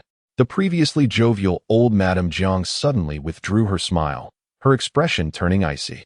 It was well known that old Madame Jiang held little regard for her two non-biological sons, Jiang Hai and Jiang Feng, extending her disdain to their wives and daughters as well. The atmosphere in the hall grew palpably tense. Su Yin, however, was unfazed. She approached the front of the stage with composure, gracefully kneeling before old Madame Jiang, saying, "May the esteemed matriarch enjoy blessings as vast as the East Sea and longevity that rivals the South Mountain." Old Madame Jiang responded with a dismissive grunt, her brows furrowing in distaste as she waved her hand as if shooing away flies. "Go sit down." Nearby, Jiang He chuckled, "Mingho, why don't you take your aunt and cousin to their seats?" Jiang Mingho lazily descended from the stage, rolling his eyes. "Follow me." He first seated Su Yin at the table designated for the Jiang family's senior members, then guided Jiang Tingyi and Su Chen to a table for the younger generation. "Who is this young Master Su Chen?" someone whispered. "I don't know. Perhaps he is a relative of the Jiang family," came the reply. "Hush. I've heard that Su Chen possesses remarkable martial arts talent, having defeated both Jiang Mingho and Jiang Mingxian, the esteemed heirs of the Jiang family." Another added, "I've heard he is quite gifted in alchemy too, even earning the admiration of Master Qian." As Jiang Mingho listened to the murmurs around him, his expression darkened, and he pointed irritably at the two vacant seats at the younger table, addressing Su Chen and Jiang Tingyi. "Those are your spots." The empty seats were nestled among a group of the Wang family's offspring, including Wang Teng and others. Chapter 57. Want to slap faces? Not so easy. Upon spotting Su Chen, Wang Teng instinctively reached below the table to touch his still-healing broken leg, a flicker of hatred flashing in his eyes. Jiang Mingho turned to leave, a sinister smile playing on his lips. He was aware that the Wang family, not just Wang Teng, bore deep-seated animosity towards Jiang Tingyi and Su Chen. This resentment stemmed from Jiang Tingyi's rejection of a marriage proposal from Wang Sheng, which she had the audacity to cancel after it had been formally arranged, effectively shaming the entire Wang family. Moreover, whispers among the Wang family suggested that Su Chen had played a pivotal role in prompting Jiang Shan and Jiang He to visit the Wang family to annul the engagement. By placing Su Chen and Jiang Tingyi at a table filled with the Wang family's descendants, Jiang Mingho's intentions were clearly malicious. At that moment, the glances directed at Jiang Tingyi and Su Chen from the Wang family were anything but friendly. "You are Su Chen?" spoke a tall young man in his early 20s, his gaze fixed intently on Su Chen. "I heard that a few days ago, Tang was beaten at Zui Xianju, and it was you who did it?" Before Su Chen could respond, the young man continued, "I also heard that Jiang Mingxian and Jiang Mingho lost consecutively to the same person during the Jiang family gathering. And that person is you. I assent it? So, Do you have any guidance to offer? With a nonchalant smile, Su Chun disregarded Jiang Tingyi's concerned gaze beside him. Humph. If both of these matters are indeed true, then your prowess is, I must admit, quite satisfactory. The tall youth sneered coldly, casting a provocative look at Su Chun, and haughtily declared, I wish to engage in a spar with you. Do you dare? At that moment, Wang Tong, who had been sitting quietly nearby, revealed a hint of malice in his eyes and interjected, by the way, Su Chun, I must remind you that Brother Wang Zhong has already broken through to the condensation realm and is now at the first level of it. He is the second individual among the younger generation of Qinghe City, following Yi Xian, to achieve this breakthrough. Upon hearing this, the other Wang family descendants present were equally astonished. No way, Brother Zhong has advanced to the condensation realm. With an air of pride, Wang Zhong replied, Indeed. I just recently achieved this breakthrough. However, it is not a monumental accomplishment. It merely signifies that I have taken a step further on the path of martial arts than you. It is essential to note that Wang Zhong's words were marked by an extreme modesty. Although the gap between the 10th level of the Qi gathering realm and the condensation realm may appear minor, the reality is that they are worlds apart. Many martial artists spend their entire lives stuck at the 10th level of the Qi gathering realm, unable to ascend to the condensation realm. Some even linger for 5, 10, or even 20 years before finally breaking through. Therefore, for Wang Zhong to achieve this at such a young age is undoubtedly a testament to his genius. Among the younger generation of the Wang family, excluding the peripatetic Wang Ting, Wang Zhong stands as the foremost. In the entirety of Qinghe City, he can be regarded as the second only to Yi Xian. In that moment, all eyes at the table turned towards Su Chun, with many Wang family members wearing expressions of derision, eager to witness how Su Chun would navigate this predicament. If he accepted the challenge, defeat was inevitable. Given the chasm that lay between a Qi gathering realm martial artist and one of the condensation realm. Conversely, if he refused, he would be derided as a coward unwilling to fight, presenting him with a dilemma. Su Chun cast a faint glance at the assorted expressions of those present, revealing a trace of mockery in his eyes. Their scheme was indeed well calculated. Regardless of whether he accepted or declined, he would lose face. However, what they did not realize was that he had already transcended to the condensation realm, possessing 5 superior true essence cores that surpassed the ordinary. If they wished to strike at his pride, they would find it far from easy. At that moment, Jiang Tingyi suddenly interjected coldly. Let us not forget that this is a birthday celebration. How could it be appropriate to disrupt the order with a brawl? Unbeknownst to her that Su Chun had already reached the condensation realm, she was merely attempting to prevent a confrontation between him and Wang Zhong. Her words were indeed reasonable. However, Wang Zhong was evidently prepared, and upon hearing her, he laughed heartily. I am fully aware that this is a birthday celebration. Thus a grand melee is unnecessary for a spar. A single punch from each side would suffice as a comparison, but I fear Su Chun may lack the courage. A single punch is the most rapid means to validate the strength of both parties. The weaker individual often finds themselves overwhelmed, resulting in a humiliating defeat. However, Wang Zhong was not entirely incorrect. The matter of a single punch indeed did not warrant excessive commotion or disrupt the order of the birthday celebration. Jiang Tingyi was about to voice her thoughts when a chorus of Wang family youths erupted in unison. Su Chun, are you brave enough? If not, you are no man. Just as these young scions of the Wang family anticipated Su Chun's retreat, his calm voice resonated. Very well, let us engage with a single punch. What? Su Chun actually consented? The previously boisterous Wang youths fell into an abrupt silence, each questioning whether they had misheard. Even Wang Chong himself was somewhat taken aback. Yet, in a mere moment, a cold smirk crept across his face. This young man was courting death, and Wang Chong was more than willing to oblige. Having dared to injure a Wang family scion at the Zui Xianju and incited Jiang Tingyi to withdraw from the Wang family's engagement, it was time to settle the score. Wang Chong sneered and declared, Su Chun, in the spirit of fairness, I shall not employ my full strength at the first level of the condensation realm against you.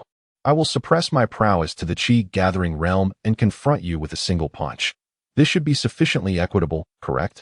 On the surface, it appeared quite fair. Yet the reality was otherwise.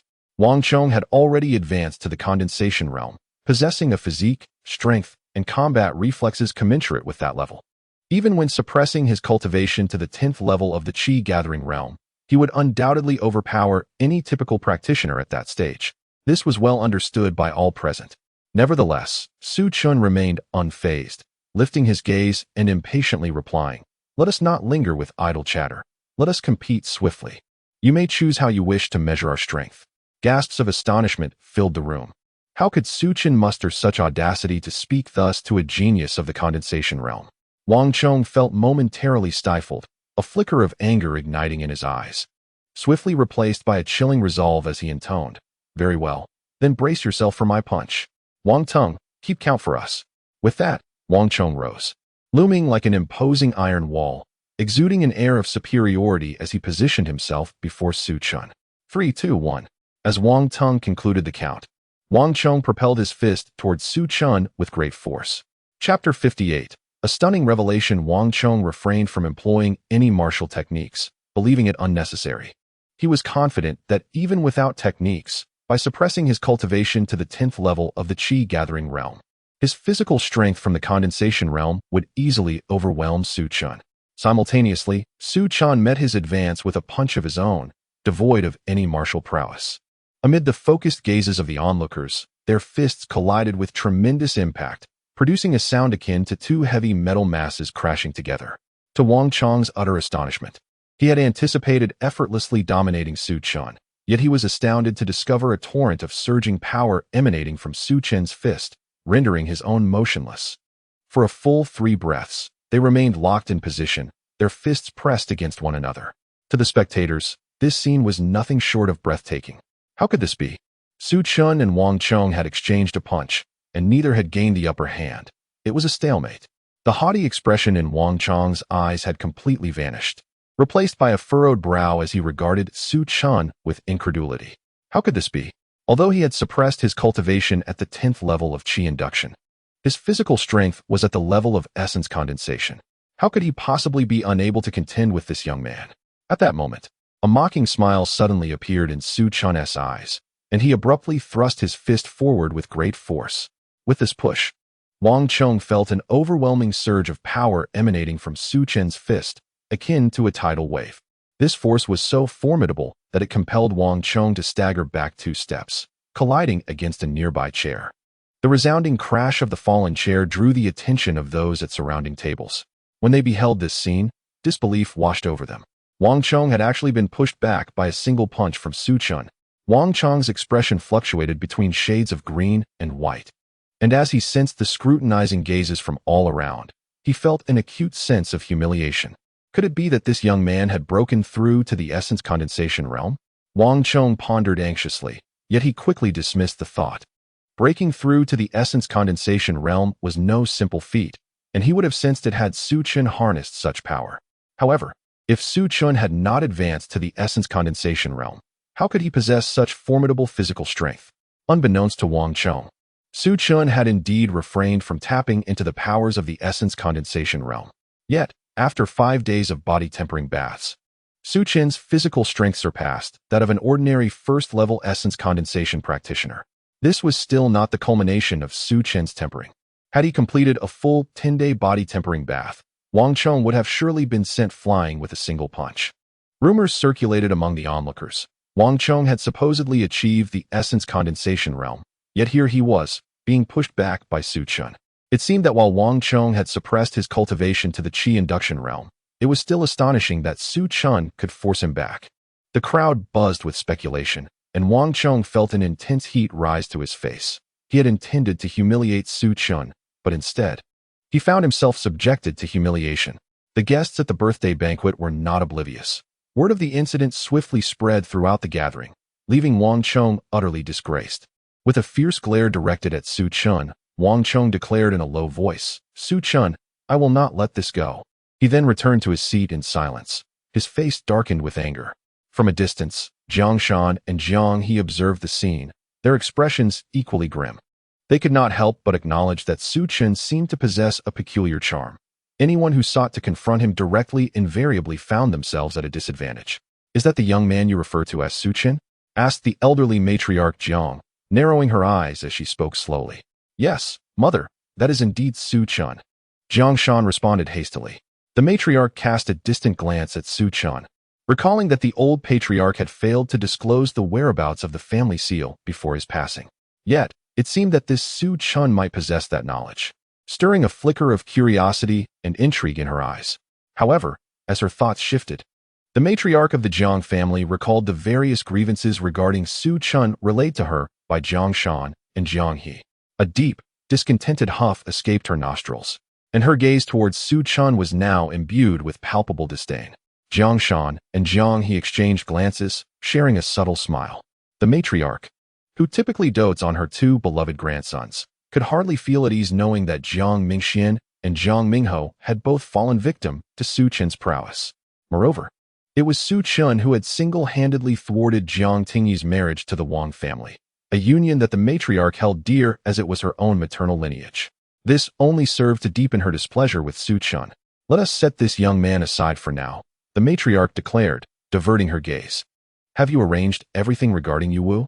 Jiang Shan and Jiang He understood that she referred to the transfer of Jiang Tingyi's quota at Tianyue Academy to Jiang Yu Wu.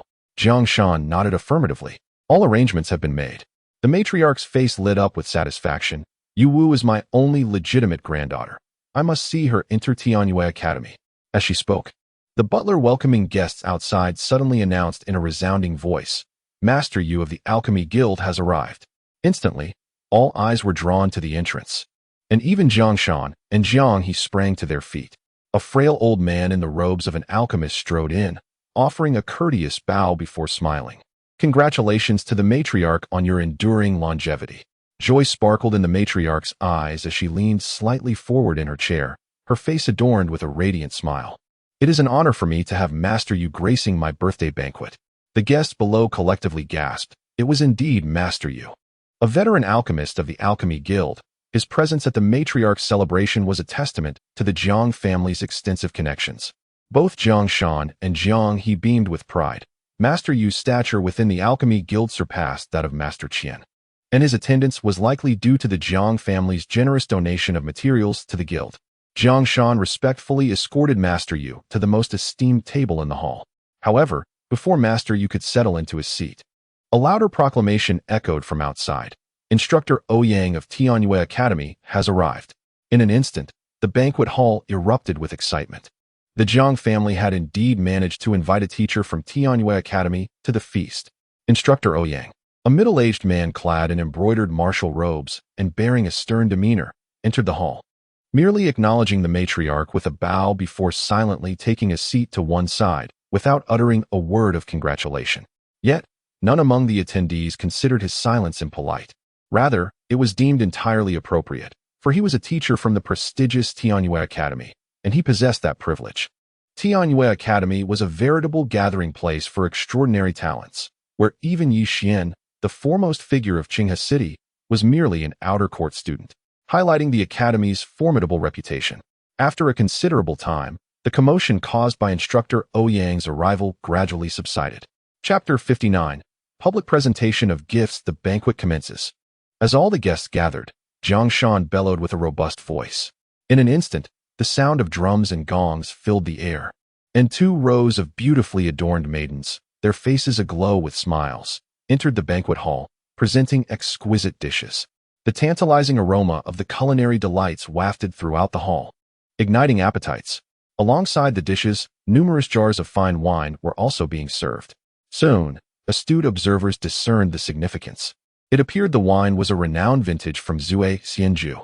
Moreover, the dishes were indeed specialties from the private rooms of Zui Xianju, with each banquet table worth no less than 500 taels of silver. The head of the Jiang family and the third master truly displayed their filial piety by generously organizing such an extravagant birthday feast for the matriarch.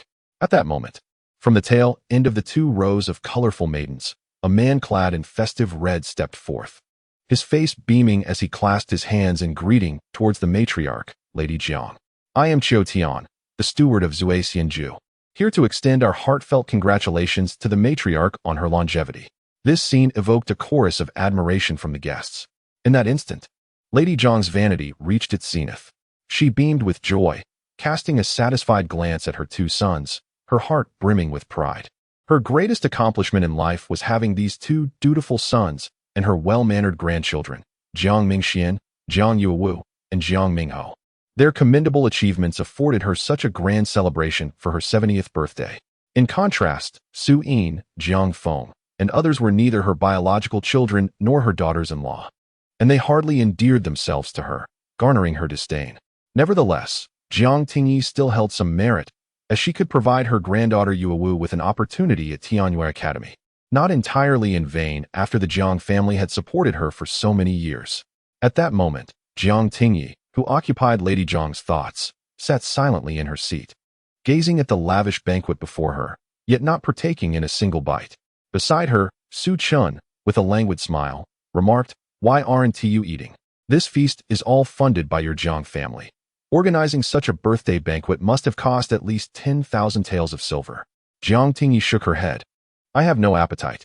Su Chun, aware of her anxiety regarding the forthcoming events, refrained from further comment. As the cups clinked and laughter filled the air, after several rounds of toasting, Jiang Shan rose and proclaimed, "The younger generation presents their gifts." The birthday presents from the guests had already been entrusted to the steward upon entering the banquet hall. This segment involved the younger members of the Jiang family publicly presenting their carefully chosen gifts to the matriarch, while also showcasing them to the guests. Consequently, the members of the Jiang family rose in unison, approaching the matriarch's seat to present their gifts individually. The gift prepared by the sons for their mother was a painting entitled Pine and Crane for Longevity. Jiang Shan retrieved the scroll from his sleeve and unfurled it for all to see.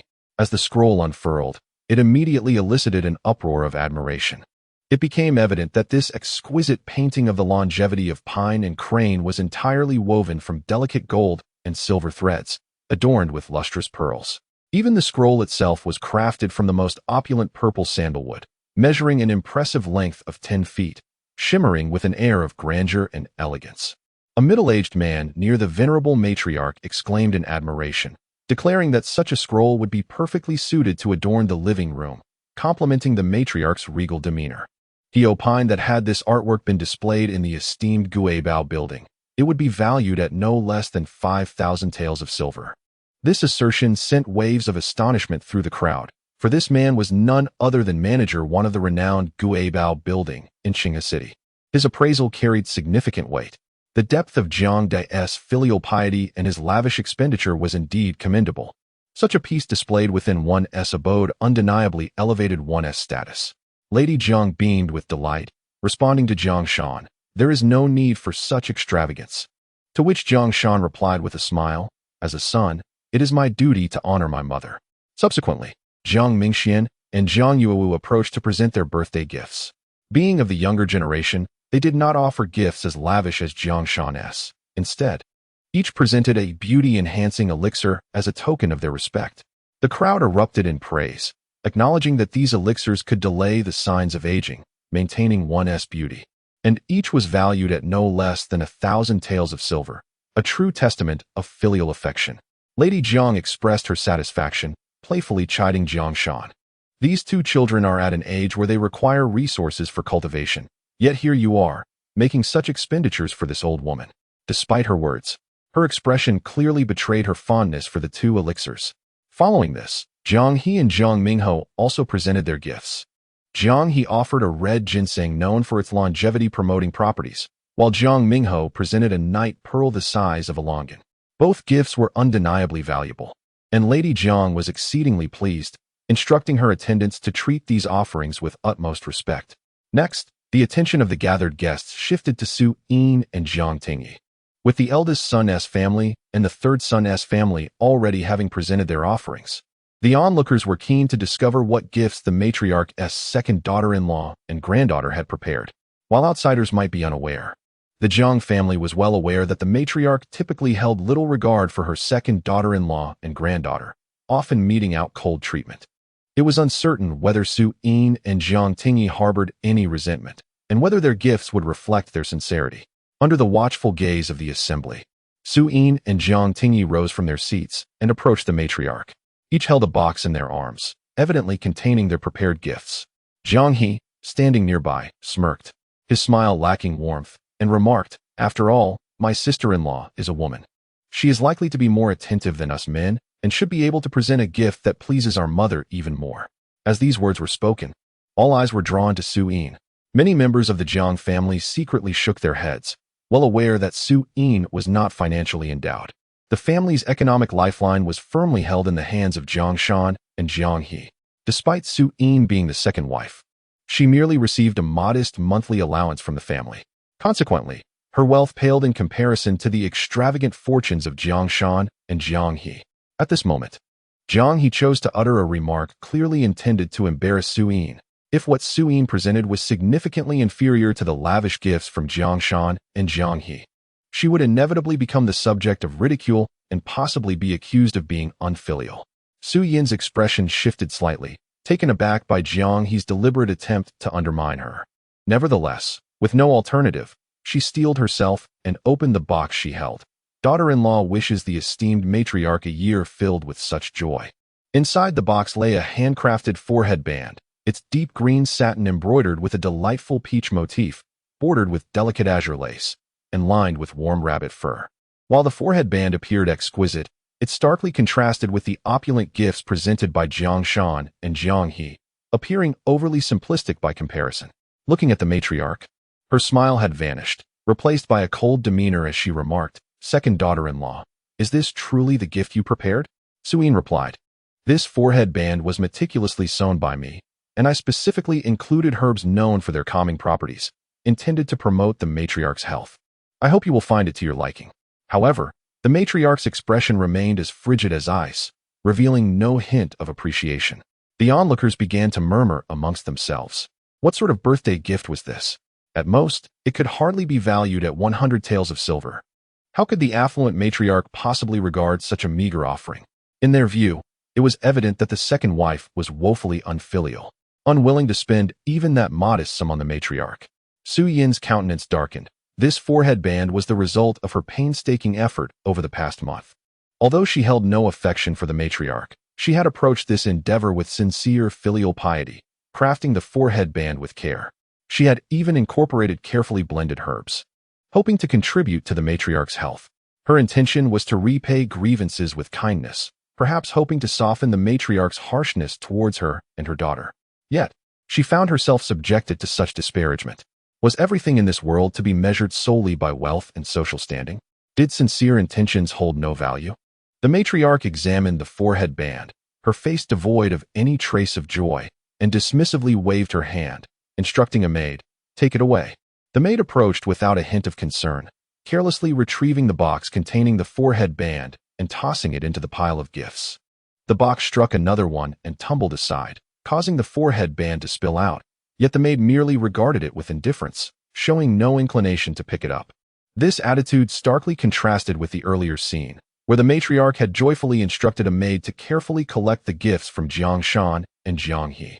Su Yin's heart felt heavy, for the sincere gift she had crafted was cast aside as if it were worthless. Initially, she harbored a glimmer of hope for old Madame Jiang, but that too had vanished entirely. After Su Yin presented her gift, it was followed by Jiang Tingyi's offering. The granddaughter had prepared a pair of jade bracelets for her grandmother, wishing her longevity akin to the southern mountains.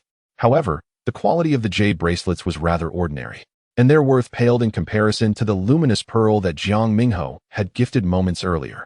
This disparity sparked yet another wave of gossip among the onlookers. The meager gifts presented by both mother and daughter were deemed shockingly unfilial. Filial piety is the foremost virtue, and as a significant member of the Jiang family, to present such paltry gifts was tantamount to inviting ridicule upon their lineage. The murmurs of the crowd were acutely felt by both Su Yin and Jiang Tingyi, leaving them in an uncomfortable position. Jiang Tingyi remained relatively unfazed, as her jade bracelets had not required much thought. However, Su Yin's handcrafted headband, which she had poured her heart into, was treated with such disdain. Jiang He feigned surprise from the sidelines, saying, "Oh, second sister-in-law, have you run out of funds? How could you present such a meager gift?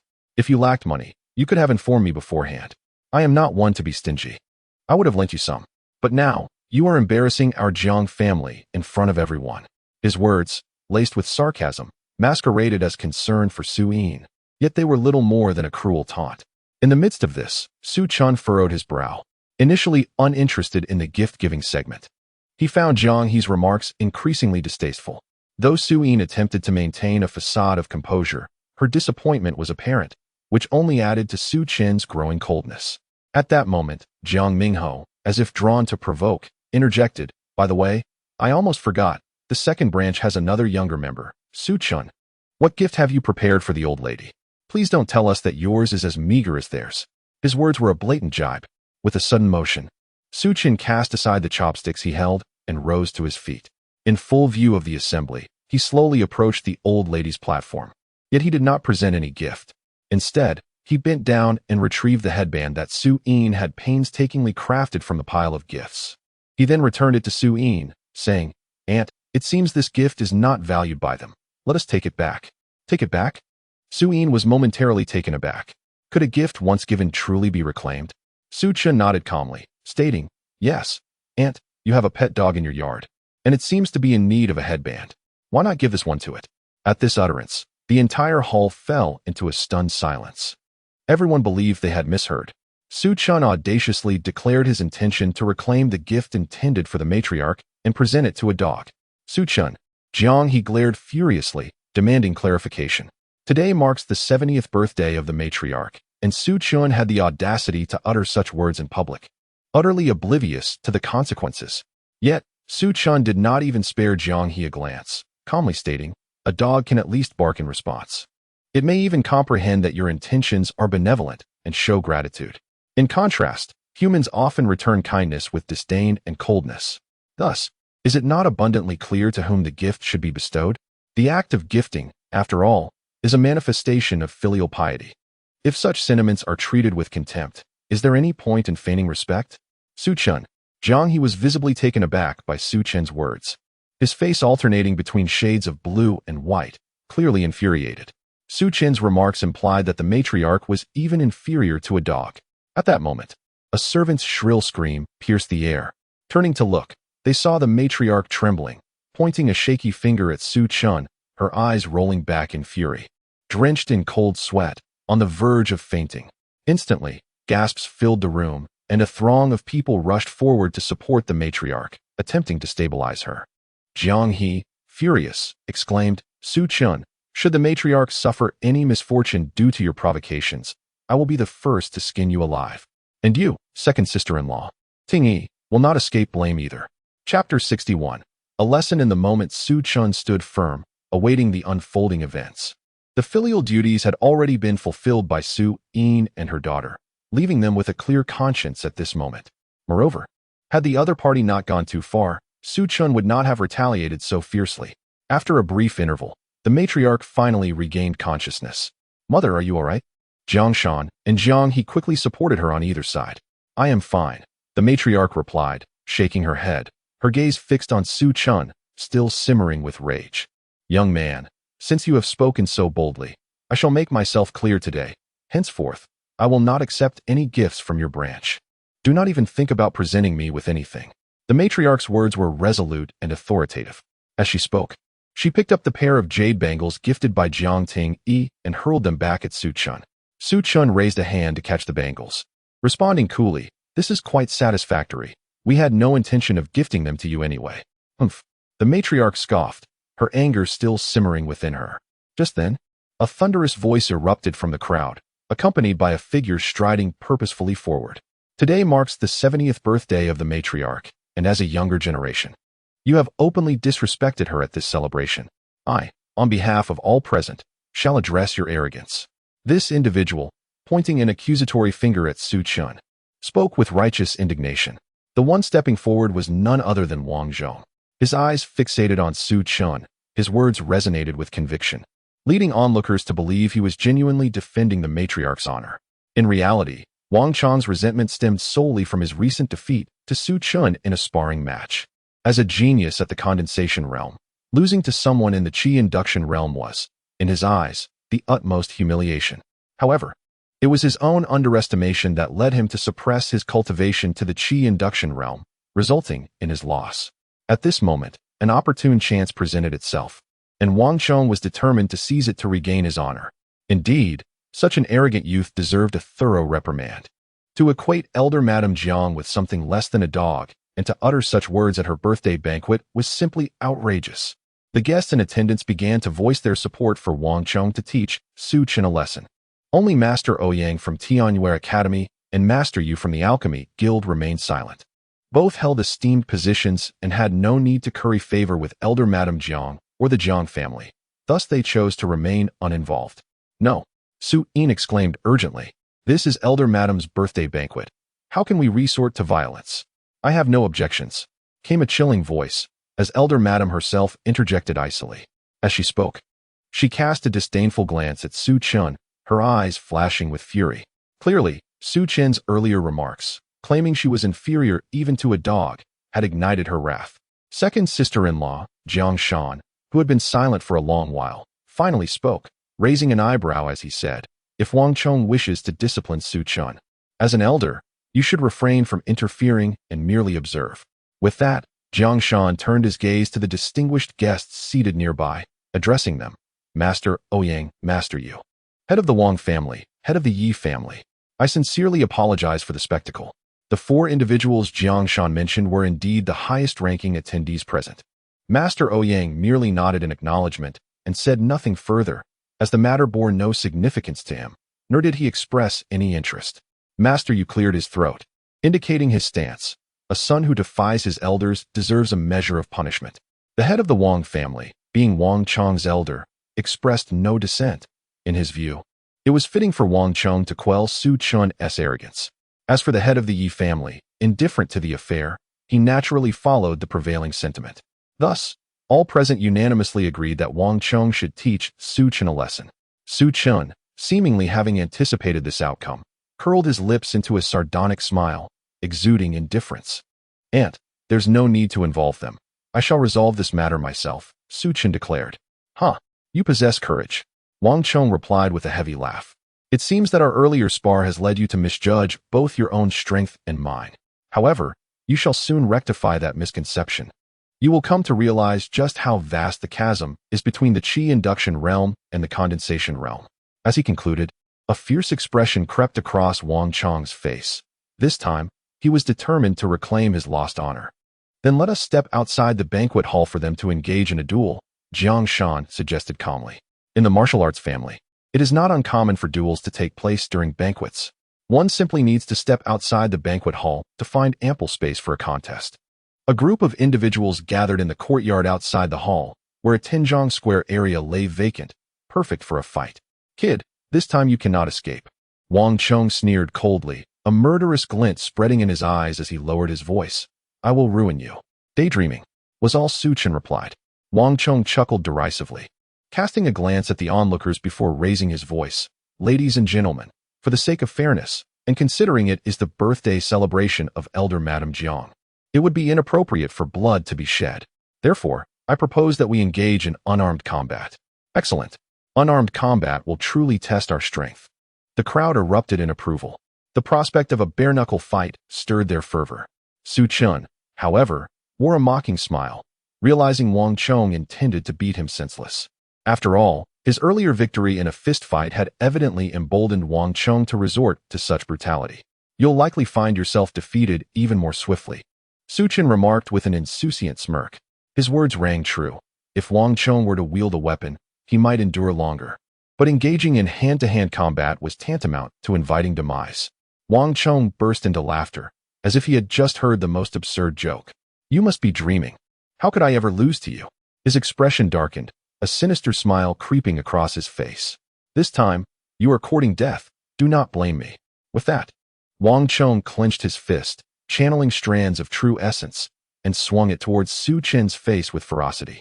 He was determined to unleash the full extent of his first level of the condensing realm, convinced that mere brute force, devoid of any technique, would be sufficient to utterly crush Su Chen. Unfazed, Su Chen met his strike with a punch of his own. As the gazes of the crowd fixated on the two, their fists collided with tremendous force. In an instant, an invisible wave of energy surged forth, generating a miniature whirlwind at the point of impact that sent sand and debris flying. When the tempest subsided, the spectators were astonished to find Su Chen and Wang Chong locked in a stance, neither having retreated an inch. What? A stalemate once more? The crowd was genuinely taken aback. Wang Chong was a prodigy of the condensing realm. They had just witnessed him employing the full power of the first level of the condensing realm. Under such circumstances, How could he possibly be evenly matched with Su Chen? Wang Chang's expression morphed into one of disbelief as he stared intently at Su Chen, as if trying to bore holes into him with his gaze. How could this be? I am a genius of the condensing realm. How can you be my equal? He muttered, genuinely perplexed. Su Chen merely smiled lazily. Isn't it simple? Did you think you were the only one capable of breaking through to the condensing realm? The moment those words escaped his lips, the crowd gasped collectively, as if struck by lightning. Had Su Chen also transcended to the condensing realm? Oh my, how young he is, merely 15, and yet at the condensation realm, truly terrifying. Initially, I believed that Wang Chong, breaking through to the condensation realm in his early 20s, was already a prodigy, but it seems there are realms beyond realms. Jiang Shan, too, was taken aback, and as he regarded Su Chen, a trace of murderous intent flickered in his gaze. Su Yin indeed has a remarkable nephew. A 15-year-old in the condensation realm is genuinely astounding. Such a genius has never graced Qinghe City. Perhaps only a young Jiang Hai could have barely matched him. Jiang Shan recalled his youth, always comparing himself to Jiang Hai. Yet the more he compared, the greater the chasm between them became. As Jiang Hai's strength grew ever more formidable, it was only after Jiang Hai's unexpected disappearance that he felt a sense of relief. Yet now, although Jiang Hai was gone, his wife had produced such a talented nephew, one whose potential seemingly eclipsed even that of Jiang Hai in his prime. If this young man does not interfere with his ambitions as the family head, it may be acceptable. However, should he pose a hindrance, this lad must not be allowed to remain. Not only Jiang Shan, but even the other two family heads harbored their own thoughts. Qinghe City had never witnessed a 15-year-old reaching the condensation realm, and now it was a relative of the Jiang family, seemingly at odds with them. The implications for the dynamics of Qinghe City remain uncertain.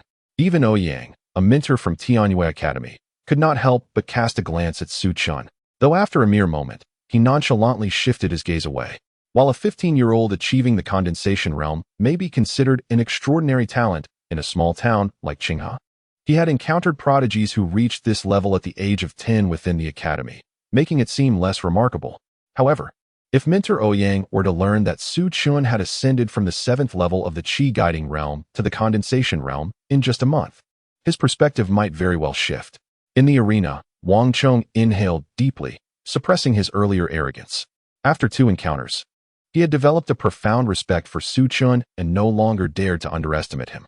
Wang Chong began to channel the true essence within his dantian, allowing it to surge forth, transforming his fist into a palm as he prepared to unleash a martial technique. He intended to execute a mid-tier yellow-grade palm technique. Such techniques are rare even among the 3 prominent families, and Wang Chong, being a direct descendant and a martial talent, was fortunate enough to be taught this mid-tier yellow-grade skill. He was confident that Su Chen, a mere outsider to the Jiang family, could never have acquired a martial technique of this caliber. Thus, he believed victory was assured. Prepare to meet your end. Earth-shattering strike. Wang Chong bellowed, a formidable power emanating from his palms as he thrust towards Su Chen's chest. It is over. The onlookers shook their heads. Without his martial technique, it might have been manageable, but now that he had unleashed it, Su Chen was bound to lose. Although Su Chen may have stumbled upon some fortuitous opportunity to break through to the condensation realm, it was evident he lacked the powerful martial techniques commensurate with that level, especially one suitable for unarmed combat. Such a possibility was exceedingly slim. Jiang Shan and Jiang He both wore cold smirks, well aware that Su Chen possessed a formidable martial skill. However, that skill was a sword technique, which would be utterly useless in this hand-to-hand combat. In their eyes, Su Chen was destined to lose. Although Su Chen was ostensibly a relative of the Jiang family, they were more than eager to see someone teach him a lesson. Under the watchful gaze of the crowd, Su Chen launched a counterattack. This time, he did not employ any martial techniques, merely delivering an unremarkable punch. Wang Chong revealed a sinister grin, convinced that Su Chen's arrogance in not utilizing any martial skill against his yellow-level intermediate technique signified his desperation. Victory was assured for him. Yet, in the next moment, Wang Chong's smile froze. He felt Su Chen's fist strike with an astonishing force, akin to a surging tidal wave, crashing violently against his palms. With a gasp, Wang Chong incredulously spat out blood, his body propelled backward to crash against the wall, leaving a human-shaped dent. The next sound was akin to a pig being slaughtered, a pained groan escaping Wang Chong's lips. It was then that the crowd noticed the peculiar angle at which Wang Chang's arms hung limply at his sides. His arms were brutally shattered. This scene left everyone present utterly astounded. Wang Chang had been defeated? Su Chun had vanquished him without employing any martial techniques. Curious gazes flitted over Su Chun, as if attempting to dissect him with their eyes. The spectators were baffled, unable to comprehend the miraculous skill Su Chun had employed. It appeared he had not used any martial arts, yet he had managed to break Wang Chang's arms. Only Wang Chang understood that Su Chun had indeed refrained from using any martial techniques. The sheer force was purely the explosive power of his true essence. Yet, for reasons unknown, Su Chen's true essence erupted with astonishing strength. He even felt that Su Chen's true essence power was nearly on par with that of a second-level condensation realm practitioner. What Wang Chang did not realize was that Su Chun possessed the legendary 5 true essence cores, meaning each strike he unleashed bore the power of 5 ordinary martial artists. Impudent wretch! One of the elders from the Wang family nearly leaped forward in a fit of rage. He could hardly believe that their family's pride, the foremost genius, had been so brutally defeated, reduced to a state akin to a lifeless dog lying there. As the scene unfolded, the 6th elder of the Wang family contemplated whether to use his authority to bully the weak. Su Yin coldly remarked, stepping in front of Su Chun to shield him from the elder's imposing presence. The reminder from Su Yin left the 6th elder of the Wang family visibly displeased. Although Su Chun had broken Wang Chang's arms, it was within the bounds of fair competition. Should the 6th elder choose to act against Su Chun now, it would be a blatant display of bullying. With no other recourse, the 6th elder could only glare at Su Chun in frustration, commanding his subordinates to carry Wang Chang away for treatment. Wang Zhong's arms were brutally broken, and the injuries he sustained were indeed severe. It would be impossible for him to recover without lying in bed for a year and a half. The atmosphere was thick with silence, the air heavy with tension. Madame Zhang's expression was as dark as the depths of water, while Jiang Shan and Jiang He wore equally grim visages. No one had anticipated that a seemingly joyous birthday banquet would devolve into such chaos. Amidst the hushed stillness, only the discerning gaze of Mentor Ouyang from Tianyue Academy lingered thoughtfully on Su Chun, revealing a hint of understated admiration. Previously, he had underestimated the youth, believing him to be unremarkable. However, it now appeared that this young man possessed considerable potential, and with time, he might well be deemed worthy of cultivation by Tianyue Academy. After a prolonged silence, Madame Jiang finally turned, her countenance still shadowed, as she made her way back to the banquet hall, declaring, "Let the birthday celebration continue." Su Chun lifted his gaze slightly, a faint smirk playing on his lips. Ah, the main event was finally approaching, was it? The remaining guests also composed themselves, following Madame Jiang back into the banquet hall. At that very moment, a resounding voice pierced through the air, announcing, "Guests from the Alchemy Guild have arrived." A wave of astonishment swept through the crowd. Had more guests from the Alchemy Guild come to partake in the celebration? All eyes turned to Master Yu, who wore a look of surprise, evidently unaware of the arrival of additional members from the guild. "Brother, what is going on?" "We did not invite anyone else from the Alchemy Guild," Jiang He whispered. Jiang Shan shared his confusion, but quickly urged, "Let them in. After all, guests from the Alchemy Guild are not unwelcome at a birthday banquet." Everyone's gaze shifted towards the entrance of the banquet hall, where the steward was bowing deeply in respectful greeting. This gesture left the attendees bewildered, for it was unprecedented to witness such deference from the steward towards any guest at the birthday celebration. Who could possibly be arriving? Moments later, an elderly man clad in a fiery red alchemist's robe entered the hall, his white hair glistening. Instantly, the air in the banquet hall grew thick with astonishment, rendering everyone speechless. After what felt like an eternity, someone gasped in disbelief, "It is Master Mo." Their astonishment was warranted. The elderly figure was none other than Master Mo, the president of the Alchemy Guild. Following closely behind him were Master Qian and several high-ranking members of the guild. Good heavens, how could this be? Master Mo was a legend in Qinghe City. He had never deigned to grace any family banquet with his presence. Yet today, he appeared at Madame Zhang's 70th birthday celebration. Upon seeing Master Mo, Master Yu trembled, rushing forward in a state of panic to assist him, bowing deeply as he inquired respectfully, "Master Mo, what brings you here?" It was hard to fathom that he, who had previously been among the most esteemed guests, was now reduced to a humble attendant in the presence of Master Mo. At this moment, The mouth of the venerable Lady Jiang gaped open, nearly as large as an egg, utterly disregarding the decorum befitting a birthday celebrant. Trembling, she rose to her feet and stammered, "Master Mo, it is an immense honor for me to have you grace this humble banquet. I am truly overwhelmed." Tears of joy nearly welled up in her eyes. She could hardly believe that Master Mo had come to her birthday celebration, an honor so grand it could be inscribed in the annals of the Jiang family. In contrast, Master Mo maintained a calm demeanor. He inclined his head slightly towards Lady Jiang and replied with a gentle smile, "I have come to extend my birthday wishes to you, Lady Jiang." Overcome with emotion, she quivered as she asked, "Surely, it was my two inept sons who invited you here, wasn't it? It is indeed a privilege for our family." "Your sons?" Master Mo furrowed his brow, realizing whom Lady Jiang was referring to. He shook his head and spoke gently, "You are mistaken, Lady Jiang." "Misunderstanding? Were it not Jiang Shan and Jiang he who extended the invitation to Master Mo?" Lady Jiang was taken aback. "Who else could it be? I am an old friend of young Master Su Chun from your esteemed residence. Upon learning of your birthday celebration, I took the liberty of attending uninvited," Master Mo explained, smiling as he cast a nod in the direction of Su Chun, who stood a short distance away. Su Chun. The revelation that Master Mo had come specifically for Su Chun left everyone in the room exchanging astonished glances, unsure if they had misheard. Coughing lightly, Su Chun felt somewhat helpless. It seemed that Master Mo's enthusiasm was quite excessive, knowing he was residing with the Jiang family. The master had gone out of his way to attend Lady Jiang's birthday banquet to honor him. Naturally, Master Mo refrained from disclosing that Su Chun was the esteemed alchemist known as Master Chun of the Alchemy Guild, yet his admiration for Su Chun was unmistakable. At that moment, Su Chun was both amused and touched by Master Mo's noble gesture of attending the banquet solely for his sake. Yet he couldn't help but think that the old man had acted rather recklessly without first ascertaining the nature of his relationship with Lady Jiang. Moreover, it appeared that Master Mo was preparing to present a gift to Lady Jiang from his sleeve. Before Su Chun could utter a word, Master Mo retrieved a beautifully crafted brocade box from his sleeve. "I came in such haste that I failed to prepare a proper gift. Please accept this newly refined Longhu blood-nourishing pill as a birthday present," he declared.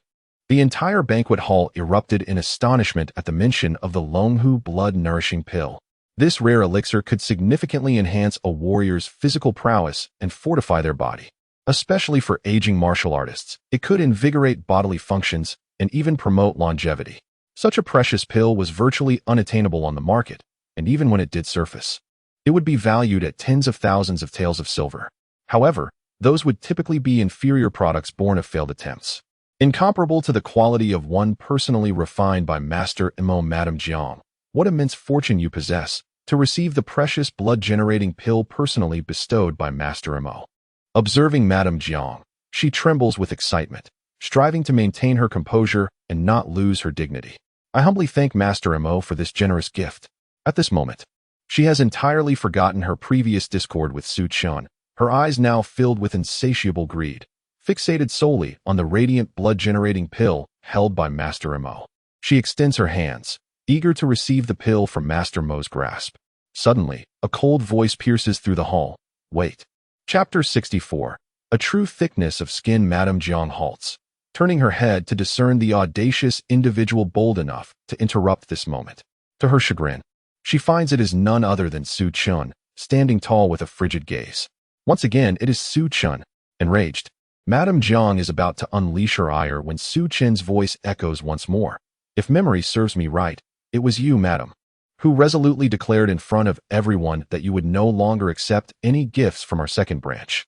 Now, since Master Mo has come on my behalf, the gift he presents is, in essence, from our second branch. Have you perhaps forgotten your own words? If you still possess a semblance of shame, kindly withdraw your hands and refrain from tainting our branch's offerings." At this pronouncement, Madame Jiang is struck as if turned to stone. Indeed, she had boldly declared before all that she would refuse any gifts from the second branch.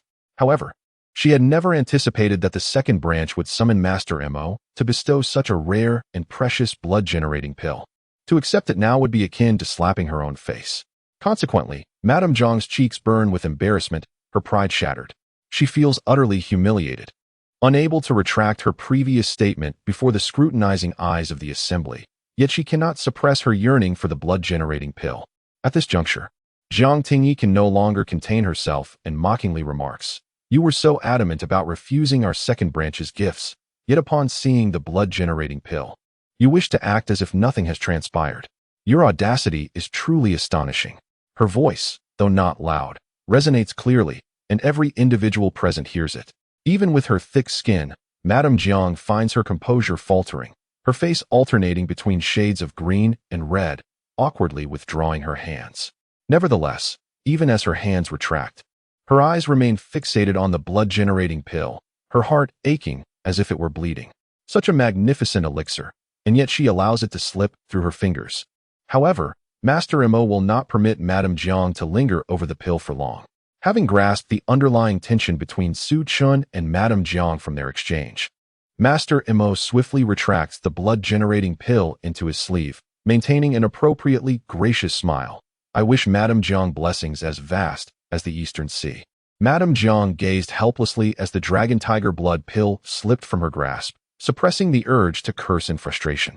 She managed to force out a smile that was more painful than tears. "Master Mo, please take a seat." Despite her heart bleeding, she felt compelled to maintain her respect for Master Mo. To show him any disrespect would be tantamount to courting disaster. Just then, Su Yin stepped forward, her voice gentle as she said, "Master Mo, please follow me. I will escort you to your seat." Master Mo looked at Su Yin and, with a twinkle in his eye, replied, "You must be the aunt of young Su Chun." Su Yin quickly responded, "I am grateful for your care of young Chun." Master Mo stroked his white beard, smiling as he regarded Su Yin, contemplating that she was indeed a relative of Su Chun. If he could cultivate a good relationship with her, perhaps Su Chun would impart more alchemical knowledge to him. After all, Master Mo had come specifically for Su Chun. He had initially intended to present a birthday gift to Madame Jiang, but soon realized that Su Chun seemed indifferent toward her. Thus, Master Mo swiftly redirected his focus towards Su Yin. "Ah, wait." Master Mo suddenly called out to Su Yin, retrieving the dragon tiger blood pill from his sleeve and presenting it to her. Originally, this pill was intended for Madame Jiang, but since she has resolutely refused your gifts, it would be unseemly for me to take it back. Hence, I shall bestow it upon you." In an instant, Madame Jiang's expression became most vivid. While Jiang Shan and Jiang He wore looks of utter dismay. Su Yin, taken aback, incredulously asked, "Master Mo, is this dragon tiger blood pill truly for me?" Master Mo asserted, "My word is my bond. How could I deceive you?" The room was soon filled with a myriad of complex gazes, envy, jealousy, disbelief, all directed at Su Yin. Who would have thought that the second lady of the Jiang family held such esteem in Master Mo's eyes, to receive the dragon tiger blood pill as a gift? Indeed, it was previously assumed that Jiang Shan was born of a concubine, which rendered the second lady inconsequential, yet it seemed this was not the case. Who could assert that she was unworthy? Her connections were impressive. I dare say she might be the most promising among the Jiang family. Master Mo had never personally bestowed a pill upon anyone before, and yet he gifted the dragon tiger blood pill to the second lady of the Jiang family. Such an act bore considerable significance. The guests began to reconsider their previous assessments of Su Yin. Meanwhile, Jiang Shan and Jiang He's expressions darkened considerably. "Brother, can you believe it? That wretched Su Yin has become the center of attention and has inexplicably received a dragon tiger blood pill," Jiang He said, his eyes burning with jealousy. If only he had received that pill, his strength would undoubtedly soar to greater heights. Yet it had fallen into the hands of that woman, Su Yin. Jiang Shan's face was grim as he coldly remarked, "They may revel for a moment, but their triumphs shall not endure." Su Yin, basking in the envious gazes surrounding her, cast a grateful glance at Su Chun. She understood well that without Su Chun, she would never have had the fortune to acquire such a precious dragon tiger blood pill. Su Chun, sensing Su Yin's gaze, smiled back, while secretly contemplating his own thoughts. Mo Lao displayed remarkable awareness, recognizing the need to approach his own kin. It seems that this time, he would undoubtedly owe him a favor, and in return, he would have to impart some alchemical knowledge. "Mo Lao, please take a seat." Su Yin invited, ushering Master Mo to the most esteemed guest chair, placed alongside Master Ouyang. However, just as Master Mo was settling into his seat, a jubilant voice suddenly rang out from outside. "A distinguished guest has arrived at Zui Xianju." Could it be another guest? The crowd was momentarily taken aback. More visitors from Zui Xianju? Jiang Shan and Jiang He exchanged glances, and Jiang Shan spoke in a low voice. Please, come in. In the next moment, a robust middle-aged man clad in a crimson long robe, radiating joy, stepped inside. Upon entering, he clasped his hands in greeting and proclaimed, I am Qin Wuji, the proprietor of Zui Xianju, here to celebrate the birthday of the venerable matriarch of the Jiang family. Additionally, I have brought 2 tables of exquisite banquet offerings from our private rooms, as a gift for the matriarch's birthday. Please enjoy. As he spoke, the portly man gestured, and 2 lines of beautiful maidens entered, each bearing trays laden with exquisite delicacies, resembling the finest artistic creations, both in aroma and appearance. Even those present who had already dined found their appetites whetted anew. Yet, gazing at the prosperous middle-aged man, everyone was puzzled. Who was this celestial being? Was he truly the proprietor of Zui Xianju? It was well known that the proprietor rarely revealed himself, and his connections were said to be extraordinarily powerful. Why would he attend the birthday celebration of the Jiang matriarch? Suddenly, the manager of Zui Xianju, Qiu Tian, rushed out, his face a mask of panic, and hurriedly approached the prosperous man, respectfully inquiring, Master, why have you come personally? Did I fail in my duties? Not at all. The middle-aged man smiled and shook his head. It is merely that I share a close friendship with young Master Su Chun of the Jiang family. Knowing that the matriarch is celebrating her birthday, I made it a point to send a banquet in her honor. At his words, an astonished silence enveloped the room. In fact, everyone felt a bit numb. Yet another individual had come in pursuit of Su Chun. What seems to be the matter? Master Qin sensed the peculiar atmosphere and inquired, Is there something wrong with the food? Not at all. Su Chun replied, his tone laced with a hint of irony. However, the matriarch has already sworn not to accept any birthday gifts from me. Ah, Master Qin was quick to respond, smiling. Then I shall have someone take the banquet back. There's no need for that. The banquet has already been prepared, and returning it would be wasteful, Su Chun said. If Master Qin does not mind, let these dishes be my treat to everyone. I certainly do not mind, Master Qin replied with a smile. Seeing even the proprietor of Zui Xianju hold Su Chun in such high regard left the crowd astonished. However, when they beheld the 2 tables of delicacies, their appetites were stirred, and a sense of bliss washed over them. This banquet, held in the prestigious Tianzi private room of the drunken immortal pavilion, surpasses even the feast arranged by the venerable Lady Jiang.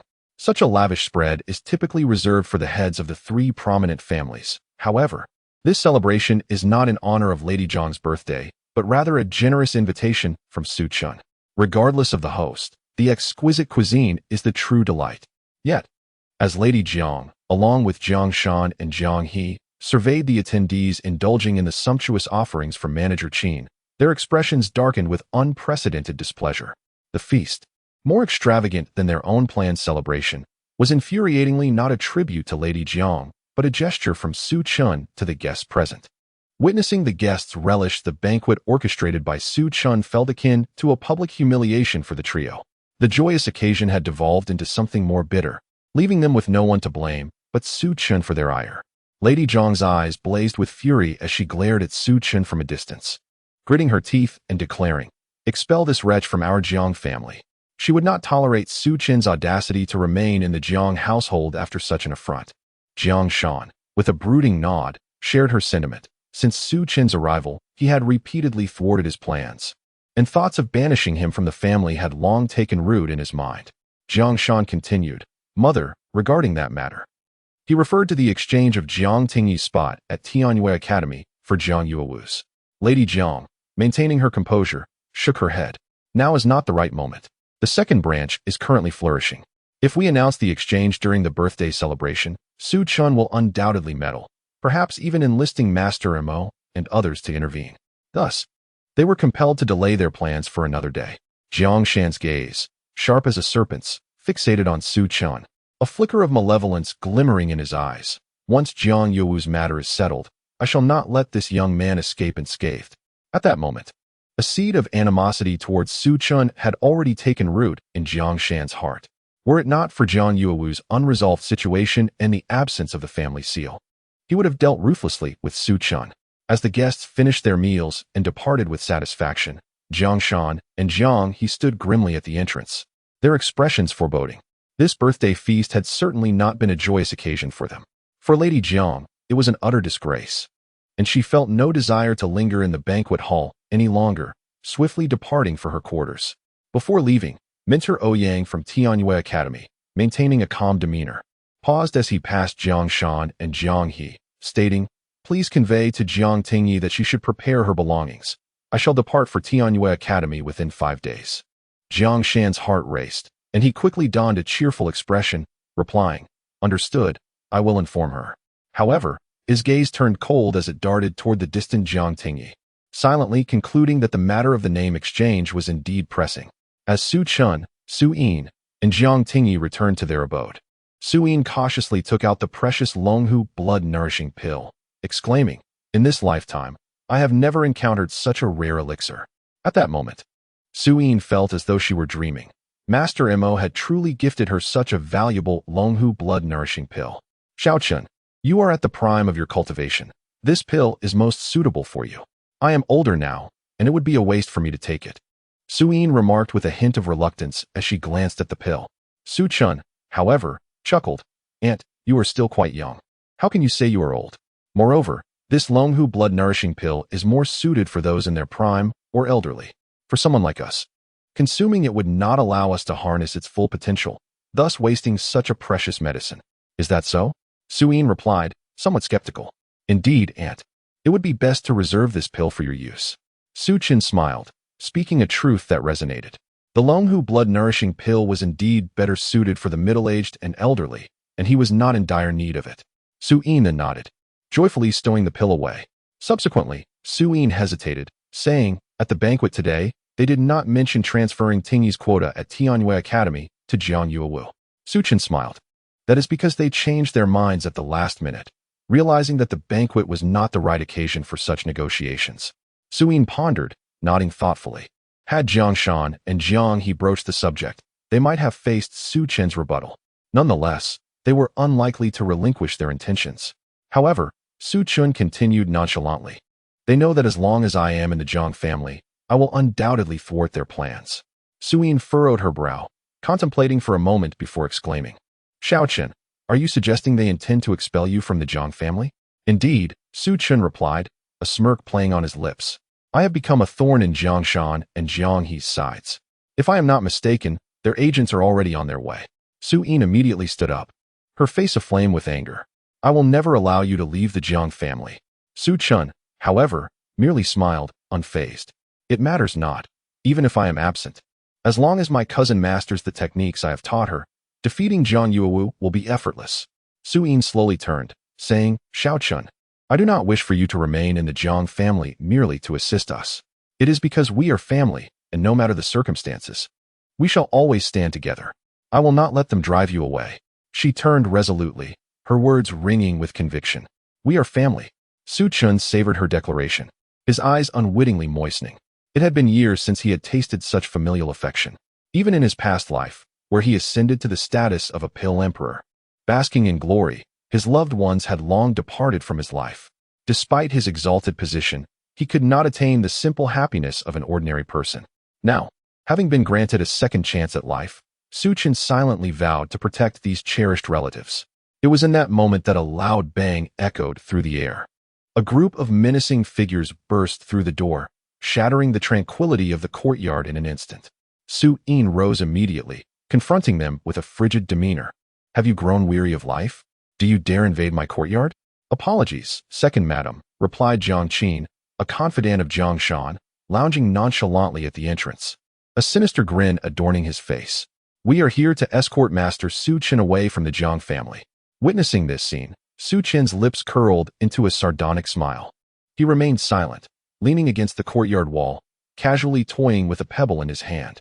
"Jiang Qin," Su Yin's voice turned icy. "Who bestowed upon you the audacity to request Master Su Chin's departure from the Jiang family?"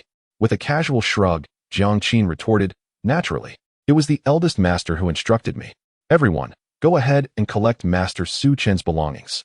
At Jiang Qin's command, a throng of brutish servants surged forward towards Su Chin's chamber. "Hold on." Su Yin swiftly positioned herself at the door, declaring, "I challenge anyone who dares to enter." The menacing servants, intimidated by the formidable aura emanating from her, hesitated to advance. Jiang Qin approached languidly. "Second madam, this matter was ordered by the eldest master. No matter how resolutely you resist, your strength cannot surpass that of the greater authority. It would be wise for you to step aside." As he spoke, Jiang Qin suddenly shook, unleashing an aura of solidified essence that rivaled Su Yin's, standing defiantly against her. Su Yin retorted coldly, "Since you were sent by Jiang Shan, I must inquire about the rationale behind this demand." Her presence intensified. "Am I not entitled, as the second madam of the Jiang family, to harbor my own kin?" "Certainly. The second madam has the right to harbor her family, but not him." Jiang Qin scoffed. "Your nephew is no ordinary individual. He has overstepped his bounds and affronted the matriarch, nearly provoking a grave episode. Yet he remains unfazed, even reveling in the situation. The eldest master has decreed that our family cannot afford to support such a thankless wretch. It is best for Master Su Chun to find somewhere more suitable." With a sudden flourish of his hand, Jiang Qin shouted, "Everyone move." At his command, the brutish servants surged towards Su Chen's room. A cold glint flashed in Su Chen's eyes as he remarked, "You have been given a chance. Should you remain ungrateful, do not blame me for my lack of courtesy." As the words left his lips, the pebble he had been toying with shot forth like an arrow, piercing the skull of one of the brutish servants. Blood splattering and brains flying in a gruesome spectacle.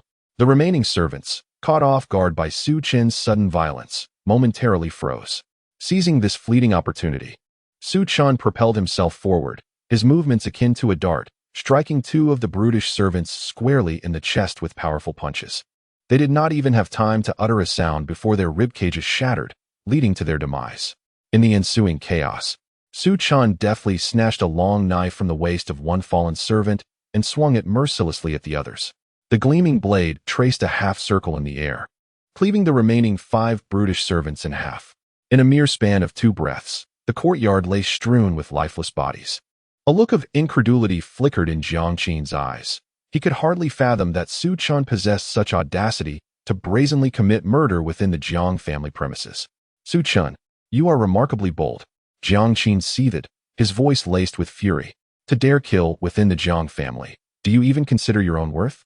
As Jiang Qin moved forward, Su Yin's indifferent voice halted him. "Jiang Qin, do you intend to revolt?" Jiang Qin was taken aback, yet ultimately restrained by Su Yin's formidable power and status, refraining from resorting to violence. Instead, he declared fiercely, "Since you have the gall to kill in the Jiang family, do not presume that we will tolerate your presence. Su Chun, consider this your final ultimatum. Leave the Jiang family at once." "What if I refuse to let him go?" Su Yin retorted coldly. "Call for assistance," Jiang Qin shouted, and an overwhelming number of armed guards surged forth like a tidal wave, encircling the small courtyard with unwavering resolve. Leading the charge, Jiang Qin sneered, "Second madam, I regret to inform you that today's events are not subject to your discretion. Drive him out." At his command, the fierce guards advanced towards Su Chun, brandishing their long spears, intent on forcing him out of the courtyard. "Cease this at once," Su Yin commanded, her demeanor radiating authority.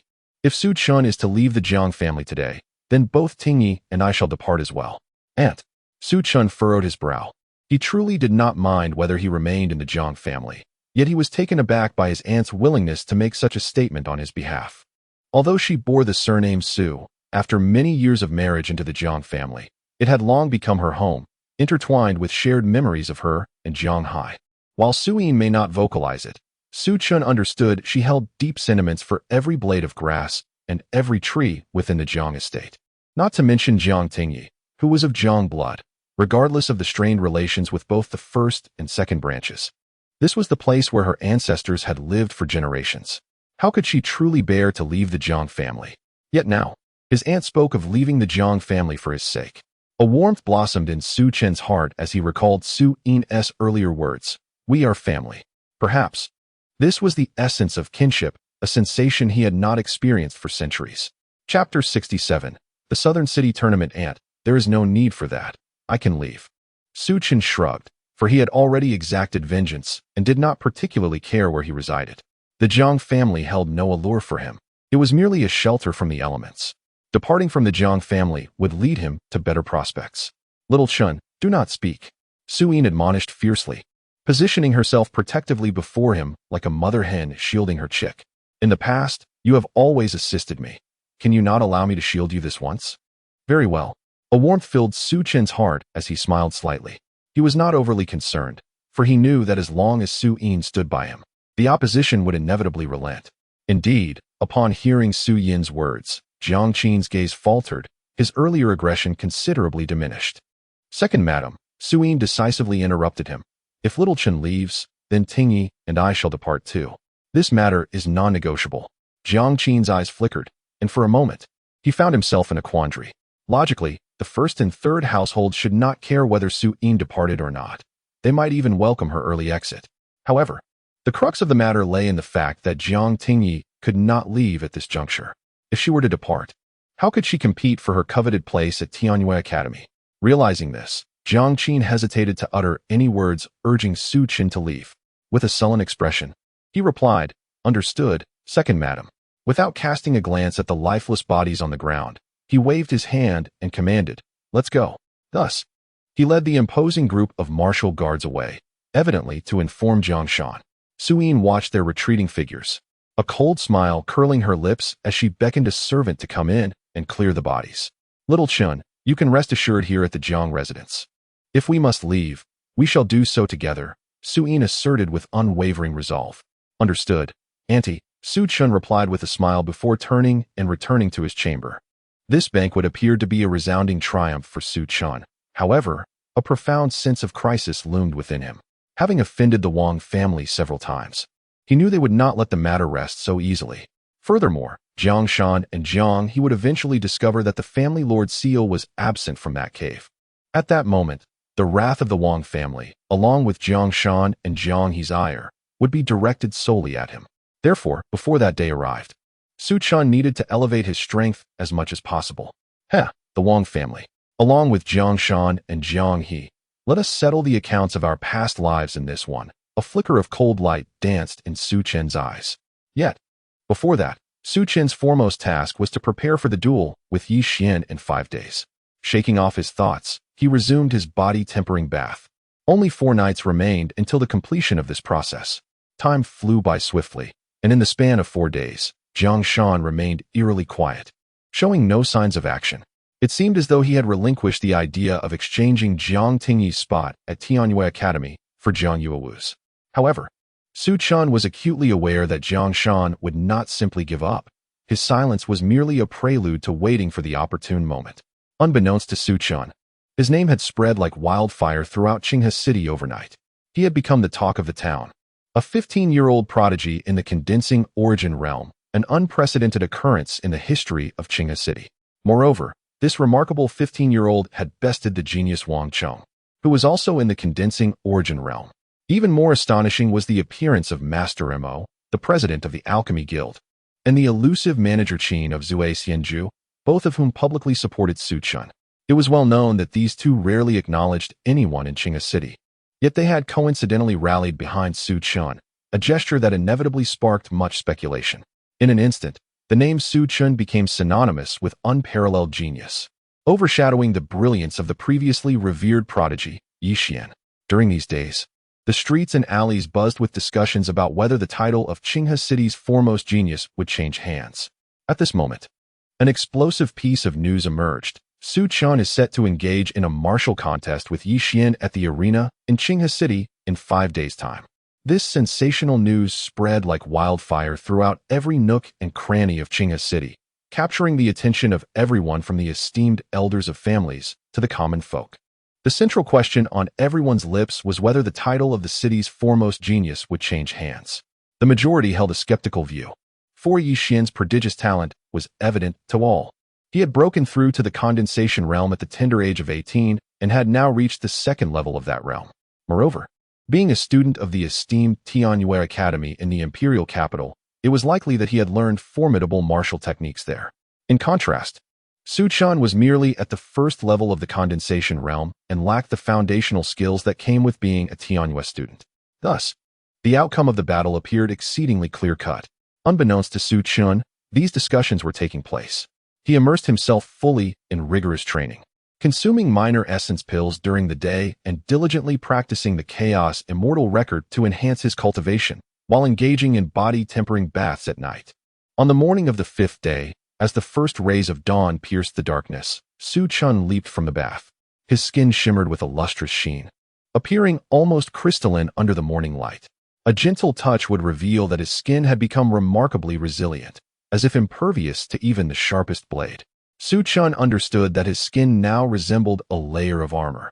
Within the confines of the condensation realm, it would be exceedingly difficult for opponents of similar rank to inflict harm upon him. Presently, Su Chun's defensive capabilities were among the finest of his peers. If he were to claim second place, none would dare to challenge him for the first. Releasing a contented breath, Su Chun acknowledged the completion of his body-tempering bath. He donned his attire and made his way to the southern arena of the city. The day of his duel with Yi Xian had arrived. Upon arriving, he was astonished to find the vicinity of the arena teeming with spectators, filling the already narrow streets to capacity. However, upon reflection, he realized that following the previous banquet, his reputation in Qinghe City had undoubtedly soared. Yet, he suspected that those gathered were not there to witness his triumph, but rather to observe his downfall. With this thought, a faint, cold smile crept upon Su Chun's lips as he strode confidently toward the arena. At the foot of the arena, Yi Xian awaited his arrival. Today, Yi Xian donned an elegant moon-white robe, exuding an air of grace and striking handsomeness. Surrounding him was a throng of admirers, both young men and women alike. Upon sighting Su Chun approach, Yi Xian's supporters erupted with indignation. Have you no sense of self-awareness? How dare you challenge Brother Yi? If you had any humility, you would concede defeat and beg for mercy. The group of Yi Xian's supporters, upon noticing Su Chun's arrival, erupted into a cacophony of insults. Their incessant chattering was as bothersome as a swarm of flies. Do you not tire of such boisterousness? If you relish this exuberance, why not come up and compete? Su Chun cast a scornful glance at the throng of Yi Xian's adherents and sneered. His words ignited their fury like a spark catching fire. Boy, what did you say? One shouted. Yi Xian, crush this brat mercilessly. I wager you can defeat him in 3 moves. Another chimed in. What nonsense. I bet Yi Xian can dispatch him with just 1 move. Yet another taunted. If I were you, I'd kneel and concede now, lest you embarrass yourself on the martial stage later. Suddenly, Su Chun smiled. Yi Xian, if you're afraid, why not have them all join in? What's the point of them cheering from the sidelines? This provoked an uproar of indignation from the crowd. Silence. At that moment, Yi Xian, who had kept his eyes partially closed, suddenly opened them wide. His gaze pierced through the crowd like a blade, seemingly capable of penetrating Su Chun's very soul. Yet to Yi Xian's astonishment, Su Chun remained unfazed, as if those piercing eyes had sunk into the depths of the ocean without leaving a trace. Su Chun, come to your senses. Today is the day you pay for your indifference towards my brother's plight.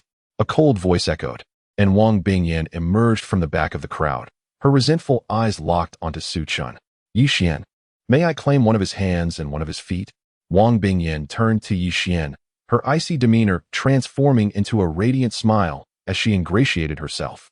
Her brother had been rendered permanently disabled because of Su Chun, and she sought to ensure that he tasted a similar anguish. For a martial artist, losing a hand and a foot equates to extinguishing any hope of pursuing martial arts. Yi Xian stood still, nodding faintly. In an instant, Wang Bingyan's face lit up with joy. Su Chun, you are doomed. Wait. Another female voice pierced through, as Jiang Tingyi rushed forward. Since when does the martial stage permit the severing of limbs? That violates the rules, she exclaimed, her brows furrowing in anger. Though the martial stage allowed for lethal combat, it was a universally acknowledged rule that one could not intentionally sever an opponent's limbs. Wang Bingyan, however, merely smirked coldly. Jiang Tingyi, are you not aware that the martial stage permits life and death duels? Life and death duels? Jiang Tingyi replied incredulously. Indeed, both parties sign a life and death pact, and the loser bears the consequences. Wang Bingyan scoffed. If they are not afraid of dying, do you think they would fear losing a hand or a foot? Unless Su Chun is too cowardly. Wang Bingyan smiled provocatively, confident that Su Chun, destined to lose, would never dare to sign such a pact. The other supporters of Yi Xian joined in the ridicule. You were so boastful earlier, yet now it seems you are but a coward. You do not even dare to sign the life and death contract. Are you truly a man? Did you not just say you would take us all on? Their jeers echoed, mocking him further as the tension thickened in the air. Amidst the derisive laughter and scornful jeers of the crowd, Jiang Tingyi furrowed her brow and said to Su Chun, disregard their words. A duel is a duel. Why must we sign a death contract? Su Chun, merely at the first level of the condensation realm, stood against Yi Xian, who had ascended to the second level. Such a stark imbalance in their powers rendered the duel utterly unjust, yet they insisted on signing a death contract. However, Su Chun, with his eyes half closed until now, suddenly lifted his gaze and responded with a faint smile. As long as Yi Xian is willing to sign, I could not ask for more. Su Chun, do not sign. Jiang Tingyi exclaimed in frustration. Initially, she believed Su Chun had changed from her previous impression, but at this crucial moment, he proved to be just as unreliable. How could he possibly sign a death contract for such an obviously unfair contest? Yet, Su Chun seemed oblivious to her concerns as he confidently approached the dueling platform. Tearing a sheet of white paper from the table, soaking it with ink, and swiftly inscribing a death contract. With a flourish, he signed his name in the bottom right corner of the document. Here, Su Chun declared, tossing the death contract at Yi Xian's feet. Yi Xian's expression darkened instantaneously. He had not anticipated that Su Chun would preemptively sign the contract, thereby placing himself in a position of disadvantage. Humph, Yi Xian scoffed, taking up the brush and swiftly inscribing his own name upon the death contract. Su Chun's inferior cultivation all but guaranteed his defeat, and Yi Xian could hardly believe that this signature would instill any fear in him. Yet, to his dismay, Su Chun gazed at him impassively as he signed, his eyes devoid of any ripple, akin to a tranquil ancient well. Yi Xian involuntarily narrowed his eyes, a flash of murderous intent flickering within. He was thoroughly displeased. Among the younger generation in Qinghe City, no one had ever dared to act so brazenly before him. He vowed to make Su Chun pay dearly for his reckless arrogance. At that moment, the day brightened, and the crowd around the dueling platform swelled. What? Su Chun and Yi Xian have signed a death contract? The murmurs spread like wildfire. Is Su Chun not being overly audacious? While he has indeed broken through to the condensation realm, it has only been a few days. Yi Xian has been cultivating for 3 years and is already at the second level, with a cultivation level lower by an entire realm. Su Chun dared to sign a death contract. It appeared that today, they might witness the fall of a genius. The chatter was incessant, and for Jiang Tingyi, it only heightened her anxiety. She had been unaware of Su Chun's duel with Yi Xian until she overheard the servants discussing it that morning. To her astonishment, she learned that the entire Qinghe City was already aware of this duel. In her haste, she had come without even having time to tidy herself, only to find that Su Chun had signed the death contract. Jiang Tingyi was infuriated with Su Chun, her teeth clenched as she pulled him aside. Come with me. Confused, Su Chun followed her to a corner. What is it? He asked. Jiang Tingyi's brow was tightly knit as she replied. Do you not think I would worry about this? Worry? About whom? Su Chun queried, perplexed. About you. Jiang Tingyi retorted, exasperated. You worry about me? Ha ha. Su Chun couldn't help but burst into laughter. However, midway through his mirth, he noticed the girl before him remained silent, her delicate eyes shimmering with unshed tears. Stopping his laughter, Su Chun exclaimed in surprise. Are you truly crying? At this moment, the dusty emperor was equally perplexed. After all, this girl had never displayed such emotion in her previous life, and he had never witnessed her weep for him before. Chapter 69. Allow me 3 moves. Of course it's real crying. Are you foolish? Do you not realize who Yi Xian is? He is at the second level of the condensation realm. Can you possibly defeat him? And you signed a life and death contract. What will happen if you perish? Jiang Tingyi's suppressed sadness, worry, and fear finally erupted, and tears streamed down her cheeks. She was merely a 15-year-old girl, after all. How could she maintain the facade of strength she had been displaying? After a moment of weeping, Jiang Tingyi realized she had become the subject of Su Chun's amusement and hurriedly wiped her tears with her sleeve, glancing at him. Her vision was blurred by the remnants of her tears, and she could only vaguely make out the silhouette of the slender boy standing before her, backlit, yet exuding an unusual tranquility. After a brief silence, Su Chun's voice resonated. Do not worry, I shall not perish. I will not die, nor shall I lose. With that, he turned and strode confidently toward the martial arts platform where Yi Xian awaited, standing tall. He was strikingly handsome, donned in a moon-white outfit that accentuated his elegance, making him the quintessential dreamboat for any girl. Yet, as Su Chun ascended the platform, the onlookers were astounded to discover that Su Chun's striking features rivaled Yi Xian's. Furthermore, he possessed an extraordinary aura that was inexplicable. imbued with a mysterious quality and an unyielding demeanor reminiscent of a mountain that remains steadfast in the face of adversity. When the two stood together, the audience's attention was inexplicably drawn to Su Chun. Indeed, Su Chun was not unworthy of being called a young dragon among phoenixes. Regrettably, he was a promising talent destined to falter due to his excessive arrogance. Genius often carries an inherent pride, and many have met their downfall because of their hubris. The spectators buzzed with conversation. Meanwhile, at a distance atop a tall building, a scholarly middle-aged man stood with his hands clasped behind his back, gazing intently at the martial arts platform. Though he appeared refined and cultured, an undeniable pressure emanated from him, revealing his identity as a formidable expert in the condensation realm. "Hee, Brother Yi, I knew you would be here," came a voice from behind the cultured man. He turned to see a rugged middle-aged man striding towards him, standing shoulder to shoulder with him. "Brother Wang, you have come as well," the cultured man replied nonchalantly. If others were present, they would be astonished to recognize that this refined middle-aged man was Yi Wenlong, the head of the Yi family, while the rugged man was Wang Lai, the head of the Wang family. As two of the heads of the three prominent families in Qinghe City, they did not appear at the southern competition arena but instead chose to observe from a distance.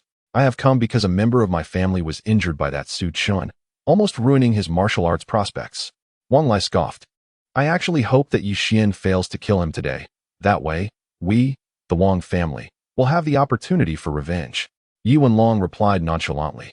"You may be disappointed, Wang brother, for today, Su Chen shall undoubtedly meet his demise." His tone exuded an undeniable confidence. "Brother Yi, you seem remarkably assured?" Wang Lai inquired. Yi Wenlong coldly smiled. "Just watch. Su Chen will not withstand even a single strike from Yi Xian." Wang Lai shrugged. "Then I shall await the outcome with great anticipation. Speaking of which, that Su Chen fellow is rather peculiar," Wang Lai continued. Yi Wenlong cast him a glance. "What do you mean by peculiar?" Wang Lai spoke gravely. "I dispatched someone to investigate his background, and the findings revealed that he was merely a discarded disciple expelled from Jingyi sect. Yet, how could he possess such remarkable abilities? Not only did he break through to the condensation realm at the age of 15, but even Master Imo and Manager Qin have shown him support. It's truly bizarre." Yi Wenlong remained silent for a moment before responding. "I have also looked into this, and indeed, that young man is quite extraordinary. The fact that a 15-year-old has not only advanced to the condensation realm, but has also garnered the favor of Master Imo and Manager Qin is strikingly impressive, demanding attention. One cannot predict the impact such a youth may have on the dynamics of Qinghe City, especially given his close ties with the Jiang family. Thankfully, Su Chen today has rashly signed a life and death agreement, granting Yi Xian the chance to eliminate him in the cradle. Otherwise, neither the Yi family nor the Wang family would have tolerated his prolonged existence in Qinghe City." At that moment, the competition was about to commence. Yi Xian stood on the stage, casting a disdainful glance at Su Chen. "You may begin. I grant you 3 strikes." Su Chen smiled faintly, saying nothing, as he gathered true essence into his fists and struck directly at Yi Xian's abdomen. With a thunderous crash, akin to the clash of metal, Yi Xian was caught off guard, his lower abdomen struck by a force as formidable as a mountain, causing him to stagger back 3 steps. How is this possible? Yi Xian's eyes widened in disbelief. How could Su Chen's punch possess such immense power? "Do you still wish to give me 3 strikes? A hint of mockery appeared on Su Chen's face. Those who displayed blind confidence before him would inevitably suffer under the quintuple force unleashed by his true essence core. Yi Xian's expression flickered with embarrassment, but in an instant, he regained his composure. "You are merely employing some trivial techniques, hardly anything to be considered orthodox." "Very well. Since you refuse my courtesy, let us engage in a proper contest." With that, Yi Xian bellowed, assuming a combat stance. As strands of true essence quickly coiled around his fists, and he erupted with the aura of the 2nd level of the condensation realm. 100 Cracks Fist. A set of advanced yellow-level martial arts techniques was unleashed by Yi Xian with great flamboyance. Each punch he delivered sliced through the air, accompanied by a fierce whooshing sound and the crackling of sonic booms. This was a martial art imparted by Tianyue Academy. Such a powerful yellow-level advanced fist technique. It was astonishing to discover that the seemingly refined Yi Xian excelled in martial arts. Su Chen was surely at a disadvantage. In the audience, Jiang Tingyi's eyes displayed a hint of concern. She did not anticipate Yi Xian would immediately employ an advanced yellow-level technique. Such techniques could only be practiced after breaking through to the condensation realm, and Su Chun had only just achieved that state a few days ago. Even if he possessed an advanced yellow-level technique, where would he find the time to cultivate it? Moreover, it was highly probable that Su Chun did not even have access to such a technique. Bang, bang, bang. Yi Xian's heavy punches landed relentlessly on Su Chun's body, producing resounding echoes akin to clashing metals. However, those with keen perception would notice that despite enduring such impacts, Su Chun remained utterly unharmed. The effects of the body-tempering bath were indeed formidable. Su Chun smiled faintly, suddenly exerting force beneath his feet and propelling himself backward like an eagle taking flight, swiftly escaping Yi Xian's range of attack. This sudden maneuver was called Eagle Step. Its origin lay in a yellow-level advanced technique known as the Five Elements Fist. The Five Elements Fist had been taught to Su Chun by the esteemed Qingfeng Danzun in his previous life and was the only martial art he had cultivated then. The most remarkable characteristic of this technique was that it could be practiced even without any internal vital energy or essence. Hence, in his past life, Su Chun had diligently honed this technique for several decades, becoming thoroughly familiar with it and able to execute it effortlessly. However, at that time, Su Chun was not a martial artist, so its effectiveness was negligible. Now, as a first-level practitioner of the condensation realm, the power of this technique was immeasurably enhanced. The actual rank of this technique was high-level yellow, perfectly suited for Su Chun at this moment. Moreover, whether by fate or destiny, the Five Elements Fist could only be cultivated by those who possessed a complete mastery of the five elements within their bodies. In other words, only those endowed with a core of five-element true essence could practice it. In this lifetime, Su Chun fortuitously acquired the five-element true essence core, seemingly guided by divine providence. Eagle Step, Tiger Fist, Bear Strike, Leopard Charge, Cat Bow. The Five Elements Fist comprised 5 techniques, each of which Su Chun executed in succession, astonishing everyone present. No one had expected that Su Chun would also unleash a high-level yellow technique. Boom, boom, boom, boom. The two combatants began an intense exchange, showcasing the prowess befitting geniuses of the condensation realm. My goodness, how short a time had it been since Su Chun broke through to the condensation realm? Yet he had already mastered an advanced yellow-level technique. Was this the nature of a battle among condensation realm prodigies? It was overwhelmingly powerful. If I were to step into the ring, I would barely withstand a single attack from either of them. Strangely, have you all noticed that the prowess of Su Chun's martial arts seems to be continuously escalating? At this moment, Yi Xian, on the arena, feels an immense pressure, for he too senses that the might of Su Chun's skills appears to be on the rise. Initially, Yi Xian managed to maintain an advantage, suppressing Su Chun. Yet gradually, they became evenly matched, neither able to dominate the other. This sensation is akin to Su Chun starting off somewhat unpolished, but as time progresses, he grows increasingly adept, thereby enhancing the potency of his martial techniques. In truth, this is indeed the case. Although Su Chun had trained for decades in the Five Elements Fist, he has now reverted to the age of 15, devoid of the muscle memory accrued from practicing the Five Elements Fist, causing his body to lag behind his mind, rendering him somewhat clumsy. However, after this brief bout, Su Chun has entered his rhythm, gradually showcasing the true power of the Five Elements Fist. The high-tier yellow-grade martial arts theoretically allow a martial artist's combat prowess to increase by 70 to 100%. Coupled with the quintuple strength explosion provided by Su Chun's 5 True Essence core, his combat capability is undeniably formidable.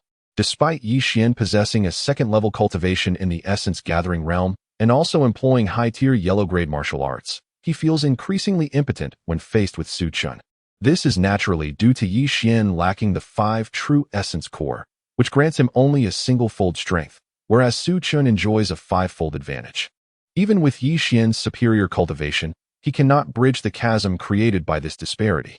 Thus, gradually, Yi Xian finds himself at a disadvantage, and this becomes increasingly evident. Did I misjudge the situation? Yi Xian is actually at a disadvantage? You did not misjudge. It is truly astonishing that Yi Xian cannot best Su Chun. From a distant high-rise, Wang Lai gazes at the unfolding battle on the arena, astonishment etched on his face. What peculiar talent does Su Chun possess to contend against a second-level practitioner of the essence-gathering realm and hold the upper hand? He has witnessed instances of overcoming levels before, Yet seeing a genius like Yi Xian being challenged in this manner is a first for him. Moreover, just moments ago, Yi Wenlong confidently asserted that Su Chun would not last a single move against Yi Xian. Yet it is now apparent that Su Chun is clearly gaining the upper hand in this confrontation. Observing the scene from afar, Yi Wenlong's eyes reveal a flicker of surprise. But he quickly regains his composure, stating coolly, "Just wait and see." On the arena, Yi Xian coldly remarks, "I did not expect your strength to surpass my imagination. However, your performance ends here. Prepare to meet your demise." With that, Yi Xian suddenly retreats swiftly, temporarily withdrawing from the fray. Then, an immense pressure, several times greater than before, erupts from Yi Xian, the pressure of a third-level practitioner of the essence-gathering realm. Good heavens! Yi Xian has actually broken through to the third level. A chorus of astonished gasps rises from the crowd below. So it was that Yi Xian had been concealing his true strength all along. His genuine power is indeed that of a third-level practitioner of the essence-gathering realm. How formidable! From a distance atop a towering building, Wang Lai was equally astonished. Well, Yi brother, your Yi Xian has truly concealed his prowess. Having remarkably advanced to the third level of the condensation realm, Yi Wenlong offered a subtle smile, but refrained from responding. Wang Lai's gaze flickered as he observed Yi Xian on the dueling platform, his mind racing with myriad thoughts. It was unexpected that Yi Xian had achieved the third level of the condensation realm, while Wang Chong of the Wang family lay injured and bedridden. Even with the finest alchemists and remedies, it would take him at least half a year to recover. This disparity between Yi Xian and Wang Chong would undoubtedly widen. Contemplating this, Wang Lai's expression grew complex. In this world, there are no eternal allies. Although there seemed to be no immediate conflict between the Wang and Yi families, it did not imply that the Wang family was pleased to witness the meteoric rise of the Yi family's genius. On the dueling platform, Yi Xian resumed his stance, employing the previously showcased 100 cracking fists, but with a strength that exceeded previous displays by over threefold. Su Chun, you have proven to be quite capable. Among the younger generation in Qinghe City, you are the first to compel me to unleash my full power. Today, I shall demonstrate what absolute strength entails. The might of the third level of the condensation realm is utterly incomparable to that of the first. With a thunderous roar, Yi Xian unleashed a torrent of fists upon Su Chun. Is this the might of the third level of the condensation realm? How formidable! The spectators gasped, realizing Su Chun's fate was sealed. No one believed that, with such a substantial difference in cultivation, Su Chun could emerge victorious. It was an impossibility, especially against a prodigy like Yi Xian. Chapter 71. Even the King of Heaven cannot stop me in this critical moment. Su Chun remained remarkably composed. His Songhai sword was already in hand, his eyes intently focused on Yi Xian's movements, seeking any sign of vulnerability in his martial techniques. Although identifying a flaw was challenging, it was not beyond the realm of possibility. Any martial skill, if not perfected, would inherently possess weaknesses. At this moment, Su Chun relied on his profound martial knowledge acquired from previous lives to discern that elusive flaw within his opponent's techniques. There it is. Suddenly, Su Chun's eyes sparkled with realization. In that instant, he thrust his longsword forward. 8 waves of the sword. Su Chun unleashed his most powerful single-target attack, the layered wave slash. The sword light pierced through the multitude of fist shadows, unwaveringly targeting the singular flaw. No. Yi Xian's expression shifted dramatically. Su Chun's strike was aimed directly at his vulnerability, leaving him utterly defenseless. With a piercing sound, Su Chun's sword penetrated through the onslaught of fists, the blade finding its mark in Yi Xian's chest, blood immediately spilling forth. How can this be? Yi Xian was left in disbelief, collapsing to the ground. His eyes filled with incredulity. He could hardly comprehend that as a genius of the third level of the condensation realm, he had been defeated by someone at the first level, having crossed 2 entire tiers. However, before Yi Xian could fully comprehend the pain emanating from his chest wound, he was horrified to discover Su Chun, radiating an aura of lethal intent, advancing towards him with a drawn sword. The life and death contract.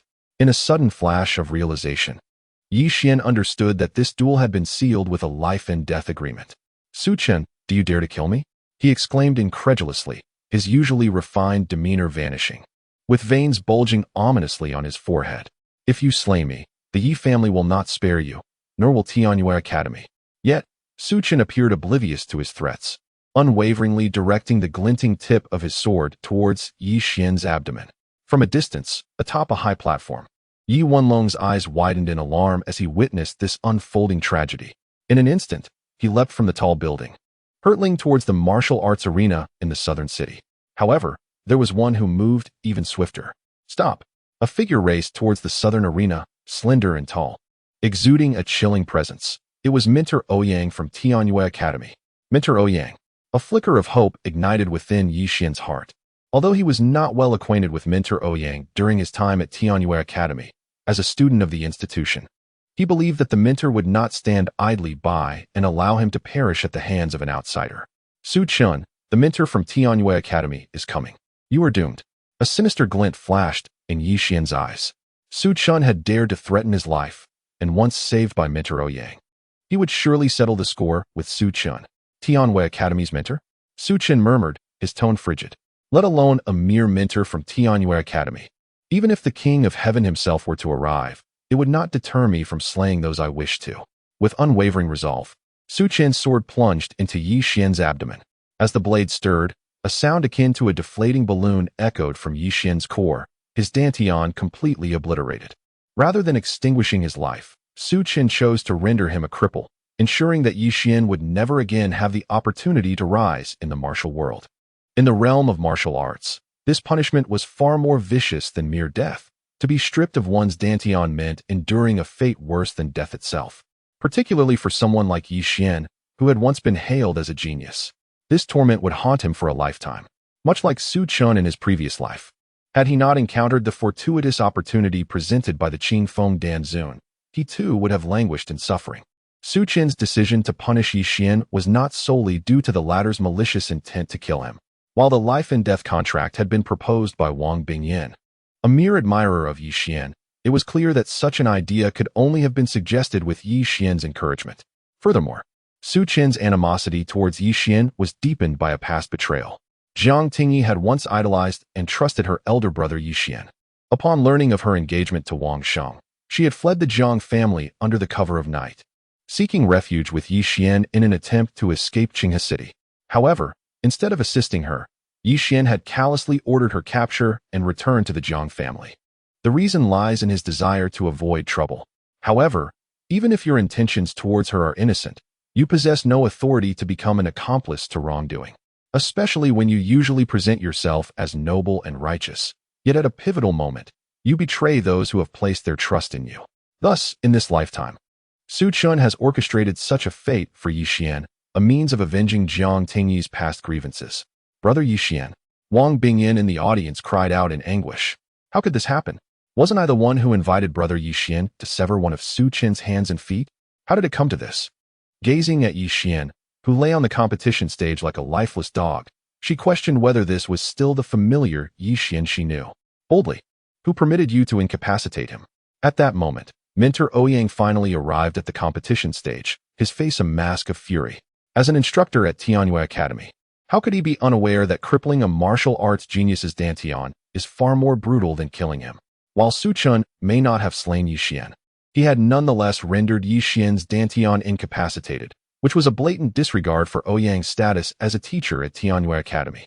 Daring to cripple a descendant of the Yi family, you seek death. Yi Wenlong followed closely behind, his expression terrifyingly dark. Yi Xian was the foremost genius of the Yi family and the greatest hope of Yi Wenlong, the family head. Now, this greatest hope had been utterly destroyed by Su Chun, filling Yi Wenlong with an insatiable desire for revenge. Family head Yi, if I recall correctly, it was not I who proposed the death contract. You should seek out the true instigator of that proposal, Su Chun replied with a dismissive shrug, exuding an air of nonchalance. You insolent brat, do not try to divert the topic. Yi Wenlong's face darkened ominously. Everyone saw you incapacitate Xianer. If not you, then who else shall we hold accountable? Very well, if you wish to hold me accountable, let us have a thorough reckoning. Su Chen's gaze sharpened abruptly. The death contract is signed in black and white. It is a matter of life and death, and neither party can blame the other, even in death. Moreover, incapacitating the dantian is merely an injury. There exists no justification for blaming the other party. This is a truth even a 3-year-old would comprehend. Are you, a dignified family head, truly beneath the understanding of a mere child? His words rendered Yi Wenlong speechless. Chapter 72. Mentor Ouyang's intrigue yet. In the next moment, Yi Wenlong sneered. What a sharp-tongued lad. However, in the martial world, clever words do not fill the belly. He regarded Su Chun with disdain, asserting that even with the death contract signed, it requires acknowledgement to be valid. Without recognition, the death contract is nothing more than a worthless piece of paper. His implication was clear. He intended to leverage the absence of powerful allies present to renounce the binding nature of the signed contract. As Yi Wenlong uttered these words, his murderous aura was unleashed without restraint, leaving Su Chun feeling like a solitary leaf adrift upon a vast ocean, perilously vulnerable. However, Su Chun exhibited no signs of trepidation. Instead, he smiled leisurely. Oh, do you truly believe that no one acknowledges this? He challenged. Then pray tell, who does? Yi Wenlong sneered. Perhaps Su Chun still believed that someone would support him at the scene. Even if there were, it could not be a formidable presence like Yi Wenlong. Suddenly, a voice, entirely unexpected to Yi Wenlong, resonated. He turned his gaze, astonished to discover that the speaker was none other than Master Ouyang. Master Ouyang, what did you say? Yi Wenlong exclaimed, incredulous. Wasn't Master Ouyang a teacher at Tianyue Academy? He should be on his side. The matter of Su Chun crippling Yi Xian had evidently enraged Master Ouyang. So how could he possibly endorse the death warrant? I say, I recognize this death warrant. Master Ouyang impatiently reiterated, casting a warning glare at Yi Wenlong. Indeed, Su Chun's actions had incensed Master Ouyang, who would gladly have struck him down. However, as a teacher of Tianyue Academy, his every word and action represented the institution's image. If a teacher stood by and allowed Yi Wenlong to brazenly disregard a written death warrant without intervening, it would be tantamount to inviting scorn upon Tianyue Academy. Yi Wenlong opened his mouth to protest, yet ultimately fell silent, resigned. He could not defy Master Ouyang. The latter's prowess surpassed his own, and to oppose him would be courting death. Although this master acknowledges the validity of the death warrant, you cannot evade the punishment that is due. Master Ouyang coldly addressed Su Chun.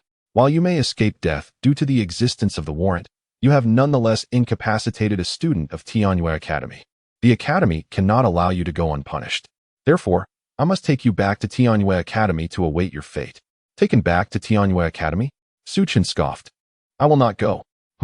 Master Ouyang's expression shifted, his eyes narrowing with intensity. He had already shown considerable leniency towards Su Chun, had it not been for him. Su Chun would have been slain by Yi Wenlong long ago. Do you think this master is here to negotiate terms with you? I am informing you that you must go. Master Ouyang's tone grew severe. Su Chun shook his head. Master Ouyang, you were never particularly acquainted with Yi Xian. Your only connection lies in being fellow members of Tianyue Academy. We need not be adversaries. What are you implying? Master Ouyang scrutinized Su Chun with suspicion. Su Chun smiled. Master Ouyang, have you heard of the Li Huidan? It should be of considerable use to you, no? What? Master Ouyang's pupils constricted sharply. How did this young man know? The Li Huidan was a coveted elixir for practitioners of fire attributes. Its efficacy rivaling that of rare treasures of the earth and sky, providing significant benefits to those who cultivate fire attributes. Yet, he had never disclosed his affinity for fire cultivation in any setting within Qinghe City. How could Su Chun possibly know? And from where did he learn of such a rare and valuable elixir? Do not be alarmed, Master Ouyang. I have stated that we need not be enemies. We could even become allies. Su Chun smiled faintly. As a friend, I can offer you a Li Huidan. Such a boon is rare indeed. What? You wish to give yourself a Li Huidan? A sudden realization struck Master Ouyang, and he could no longer concern himself with decorum. He hurriedly inquired, are you serious? You truly intend to bestow upon me a Li Huidan? Even in the imperial capital, such a treasure is not easily acquired. How could I not be swayed by your offer? Of course it is true, Su Chun replied with a subtle smile, each word resonating in Master Ouyang's ears with an alluring charm. Do not heed his words. Yi Wenlong could no longer restrain himself. He is merely a boy, not yet fully matured.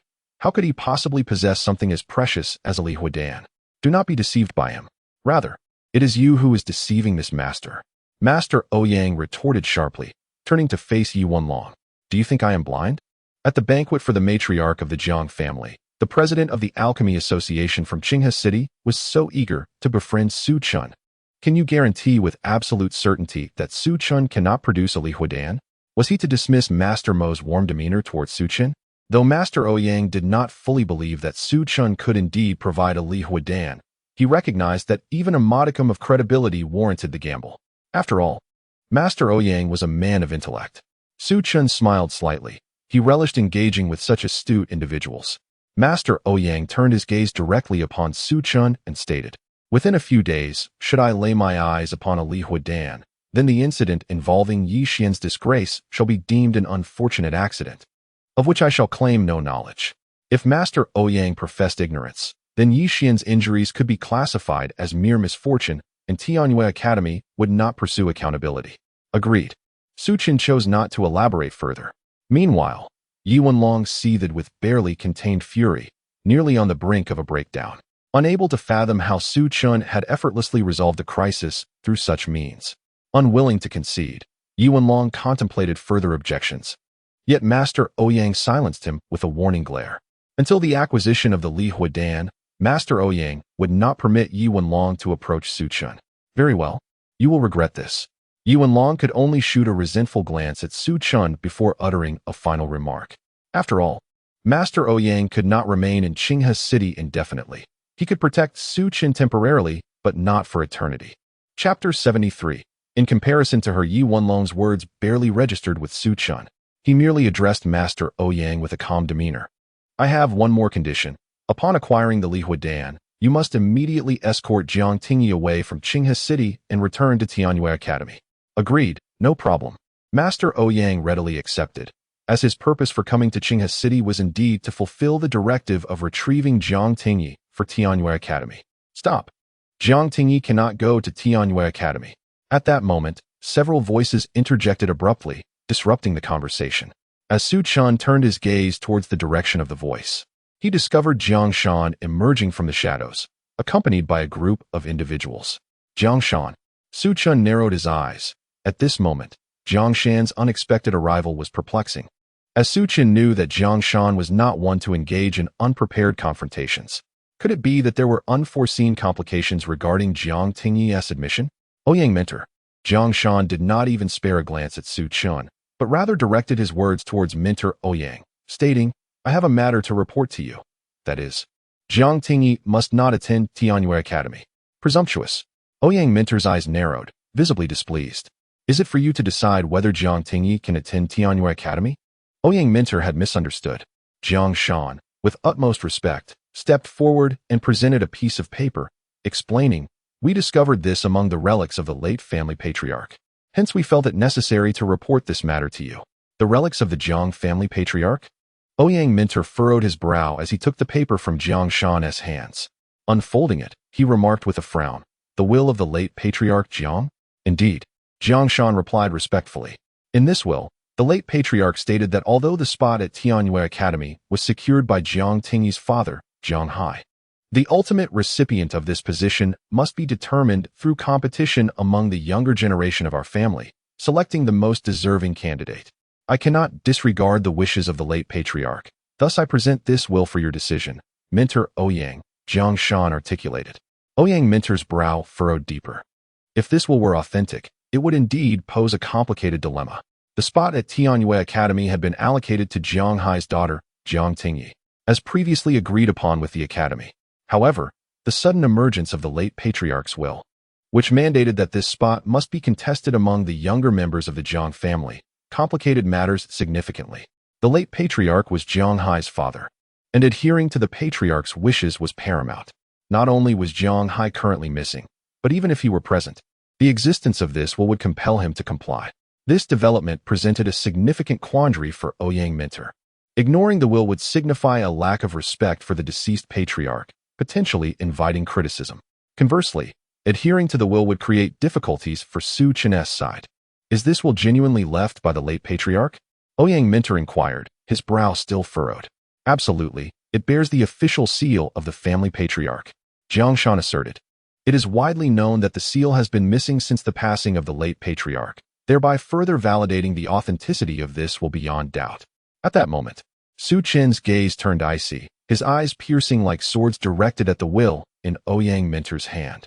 In an instant, he discerned the script and the imprint of the patriarch's seal. Following this revelation, a cold smile crept upon Su Chen's face, recognizing the cleverness of Jiang Shan. Although Jiang Shan lacked the Patriarch seal, he produced this while bearing the seal, which, at first glance, appeared to be irrefutably genuine and not forged. Thus, in accordance with the stipulations of the will, the other descendants of the Jiang family may now vie for a position at Tianyue Academy. However, is this will truly left by the esteemed head of the Jiang family? This document is fabricated. Jiang Tingyi stepped forward from the crowd, her youthful visage aflame with indignation. Her grandfather had never left such a will before his passing. Jiang Shan, however, shook his head and slowly unfurled the will before Jiang Tingyi. Dear niece Tingyi, the evidence lies before us. Do you not realize that what you are unaware of does not equate to falsehood? The head seal upon this will cannot be counterfeit, and I lack the prowess to forge such an emblem. Jiang Tingyi was consumed by rage. She was 100% certain that the late patriarch would not have left such a will, given his upright character in life. How could he have drafted such a biased document? Yet, the tangible will lay before her, emblazoned with the glaring red seal, leaving Jiang Tingyi at a loss for words. Indeed, you lack the ability to create a counterfeit head seal. At that moment, Su Qin's voice rang out. Thus, the seal upon this will is not forged. However, he continued, his expression suddenly turning icy. The contents of this will are fabricated by you. Jiang Shan's pupils constricted momentarily, followed by a derisive laugh. What nonsense! How could the contents be forged by me? Am I to procure a blank sheet bearing the head seal, and then inscribe whatever I desire upon it? While it may not be entirely as you claim, it is rather close. Su Qin replied nonchalantly. You first acquired a decree personally issued by the late patriarch during his lifetime, then utilized a special solvent to erase the inscriptions. Once it became a blank sheet, you inscribed new content upon it, fabricating it into a will of the late patriarch. Your imagination is quite vivid. Jiang Shan scoffed, but alas, the truth is otherwise. This will of the late patriarch is authentic, not forged. Do you possess any evidence to support your claim that this will is fabricated? Evidence. Is it truly necessary to go to such lengths? Su Qin shook his head, then took a swift step forward. Before Jiang Shan could react, Su Qin snatched the will from his grasp. In full view of the assembly, Su Qin proceeded to shred the document into fragments. Su Qin, how dare you tear apart the will left by the late patriarch? Jiang Shan was utterly taken aback by Su Qin's audacity. By the time he regained his composure, the will lay in a heap of confetti. Su Qin, even if you have destroyed the late patriarch's will, the contents have already been witnessed by all. You cannot evade responsibility. Jiang Shan sneered. Do you truly believe that destroying the will absolves you? You are gravely mistaken. In fact, I should thank you for obliterating this will. Now no one will uncover that I forged it. Jiang Shan, after all your roundabout scheming, is it not merely to ensure that your daughter Jiang Yuwu gains admission to Tianyue Academy? Su Qin mocked, nonchalantly gesturing with his hand. Tingyi, compete with her. Today, let Mentor Ouyang from Tianyue Academy witness your prowess and determine whether you are more suited for Tianyue Academy or if Jiang Yuwu is the more fitting candidate. Su Qin glanced calmly at Jiang Tingyi. A jolt of surprise coursed through Jiang Tingyi, and she nodded earnestly. Chapter 74. The greatest fool among fools at this moment. Jiang Shan appeared somewhat astonished, scrutinizing Su Qin closely as if assessing whether he had devised yet another scheme. However, he soon broke into a grin. Very well. I am pleased with this challenge. But let it be known beforehand, the victor shall earn the right to a spot at Tianyue Academy, and neither party may retract their words. After all, his intention in fabricating the will was to provide Jiang Yuwu with an opportunity to compete with Jiang Tingyi for admission to Tianyue Academy. Now that Su Qin had openly declared it, he found no reason to object.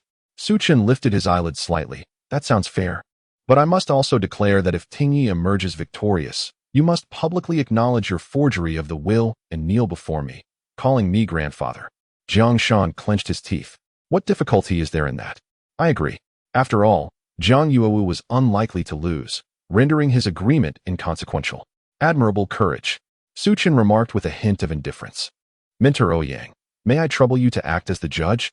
Jiang Shan addressed Mentor Ouyang, who readily acquiesced, provided that Su Qin was in agreement. After all, he was merely fulfilling the directives from his superiors regarding the commitments made to Jiang Hai, as long as he honored the promise. He had no preference regarding which junior of the Jiang family secured the spot. Thus, the arena for the duel was set at the South City Martial Arts platform. where Jiang Tingyi and Zhang Yuewu commenced their competition. This duel has no restrictions. Both sides may unleash their most formidable techniques to vanquish their opponent. The one who demonstrates superior strength shall be admitted to Tianyue Academy, Mentor Ouyang proclaimed. Jiang Tingyi inhaled deeply and leaped onto the martial arts platform, confronting Zhang Yuewu. Zhang Yuewu was a tall and graceful young maiden, possessing a beauty that, while considerable, paled in comparison to the naturally stunning Jiang Tingyi. At that moment, Zhang Yuewu glared at Jiang Tingyi with disdain. Jiang Tingyi, how can someone of your caliber even dream of attending Tianyue Academy? Aren't you ashamed to bring disgrace upon the Jiang family? Furrowing her brow, Jiang Tingyi replied, Zhang Yuewu, I believe I have never wronged you. Why must you always speak to me in such a sarcastic tone? Humph. Zhang Yuewu retorted coldly, you may not have wronged me, but I have loathed you since childhood. How dare you, an orphan without a father, surpass me in beauty and talent, overshadowing my brilliance at every turn? Jiang Tingyi's brow furrowed further, finding the accusation utterly absurd. Is it my fault to be beautiful and talented? Enough of this chatter. Prepare yourself, Zhang Yuewu declared, her aura surging as she unleashed her power. Reaching the pinnacle of the Qi gathering realm, 9th level. Zhang Yuewu, you have actually broken through to the 9th level of the Qi gathering realm. Jiang Tingyi furrowed her brows, realizing that Su Chun had indeed spoken the truth. Jiang Shan and his associates had come prepared, employing some method to enable Zhang Yuewu, originally at the 8th level of Qi induction, to break through to the 9th level in such a short span of time. Consequently, Zhang Yuewu's cultivation was now on par with that of Jiang Tingyi, significantly increasing the difficulty for Jiang Tingyi to defeat her. With a haughty smile, Zhang Yuewu declared, Humph. Breaking through to the 9th level of Qi induction is nothing. What follows is what you truly cannot withstand. Prepare yourself. She assumed a stance and unleashed a finger technique martial art. The display was remarkable. The technique was so formidable that it resembled a celestial being descending from the heavens. However, this particular finger technique felt unfamiliar, as if it had never been seen before in Qinghe City. Could it be a secret martial art inherited by the Jiang family? The onlookers surrounding the arena began to murmur their speculations. This is not a Jiang family martial art. Jiang Tingyi frowned, for she had never encountered the finger technique Zhang Yuewu was employing. Nevertheless, despite her unfamiliarity, she could sense a potent force emanating from it, undoubtedly indicating that it was no ordinary martial art. What's wrong? Are you afraid? Zhang Yuewu arrogantly lifted her chin, looking down at Jiang Tingyi. This was a martial art my father specifically purchased for me at the auction held by Wubao Hall. It is a mid-level yellow-grade finger technique, and among the top tier of its kind. A wretch like you, without a father, will never have the chance to acquire such a technique in this lifetime. Now, brace yourself for the might of a mid-level yellow-grade martial art. Upon finishing her words, Zhang Yuewu immediately began to execute the Ming Wang finger, unleashing a wave of true qi that shot forth like a meteor arrow aimed directly at Jiang Tingyi. The Ming Wang finger? So it was actually acquired by Jiang Shan? Below the stage, Su Chen couldn't help but chuckle. He had not anticipated that the martial art he sold to Wubao Hall would end up in Jiang Shan's hands. However, it was evident that Zhang Yuewu's execution of the Ming Wang finger was incomplete, as it did not encompass the entirety of the upper half that Su Chun had originally sold to Wubao Hall. It seemed that Wubao Hall had only sold Jiang Shan half of the technique. Su Chen facepalmed. He thought he was being shrewd by selling only half of the Ming Wang finger, but Wubao Hall had outdone him by further splitting that half, selling only a quarter of the entire technique to Jiang Shan. Clearly, Jiang Shan was the epitome of a fool in this transaction. At this moment, Zhang Yuewu on the martial arts stage was oblivious to her own folly, enthusiastically showcasing the Ming Wang finger in a dazzling manner, eliciting waves of astonishment from the spectators below. Yet, in Su Chen's eyes, Zhang Yuewu's technique was evidently flawed, and given that she was practicing merely a quarter of the incomplete manuscript, it was riddled with deficiencies. Moreover, even if Zhang Yuewu had mastered the complete upper half of the Ming Wang finger, Jiang Tingyi's withering and flourishing fist was equally formidable. Having cultivated the second form of the withered and flourishing fist, its power is comparably equivalent to a mid-tier, yellow-level martial art. Both techniques were disseminated by Su Chun, who was acutely aware of their formidable strength. Hence, Su Chun harbors considerable confidence in Jiang Tingyi. As Jiang Tingyi observes Zhang Yuewu unleashing a dazzling array of techniques towards her, She inhales deeply, a sudden recollection of Su Chen's words echoing in her mind. Only those with formidable strength can seize control of their own destinies. Indeed, I must grow stronger. I must become a powerful being. Jiang Tingyi's gaze abruptly solidifies with unwavering determination, her hands clenching into fists, one resembling the moon and the other the sun. The second form of the withered and flourishing fist, yin-yang grind. Two streams of true energy, akin to the yin and yang, erupt in a fearsome wave of power, colliding head-on with Jiang Yuewu's finger technique. Chapter 75. Bowing down and calling you grandfather as the intense energies collide, Jiang Yuewu stumbles backward, blood spewing from her mouth. How could this be? My martial technique is the strongest within the Qi induction realm. How could you possibly repel me? Jiang Yuewu, in disbelief, wipes the blood from the corner of her mouth, her voice a sharp cry of defiance. At the auction of the Five Treasures Hall, her father, Jiang Shan, had expended a considerable sum to acquire this formidable martial art, which had been explicitly stated to be the most powerful in the Qi induction realm and deemed invaluable by the hall's professional appraisers. Yet here she is, repelled by a single punch from Jiang Tingyi. Once more, Jiang Yuewu, undeterred, launches another attack with the bright king finger towards Jiang Tingyi. Jiang Tingyi's true energy surges, her fists positioned askew, launching two strikes, one akin to the sun and the other to the moon. Bang! Bang! The two punches collide fiercely against Jiang Yuewu's heart, causing her to spew blood uncontrollably, flying backward like a severed kite. Is this possible? Jiang Yuewu has actually lost. Wasn't this martial art specifically purchased from the Five Treasures Hall as a mid-tier yellow-level technique? How could she possibly be defeated? The technique employed by Jiang Tingyi seems somewhat unfamiliar, not one typically seen in Qinghe City. Regardless, Jiang Tingyi has triumphed, rightfully earning her place at Tianyue Academy. Standing upon the arena, Jiang Tingyi revels in the jubilant discussions of the onlookers below, her heart swelling with joy. She has won this contest, achieving victory through her own merit. Consequently, she can now proceed to Tianyue Academy with undeniable legitimacy, immune to any challenges regarding her rightful claim to this opportunity. In her exhilaration, Jiang Tingyi's gaze subtly drifts towards Su Chun, her mind swirling with myriad thoughts. Were it not for Su Chun, given Jiang Yuewu's extensive preparations, she would never have triumphed over her. Had that been the case, she would have been barred from Tianyue Academy, and her future would inevitably have taken an entirely different trajectory. It is Su Chun who has transformed her life. Yuewu, Jiang Shan, filled with anguish, rushes forward to embrace the gravely injured Jiang Yuewu. Jiang Tingyi, how dare you harm my precious daughter? Jiang Shan no longer possessed his usual calm demeanor. His eyes blazed with fury. If his eldest son, Jiang Mingxian, was his pride, then his daughter, Jiang Yuewu, was his treasured jewel. He had always treated her with utmost care, yet today she suffered grave injuries on the dueling platform. Humph. Jiang Tingyi scoffed, unperturbed, thinking, what does it matter if I injure her? Are we to duel like children playing house? Impertinent. Without a moment's hesitation, Jiang Shan swung his palm towards Jiang Tingyi. However, midway through his strike, a sleeve appeared out of nowhere, deftly dissipating the force of his blow. Humph. Master Ouyang flicked his sleeve, materializing beside Jiang Tingyi, and admonished, how dare you strike, even at a student of Tianyue Academy? In his words, it was evident that Master Ouyang regarded Jiang Tingyi as one of Tianyue Academy's own. Jiang Shan's heart raced, and he promptly replied, Master Ouyang, I must insist that this battle raises significant doubts. Jiang Tingyi cheated. She did not win through honorable means. Cheating? Master Ouyang snorted. I was present throughout the duel and saw no indications of Jiang Tingyi's foul play.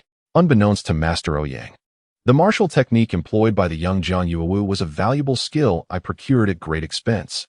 It should not have been easily bested by Jiang Tingyi. Thus, it must be that Jiang Tingyi employed some form of deceit, Jiang Shan asserted. I did not cheat. Jiang Tingyi's eyes blazed with indignation. Do not hastily accuse others of cheating simply because their strength surpasses your expectations. Such narrow-mindedness is laughable. Clap, clap, clap. Su Chun leisurely applauded. Well said, cousin. Some individuals, upon witnessing another's prowess exceed their own, foolishly conclude that the other must have cheated, akin to a frog at the bottom of a well. With that, Su Chun leaped gracefully onto the dueling platform, standing opposite Jiang Shan. Do you find the martial skills you purchased at a high price impressive? Do you feel disgruntled by your loss? Su Chen asked casually. And what of it? Jiang Shan furrowed his brow. Then, open your eyes wide and behold. After imparting this, Su Chen executed the complete upper section of the Ming Wang finger. Whoosh! A brilliance more dazzling than a meteor erupted from Su Chen's fingertips, striking the ground of the dueling platform, where it left a deep crater in the solid bluestone surface. The sheer power of this display caused the onlookers to collectively gasp. If it could rend the stone so easily, one could only imagine the devastation it would wreak upon a flesh-and-blood martial artist. However, what astonished the crowd even more was that they recognized the technique Su Chen utilized was the very same one Jiang Yuewu had just employed.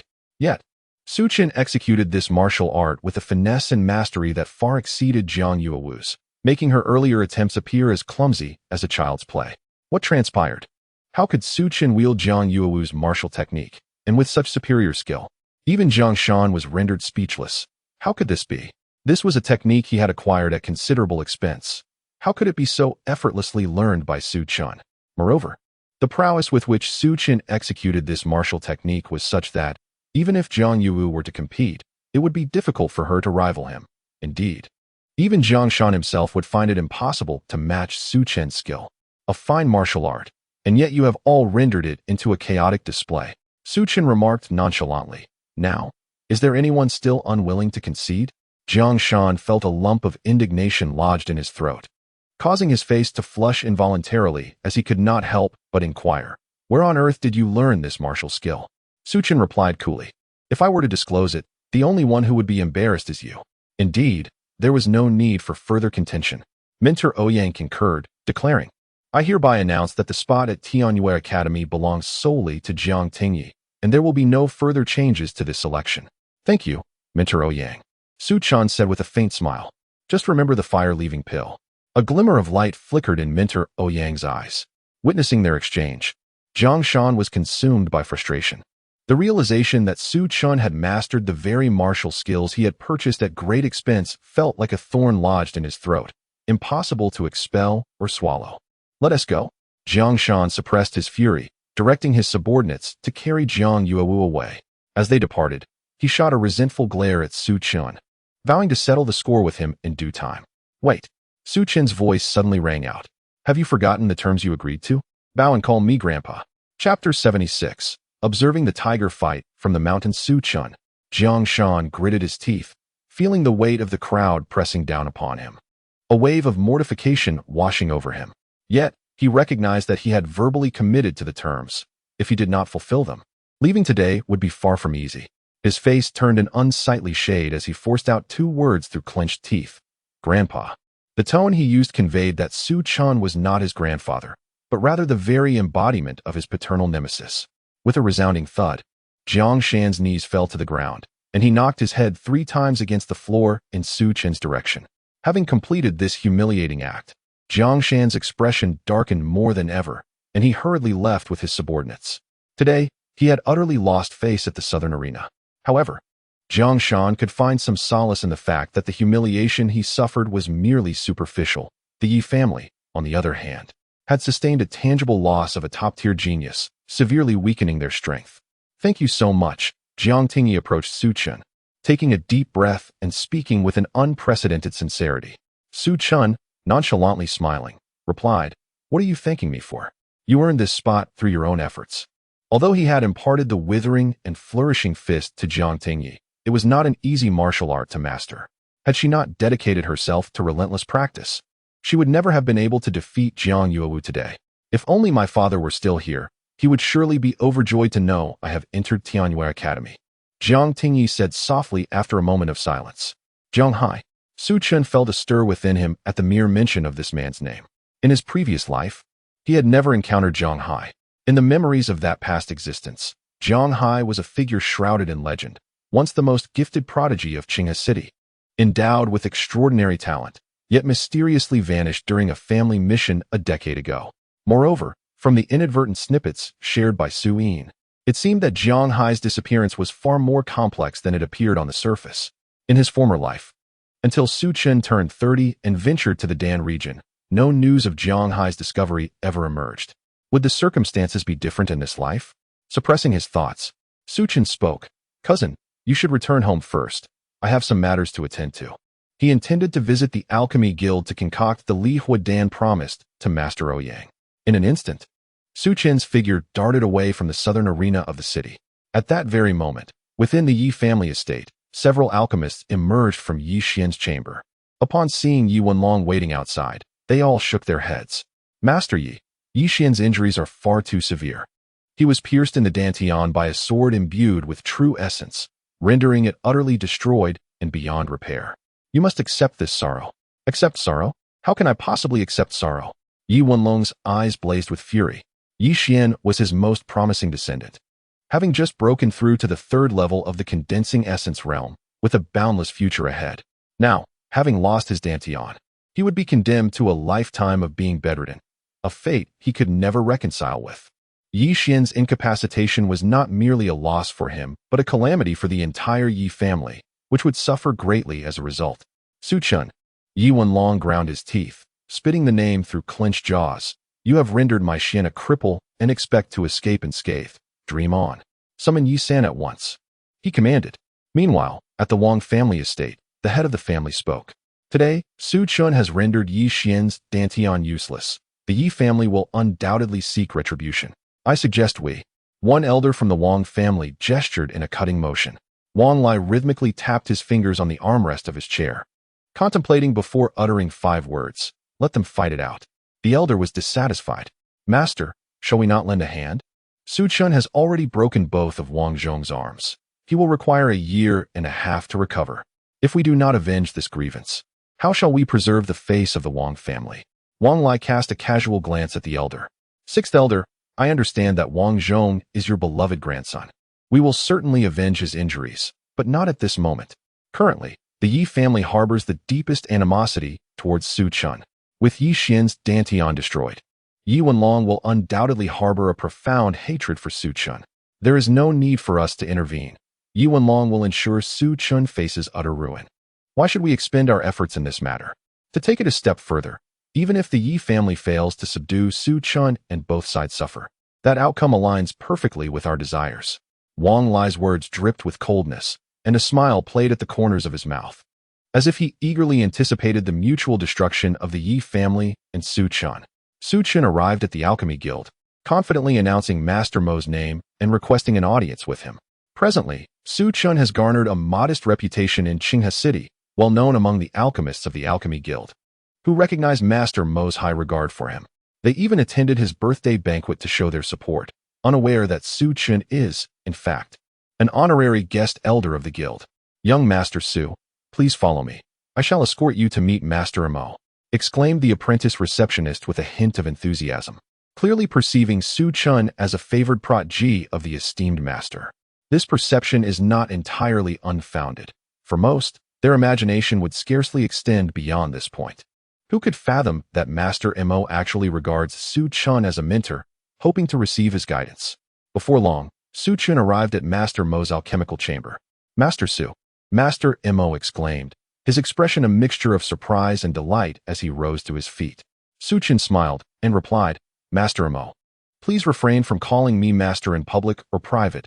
Simply address me by my name. Master Mo shook his head vigorously. How could that be? You have imparted wisdom to me on 2 occasions. In my eyes, that is a profound debt of gratitude. While it may be prudent to maintain decorum in public, privately, I must always refer to you as master. Su Chen feigned seriousness. Should you ever call me master again, I shall sever our ties and refuse to share any further knowledge of alchemy with you. Master Mo found himself in a difficult position and replied, then, akin to how I address you in front of others, I shall call you young friend Su. What brings you to the Alchemy Guild this time, young friend Su? Master Mo inquired. Nothing of great importance. I merely wish to concoct a few Li Huadan and require the use of the guild's Xiangwen Huolong furnace. The Li Huadan is a fire-type elixir, and the Xiangwen Huolong furnace possesses both fire and yang attributes, making it perfectly suited for this task. Master Mo chuckled. Young friend Su, as an honorary guest elder of the Alchemy Guild, there's no need for such formality regarding borrowing. You are welcome to come and go as you please. You wish to brew Li Huadan? I happen to have some knowledge about this elixir. If you trust me, why not share the formula, and I shall assist you in its preparation. With Master Mo volunteering to help, Su Chen could not refuse. I would be most grateful for your assistance, Master Mo. Once completed, please deliver the elixirs to Mentor Ouyang. Although concocting the Li Huadan was a task Su Chun could easily manage, the process of alchemy is inherently taxing on one's vitality and spirit. After each session, rest is necessary, which inevitably hinders his martial arts training. Hence, having someone to assist him in the alchemical process was indeed a welcome relief. With a hint of embarrassment, Master Mo responded, "Young friend Su, you are too kind. However, I have a small request. Is there an issue with alchemy that you need assistance with?" Su Chen inquired. Master Mo blushed slightly. "It is not my predicament, but that of a friend visiting Qinghe City. By chance, he has come into possession of an ancient alchemical formula. However, due to the age of the document, many characters are obscured and several ingredients are missing, preventing its successful concoction. If you could assist in completing this formula." Su Chen smiled. "So, Master Mo wishes for my help in restoring this ancient formula?" Master Mo nodded slightly, stating that this particular elixir, known as the Divine Spring Pill, is a potent remedy for plagues and various infectious diseases. Should its formula be perfected, it could save countless lives in the event of a future epidemic. Curiously, although Master Mo had not witnessed Su Chen's expertise in ancient alchemical texts, he instinctively felt that entrusting this challenging conundrum to Su Chen might yield the desired outcome. This thought led Su Chen to reminisce about his previous life, recalling that the city of Qinghe indeed experienced a plague, resulting in numerous fatalities. It was Master Mo, along with his dedicated team, who toiled for 20 consecutive days without rest to bring the outbreak under control. However, he had not anticipated that Master Mo was already engaged with remedies for plagues at such an early stage. If the formula for the Divine Spring Pill could be completed in this lifetime, then the next epidemic would not require 20 days to manage, thereby saving many lives. With this in mind, Su Chen nodded decisively and said, "Master Mo, please lead the way." Master Mo's face brightened as he replied, "Please, young friend Su." The two departed from Master Mo's alchemy chamber, ascending to the 5th floor, where they arrived at the door of a guest room. Master Mo gave a couple of symbolic knocks before entering, revealing a meticulously arranged guest room. Inside sat two elderly gentlemen. One was completely white-haired, while the other, bearing a sword on his back, appeared comparatively younger.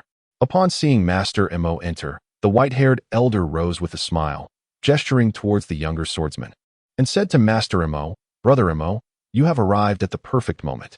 Allow me to introduce this esteemed individual, Brother Tiexin. He is renowned in Anyang County for his dual mastery of alchemy and martial arts, both of which are exceptional. He happened to pass through Qinghe City today, and I made a special effort to invite him to meet you." In response to this introduction, Master Mo, adhering to the norms of courtesy, refrained from immediately introducing Su Chen. Instead, he respectfully clasped his hands towards the elder named Tiexin, saying, "Brother Shi, it is an honor to meet you at last." "The honor is mine, Brother Mo," Tiexin replied with a hearty laugh. "I have long heard of your reputation. Your accomplishments in alchemy are legendary throughout Anyang County, and it is a pleasure to finally meet you in person." Master Mo humbly replied, "Such praise is undeserved. In terms of alchemical skill, I fall short compared to Brother Sun Xian." The Sun Xian he mentioned was, of course, the white-haired elder. Sun Xian chuckled and said, "Brother Mo, there is no need for such modesty. Your prowess in alchemy greatly surpasses mine. I have heard that you recently succeeded in crafting the Snow Lotus Transformation Pill. I have yet to extend my congratulations. Brother Sun, Brother Shi, with both of you present today, I seize this opportunity to introduce." Master Mo began, but was interrupted by Sun Xian's excited interjection. "With Brother Shi here, we three can surely collaborate to conquer the formula for the Divine Spring Pill. Brother Sun, Brother Shi, allow me to first introduce." Master Mo attempted to continue, but was once again cut off by Tiexin's booming voice. "Ha, Brother Sun, you overestimate my abilities. My alchemical skills are hardly a match for either of you." Master Mo felt a sense of helplessness, aware that the two individuals before him bore no ill intentions and had not intentionally overlooked Su Chen. It was simply that Su Chen, being so youthful, appeared merely as a junior in the presence of the three venerable elders. Sun Xian and Tiexin evidently regarded Su Chen as an ordinary junior. Clearing his throat with a deliberate cough, Master Mo finally captured their attention, both men gazing at him with puzzled expressions. "Brother Sun, Brother Shi, allow me to formally introduce to you my young friend, Su Chen. He is a master alchemist, a prodigy beyond my own comprehension. At long last, Master Mo articulated his thoughts. He then turned to Su Chun, saying, "Young friend Su, these two are my esteemed friends, Sun Xian and Shi Tiexin, both hailing from Anyang City, visiting Qinghe City as guests." Now it was Sun Xian and Shi Tiexin's turn to be utterly astonished, both of them simultaneously opening their mouths, staring at Master Mo in disbelief. "Brother Mo, you cannot be jesting with us. This jest lacks humor." Sun Xian broke the silence, chuckling. "A master alchemist so young? Were it not for your esteemed self making this claim, I would have dismissed it outright." However, Master Mo's expression turned serious. "When have I ever jested with you? Young friend Su is the most extraordinary alchemical talent I have ever encountered. It was he who guided me in successfully refining the Snow Lotus transformation pill. Otherwise, I would still be struggling to achieve that feat on my own." At this revelation, both Sun Xian and Shi Tiexin were genuinely astonished, their eyes now fixed on Su Chun with incredulity. Yet, no matter how they scrutinized him, Su Chun appeared merely as a boy of 15 or 16. Even with their utmost belief in Master Mo, they could not help but harbor doubts regarding the veracity of his words. After all, Su Chun was undeniably too young. Even if he had begun studying alchemy from birth, how many years could that possibly amount to? True masters of alchemy typically amass their expertise through decades of relentless dedication. I wonder which alchemical sect young friend Su belongs to, wandering to this place. Sun Xian inquired cautiously, as that was the only scenario he could conceive. Within the boundaries of the Yunyan Empire, there were several alchemical sects that might concentrate their resources on nurturing select disciples for the sake of inheritance, often employing undisclosed methods to cultivate prodigious talents. However, Su Chun shook his head, dispelling Sun Xian's assumption. "I reside in Qinghe City and am not a disciple of any alchemical sect." "You mean to say you are a local of Qinghe City?" Sun Xian responded, astonished. Exchanging glances with Shi Tiexin, everyone understood that the path of alchemy, distinct from martial arts, necessitated a lineage of knowledge. Without a mentor, entering the realm of alchemy was exceedingly difficult. This was precisely why every city required an alchemist's guild, to provide opportunities for those without alchemical backgrounds within their families to become alchemists. In the realm of alchemy within Qinghe City, the most esteemed figure is Master Mo. However, from Master Mo's tone, it is evident that Su Chun is not his disciple.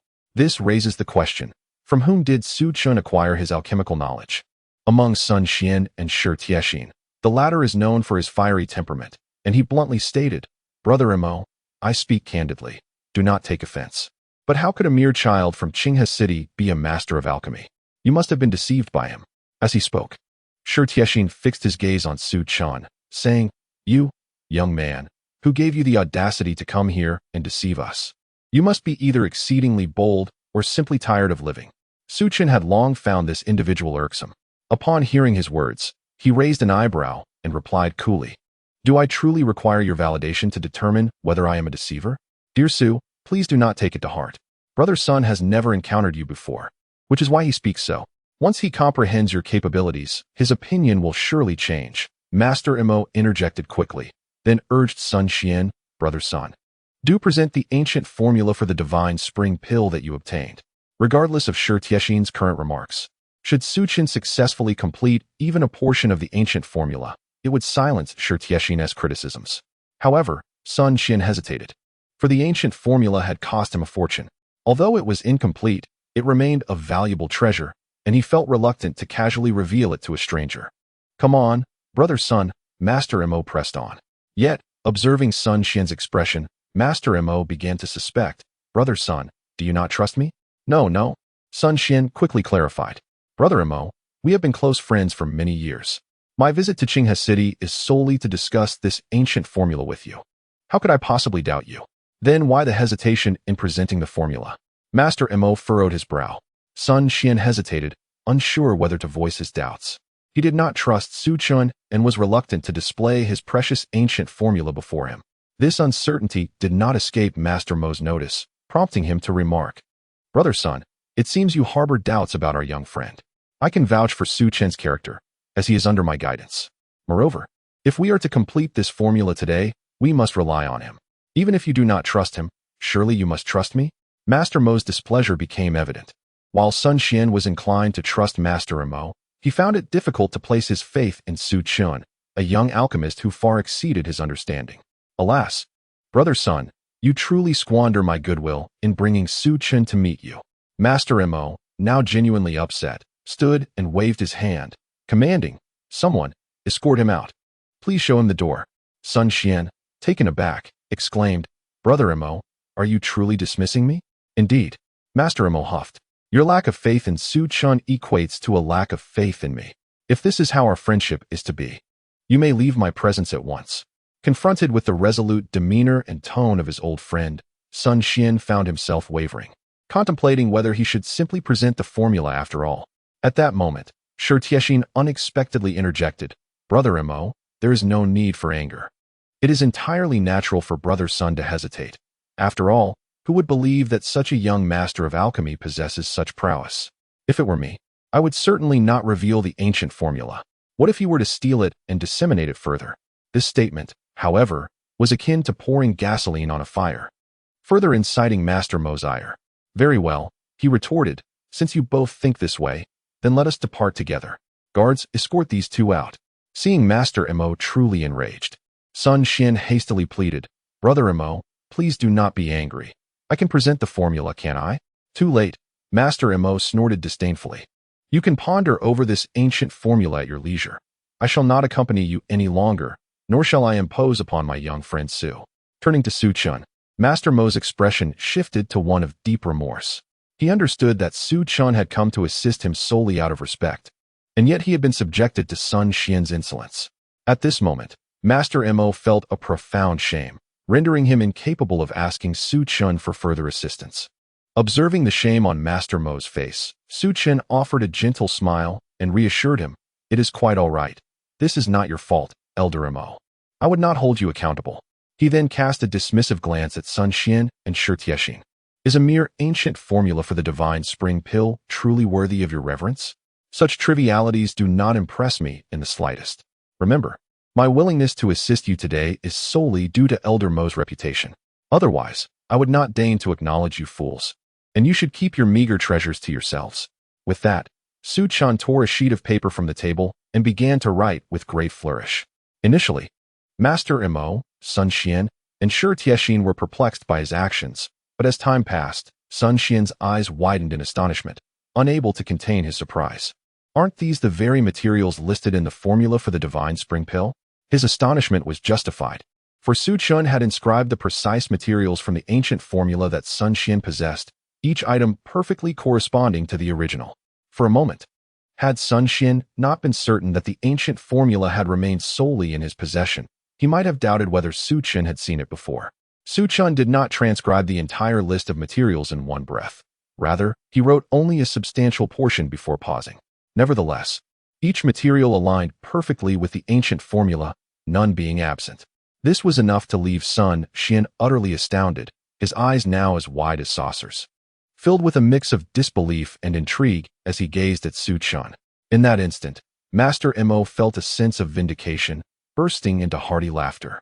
"Brother Sun, how foolish of you to be so secretive, fearing that Su Xiaoyu might steal your knowledge, when in fact, Su Xiaoyu has already mastered this formula." At this moment, Sun Xian felt an overwhelming desire to vanish into the ground. How foolish of him to treat this tattered ancient alchemical recipe as a treasure, completely unaware that its contents had already been mastered by others. "Su Xiaoyu, since you have grasped so much from the ancient alchemical recipe, have you also comprehended the incomplete portions?" Master Mo inquired of Su Chen. With a calm nod, Su Chen replied, "Naturally. I possess the complete recipe for the divine spring pill." "Is that true? You truly have the complete recipe for the divine spring pill?" Sun Xian's eyes brightened. His purpose for visiting today was to discuss the completion of this recipe with Master Mo. If Su Chen indeed held the complete recipe, it would be monumental news for him. Impossible. At that moment, Shi Tiexin furrowed his brow and interrupted their conversation. "Mo Xiong, Sun Xiong, what is going on? A mere boy, still wet behind the ears, could deceive the two of you? There is no way he possesses the complete divine spring pill recipe. It is absolutely impossible." With that, Shi Tiexin fixed a piercing gaze on Su Chen. "Kid, I do not know what tricks you have employed, but I will not be fooled by you." "Shi Xiong." At this instant, Sun Xian abruptly turned to Shi Tiexin, cutting him off with a cold voice. "I ask you to leave." "What are you saying, Sun Xiong?" Shi Tiexin was taken aback, thinking he had misheard. How could Sun Xian ask him to leave when he was only trying to protect him from being deceived? Yet, this was how Sun Xian treated him. I said, please leave and do not disrupt Su Xiaoyao's efforts to complete the recipe. Sun Xian's tone remained frosty. He had intended to present the recipe, but Shi Tiexin had only fanned the flames of anger, provoking Master Mo further and creating unnecessary complications. Now, Sun Xian was determined not to give Shi Tiexin another opportunity to complicate matters. Fine. Shi Tiexin trembled with rage. I am merely looking out for your interests. And this is how you repay me? Truly, no good deed goes unpunished. Very well, I shall take my leave. With that, he stormed out of the room, casting a glare at Su Chun, evidently attributing all his grievances to him. What a farce of dual mastery in both alchemy and martial arts, nearly derailing my significant undertaking. Sun Xian scoffed coldly at Shi Tiexin's retreating figure. In truth, he had encountered Shi Tiexin on the way to Qinghe City. Upon hearing that Sun Xian possessed a precious, incomplete, ancient alchemical recipe, Shi Tiexin insisted on accompanying him to seek counsel with Master Mo. Although aware that Shi Tiexin's intentions were merely to glimpse the ancient recipe, Sun Xian had reluctantly agreed to his presence out of respect for his reputation. However, he had not anticipated that Shi Tiexin's incessant chatter would nearly offend someone capable of restoring the ancient recipe, and thus, Sun Xian could no longer afford to show any kindness towards him. My young friend, I was blind to your worth and treated you rudely. I sincerely apologize and hope you can overlook my transgressions and assist me in completing the recipe for the divine spring pill. Sun Xian turned to Su Chun, bowing deeply with utmost respect, demonstrating his earnestness in seeking forgiveness.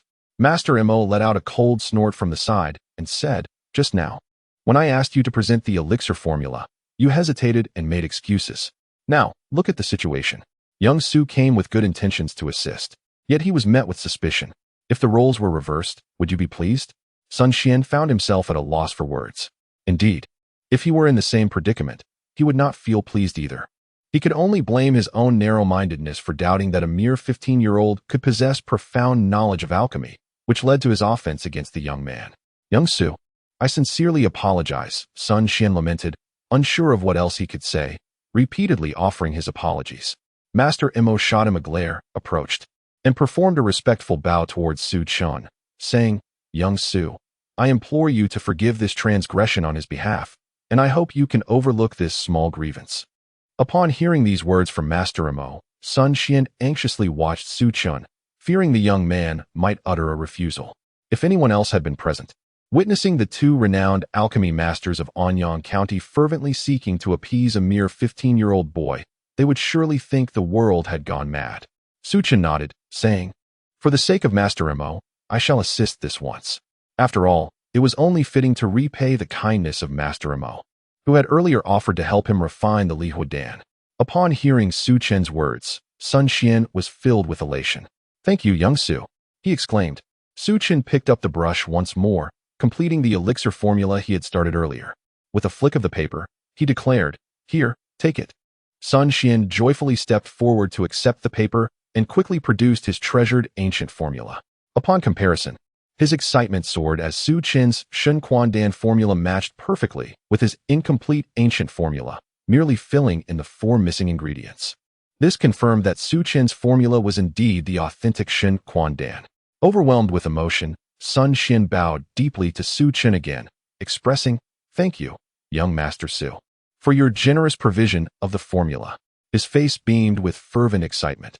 If he were to take this completed ancient formula back to the Alchemy Association, the elders would surely be astounded.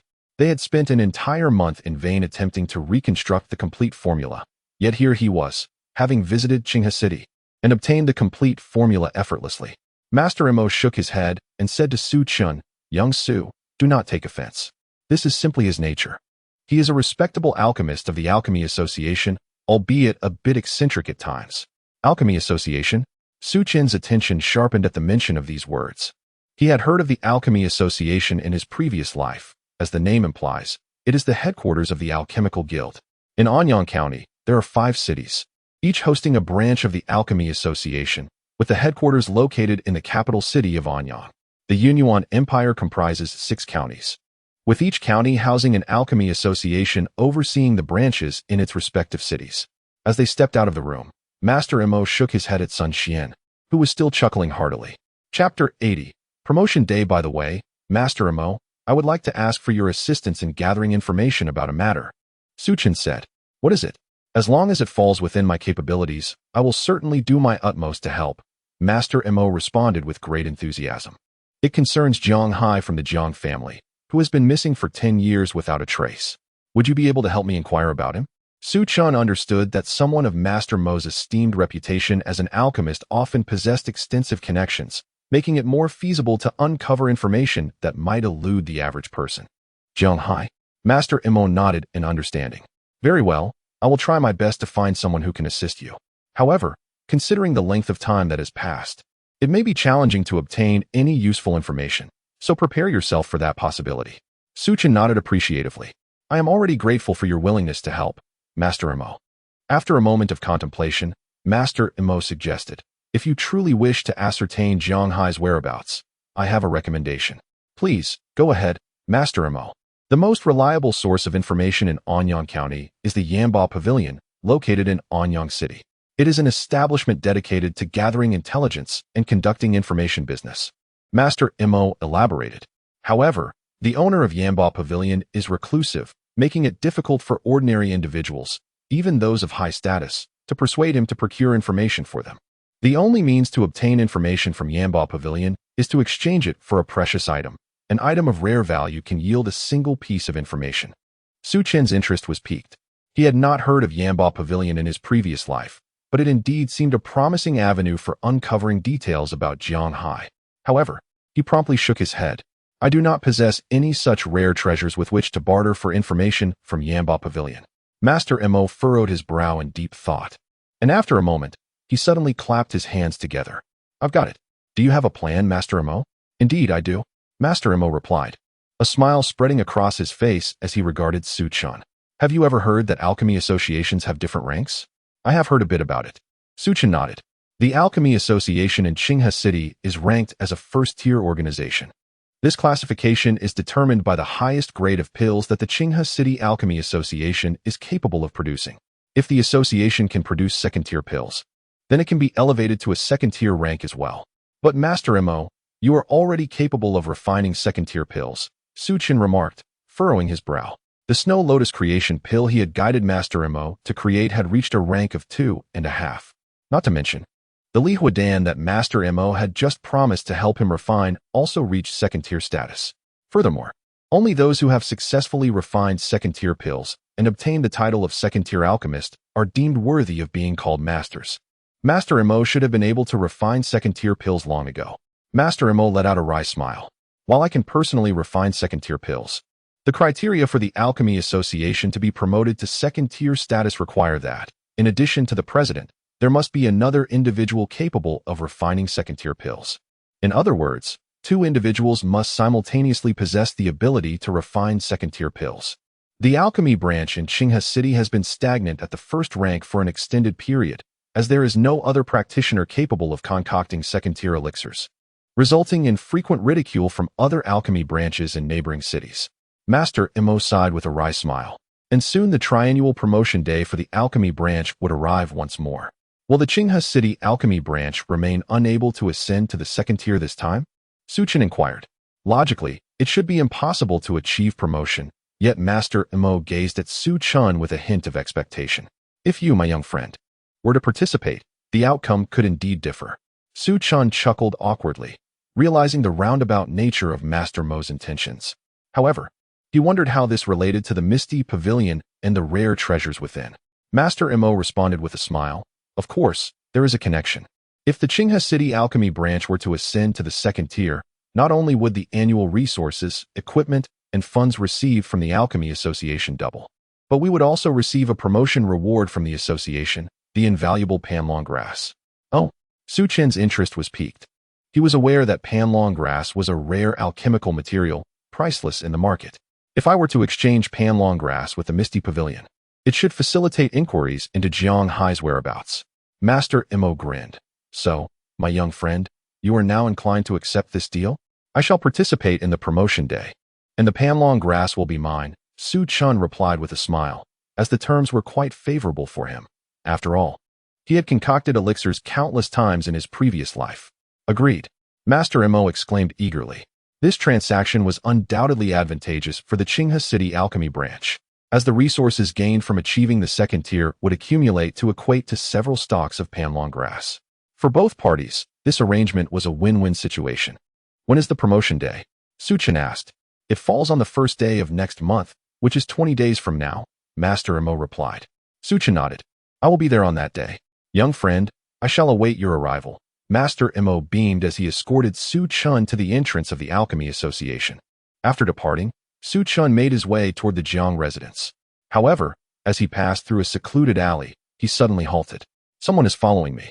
The formidable spiritual energy of a skilled alchemist alerted Su Chun to the presence of a pursuer behind him. I have been too careless to have only noticed you now. He abruptly turned, his gaze sharp as he scanned the vicinity, landing on a large tree not far away. From behind the tree, a figure, caught off guard, ceased hiding and boldly stepped forward. Humph, your end is nigh. The figure, clad in a black tight-fitting suit and wielding a gleaming blade, had a sharp, sinister face, with eyes that radiated malice. Who sent you, the Yi family or the Wang family? Su Chen asked coolly. I suspect it must be the Yi family, as I have rendered Yi Xian's Dantian useless, and the entire Yi family should be filled with hatred towards me now. Kid, you possess a modicum of intelligence. The figure clad in black let out a sinister, mocking laugh. Unfortunately, you shall not survive this day. No one marked by Yi San has ever escaped. You are Yi San? Su Chen had indeed heard of this name.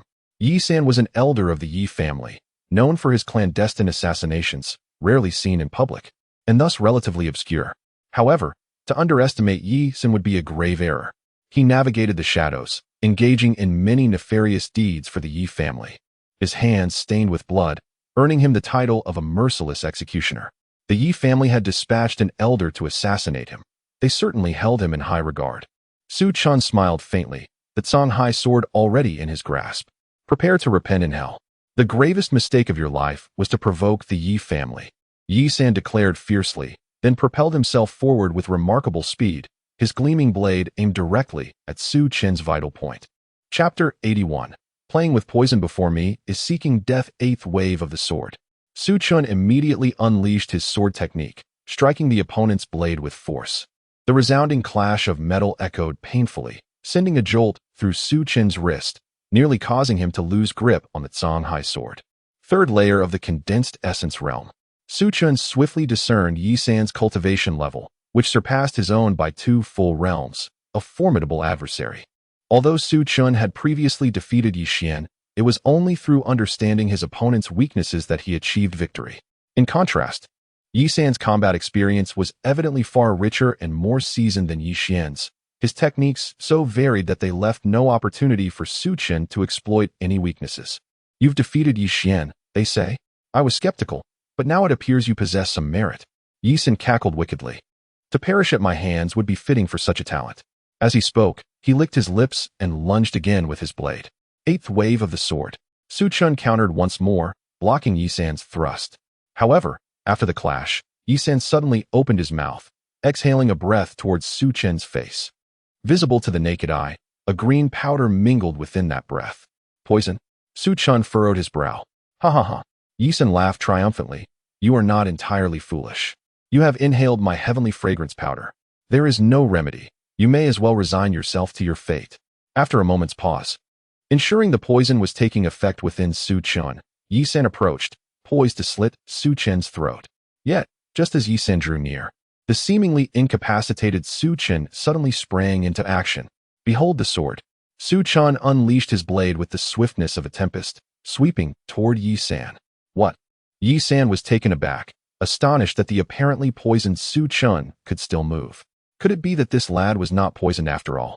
As Su Chen's sword was poised to strike Yi San, at the critical moment, Yi San managed to unleash the prowess befitting a third-tier condensing essence realm expert. With a swift retreat, he evaded Su Chen's attack at an astonishing angle, narrowly escaping a fatal blow. The sword merely grazed his arm, leaving a shallow wound. In the wake of this near-death experience, Yi San could not help but feel a pang of fear. How could his Tianxiang San have failed to poison Su Chen? It was unfathomable that he had not succumbed to the toxin. Yi San stared at Su Chun in disbelief. His Tianxiang San had incapacitated even 6th-tier condensing essence realm practitioners caught off guard. How could Su Chun, merely a first-tier practitioner, remain unscathed? Unbeknownst to Yi San, he was confronting an individual with the memories of a pill emperor. In his past life, Su Chun had not only excelled in alchemy, but was also a master of toxins. To toy with poisons in Su Chun's presence was akin to displaying one's clumsiness before a master craftsman. The Tianxiang San's toxin was trivial for Su Chun. Even if faced with 100-fold more complex poisons, he would not falter. At the very moment, he inhaled the Tianxiang San. He discerned its composition and swiftly identified the antidote from the herbs he always carried. Now, in response to Yi San's inquiry, Su Chun chuckled lightly. I apologize, but your rudimentary toxin may suffice to incapacitate a few mosquitoes or flies, but to poison me? That is sheer folly. Impudent. Yi San erupted in fury, recognizing the blatant mockery of his toxic prowess. In Qinghe City, he was regarded as a master of poisons, having ensnared numerous cultivators of higher cultivation than his own. To be belittled by a mere child was an indelible stain on his pride. You shall pay for your insolence. In a fit of rage, Yi San brandished his weapon once more, launching a fierce attack towards Su Chun. Su Chun merely smiled faintly, remaining motionless as if he had no intention of defending himself at all. Yi San, seeing this, was incensed further. You underestimate me, boy. I am a 3rd-tier condensing essence realm expert. Even if my poison has failed, my strength remains intact. For you, a mere 1st-tier, to face my assault unguarded is tantamount to courting death. Su Chun replied calmly. What need is there to discuss respect or disdain when confronting one on the brink of death? Yi San retorted angrily. On the brink of death? You are gravely mistaken if you think a mere 1st-tier practitioner can kill me. Prepare to die. With that, he raised his blade high, intending to execute Su Chun on the spot. But suddenly, a dreadful realization struck him. Why can I not summon my true essence? Yi San was horrified to find that the true essence within his dantian seemed to have vanished entirely, leaving an emptiness behind. Moreover, he felt a creeping numbness enveloping his body. Have you poisoned me? Yi San found it utterly incredulous that, as a master of poison himself, he could fall victim to another's treachery. It was simply absurd. Moreover, throughout the ordeal, he had been completely oblivious to the moment he had been poisoned. How had Su Chun managed to administer the toxin? Embrace death, Su Chun declared, swinging his sword with ease, the blade gliding effortlessly across Yi San's neck, unleashing a torrential flow of blood. Thud! Yi San's body collapsed rigidly to the ground, his lifeless eyes still bearing a hint of unwillingness. As if he could not accept that, having spent his life mastering poisons, he had ultimately succumbed to another's venom. Su Chun cast a cold glance at Yi San's corpse, brushing off the residual powder from his hands. Little did Yi San realize, even in his final moments, that his fragrant powder would react with the pollen of the fragrant flower, altering its properties into a far more potent and peculiar toxin. Any martial artist below the 7th level of the condensing element realm who inhaled it would find their body paralyzed, unable to muster their true essence. Most importantly, this peculiar toxin was colorless and tasteless, making it nearly imperceptible. It was precisely for this reason that Yi San had approached Su Chun without suspicion, ultimately falling victim to his own strategy. Gazing at Yi San's unseeing face, Su Chun's expression hardened. What an astute family the Yi clan is, he mused.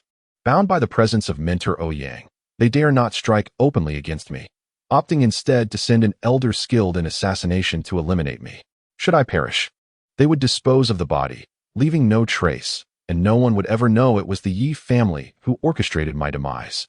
The Yi clan's machinations were indeed clever, but they were unfortunate to have encountered Su Chun, for such schemes would prove utterly futile against him.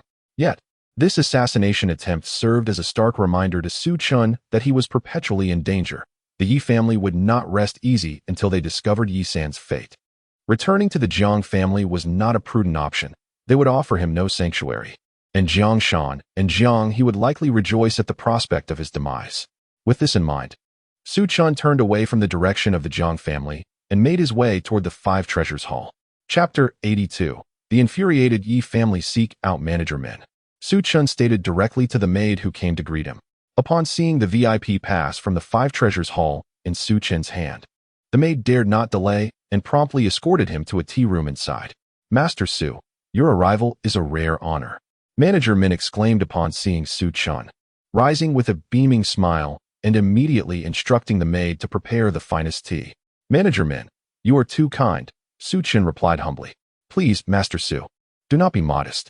The half-volume of martial skills you sold to the Five Treasures Hall last time was truly remarkable. I only retained the first half, which fetched an astounding 15,000 taels at the auction, Manager Min remarked with a smile. A slight twitch of Su Chen's lips suggested he suspected that the generous buyer was none other than Jiang Shan. However, now was not the time for such musings. I have a matter I wish to discuss with you, Manager Min. Please, Master Su, do not hesitate, Manager Min urged. Manager Min's spirit was invigorated. Being a businessman, he naturally understood the significance of forging a favorable relationship with someone like Su Chun. The mere fact that Su Chun could casually produce and sell mid-level yellow-grade martial skills demonstrated the potential benefits of an alliance with him for the Five Treasures Hall. I wish to reside temporarily at the Five Treasures Hall, Su Chun stated. While he had other options, given the current circumstances, the Five Treasures Hall emerged as the most suitable refuge. Its extensive range of goods meant that Su Chun could procure all necessary materials for his cultivation without venturing outside. And with the backing of a robust headquarters, the local forces in Qinghe City would pose no threat. As long as Su Chun stayed at the Five Treasures Hall, the Yi family would dare not act against him. Very well, young Master Su, feel free to stay at the Five Treasures Hall for as long as you wish. Manager Min readily agreed. After all, the guest rooms were vacant, and accommodating Su Chun was an exceedingly profitable transaction. The envoy is also residing here. Do you wish to meet him? Manager Min inquired. No need. Let him focus on his cultivation, Su Chun replied, waving his hand. Given the current situation, it had not yet escalated to the point where he required the assistance of Feng Qixing. Understood, young Master Su. I shall arrange your accommodation immediately, Manager Min said. Wait a moment, Su Chun called out to him, then picked up a pen and paper from a nearby table, promptly drafting a list. I would like one of each item on this list. Once the materials are gathered, please deliver them to Master Mo at the Alchemy Guild and inform him that I request his assistance in refining some spirit-gathering pills. Manager Min nodded, accepting the list and the silver notes, and hurried away. Thus, Su Chun settled into the Five Treasures Hall. As for Su Yin and Zhang Tingyi, he dispatched someone to notify them of his temporary residence at the hall, assuring them not to worry. At the Yi family estate, chaos ensued. This is outrageous. Yi Wenlong seethed with fury, fixated on the cold, lifeless body of Yi San, which had been brought back. His entire being trembled with rage, and he crushed the teacup in his grip. Wasn't Yi San sent to assassinate Su Chun? How could he possibly be dead? Investigate the cause of his death. Yi Wenlong's heart ached profoundly.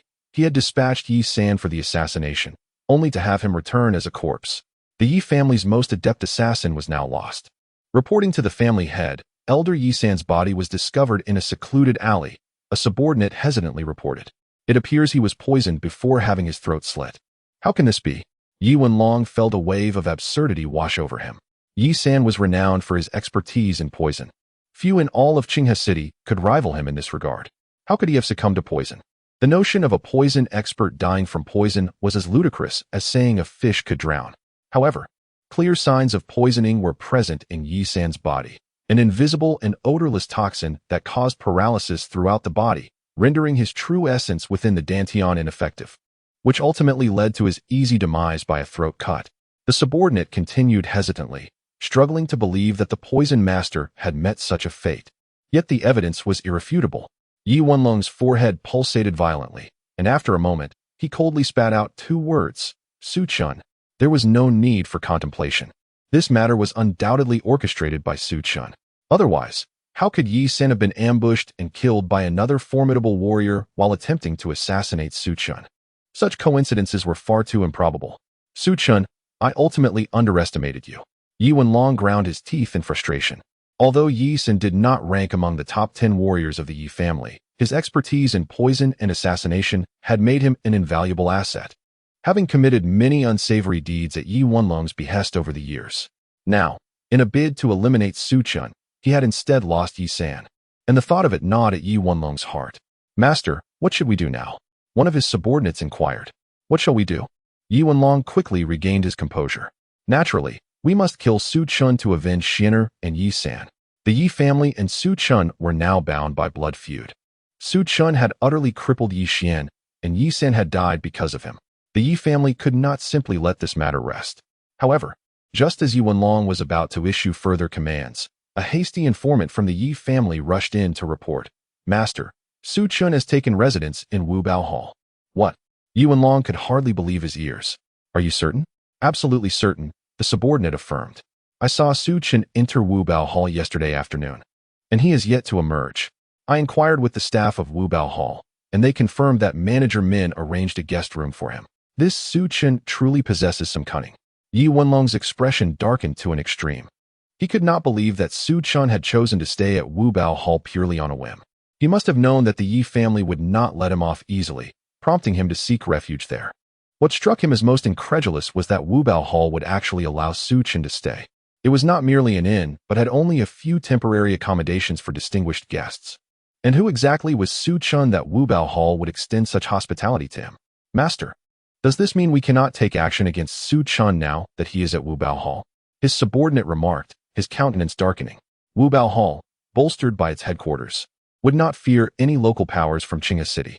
Once Su Chun took refuge in Wubao Hall, it would be exceedingly difficult for the Yi family to cause him any trouble. "Patience. I refuse to believe that once Su Chun is inside Wubao Hall, he will remain there indefinitely," Yi Wenlong declared ominously. "Moreover, even if he does not step outside, I am curious to see how long he can evade us." "Indeed," the subordinate said, suddenly enlightened. "Su Chun cannot hide in Wubao Hall for a lifetime. We shall simply outwait him." "Summon someone," Yi Wenlong commanded. "Keep a close watch on Wubao Hall. The moment Su Chun steps out, report to me immediately." Chapter 83. Breaking through to the second layer of the condensation realm. Meanwhile, the subject of their discussion, Su Chun, was seated cross-legged in a guest room of Wubao Hall. Although his stay had temporarily alleviated the immediate threat, a sense of unease weighed heavily on his heart. He could not remain at Wubao Hall forever. Eventually, he would have to venture outside. It was merely a matter of time. One must urgently enhance their prowess. Su Chun murmured, ever since his rebirth in this life, he has been incessantly yearning for formidable strength. In the realm of martial arts, only with immense power can one lead a life of freedom and indulgence.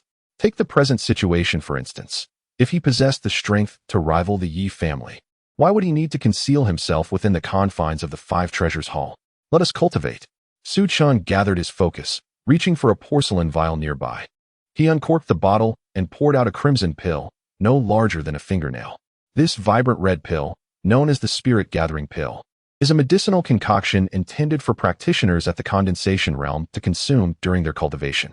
Unlike the minor yuan pill, which contains a small amount of spiritual energy that can be absorbed by the practitioner, the Spirit Gathering Pill accelerates the absorption of spiritual energy for a duration of 12 hours.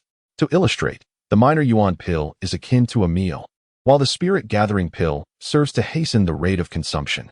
These Spirit Gathering Pills were procured by Su Chun after he obtained the necessary materials from the Five Treasures Hall, which he then entrusted to Master Mo at the Alchemy Guild for refinement. This arrangement was twofold. It was inconvenient for Su Chun to leave the Five Treasures Hall, and having promised Master Mo to attend the Alchemy Guild's advancement day, it was only reasonable to request his assistance in crafting several vials of Spirit Gathering Pills in return. For an average martial artist, being able to consume a Spirit Gathering Pill every 10 days or so would be a considerable feat. However, for Su Chun, it was akin to enjoying candy, consuming one each day without interruption. At this moment, the Spirit Gathering Pill nestled in the palm of Su Chun's hand was a brilliant crimson, round and fragrant, clearly the result of meticulous refinement. Boasting a quality rating of 10 stars. Taking a deep, satisfied breath, Su Chun could not help but acknowledge that Master Mo was indeed a reliable ally. The Spirit Gathering Pill enhances the cultivation speed of a martial artist. While the benefits may not be monumental, when used in conjunction with the minor yuan pill, the results are quite remarkable. Su Chun opened another box beside him, revealing a neatly arranged 100 minor yuan pills. Now that Su Chun had ascended to the condensation realm and possessed the 5 elements true yuan core, his demand for spiritual energy had reached an alarming level. To satiate this need, the number of minor yuan pills he consumed during daily cultivation had risen from 1 to 10. At this rate of consumption, the minor yuan pills won from Jiangshan, and Jiang he would soon be depleted. Shaking his head, Su Chun decided not to dwell on this issue any longer.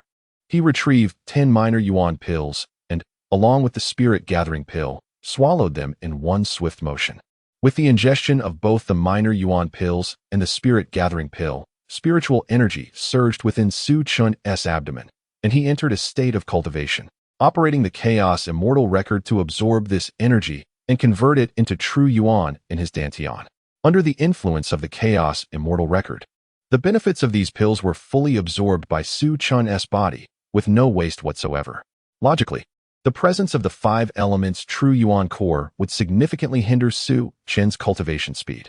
However, one of the advantages of the Chaos Immortal Record is its rapid cultivation speed, and coupled with the enhancement from the Spirit Gathering Pill and Minor Yuan Pill, Su Chen's cultivation pace remained significantly ahead of his peers at the same level. As he immersed himself in focused cultivation, time sped by rapidly. A few days later, a graceful silhouette appeared at the entrance of Su Chen's room in the 5 Treasure Hall. This enchanting figure was none other than Jiang Tingyi. Had she not been Su Chen's cousin, the hall would not have granted her entry, nor allowed her to stand before his door. Su Chen, I am leaving, Jiang Tingyi announced through the closed door. Today marked the day when Master Ouyang would take her to Tianyue Academy. Having obtained the fire departure pill from Master Amo, Master Ouyang was not inclined to linger in Qinghe City any longer and was preparing to depart. After making her declaration, Jiang Tingyi waited in silence. But Su Chen seemed engrossed in his cultivation and did not respond. Biting her lip, she raised her hand, contemplating a knock, yet hesitated and lowered it instead. I will strive to grow stronger. When the day comes that I have become a true powerhouse, I shall return before you, she proclaimed resolutely to the closed door before turning to leave. The next time they met, she vowed to present herself as a formidable warrior. Until then, she would not see Su Chen again. Unbeknownst to her, Su Chen remained oblivious to the events transpiring outside his room. 15 days passed in the blink of an eye. On the 16th day, the 5 elements true essence core within Su Chen's dantian hummed incessantly, having expanded to its utmost limit. Unable to accommodate even a trace more of essence, it was time to attempt to break through to the 2nd level of the essence condensation realm. As Su Chen focused his mind into his dantian, he began to condense his second 5 elements true essence core. Within his dantian, 5 strands of true essence gradually coalesced into 5 distinct small points, which then transformed into 5 rapidly spinning cores, each gaining speed and growing in size. Throughout this process, his dantian expanded continually to accommodate the influx of true essence. This endeavor lasted for a full 5 hours. After 5 hours, the second 5 elements true essence core finally took shape. Like the first, it comprised 5 small cores, each a different hue: gold, green, blue, red, and yellow, interacting in a dance of attraction and repulsion, maintaining a marvelous equilibrium. Essence condensation realm level 2, achieved. Su Chen exhaled a long breath, his eyes sparkling with a newfound confidence and formidable power. From this day forth, he was a warrior of the 2nd level of the essence condensation realm, and his strength far surpassed that of an ordinary practitioner at this level, rendering him nearly invincible among his peers. Having broken through to the 2nd level of the essence condensation realm, it was now time to cultivate martial skills. The prowess of a warrior and their martial techniques are inseparable. Even with formidable cultivation, lacking adequate skills would lead to disadvantage in combat. Therefore, after ascending to a new realm, practitioners typically refine their martial techniques to keep pace with their cultivation progress. In the following 5 days, Su Chen practiced the wave-slash technique in the training grounds of the 5 Treasure Hall's backyard. By the 5th day, with a decisive swing of his sword, he cleaved a 3-inch deep mark into the metallic training post. Hard work pays off for those who are dedicated. The ripple slash has successfully reached the realm of 9 waves. Its power doubled once again. Su Chen's eyes sparkled with brilliance. As he advanced through the stages of the technique, he found that breaking through to the next realm became increasingly challenging. Yet, he had managed to ascend from the 8th wave to the 9th wave in merely 5 days, a speed worthy of pride. Now, with the mastery of the 9 waves realm, Su Chen could effortlessly defeat martial artists at the 3rd level of the condensation realm. In fact, should he exert his full strength, challenging a 4th level condensation realm warrior was not beyond the realm of possibility. Chapter 84. Master Wang. Tomorrow marks the advancement day of the Alchemy Guild. Su Chen exhaled softly, preparing to return to his room for a well-deserved rest. At that moment, a servant from the 5 Treasures Hall approached, holding an envelope. Young Master Su, during your seclusion, your cousin came looking for you. Upon learning of your training, she left a letter for you. His cousin had visited? Su Chun took the letter and opened it, recognizing the handwriting of Jiang Tingyi. The brief note mentioned that she had departed for Tianyue Academy and requested Su Chun to take care of their mother in her absence. Additionally, she noted that they would meet again when she became a true powerhouse. Su Chun shook his head, observing the writing that reflected Jiang Tingyi's tenacity.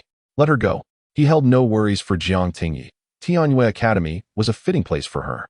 Once she broke through to the condensation realm and formed the yin-yang dual true essence core, she would undoubtedly attract the attention and cultivation of Tianyue Academy, paving her path to brilliance.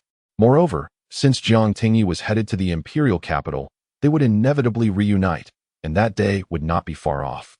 The following morning, Su Chun awoke from a deep slumber, his spirit invigorated. He stepped out of his room and arrived at the entrance of the Five Treasures Hall. At that moment, a carriage emblazoned with the emblem of the Alchemy Guild was waiting outside, with a coachman standing beside it. Upon seeing Su Chun, the coachman respectfully approached and bowed. Young Master Su, please board the carriage. As Su Chun climbed aboard, his peripheral vision caught a fleeting figure at the alley's mouth. A cold smile crept across his heart. It was likely someone from the Yi family keeping watch, hoping to act as he departed the Five Treasures Hall. Unfortunately for them, they would be disappointed. The Alchemy Guild had sent a carriage for him, and even if they had 100 times the courage, they would not dare to interfere with the guild's carriage. Once seated, Su Chun observed that while the exterior of the carriage appeared understated, the interior was exquisitely decorated. The horses pulling the carriage were of a rare and noble breed, galloping as if gliding over the ground. Such a carriage would fetch a handsome price in the marketplace. He couldn't help but marvel at how, in his past life within the Yunyuan Empire, he had been oblivious to such matters. Now, having lived again, he recognized that the profession of alchemy was indeed a lucrative one in the Yunyuan Empire. Upon arriving at the Alchemy Guild, Master Mo was already waiting at the entrance. Upon spotting Su Chun, his delight was palpable. Young friend Su, this way please. As Master Mo led Su Chun into the guild, he remarked, Young friend Su, there are a few matters regarding today's advancement day that I need to discuss with you in advance. What is it? Su Chun noticed that Master Mo's expression was somewhat grim and inquired, Today is the promotion day. Are there a few individuals from the Alchemy Association of Anyang City present? Indeed, Master Mo replied. That is quite normal. Su Chun nodded, his countenance unchanged. Since it was the promotion day for the Alchemy Association of Qinghe City, it was only to be expected that members from the higher-ranking alchemy associations would arrive to serve as evaluators, a fact he could easily anticipate. With a wry smile, Master Mo shook his head and said, What I wish to discuss is not this matter, but another. Several months ago, that rascal Sun Xian, seeing my worry regarding the promotion of the Qinghe City Alchemy Association, took it upon himself to invite a second-tier alchemist from Huangshe City, claiming he could temporarily affiliate with our association to assist in producing second-tier pills on the promotion day. I was completely unaware of this until just a few days ago, when Sun Xian finally informed me. Master Mo sighed. That second-tier alchemist from Huangshe City is rather renowned. I dared not suggest he refrain from coming for fear of offending him. My young friend Su, what do you propose we do? Ah, I see, Su Chun replied, unfazed by the situation. It's quite all right. Let the second-tier alchemist from Huangshe City proceed with the refinement. However, the Panlong grass must still belong to me. Master Mo hastily assured him. Of course, the Panlong grass was agreed upon in advance. How could I possibly go back on my word? Su Chun smiled. Then there is no issue. After all, his sole objective had always been the Panlong grass. If someone was willing to assist in its refinement, it would save him the effort, a prospect he welcomed. Seeing that Su Chun harbored no objections, Master Mo felt relieved. He understood that geniuses often possess their own pride and feared that Su Chun might be displeased upon learning of the presence of other alchemists assisting the Qinghe City Alchemy Association today. However, now that he observed Su Chun's lack of resistance, he felt reassured. The two traversed the hall of the Alchemy Association and ascended to the top floor, arriving at a large conference room. In the center of the room stood a rectangular table, around which 4 or 5 individuals were already seated. As Su Chun and Master Mo entered, they overheard a conversation among these attendees. One elderly man, around 50 years old and clad in a fiery robe, appeared visibly annoyed and remarked, Master Mo mentioned he would go downstairs to fetch someone. It has taken quite a while. Why the delay? Another middle-aged man, adorned with two golden insignias on his chest, interjected with a smile. Perhaps the individual has not yet arrived. Master Wang, please remain calm. He should be here shortly. The elder in the fiery robe, referred to as Master Wang, complained, the folks in Qinghe City are dreadfully rude. They invited me to assist in producing second-tier pills for the promotion day, only to extend invitations to others as well. What does this imply? Do they doubt my abilities? The middle-aged man, with the golden insignias, reassured him. How could that be? No one questions Master Wang's abilities. Even without assistance, it should be no challenge for you to produce second-tier pills. At that moment, the conference room door swung open abruptly. As Master Mo and Su Chen stepped inside, all eyes in the room instantly turned toward them. Ah, Brother Mo, did you not say you were going downstairs to fetch someone? Where is he? One of the attendees inquired. Indeed, Brother Mo, did you not mention that you had invited a master of remarkable alchemical prowess to assist in the crafting of second-grade elixirs? Another individual remarked, his gaze also searching behind Master Mo, asking where that person was.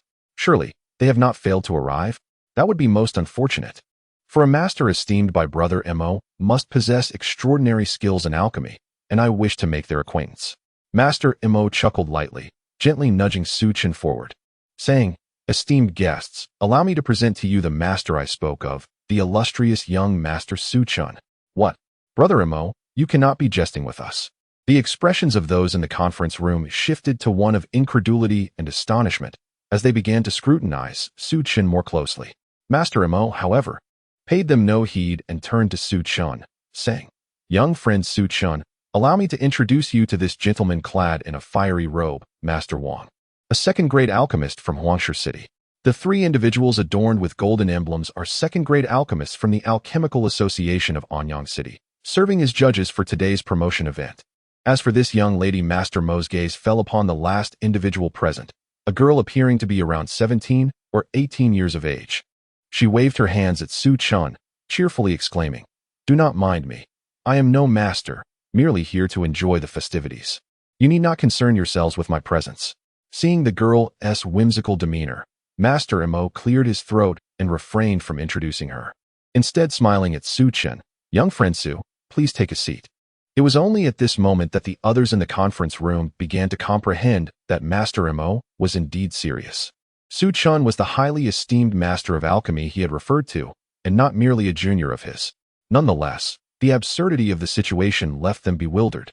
Their gazes towards Su Chen filled with incredulity. Humph.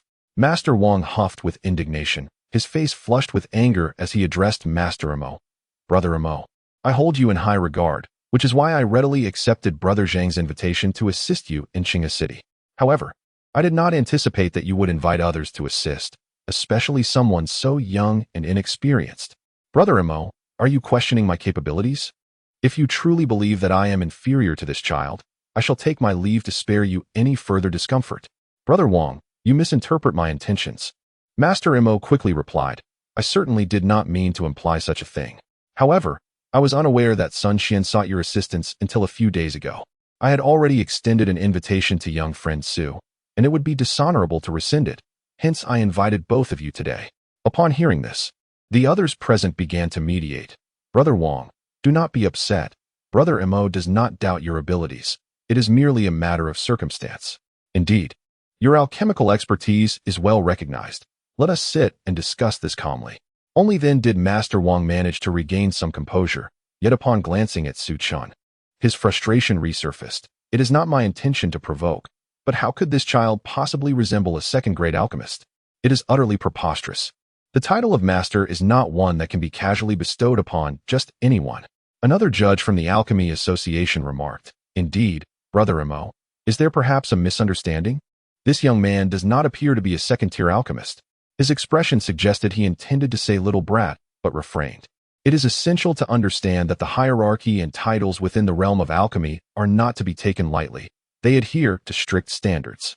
An apprentice alchemist, upon successfully crafting a first-tier elixir independently, may ascend to the rank of a formal alchemist, thus earning the title of first-tier alchemist, which allows them to be recognized by the world as an alchemist. To be addressed as a master by the public, one must achieve the rank of a second-tier alchemist. Having successfully produced second-tier elixirs independently, Master Mo, accustomed to others' initial skepticism upon encountering Su Chun, waved his hand dismissively, stating, "I understand that you will not believe my words now, but once you witness his alchemical prowess, you will comprehend." At that moment, Master Wang scoffed, still scrutinizing Su Chun with a look of disdain, preparing to voice another remark when he was suddenly interrupted by a cheerful young girl. All right. Aren't you tired of chatting so much? Let us get to the main event.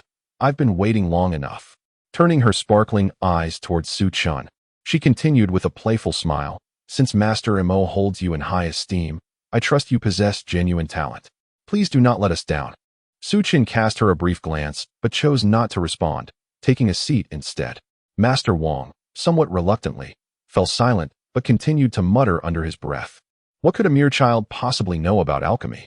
Master Mo's expression turned serious as he replied, "Master Wang, this young friend Su is the most extraordinary alchemical prodigy I have ever encountered. His skills surpass my own. I kindly ask you to refrain from making disparaging remarks." Master Wang chuckled derisively, shaking his head in disbelief. "Are you suggesting that he can also produce second-tier elixirs?" From Master Wang's demeanor, it was clear he held not a shred of faith in Master Mo's assertions. Master Emo, not wanting to engage in further fruitless dialogue with Master Wang, addressed the others. "Everyone, let us proceed without delay." "Hold on," Master Wang interjected. "Before we begin, I must state my terms. The Alchemy Association in Qinghe City has invited me to assist in concocting second-tier elixirs today. Should I succeed, I believe it is only fair that I receive an appropriate remuneration from the association." This seemed quite reasonable. The judges from the Alchemy Association nodded in agreement, aware that the Qinghe City branch had sought external assistance. However, since Sun Xian had given them prior notice, they turned a blind eye to the matter. Master Emo, understanding this to be a common practice, nodded in acknowledgement. "What kind of remuneration does Master Wang seek?" "It's simple. If I successfully advance, doesn't the Alchemy Association reward a dragon spiral herb? I require no other compensation. Just that herb will suffice," Master Wang replied. Master Mo's expression shifted to one of perplexity. "The dragon spiral herb? Indeed. Is it that you are reluctant, Brother Emo?" Master Wang's face darkened slightly, showing his displeasure. "Master Wang, I regret to inform you that if it is the dragon spiral herb you seek, I truly do not have the authority to grant that request. Due to my prior agreement with young Su, I promise that as long as he attends the advancement day, the Panlong grass will belong to him," Master Emo stated. "What?" Master Wang's expression changed dramatically. "What does this mean? Are you truly planning to let him attempt to concoct a second-grade elixir?" "Indeed," Master Emo replied candidly. "Before your arrival, I had every intention of inviting young Su to craft a second-grade elixir." Master Wang's demeanor darkened. "Brother Emo, you cannot genuinely believe that this child, still in his youth, is capable of producing a second-grade elixir." "Of course I do." Master Emo nodded, maintaining his composure. "Preposterous. Utterly preposterous." Master Wang could no longer contain himself. "How could a mere child concoct a second-grade elixir? Brother Emo, you have lived for many years. Can you truly accept such nonsense?" "Indeed, I have faith in young Su," Master Emo responded with unshakable confidence. "Thus, I must apologize, but the Panlong grass cannot be offered to you. However, if Master Wang still wishes to undertake the crafting of a second-grade elixir, I can arrange other forms of compensation. The Panlong grass, however, is out of the question." Master Wang, visibly angered, retorted, "I refuse to attempt the concoction. I cannot bear to be compared with a mere child. If you truly trust him, let him proceed. I am eager to see if he can truly produce a second-grade elixir." Master Emo was about to respond, but he was interrupted by Su Chen's calm voice. "No matter. Master Emo, allow me to undertake the crafting myself. Then I shall trouble you, young Su," Master Emo quickly replied. Master Wang sneered, casting a derisive glance at Su Chen, adopting an attitude of mockery. If this inexperienced youth truly manages to concoct a second-grade elixir, it would indeed be a remarkable occurrence. Chapter 86. The fire control technique. Let us not delay. We shall commence the crafting now. The three judges of the Alchemy Association stood up, urging the process to begin. "May I inquire as to which second-grade elixir we are to craft today?" Master Emo asked. One of the judges retrieved a sealed scroll bearing the insignia of the Alchemy Association from his sleeve, removed the seal, unfurled the scroll, and announced, "Qinglu Dan." Master Emo understood. The Qinglu Dan is a water attribute elixir, crafted from several rare herbs of the water attribute. It provides significant benefits to martial artists who cultivate water attributes, similar to the effects of the Li Hua Dan on fire attribute practitioners, albeit with slightly lesser efficacy. Among second-grade elixirs, the Qinglu Dan is considered to be of moderate difficulty, neither too challenging nor too easy to concoct. Please follow me to the alchemy room, Master Mo instructed, leading everyone to his chamber. Inside, there was a purple-silver furnace, perfectly suited for crafting the Qinglu Dan, as it possessed both water and yin attributes. Bring forth 2 sets of materials for the Qinglu Dan. Master Mo called upon one of his apprentices. The judge of the Alchemy Association declared, in that case, let us set a time limit of 2 hours for the 2 participants from the Qinghe City Alchemy branch. Within the span of 2 hours, should both of you succeed in refining the clear dew pill consecutively, it would signify your advancement. Master Mo nodded and declared, let me commence the refining process. The combined time for their alchemical endeavors could not exceed 2 hours. If Master Mo could complete his task more swiftly, it would undoubtedly afford Su Chun a more generous window. Master Wang harbored such thoughts, a cold smirk gracing his features as he regarded Su Chun, pondering how, regardless of the time Master Mo might secure for him, even 10 hours would not enable Su Chun to produce a second-tier pill. What a fanciful dream. Once the materials for the clear dew pill were delivered, Master Mo began his work. Beneath the purple-silver furnace lay 8 fiery mechanisms, each capable of unleashing flames upon activation.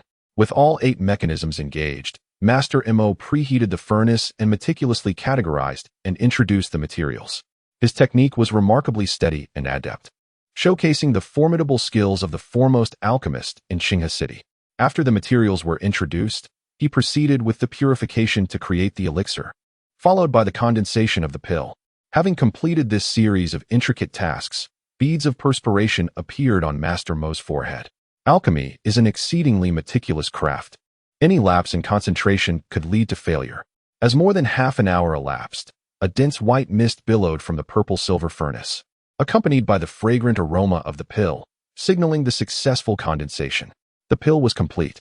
Master Mo lifted the lid of the furnace and retrieved the steaming clear dew pill. Indeed, Master Mo embodied the esteemed qualities of a revered master. His alchemical prowess was unparalleled.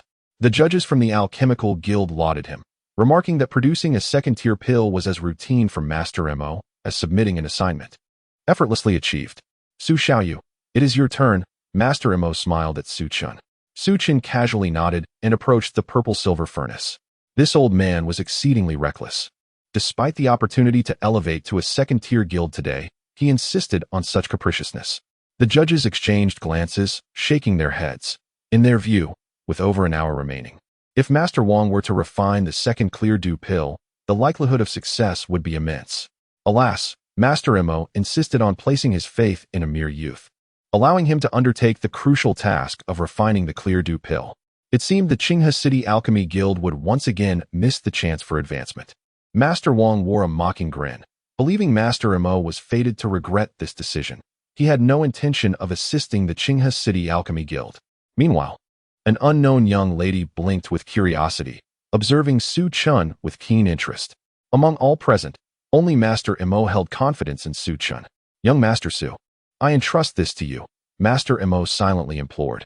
The fate of the Qinghe City Alchemy Guild's elevation to a second tier now rested solely upon Su Chun.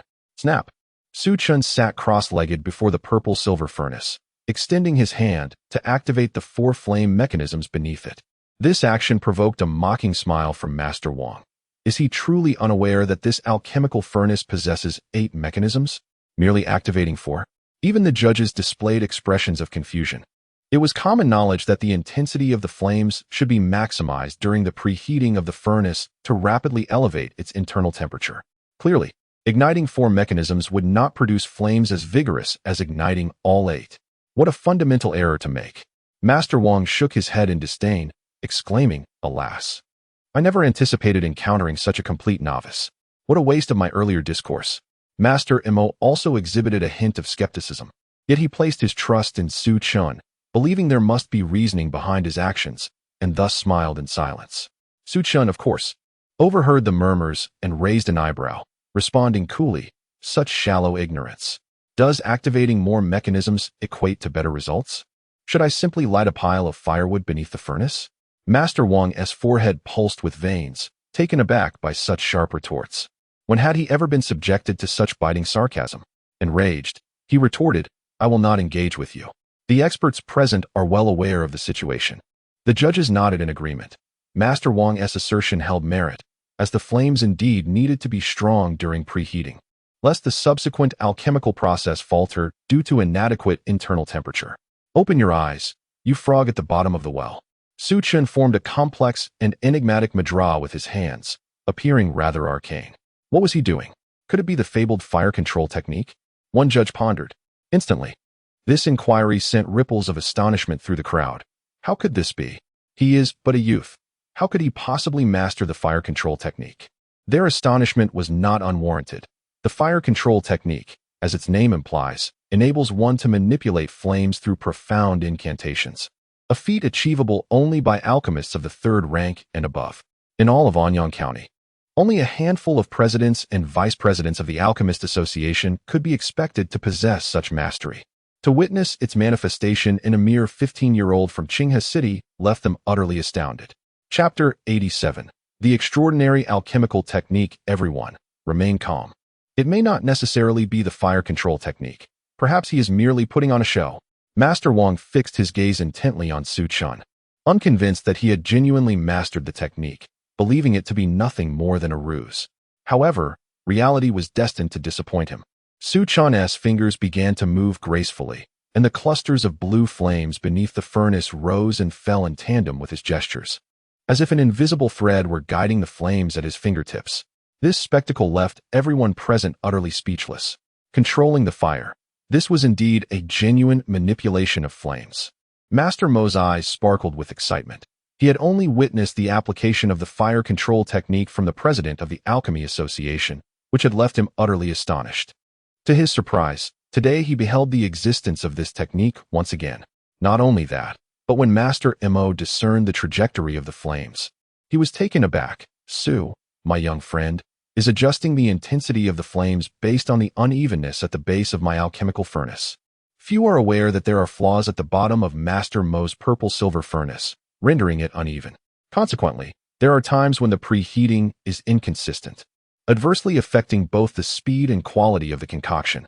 This was a secret known to very few. Yet Su Chen had somehow perceived the imperfections at the furnace's base and was adjusting the flame's intensity accordingly. This would ensure a more uniform preheating. At that moment, the judges present were engulfed in indescribable shock. No wonder Master Mo had proclaimed Su Chen the most extraordinary alchemical prodigy he had ever encountered. Just witnessing this adept manipulation of flames was enough to leave all present in awe. Master Wang, who had just been deriding Su Chen, was surely struck by the harsh reality of the situation. Master Wang's expression darkened, and with great reluctance, he remarked, "What does mastering the fire control technique truly signify? The real alchemical process has yet to commence. The subsequent steps will truly test the alchemist's prowess. Everything else is mere talk." His words brought the judges back to their senses. They realized they had perhaps overreacted. As impressive as the fire control technique may be, it remained just one of many skills in the alchemical arts. The true mastery of an alchemist must be assessed in the unfolding steps. With this thought, they found themselves more composed, their gazes converging on Su Chen, eager to observe his next moves in the alchemical process. The next step involved the introduction of the raw materials. 18 distinct ingredients required for the refining of the clear dew pill were prepared. Yet the precise order of their introduction was a significant test of the alchemist's foundational skills.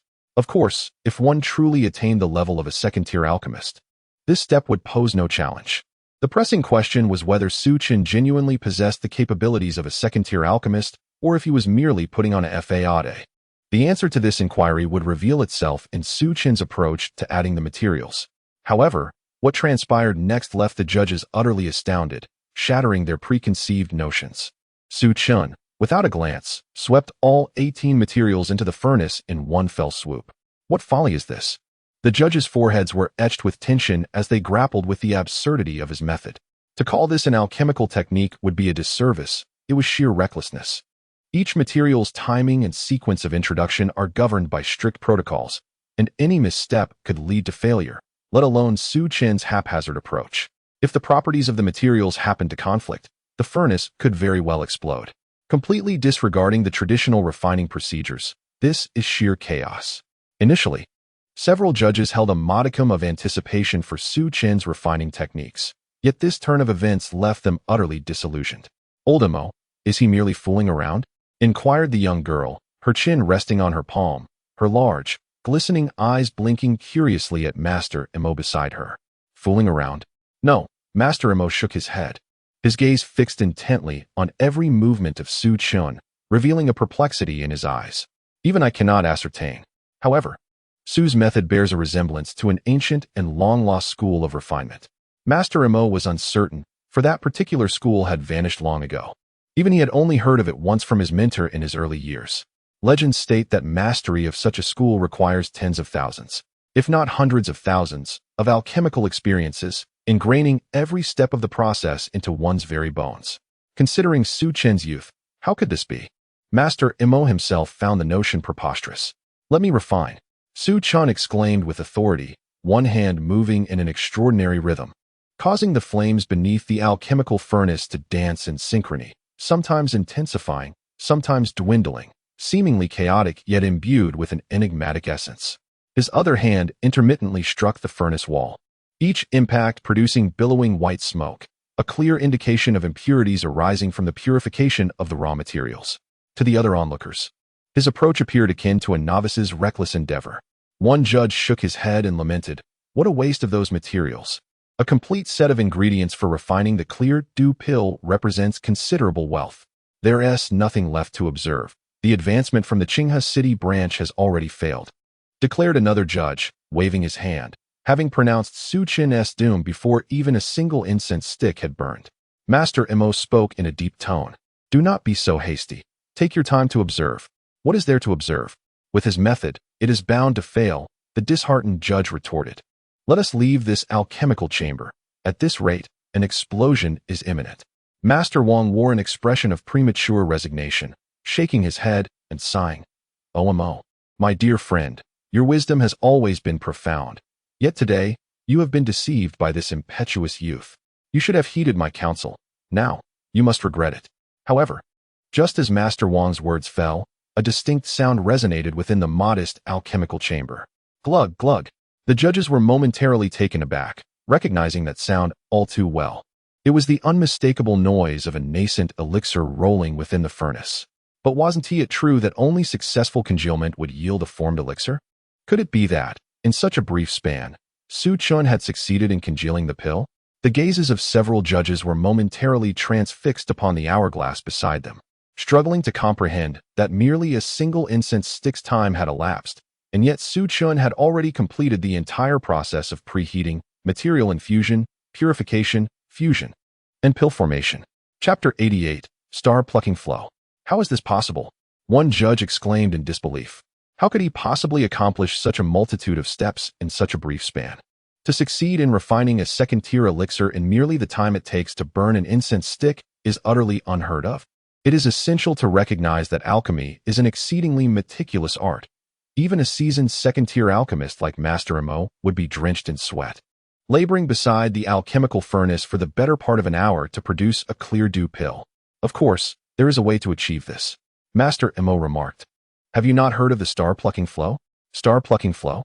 The two judges exchanged puzzled glances, feeling as though they had never encountered this term before. However, the remaining judge suddenly turned pale, incredulously exclaiming, "Master Emo, you cannot possibly mean that this young man's refining technique adheres to the principles of the star-plucking flow. Can you?" "Indeed, that is precisely what I mean," Master Emo affirmed. The other two judges exchanged glances and inquired, "What is the star-plucking flow?" The star-plucking flow is an ancient alchemical school of thought, Master Emo explained. Unlike conventional alchemical practices, which necessitate that every operation be executed with rigid adherence to established standards, where a single misstep could potentially compromise the final outcome, the practitioners of the star-plucking flow embrace a more liberated approach, allowing for spontaneous techniques that vary according to the unique circumstances of each refinement session. However, do not underestimate the star-plucking flow. It is by no means haphazard. Each alchemist who masters this method has undergone tens of thousands, if not hundreds of thousands, of practical refining sessions. embedding every nuance of the process deep within their very being, allowing them to exercise such creative freedom in their craft. Absolutely not. The judge shook his head vehemently. The star-plucking flow has long been lost to time, and even if it were not, only those who have devoted their entire lives to the study of alchemy could possibly grasp it. How could he? Even if he had been researching alchemy since the moment he emerged from the womb, it has only been a few short years. Such a notion is utterly impossible. Master Mo spoke solemnly. Initially, I too was skeptical. Yet, the alchemical techniques employed by Su Xiaoyu just now were unmistakably those of the long-lost star-plucking flow. Although his approach appeared chaotic and wholly unorthodox, the rapidity with which he achieved pill formation can only be explained by his utilization of the star-plucking flow. Impossible. I still do not believe it. The judge insisted, though doubt began to creep into his mind. As Master Mo suggested, if Su Chan were truly engaging in random experimentation, it would be inconceivable for him to successfully form a pill. Preposterous. This is utterly absurd. Master Wang shouted. Have you all lost your senses? That lad is merely fooling around, engaging in reckless experimentation. Cannot you see it? I dare wager he has not succeeded in forming a pill. Just wait and see. Indeed. Let us open the alchemical furnace and ascertain the truth. Another judge chimed in. The pill is formed. At this moment, a calm voice belonging to Su Chun resonated within the alchemy chamber. All eyes instantly converged upon him as he extracted a pill, emanating a steaming warmth. From the alchemical furnace, Master Mo hastily approached, taking the pill from Su Chen's hand for a meticulous examination. He even scraped off a small fragment of the pill to taste it. After a brief moment, a radiant smile illuminated Master Mo's face as he proclaimed, "It is indeed the clear dew pill." What? You truly succeeded in concocting the clear dew pill? In merely the time it takes to burn a stick of incense? How is that possible? The judges, now visibly unsettled, took turns stepping forward to authenticate the pill, and each confirmed its authenticity. Indeed, it was the clear dew pill. Let me see. Master Wang, unable to contain his disbelief, nearly snatched the pill from the last judge's hand, roughly taking a piece to savor. Ultimately, he too had to concede that it was indeed the clear dew pill. At that moment, Master Wang found himself speechless, his complexion oscillating between pale and ashen. A spectacle of sheer astonishment. The three judges, observing him, regarded him with a newfound contempt. Having learned today what it means to bring disgrace upon oneself through Master Wang's actions, I hereby declare that the alchemy branch of Qinghe City shall be elevated to a second-rank branch from this day forth. Upon hearing this announcement from the judges, Master Mo was nearly moved to tears. After so many years, the alchemy branch of Qinghe City had finally ascended to second rank. Congratulations, Brother Mo. The judges beamed with joy, extending their heartfelt congratulations. They understood that, given Master Mo's profound expertise in alchemy, he could have long since left Qinghe City for a higher echelon in Anyang City. Yet, he chose to remain with the alchemy branch of Qinghe City, aspiring to transform it into a formidable establishment one day. Witnessing the branch's elevation to second rank brought him one step closer to his dream, and the judges genuinely rejoiced for him. By the way, here is the certificate and badge for the second-rank branch. Commencing today, the alchemy branch of Qinghe City will receive double the equipment, materials, and funds from the headquarters each year. In a few days, the headquarters will dispatch personnel to deliver this year's materials and funds. Furthermore, this is the reward for attaining second rank, the spiral dragon herb. The judge produced a rosewood box, opening it to reveal a singular herb radiating a soft glow, characterized by a single stem without branches, spiraling and curving in a manner reminiscent of a celestial dragon soaring through the skies. This is the spiral dragon herb, an exceedingly rare alchemical material. Master Mo accepted the rosewood box containing the herb with both hands and promptly passed it to Su Chun. Thank you, Master Mo. Su Chun expressed his gratitude before carefully stowing away the spiral dragon herb. Young friend Su, you are too modest. It is thanks to you that the alchemy branch of Qinghe City has attained second rank today. I should be the one expressing my gratitude, Master Mo responded. I never anticipated that I would have the privilege of witnessing the star-plucking alchemical technique in person today. What an extraordinary fortune. The referee could not help but exclaim that in his eyes, Su Chun had transcended the status of a mere youth, emerging instead as an extraordinary alchemical master. One could only wonder which formidable force had nurtured such a prodigious talent in the art of alchemy. Was there perhaps a concealed, powerful sect of alchemists nearby? Master Wang, observing intently, fixed his gaze on the dragon coil herb that Su Chun had just stowed away. With his discerning eye, he could ascertain that this herb was at least 2 centuries old, potent in its medicinal properties and exceedingly valuable. The very thought that this herb, which ought to have been his, had instead fallen into Su Chen's hands, made Master Wang feel as though his heart were bleeding.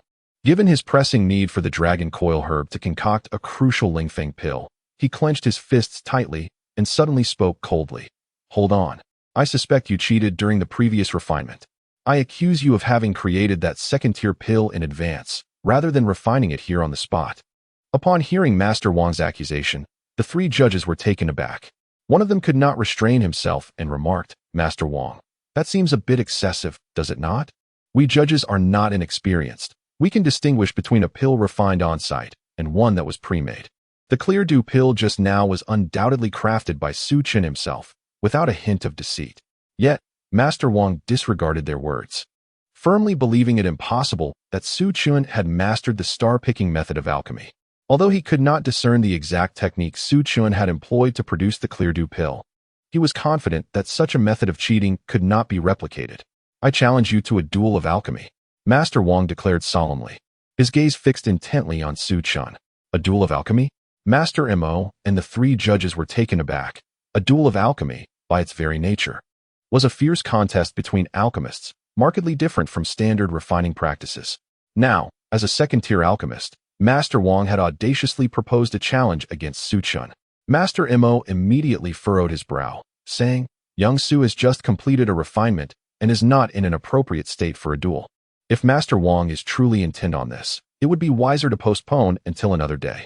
Are you afraid to refine another second-tier pill on the spot? Master Wang sneered, his tone laced with derision. Even Master Mo, known for his patience, could not contain his ire at this moment. Master Wang, as a second-tier alchemist, do you not understand that refining consumes spiritual energy? Young Su has just expended his energy. How can you call for a duel in fairness? Master Wang, aware of his disadvantage yet unwilling to relent, fixed a piercing gaze on Su Chen. Su Chen, just declare whether you dare. Young Su, do not accept his challenge. Master Mo quickly intervened, understanding that while Master Wang's character was questionable, his alchemical skills were at the pinnacle among second-tier alchemists. Furthermore, Su Chen's current state was not suitable for such a confrontation. Wait, I have a wager. Master Wang gritted his teeth and unleashed his ultimate move, declaring, if Su Chen triumphs in the alchemical duel, I am willing to offer him the gallbladder of a crimson crystal serpent. Upon hearing these words, the previously languid Su Chen suddenly appeared invigorated, his eyes gleaming with vitality. The gallbladder of a crimson crystal serpent? Indeed. Observing Su Chen's newfound interest, Master Wang seized the opportunity to entice him further, stating in a persuasive tone, the gallbladder of a crimson crystal serpent is an exceptional material for concocting the windfire pill, with a value that even surpasses that of the panlong herb. Do you not desire it? Su Chen, of course, yearned for it. However, beyond this allure, his attention was captivated by the underlying implication of Master Wang's statement. According to Wang, in the realm of alchemy within the Yuan Empire, the gallbladder of a crimson crystal serpent was indeed being utilized to refine windfire pills. This was an egregious waste, for the gallbladder was primarily intended for crafting the Grand Yuan pill. What is the Grand Yuan pill, you may ask? It is a miraculous elixir capable of allowing a condensation realm warrior to instantly elevate their cultivation by an entire level, akin to the effects of consuming a Chiyu fruit for those in the Qi gathering realm. However, its efficacy has a ceiling at the 4th level of the condensation realm. Consuming it beyond that threshold yields no benefit. Such a pill, if presented to the world, would undoubtedly incite fierce competition among warriors below the 4th level of the condensation realm, fetching astronomical prices. Yet, it seemed that Master Wang was utterly oblivious to the gallbladder's potential for crafting the Grand Yuan pill. This is sheer serendipity, Su Chen mused inwardly, resolved to acquire that gallbladder today.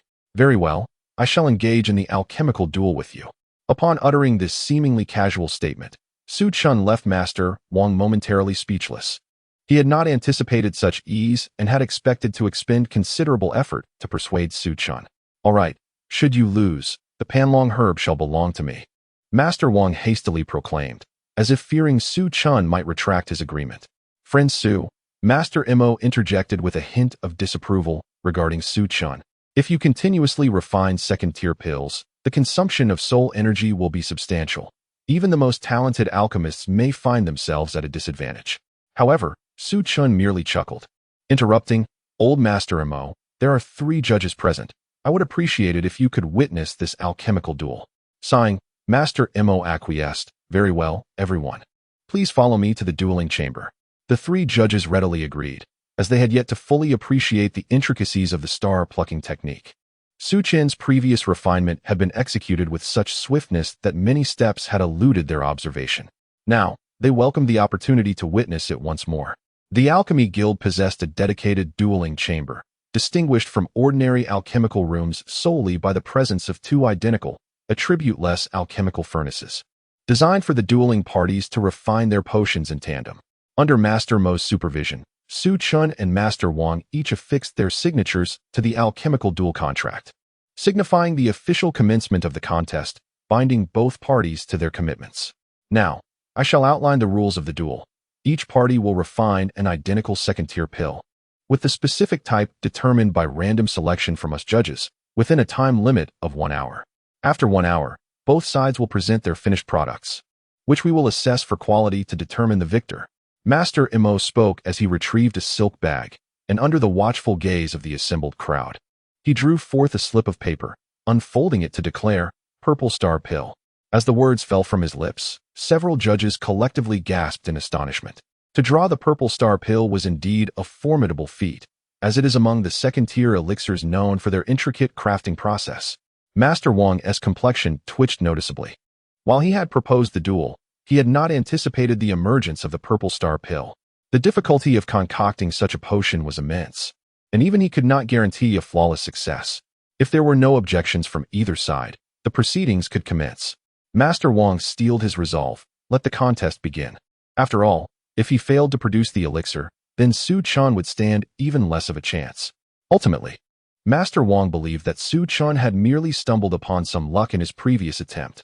Perhaps he possessed a modicum of alchemical knowledge, but it paled in comparison to Master Wang's extensive experience as a seasoned second-tier alchemist. Let the duel commence. With Master Mo's proclamation, Master Wang began his preparations. The duel differed from ordinary alchemical practices, as it required the manual selection of materials. Each participant was presented with a vast array of various components. Some would be useful, while others would not. They were tasked with swiftly choosing the materials necessary to concoct the Purple Star Pill.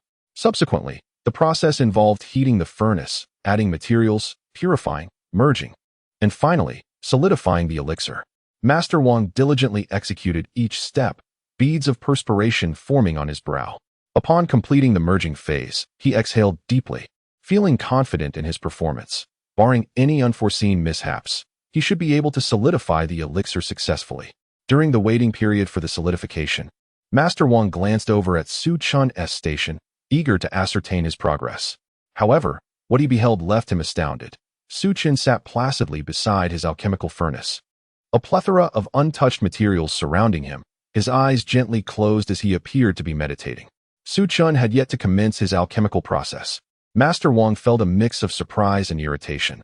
What was Su Chun's intention? Did he harbor disdain for him, or had he conceded defeat?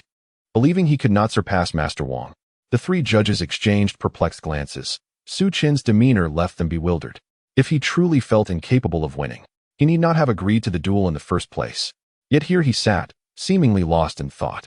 Time was slipping away, with nearly half an hour already elapsed. If he did not initiate his preparations soon, he would undoubtedly fall short. The crafting of the Purple Star Pill was far more time-consuming than that of the earlier Clear Dew Pill. Nevertheless, regardless of the expressions around him, Su Chun remained undisturbed, his eyes still closed, as though he were in a world of his own, fully immersed in his rhythm. It was only after a full half-hour had passed that Su Chun leisurely opened his eyes. Although he has returned to his youth, he was once the formidable Emperor of Dust, dominating the Dan domain. Lowering himself to compete with a second-tier alchemist could be seen as an act of bullying. Should the old ghosts from his past life learn of his duel with a second-tier alchemist, they would undoubtedly mock him for picking on a mere child. Hence, the previous half-hour could be considered a concession to Master Wang. Henceforth, it would be a contest of skills.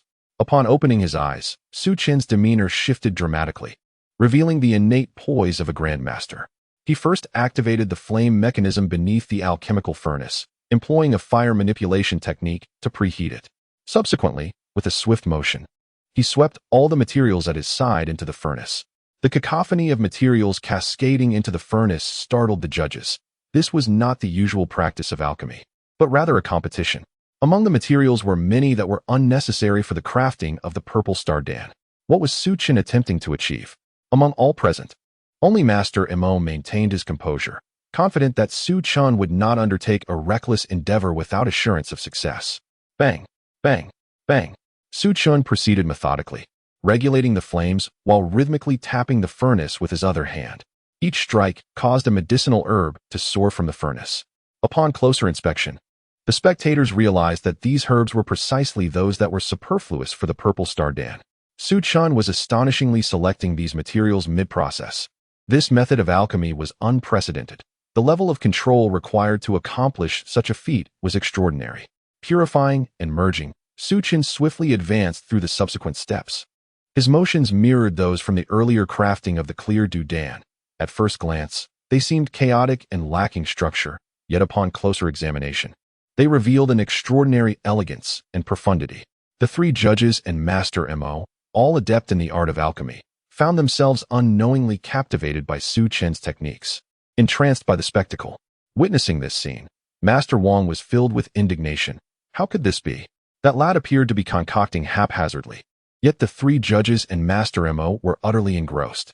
Stifling his frustration, Master Wang vowed to perfect his own purple star Dan, determined to slap Su Chen and his companions' faces with his success. Refocusing on his own concoction, Master Wang began the final step, solidifying the Dan, fueled by his pent-up energy. His performance was particularly remarkable, and soon the furnace echoed with the bubbling sound of the Dan embryo. Wiping the sweat from his brow, Master Wang thought to himself how splendid it was. He had executed the process exceptionally well, and success was assured. Perhaps the resulting Dan would even reach a 10-star rating.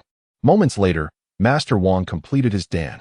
Lifting the furnace lid with utmost care, he extracted the refined Dan, a smile instantly illuminating his face. A 10-star purple star Dan. For a second-tier alchemist to produce a 10-star Dan was indeed a matter of great pride. Today he was certain of his victory. Elated, Master Wang stored the 10-star purple star Dan in a small porcelain vial before turning his attention to Su Chen's progress. At this moment, Su Chen had just completed the fusion process and was poised to embark on the final step, the condensation of the elixir. However, the crucial factor was that only a quarter of an incense stick's worth of time remained. Could one truly condense an elixir in such a fleeting moment? Master Wang couldn't help but chuckle inwardly. For a second-tier alchemist, this was unequivocally impossible. Even third-tier alchemists would find it exceedingly difficult to complete the intricate condensation process of the purple star elixir in such a short span. As for the notion that Su Chen was a third-tier alchemist, Master Wang was utterly unconvinced, as there were scarcely enough third-tier alchemists in the entire Anyang prefecture to count on one hand.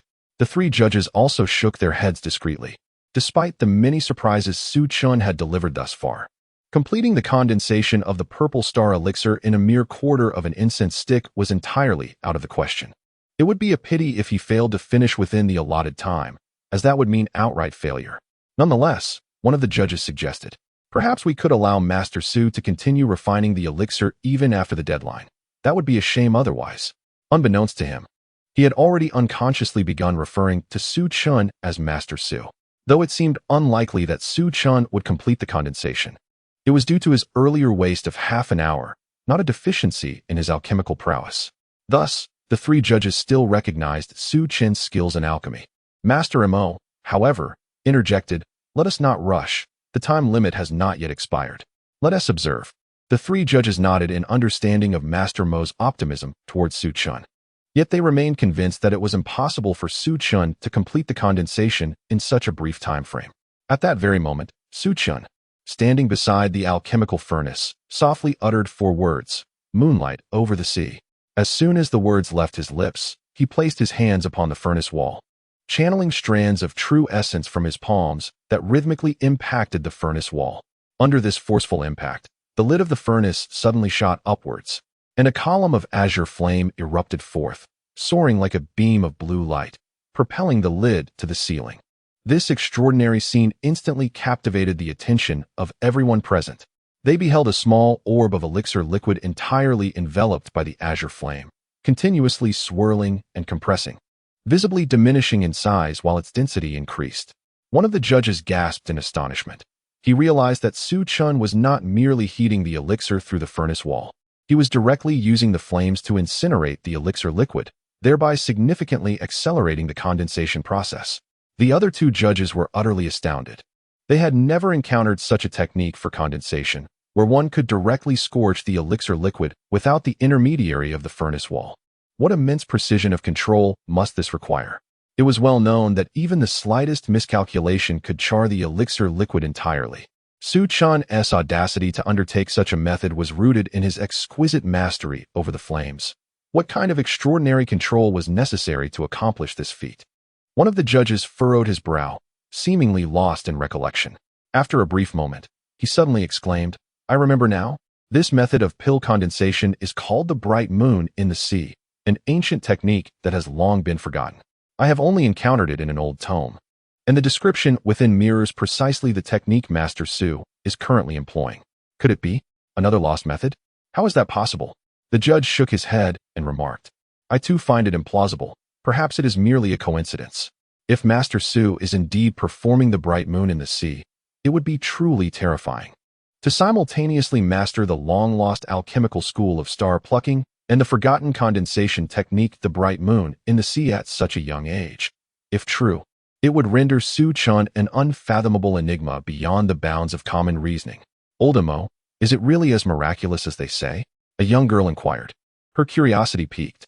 Old Emo nodded solemnly, stating, "If this is indeed the legendary ancient condensation technique, the bright moon in the sea, it would only signify that Su Chen's alchemical prowess vastly surpasses that of anyone present." Master Emo himself was astounded. Su Chen's display transcended the bounds of mere prodigy. Such performance was hardly befitting a mere 15-year-old. He seemed to embody the essence of an ancient and inscrutable being. The emergence of such an alchemical talent in Qinghe City left one to ponder how the old fellows in Anyang City would react upon hearing this news. As the crowd's emotions swirled in tumult, Su Chen finally uttered 3 words with deliberate clarity. "Congeal for me." The elixir, swirling within the azure flames, was compressed to its utmost potential, transforming into a solid no larger than a longan seed, suspended high amidst the azure flames, resembling a radiant moon enveloped by the sea. They had truly succeeded in pill condensation. The pupils of those present dilated in disbelief, their bodies trembling with excitement as they murmured in astonishment, "It cannot be mistaken. This is indeed the legendary ancient condensation technique, the bright moon in the sea. Who would have thought that a mere 15-year-old would master it? This visit has proven to be extraordinarily worthwhile." With a deft hand gesture, Su Chun commanded the azure flames to recede. Bang! The lid of the furnace fell heavily, and in the next moment, a rich fragrance wafted from the alchemical furnace. The aroma was invigorating. As if inhaling it would cause every pore in their bodies to open wide, greedily absorbing the enticing scent. What an exquisite fragrance! They murmured in awe as Su Chun retrieved the completed pill from the furnace. This pill, resembling a longan seed in size, was perfectly round. A deep purple adorned with silver speckles, clearly the finished product known as the Purple Star Pill. As for its quality, Master Emo swiftly approached, scrutinizing the Purple Star Pill in Su Chen's hand and confidently declared, "This is a 13-star Purple Star Pill." With Master Mo's pronouncement, a sudden thud echoed as Master Wang collapsed to the ground, his face ashen and utterly speechless. "Master Wang, you have lost." Master Emo spoke in a deep voice. Noting that due to Su Chen's recent execution of the Sea Moon technique, the speed of his elixir refinement had greatly accelerated, leaving only a brief period before the time limit expired. The Purple Star Pill crafted by Su Chen boasted 13 stars, significantly surpassing Master Wang's 10 stars. In this contest of alchemy, Master Wang was undeniably defeated. "I actually lost." Master Wang found it difficult to accept this reality. As a dignified second-tier alchemist, he had indeed been bested by a mere 15-year-old boy. Master Emo and the 3 judges shook their heads in disbelief. Today, Master Wang had vividly illustrated what it meant to bring shame upon oneself. He had aimed to procure the panlong grass from Su Chun, only to find himself losing both face and dignity. As a second-tier alchemist, he had audaciously challenged a 15-year-old to an alchemical duel and had lost. Should news of this incident spread, his reputation in Anyang County would be irreparably tarnished. In the eyes of the onlookers, Master Wang now resembled a mere buffoon, utterly ridiculous. Master Wang, please adhere to the rules of the contest and hand over the crystal serpent's gallbladder to young Su, Master Emo stated solemnly. The terms of the alchemical duel had been signed in black and white, and there was no room for evasion. Master Wang was evidently aware of this fact. With a grim expression, he suppressed his anguish and retrieved a small jade box, measuring nearly 3 inches in length. Upon opening it, a red, semi-transparent, oval-shaped orb, roughly the size of an apricot pit, emanated a searing heat, causing the temperature in the alchemy chamber to rise several degrees. Master Mo took the jade box and cheerfully presented it to Su Chun. Here you go, young Su. As Su Chun received the box and examined its contents, a satisfied expression appeared on his face. Indeed, this was the gallbladder of the crystal serpent, and its quality was exceptionally pure, with potent medicinal properties. With this gallbladder, he could concoct a batch of high-quality Great Yuan pills. The better the quality of the primary material, the greater the quality of the resulting elixir. Thus, even if other primary materials were of slightly lower quality, the final product would still be commendable. Master Wang watched helplessly as Su Chun stowed away the crystal serpent's gallbladder, his face a mask of pain. He had invested considerable effort and expense to acquire this gallbladder, and now it was being willingly surrendered to Su Chun. At this moment, Master Wang's heart was filled with a sense of loss. Meanwhile, the young lady observed Su Chun with wide-eyed astonishment, her expression a mixture of curiosity and intrigue. Chapter 92. The third layer of the Yuan condensation realm. Well, we should take our leave. The 3 judges of the Alchemy Association rose to bid farewell. Safe travels. Master Mo accompanied the 3 judges and the young lady to the entrance of the Alchemy Guild. Before departing, the young lady suddenly leaned closer to Su Chun and whispered, "Hey, you are really impressive." Su Chun smiled modestly. "It's nothing much. Don't be so humble. I've never seen those judges with such expressions before. You are truly remarkable." The young girl blinked her eyes playfully and remarked, "If you ever have the chance to visit Anyang City, do come and find me at the Alchemy Guild." With that, she skipped away, hands clasped behind her back, accompanied by 3 judges. As for Master Wang, he felt utterly ashamed and had already slipped away without a word.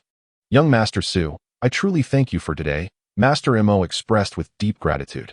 Although he had previously recognized Su Chun's exceptional talent, the astonishing display today had far surpassed his expectations. In fact, the old man was left with an illusion that Su Chun was not merely a 15-year-old boy, but rather an exalted sovereign of alchemy. Of course, he was aware that such a notion was impossible, yet this illusion only underscored how extraordinary Su Chun appeared in his eyes.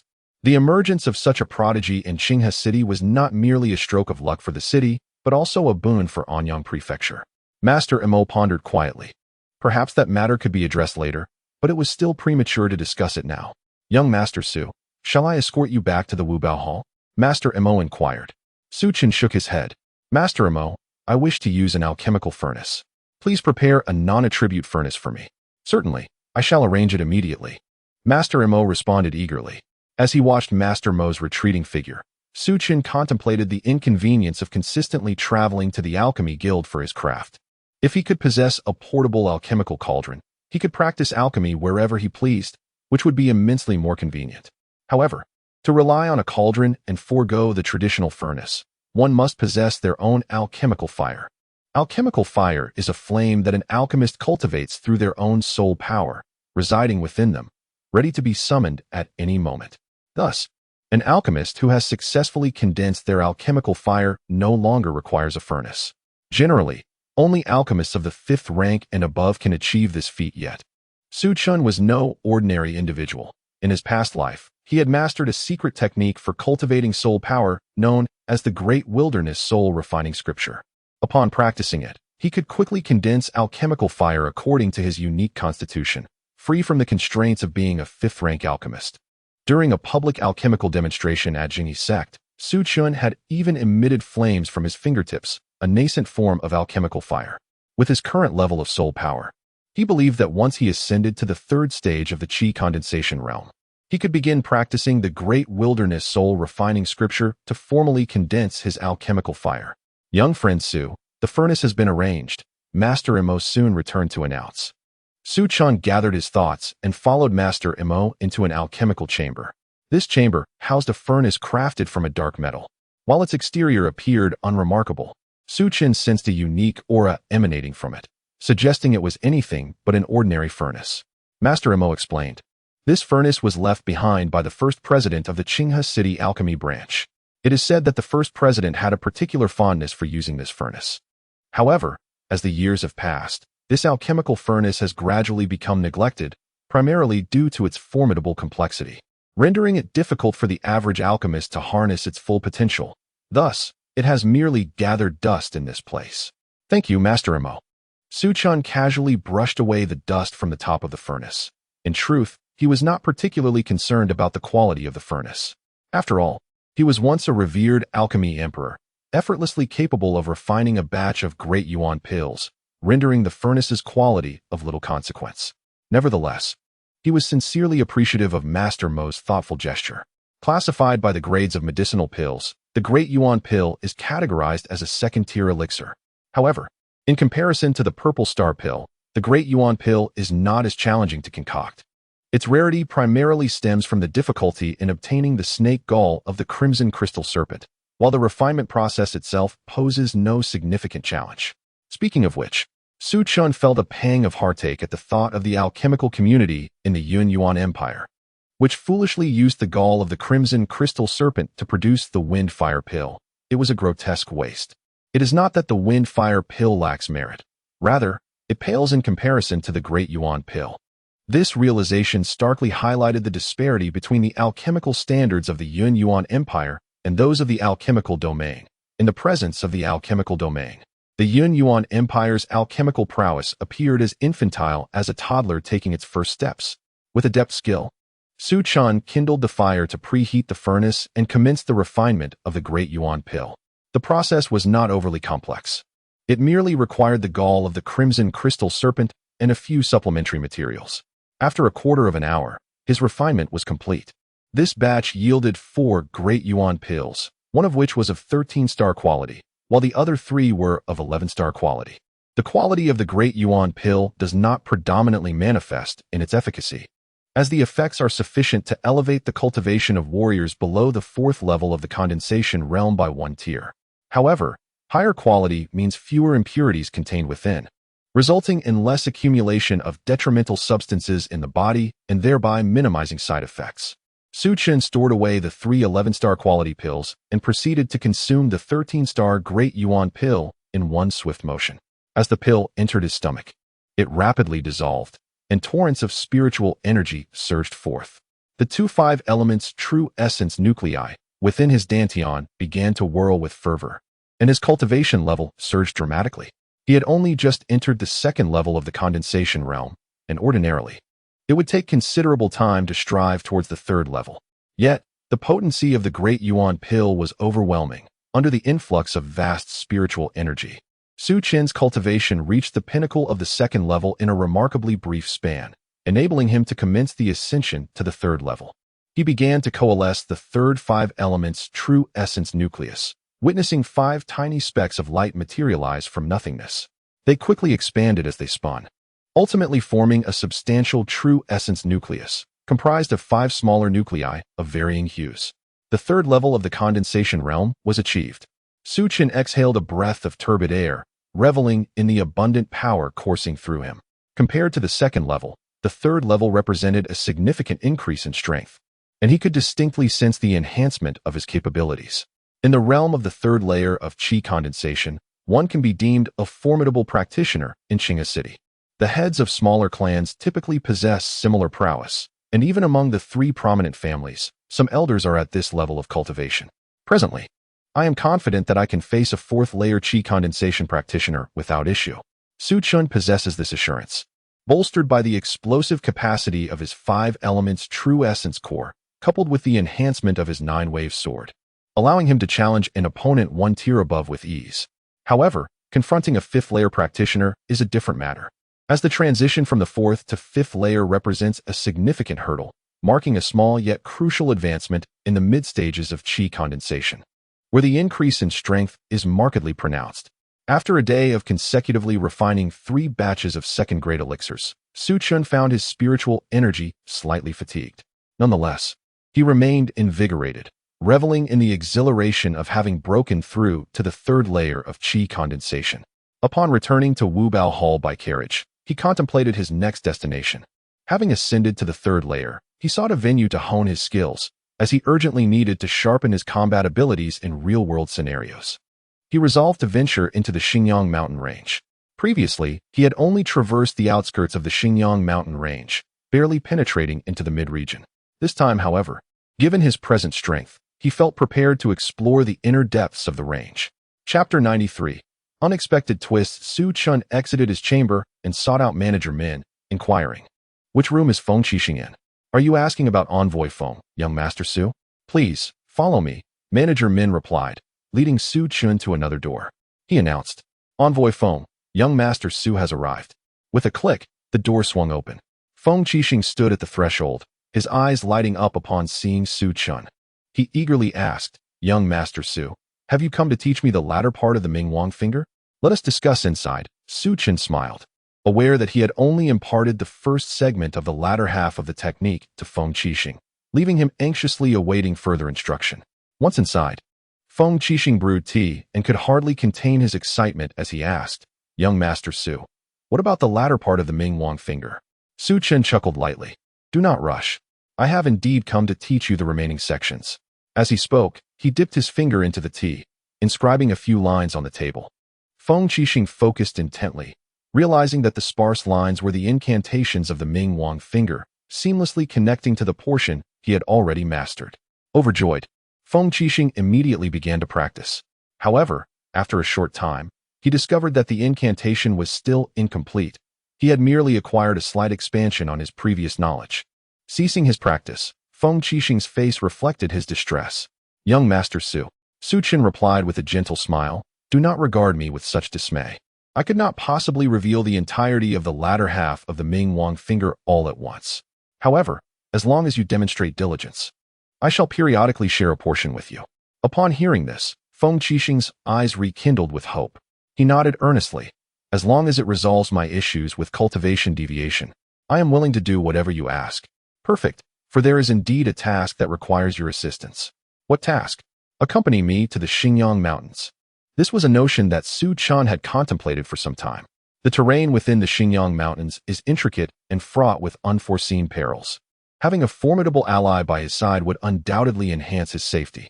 However, Su Chun was resolute that he would not permit Feng Qixing to intervene unless it was a matter of life and death, for that would negate the purpose of his journey into the mountains for self-improvement. Without waiting for Feng Qixing's response, Su Chun rose to his feet and declared, "Prepare yourself. We shall depart at dawn tomorrow." With that, he exited Feng Qixing's chamber. Watching Su Chun's receding figure, Feng Qixing could only manage a wry smile.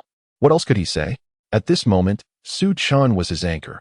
As long as he could alleviate the symptoms of his demonic affliction, he would acquiesce to Su Chun's every command, especially since it merely involved accompanying him into the mountains. The following morning, Su Chun arose early, and together with Feng Qixing, they departed from the Five Treasures Hall. At Su Chun's behest, Feng Qixing donned a black robe, obscuring his face with a mask. This was to maintain an air of mystery regarding his identity, for he was a powerful figure from the headquarters of the Five Treasures Hall in the imperial capital. Should anyone discover that such an individual was shadowing Su Chun, it would undoubtedly attract unwelcome scrutiny, which Su Chun wished to avoid. As they exited the Five Treasures Hall, Su Chun's peripheral vision caught a glimpse of a shadow flitting past a nearby corner. A cold smirk crossed his lips. After all, he had a formidable ally, a 7th-level condensation realm expert, accompanying him. If any adversary dared to challenge them, they would face dire consequences. "Boss, Su Chun has finally emerged," exclaimed a cloaked figure at the corner, licking his lips in anticipation after lying in wait for so long. "Should we strike him down now?" "Indeed, boss. If we eliminate him, the family head will surely reward us handsomely." "Wait," interjected the apparent leader among them, furrowing his brow. "Have you not noticed something amiss?" "Amiss? What do you mean?" The leader gestured towards the black-robed figure shadowing Su Chun. Only then did the others take note of the mysterious presence. It's merely a subordinate. There's nothing of concern, one scoffed. Indeed, he appears to be nothing more than a servant. We can easily overwhelm them both, another chimed in. The reason Elder Yi 3 fell was largely due to his overconfidence. If we all charge together, Su Chun will be unable to counter us. No, the leader shook his head firmly. We shall not act today. Let us depart. Despite the reluctance of the others, the leader seemed resolute, insisting on withdrawing. He could not articulate why, but the instincts honed from countless battles whispered to him that the aura emanating from the black-robed figure behind Su Chun was perilously threatening, compelling him to keep his distance and avoid provocation. As Su Chun and Feng Qixing passed through the gates of Qinghe City, they hastened towards the Xinjiang Mountains. Now a third-level condensation realm cultivator, Su Chun felt his stamina had increased significantly. What had taken him an entire afternoon on his previous return journey was now accomplished in just over an hour. Upon reaching the Xinjiang Mountains, an unsettling sensation washed over Su Chun. At the foot of the Xinjiang Mountains, one would typically expect to find few martial artists, as most individuals are engaged in foraging for medicinal herbs or honing their skills within the mountains. However, today, a multitude of martial artists lingered at the base, with many appearing as if they had just arrived and were preparing to turn back, creating an atmosphere of unease.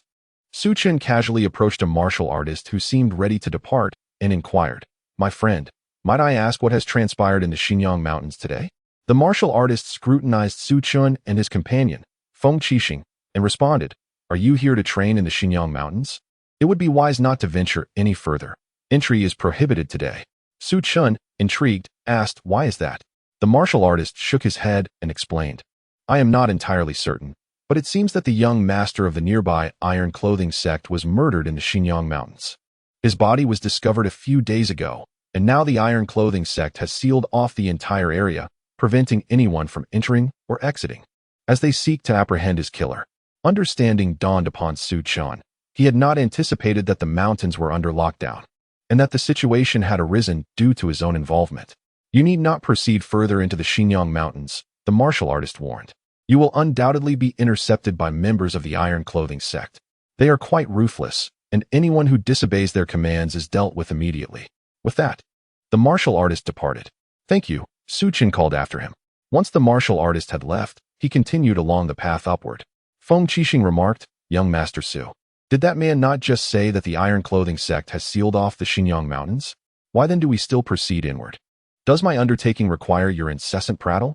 Su Chun replied with a faint smile, "Simply keep your silence and follow my lead." Upon hearing this, Feng Qixing chose to remain quiet, trailing behind Su Chun. After all, if the members of the Iron Clothing sect proved to be unreasonable, he was prepared to step in and assist Su Chun. Chapter 94.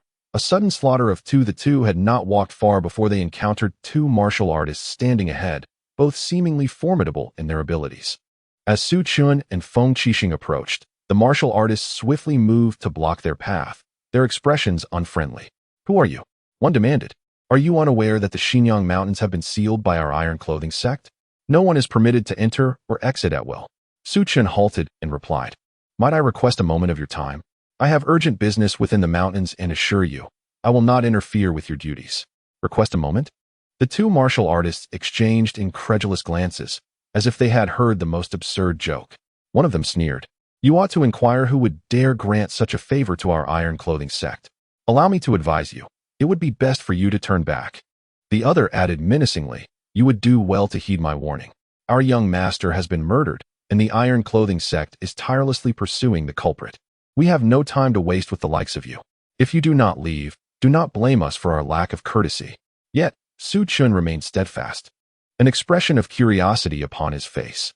"If I may inquire further, how does the Iron Clothing sect intend to apprehend the murderer? I have heard that your young master has been deceased for some time. Any leads must have long since been extinguished. Why do you ask such a question?"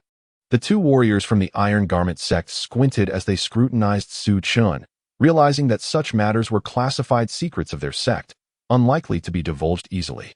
However, they deemed that a mere child, still reeking of immaturity, could not possibly be the perpetrator behind the murder of the young master. They were not averse to sharing a fragment of information, asserting that the Iron Garment sect possessed its own unique methods of investigation, even months after the crime. If the culprit remained within the Xiang mountain range, they would be able to track him down. Feigning astonishment, Su Chun inquired, "Is that so remarkable? Might it involve some peculiar artifact or secret?" The impatience of the two warriors was palpable as one waved his hand dismissively, exclaiming, "What concern is it of yours? Why waste time asking so many questions? Do not hinder us in our duties. Be on your way." "Very well," Su Chun replied, turning towards the depths of the mountain. "Young man, you are heading in the wrong direction." One of them darkened in countenance, questioning why he would venture inward when they had stated the area was sealed off. Was this boy deliberately attempting to cause trouble? Su Chun feigned ignorance, his pace unyielding as he continued forward. "Are you deaf? Can you not hear me speaking to you?" Another bellowed, but Su Chun persisted as if he had not heard, resolutely pressing onward. "Foolish child, you seek death. Clearly, you have come to stir up trouble. Attack him. Eliminate this brat." The eyes of the two warriors gleamed with murderous intent as they drew their weapons and charged at Su Chun from behind. Yet, before they could draw near, Su Chun, as if endowed with a sixth sense, abruptly halted. He extended his arms, deftly grasping the necks of both men with perfect precision. In the next instant, he exerted force, lifting them effortlessly as if they were mere chicks, suspending them high above the ground. The two men were taken aback, immediately beginning to thrash violently, but they found Su Chun's grip to be akin to iron clamps. The more they struggled, the tighter it became, rendering escape impossible. How can this be? Panic ensued as they realized that this seemingly harmless youth possessed extraordinary strength. It was known that both of them had attained the first level of the condensation realm. Could it be that this boy, who appeared so innocuous, had surpassed the first level of the condensation realm? "Do you comprehend what you are doing?" One of them shouted amidst his struggles. "If you dare to harm a member of the Iron Garment sect, there will be no refuge for you, no matter where you flee." Ignoring their threats, Su Chun brought their bodies together with a forceful clap, akin to striking a gong. The sickening sound that followed was that of flesh being crushed into a pulp. The two warriors scarcely had time to utter a sound before they were reduced to grotesque, bloodied corpses. Watching from the sidelines, Feng Qixing's eyes widened in astonishment. He had anticipated that Su Chun would allow him to handle these two, yet he was taken aback to see Su Chun take matters into his own hands, dispatching them with such ease.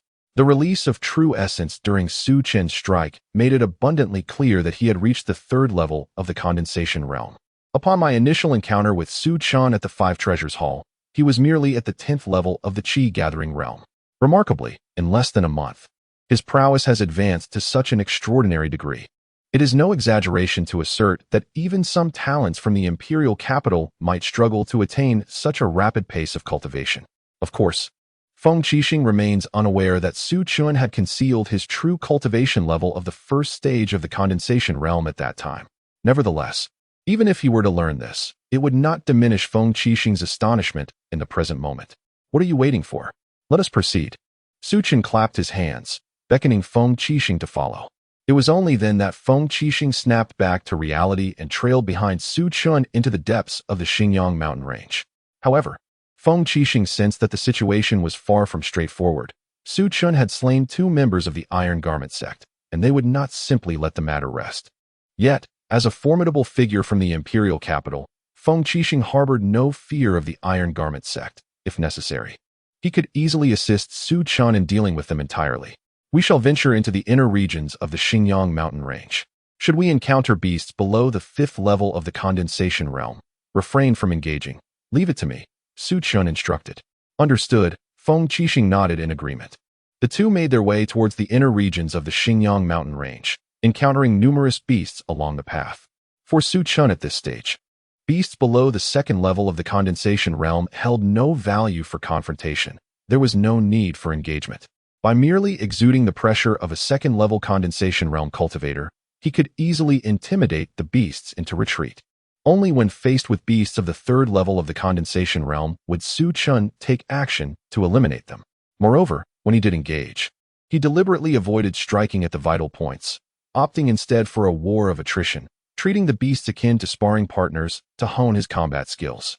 Through this efficient hands-on training, Su Chun's combat abilities surged at a visible pace, and his mastery of the 5 Elements Fist swiftly progressed to the 2nd tier. The 5 Elements Fist is a martial technique specifically designed for cultivators wielding the 5 Elements True Essence Core, and only those possessing such a core can fully unleash its potential. The more Su Chun practiced, the more adept he became. skillfully harnessing the power of the 5 elements' true essence core. Su Chen reflected on the regret of not having the opportunity to cultivate martial arts in his previous life. Now, in this life, as he embarked on the path of martial arts, he discovered how profoundly intriguing it could be. Meanwhile, Feng Qixing, observing from the side, harbored a flicker of doubt. Despite watching for some time, he could not discern the specific attribute of Su Chen's martial prowess. From the true essence he released during his attacks, it appeared that he possessed elements of every attribute, yet none were distinctly pronounced. Chapter 95. Terrifying overlevel strength. Typically, beasts of the condensation realm possess certain valuable materials within their bodies. Naturally, Su Chen would not squander such opportunities. However, he would not personally engage in the collection of these materials. Thus, the task of gathering materials naturally fell to Feng Qixing. To be frank, Feng Qixing had never envisioned a day when he would follow a 15-year-old boy as if he were a subordinate, attending to menial tasks.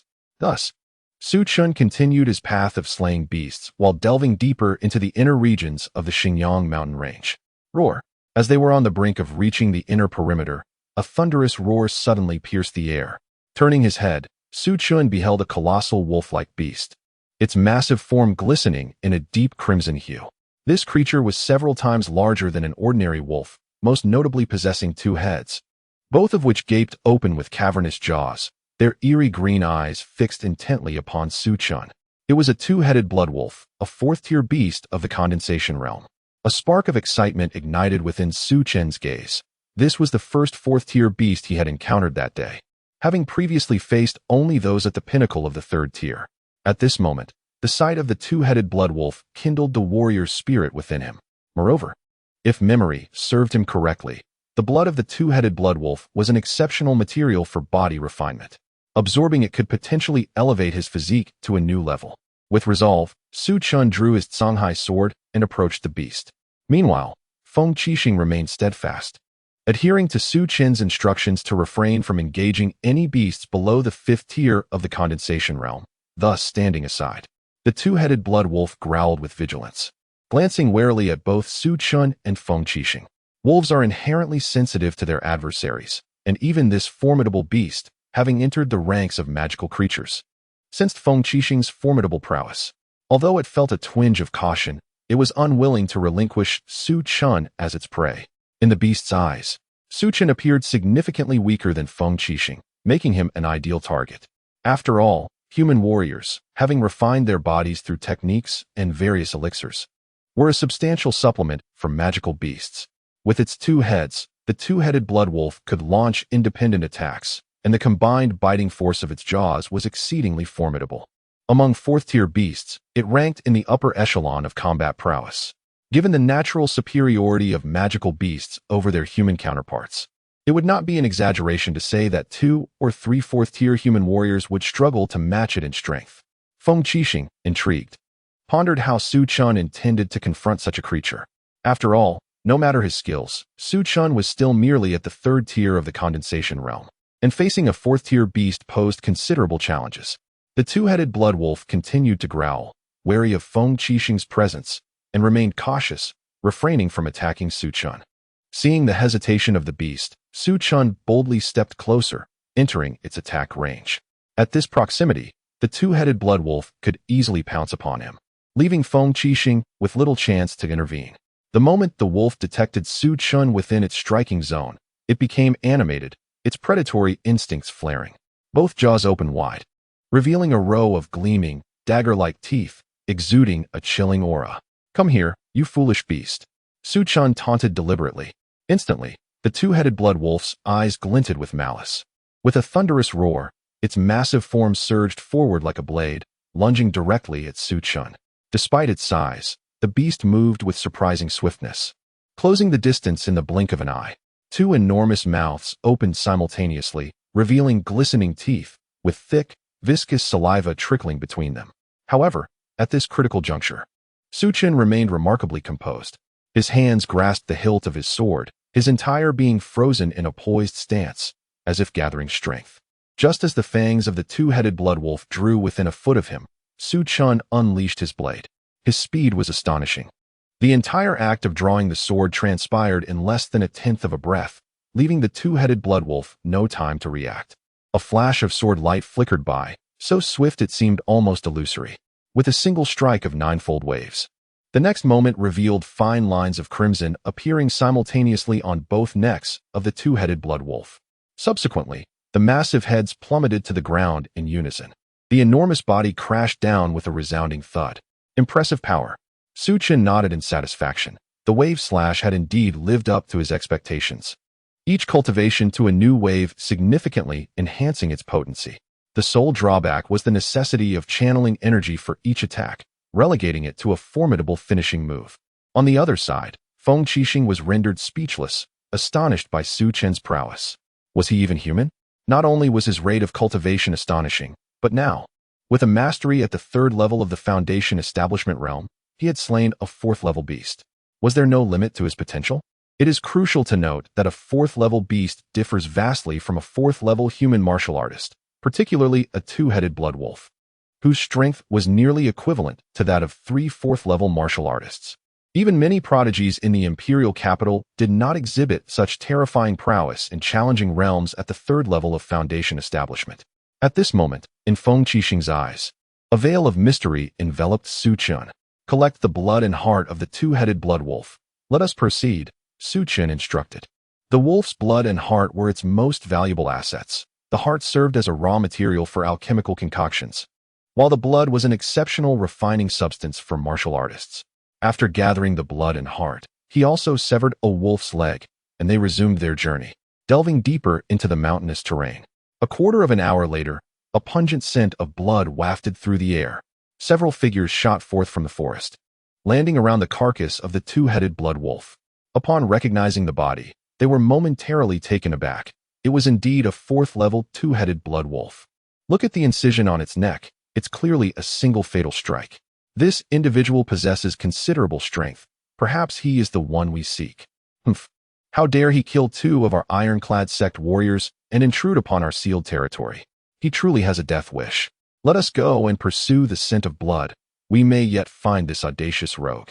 After a brief exchange, the group set off deeper into the mountains. Meanwhile, Su Chen and Feng Qixing had already entered the inner region of the mountains. Contrary to expectations, this inner territory was not teeming with beasts or fraught with danger. The density of beasts was even less than that of the outer and middle regions. They had journeyed for half a day without encountering a single creature. This is due to the formidable nature of the beasts residing within the inner perimeter, compelling some relatively weaker creatures to instinctively steer clear of their hunting grounds, resulting in the scarcity of traces left by the beasts of the inner region. Chapter 96. Elder Chen Su Chen and his companion discovered a small stream.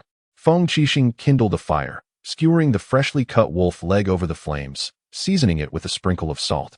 And soon the air was filled with an enticing aroma. Meanwhile, Su Chen sat cross-legged beside the stream, coating his body with the blood of the two-headed blood wolf.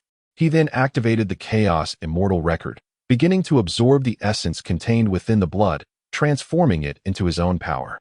In merely a quarter of an hour, the viscous blood thinned considerably, its essence fully extracted by Su Chen.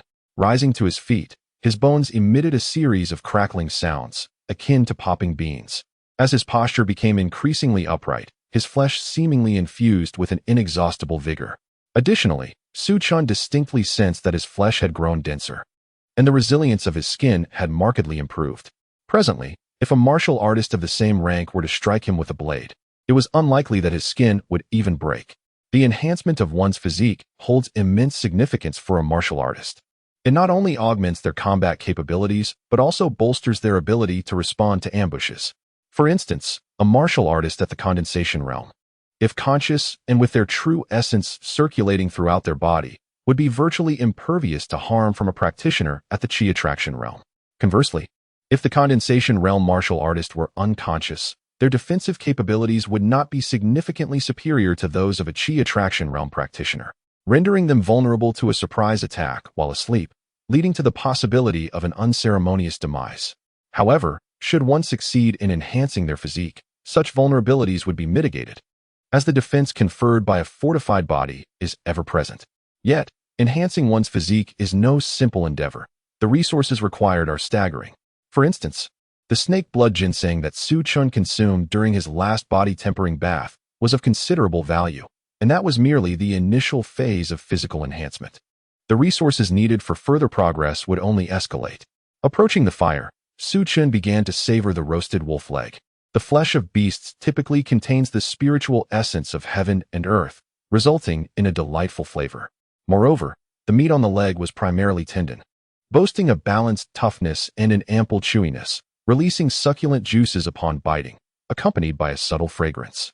As Su Chun ate, the chaos immortal record within him continued to operate, meticulously absorbing every bit of essence from the meat without any waste. What a delectable aroma of roasted meat! Suddenly, a few figures emerged from a distance, evidently drawn by the enticing scent. Who possesses such audacity to roast meat in the Xinjiang Mountains, unafraid of attracting formidable beasts? There were 3 individuals in total, 2 men and 1 woman, their garb strikingly familiar, identical to that worn by the 2 martial artists from the Iron Garment sect they had encountered earlier, clearly indicating that they too belonged to the Iron Garment sect. "Hey, you seem unfamiliar. Are you not from the Iron Garment sect?" One of the men boldly inquired, addressing Su Chun, who was seated on the ground. "How is it that those not of our Iron Garment sect managed to enter the Xinjiang Mountains? Pray tell, who are you and how did you gain entry?" Another individual inquired with a tone steeped in hostility. Su Chun shook his head. He had no intention of instigating trouble. Yet these individuals persistently sought to embroil him in conflict, leaving him with no choice but to respond. "Who I am is of no concern to you. I am the one who has slain those outside to gain entry here. Therefore, if you wish to avoid death, it would be prudent for you to vanish from my sight immediately." Su Chun spoke with an unambiguous directness. The laughter of the 3 men erupted at his words, as if he had uttered the most ludicrous jest imaginable. "Kid, given your youthful appearance, we are baffled as to how you managed to infiltrate here. But your words are nothing short of absurd. The members of the Iron Garment sect present today are at least adept in the first realm of the condensation stage. How could a mere child like you possibly defeat us?" One of them coldly remarked, daring to step into the Iron Garment sect's restricted area. "This brat must be seeking death. Enough of this chatter. Let us take action." Sighing, Feng Qixing, who had been observing from the sidelines, could not help but shake his head. From what he knew of Su Chun, these 3 were courting their own demise. He silently wished them a swift end, hoping it would be less gruesome than the fate of the 2 who had perished before. However, Feng Qixing's sigh caught the attention of the 3 men. Previously, they had dismissed him as an inconsequential attendant, but upon closer scrutiny, their expressions shifted dramatically. Despite Feng Qixing concealing his aura, a hint of his formidable presence inadvertently seeped through, alerting the trio to his prowess. In that moment, they hesitated, torn between attacking and the uncertainty of Feng Qixing's strength, thus becoming apprehensive. Noticing their indecision, Su Chun gestured for Feng Qixing to step back. He then turned to the 3 men, saying, "Weren't you eager to attack me? Come forth." With Feng Qixing retreating, the trio's confidence surged. They exchanged glances and simultaneously unleashed their cultivation, charging at Su Chun. These 3 were all at the 2nd realm of the condensation stage, considered formidable in Xinghe City. Su Chun remained stationary, waiting until they closed in before extending his palms, one to each of the 2 attackers. With a resounding crack, their weapon hilts were shattered by the unyielding force of his hands. His palms continued their relentless motion, striking their chests. The thuds echoed as both men suddenly froze, their hearts crushed by Su Chun's strikes. The remaining woman was instantly engulfed in terror, trembling uncontrollably, her gaze fixed on Su Chun as if he were a demon, filled with panic. She could not comprehend how her 2 companions, both masters of the 2nd realm, had been so effortlessly slain by one of his blows. "Help! I don't want to die. Spare me," she screamed, her voice hoarse, and deep down, she knew there was no hope for salvation. No one would come to her aid. At that very moment, a resounding voice pierced through the air. "Ignorant fool! Dare to slay a member of the Iron Garment sect? You seek death." Subsequently, 4 figures swiftly emerged from the dense thicket, encircling Su Chun. Upon recognizing the newcomers, the woman was overwhelmed with joy, nearly brought to tears. "Elder Chun, I am saved." Her elation was warranted, for the arrivals were all top-tier experts from the Iron Garment sect, and particularly, Elder Chun was one of the 9 esteemed elders of the sect. Su Chun would undoubtedly be no match for them. The 4 newcomers cast their eyes upon the 2 lifeless bodies on the ground, and their faces immediately contorted with fury. One gray-robed elder, appearing to be around 50, fixed his gaze on Su Chun and sternly inquired, "Did you slay these two? Were they also your victims upon entering the mountains?" "It was he who killed them," the woman interjected hastily. "How audacious! To dare murder members of the Iron Garment sect. Elder Chun, let us eliminate him." Indeed, knowing full well that we have sealed off the Xinjiang Mountains today, he still dared to intrude, even resorting to murder. Truly, he is impatient for death. Chapter 97. The Misty Valley. Su Chun languidly sat on the ground, discarding the remnants of a wolf's leg bone to the side, and remarked nonchalantly, "I reiterate, those who wish to live should not provoke me. Leave my sight immediately, and I shall pretend I have not seen you." This was his warning. Whether they heeded it was up to them. Should they choose to ignore his caution, he would bear no responsibility. To those who sought his demise, he had never shown mercy. Arrogant. To speak such insolence before Elder Chun, one of the 9 esteemed elders of the Iron Garment sect. When Elder Chun strikes, you will not even know how you perished. Elder Chin's expression darkened. Such arrogance, boy. I shall extinguish you now, and see if you remain so bold. With that, Elder Chin unleashed a formidable assault, his palms striking forth like thunder, producing a piercing sound as they rushed towards Su Chun. The pinnacle of the 4th layer of the condensation realm. From the true essence radiating from Elder Chun, it was evident that his cultivation had reached this formidable peak. His strength surpassed that of the dual-headed blood wolf from earlier, and given the speed and distance of his attack, Su Chun had no time to charge up for the wave slash. The 5 Elements Fist. Su Chun retaliated with the 5 Elements Fist. And in the blink of an eye, the two engaged in a flurry of exchanges, each trading dozens of blows. What astonished Elder Chun was that every strike he landed on Su Chun seemed to cause no harm whatsoever, as if he were striking a solid mass of metal, impervious and unyielding. What manner of body is this? How can it possess such formidable defense, as if forged from bronze and iron? Impressive, young man. However, this ends here. Elder Chun declared coldly. He recognized that Su Chun's strength was not to be underestimated. Otherwise, he could not have slain the dual-headed blood wolf. Yet, he had not anticipated that Su Chun's combat prowess exceeded his expectations.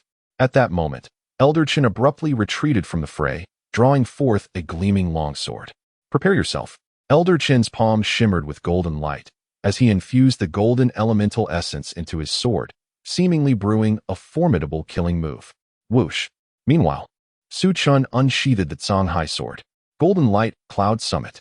Elder Chun suddenly shouted, and from his sword erupted dozens of sword lights, intertwining in the air to form a dense net of golden radiance. Each thread of sword light possessed formidable power, as if capable of obliterating everything in its path. Rushing towards Su Chun with relentless force. "Kid, you are doomed." A cold smirk appeared in Elder Chun's eyes. His sword technique was a high-grade yellow-level martial art, once unleashed. Even a peak practitioner of the 4th level of the condensing element realm would have to avoid its edge, let alone Su Chun, who was merely at the 3rd level. At that moment, Su Chun also unleashed his sword. 9 waves of the sword.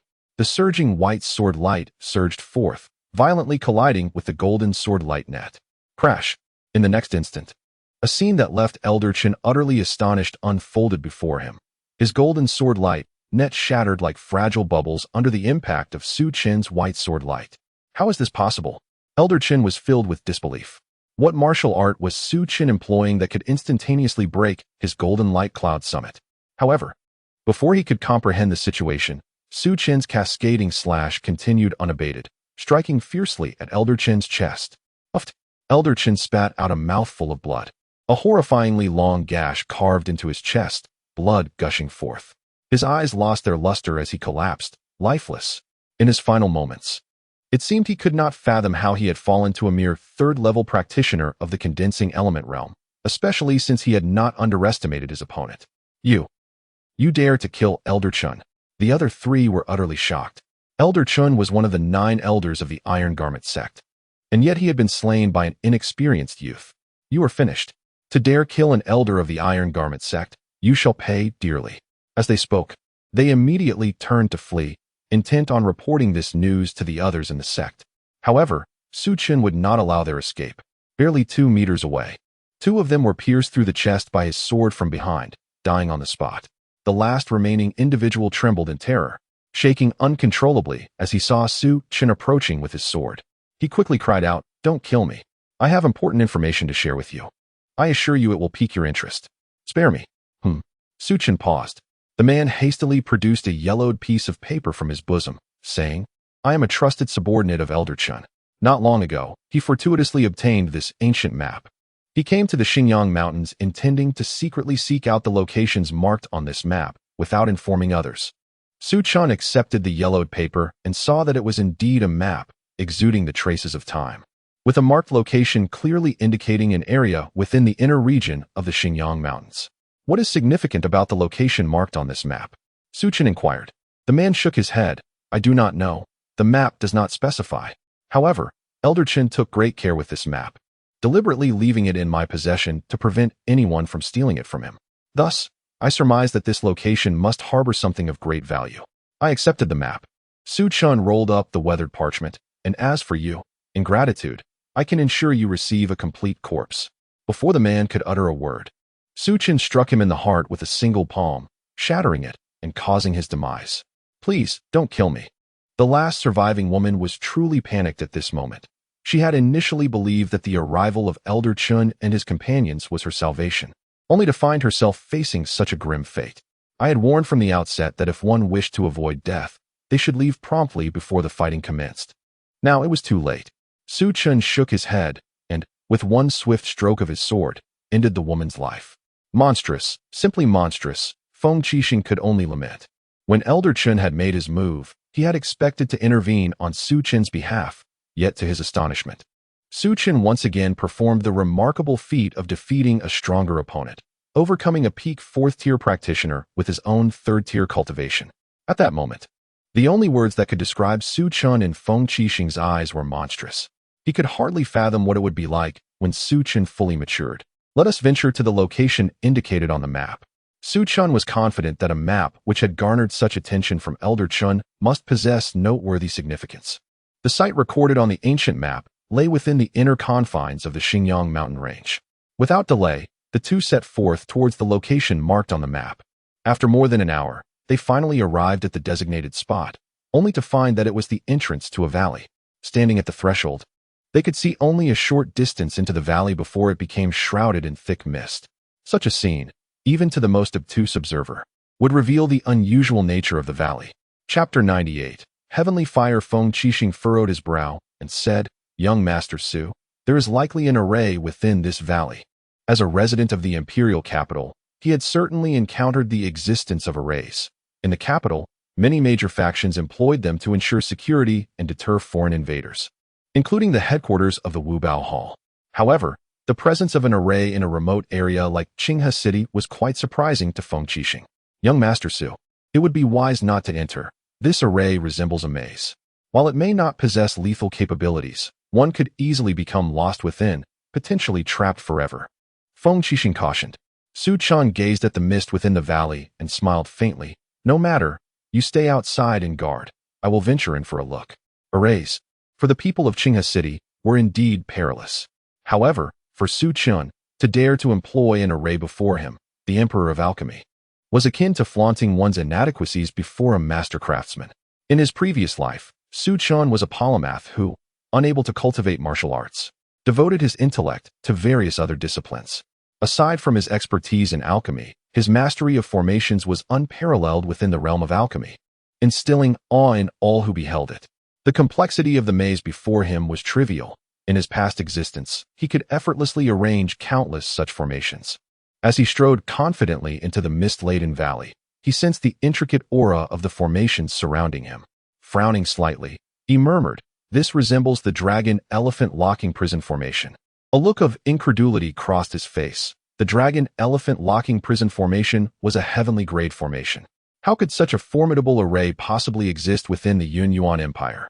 In his past life, he had never encountered word of such high-level formations within the Xinjiang mountain range. It seemed that he had overlooked many aspects of his former existence. The Yuanyuan Empire concealed numerous secrets, far more complex than it appeared on the surface. Now, curiosity piqued within Su Chen. What treasures could possibly be ensconced within a formation of this caliber? With his thoughts focused, he began to scrutinize the formations around him.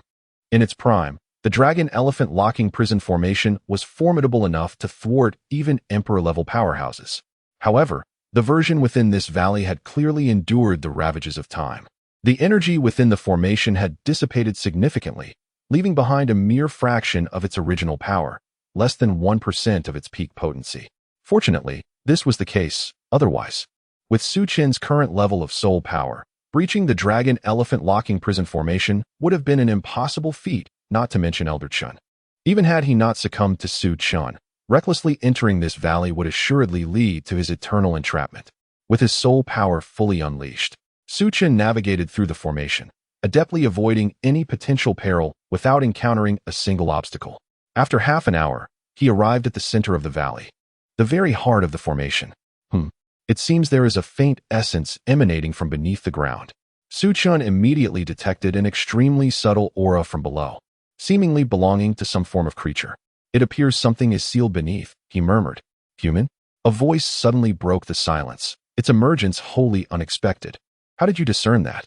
In the next moment, the ground trembled ominously, fissures resembling spider webs erupted from a central point. In an instant, a brilliant red beam shot forth from the cracks.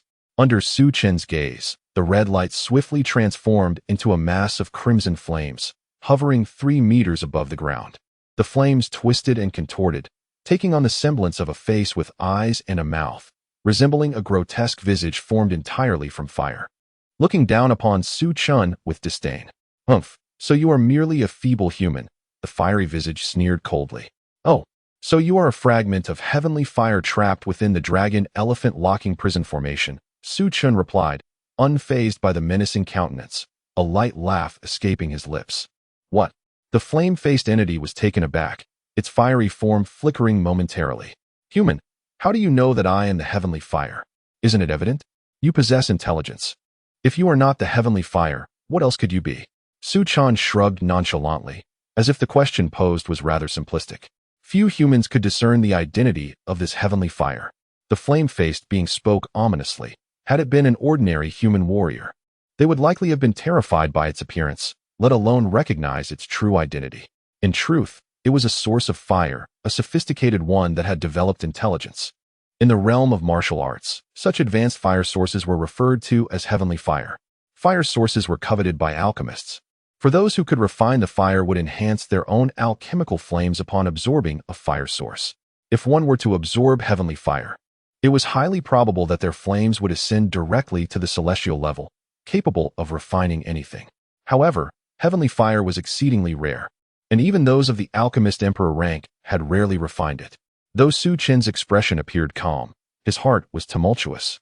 He could hardly believe that he had stumbled upon a manifestation of heavenly fire in this location, something all alchemists would desire and risk everything to seize. In his previous life, he had ascended to the rank of Alchemist Emperor precisely because he obtained a piece of heavenly fire. Yet, he was acutely aware of the immense effort and sacrifices he had made to acquire it. Now, it was astonishing that he had encountered a piece of heavenly fire with such ease. No wonder a dragon-elephant locking prison array was established in this valley. It was intended to suppress a manifestation of heavenly fire.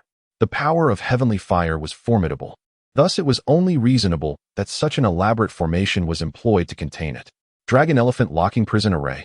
You are familiar with such a formation, human? The heavenly fire was now visibly agitated, growling in disbelief. How could a mere practitioner of the condensing Yuan realm possess knowledge of the dragon-elephant locking prison array? Yet Su Qin chose not to respond directly. Instead, he countered with a question. Do you know what your name is? Advanced fire sources typically possess names, and a heavenly fire that had developed intelligence would certainly be no exception. Indeed, in the alchemist domain, there had been efforts to compile a ranking of heavenly fires, showcasing their hierarchy. The heavenly fire, after a moment of contemplation, appeared to ponder seriously. It seems I once had a name, but I cannot recall it. Su Qin understood. It appears you have been imprisoned here for so long that you have forgotten your own name. However, your former identity must have been extraordinary, otherwise a celestial-level formation would not have been employed to seal you here, would it? The heavenly fire was momentarily taken aback by his words, showing a thoughtful demeanor, before its entire form began to tremble violently. My head hurts. I cannot remember anything. Su Qin shook his head. It seems indeed that time has dulled your memory. Or perhaps there are other reasons for your forgetfulness. Let us not dwell on that. I ask you, do you not wish to escape this formation? Su Chun shifted the conversation, steering it towards the matter at hand. Chapter 99. Recognizing the Master Escape? Ah, humans, the entity scoffed. If I could escape, I would not be here now. The fire of heaven sneered. If you intend to utter anything of little consequence, you would do well to remain silent. However, Su Chun replied with an air of tranquility. I merely wish to propose that should you enter into a soul contract with me, becoming my ally, I could facilitate your departure from this dragon-elephant locking array. Otherwise, relying on your own strength, it is indeed impossible for you to leave this place. What did you say?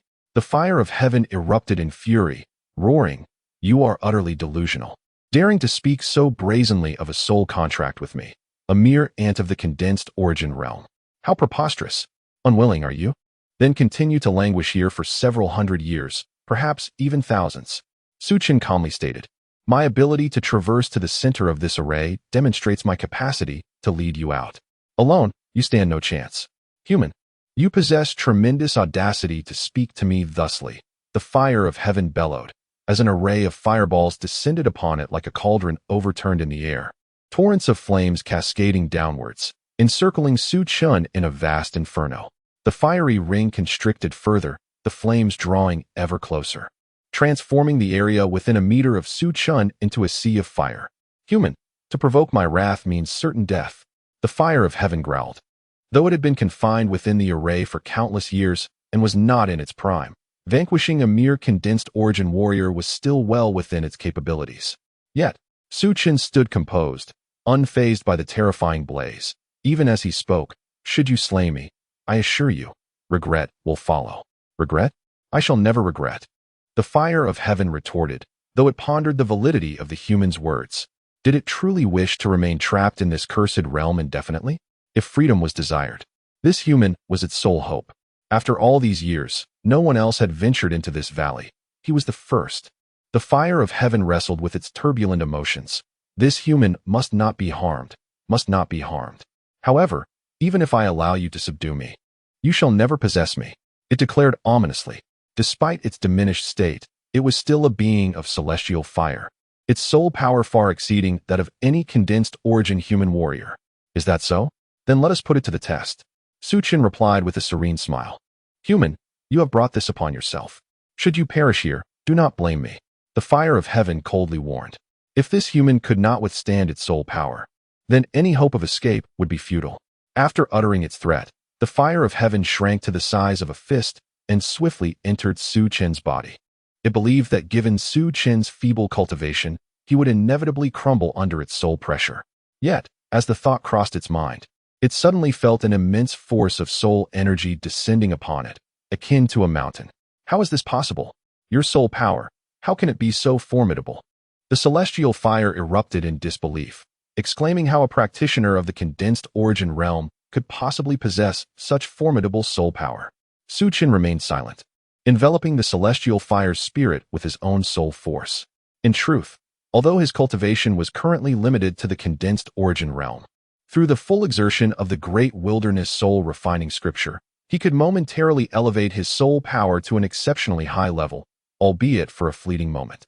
Nevertheless, that brief span of time sufficed to suppress the celestial fire, which had been constrained by the formation for countless years, its soul power long diminished from its peak. Stop! Stop! Stop! Wait a moment. The celestial fire cried out in desperation. Aware that its escape depended on Su Chun, it was reluctant to be subdued so swiftly, for it was indeed a proud celestial fire. However, Su Chun paid it no heed. Any matters could wait until after its submission. The celestial fire struggled vehemently, but could not withstand Su Chun's profound soul force, quickly losing consciousness. A quarter of an hour later, Su Chun successfully subdued the celestial fire, binding its spirit to his own, preventing any chance of escape. Subsequently, he released the celestial fire, allowing it to exit his body. As soon as the celestial fire regained its awareness, it comprehended its current predicament. It had effectively acknowledged Su Chun as its master, should it entertain any rebellious thoughts. A mere thought from Su Chun could render it unable to live or die. Though somewhat resentful, this outcome was not entirely unfavorable for it. At the very least, according to Su Chun's earlier promise, it would be taken away from this wretched place. Yet, the celestial fire remained perplexed as to why Su Chen's soul was far more powerful than it had anticipated. Human, who exactly are you? How could you possibly subdue my spirit? You must be no ordinary individual. The celestial fire spoke. Su Chen replied with a faint smile, before I answer you, I believe your manner of address requires alteration. The celestial fire fell silent for a moment, expressing its reluctance, and master. As a celestial fire, it had never envisioned that one day it would acknowledge a practitioner of the third level of the condensed origin realm as its master. Su Chen chuckled softly. There is no need for such reluctance. In time, you will understand that being able to recognize me as your master is indeed your fortune. Your fortune? The celestial fire's tone abruptly shifted. You refer to yourself as this emperor? Could it be that you are the alchemy emperor? Its voice was laced with incredulity and a hint of panic, yet it also found a strange sense of logic in the thought. After all, who else could wield such immense soul power if not the alchemy emperor? However, if he were truly the alchemy emperor, how could he possibly be just a 15-year-old boy? The celestial fire's heart was filled with questions. There is no need to inquire further. Your task now is to obey me, Su Chen stated. What I can reveal to you at this moment is that I will not directly absorb you. You will not absorb me? With a spark of joy, the celestial fire's resistance stemmed from a significant fear of being wholly consumed by Su Chen's own Dan fire. Should that occur, while Su Chen's Dan fire could potentially ascend to the level of heavenly grade, the celestial fire's essence would be utterly extinguished, dissipating into the ether. Chapter 100. Elder Tai Mu, rest assured, I shall not absorb you, Su Chen spoke in a calm tone. In truth, even if he wished to, he could not. For his Dan fire was still too feeble to fully harness the might of the celestial fire. Any forced consumption would be counterproductive, ultimately destroying his current Dan fire. Thus, he harbored no intentions of devouring the celestial fire for the time being. Having already forged a soul contract with it, he felt no trepidation of betrayal. Nurturing it temporarily was a viable option. This way, when necessary, he could extract the celestial fire's power for his own use. For now, you shall accompany me as a follower. Should you demonstrate commendable behavior, I will bestow upon you rewards, even allowing you to absorb other fire sources, enabling you to swiftly regain your former prowess. Really? The celestial fire felt a stir of excitement. It was well aware that fire sources could consume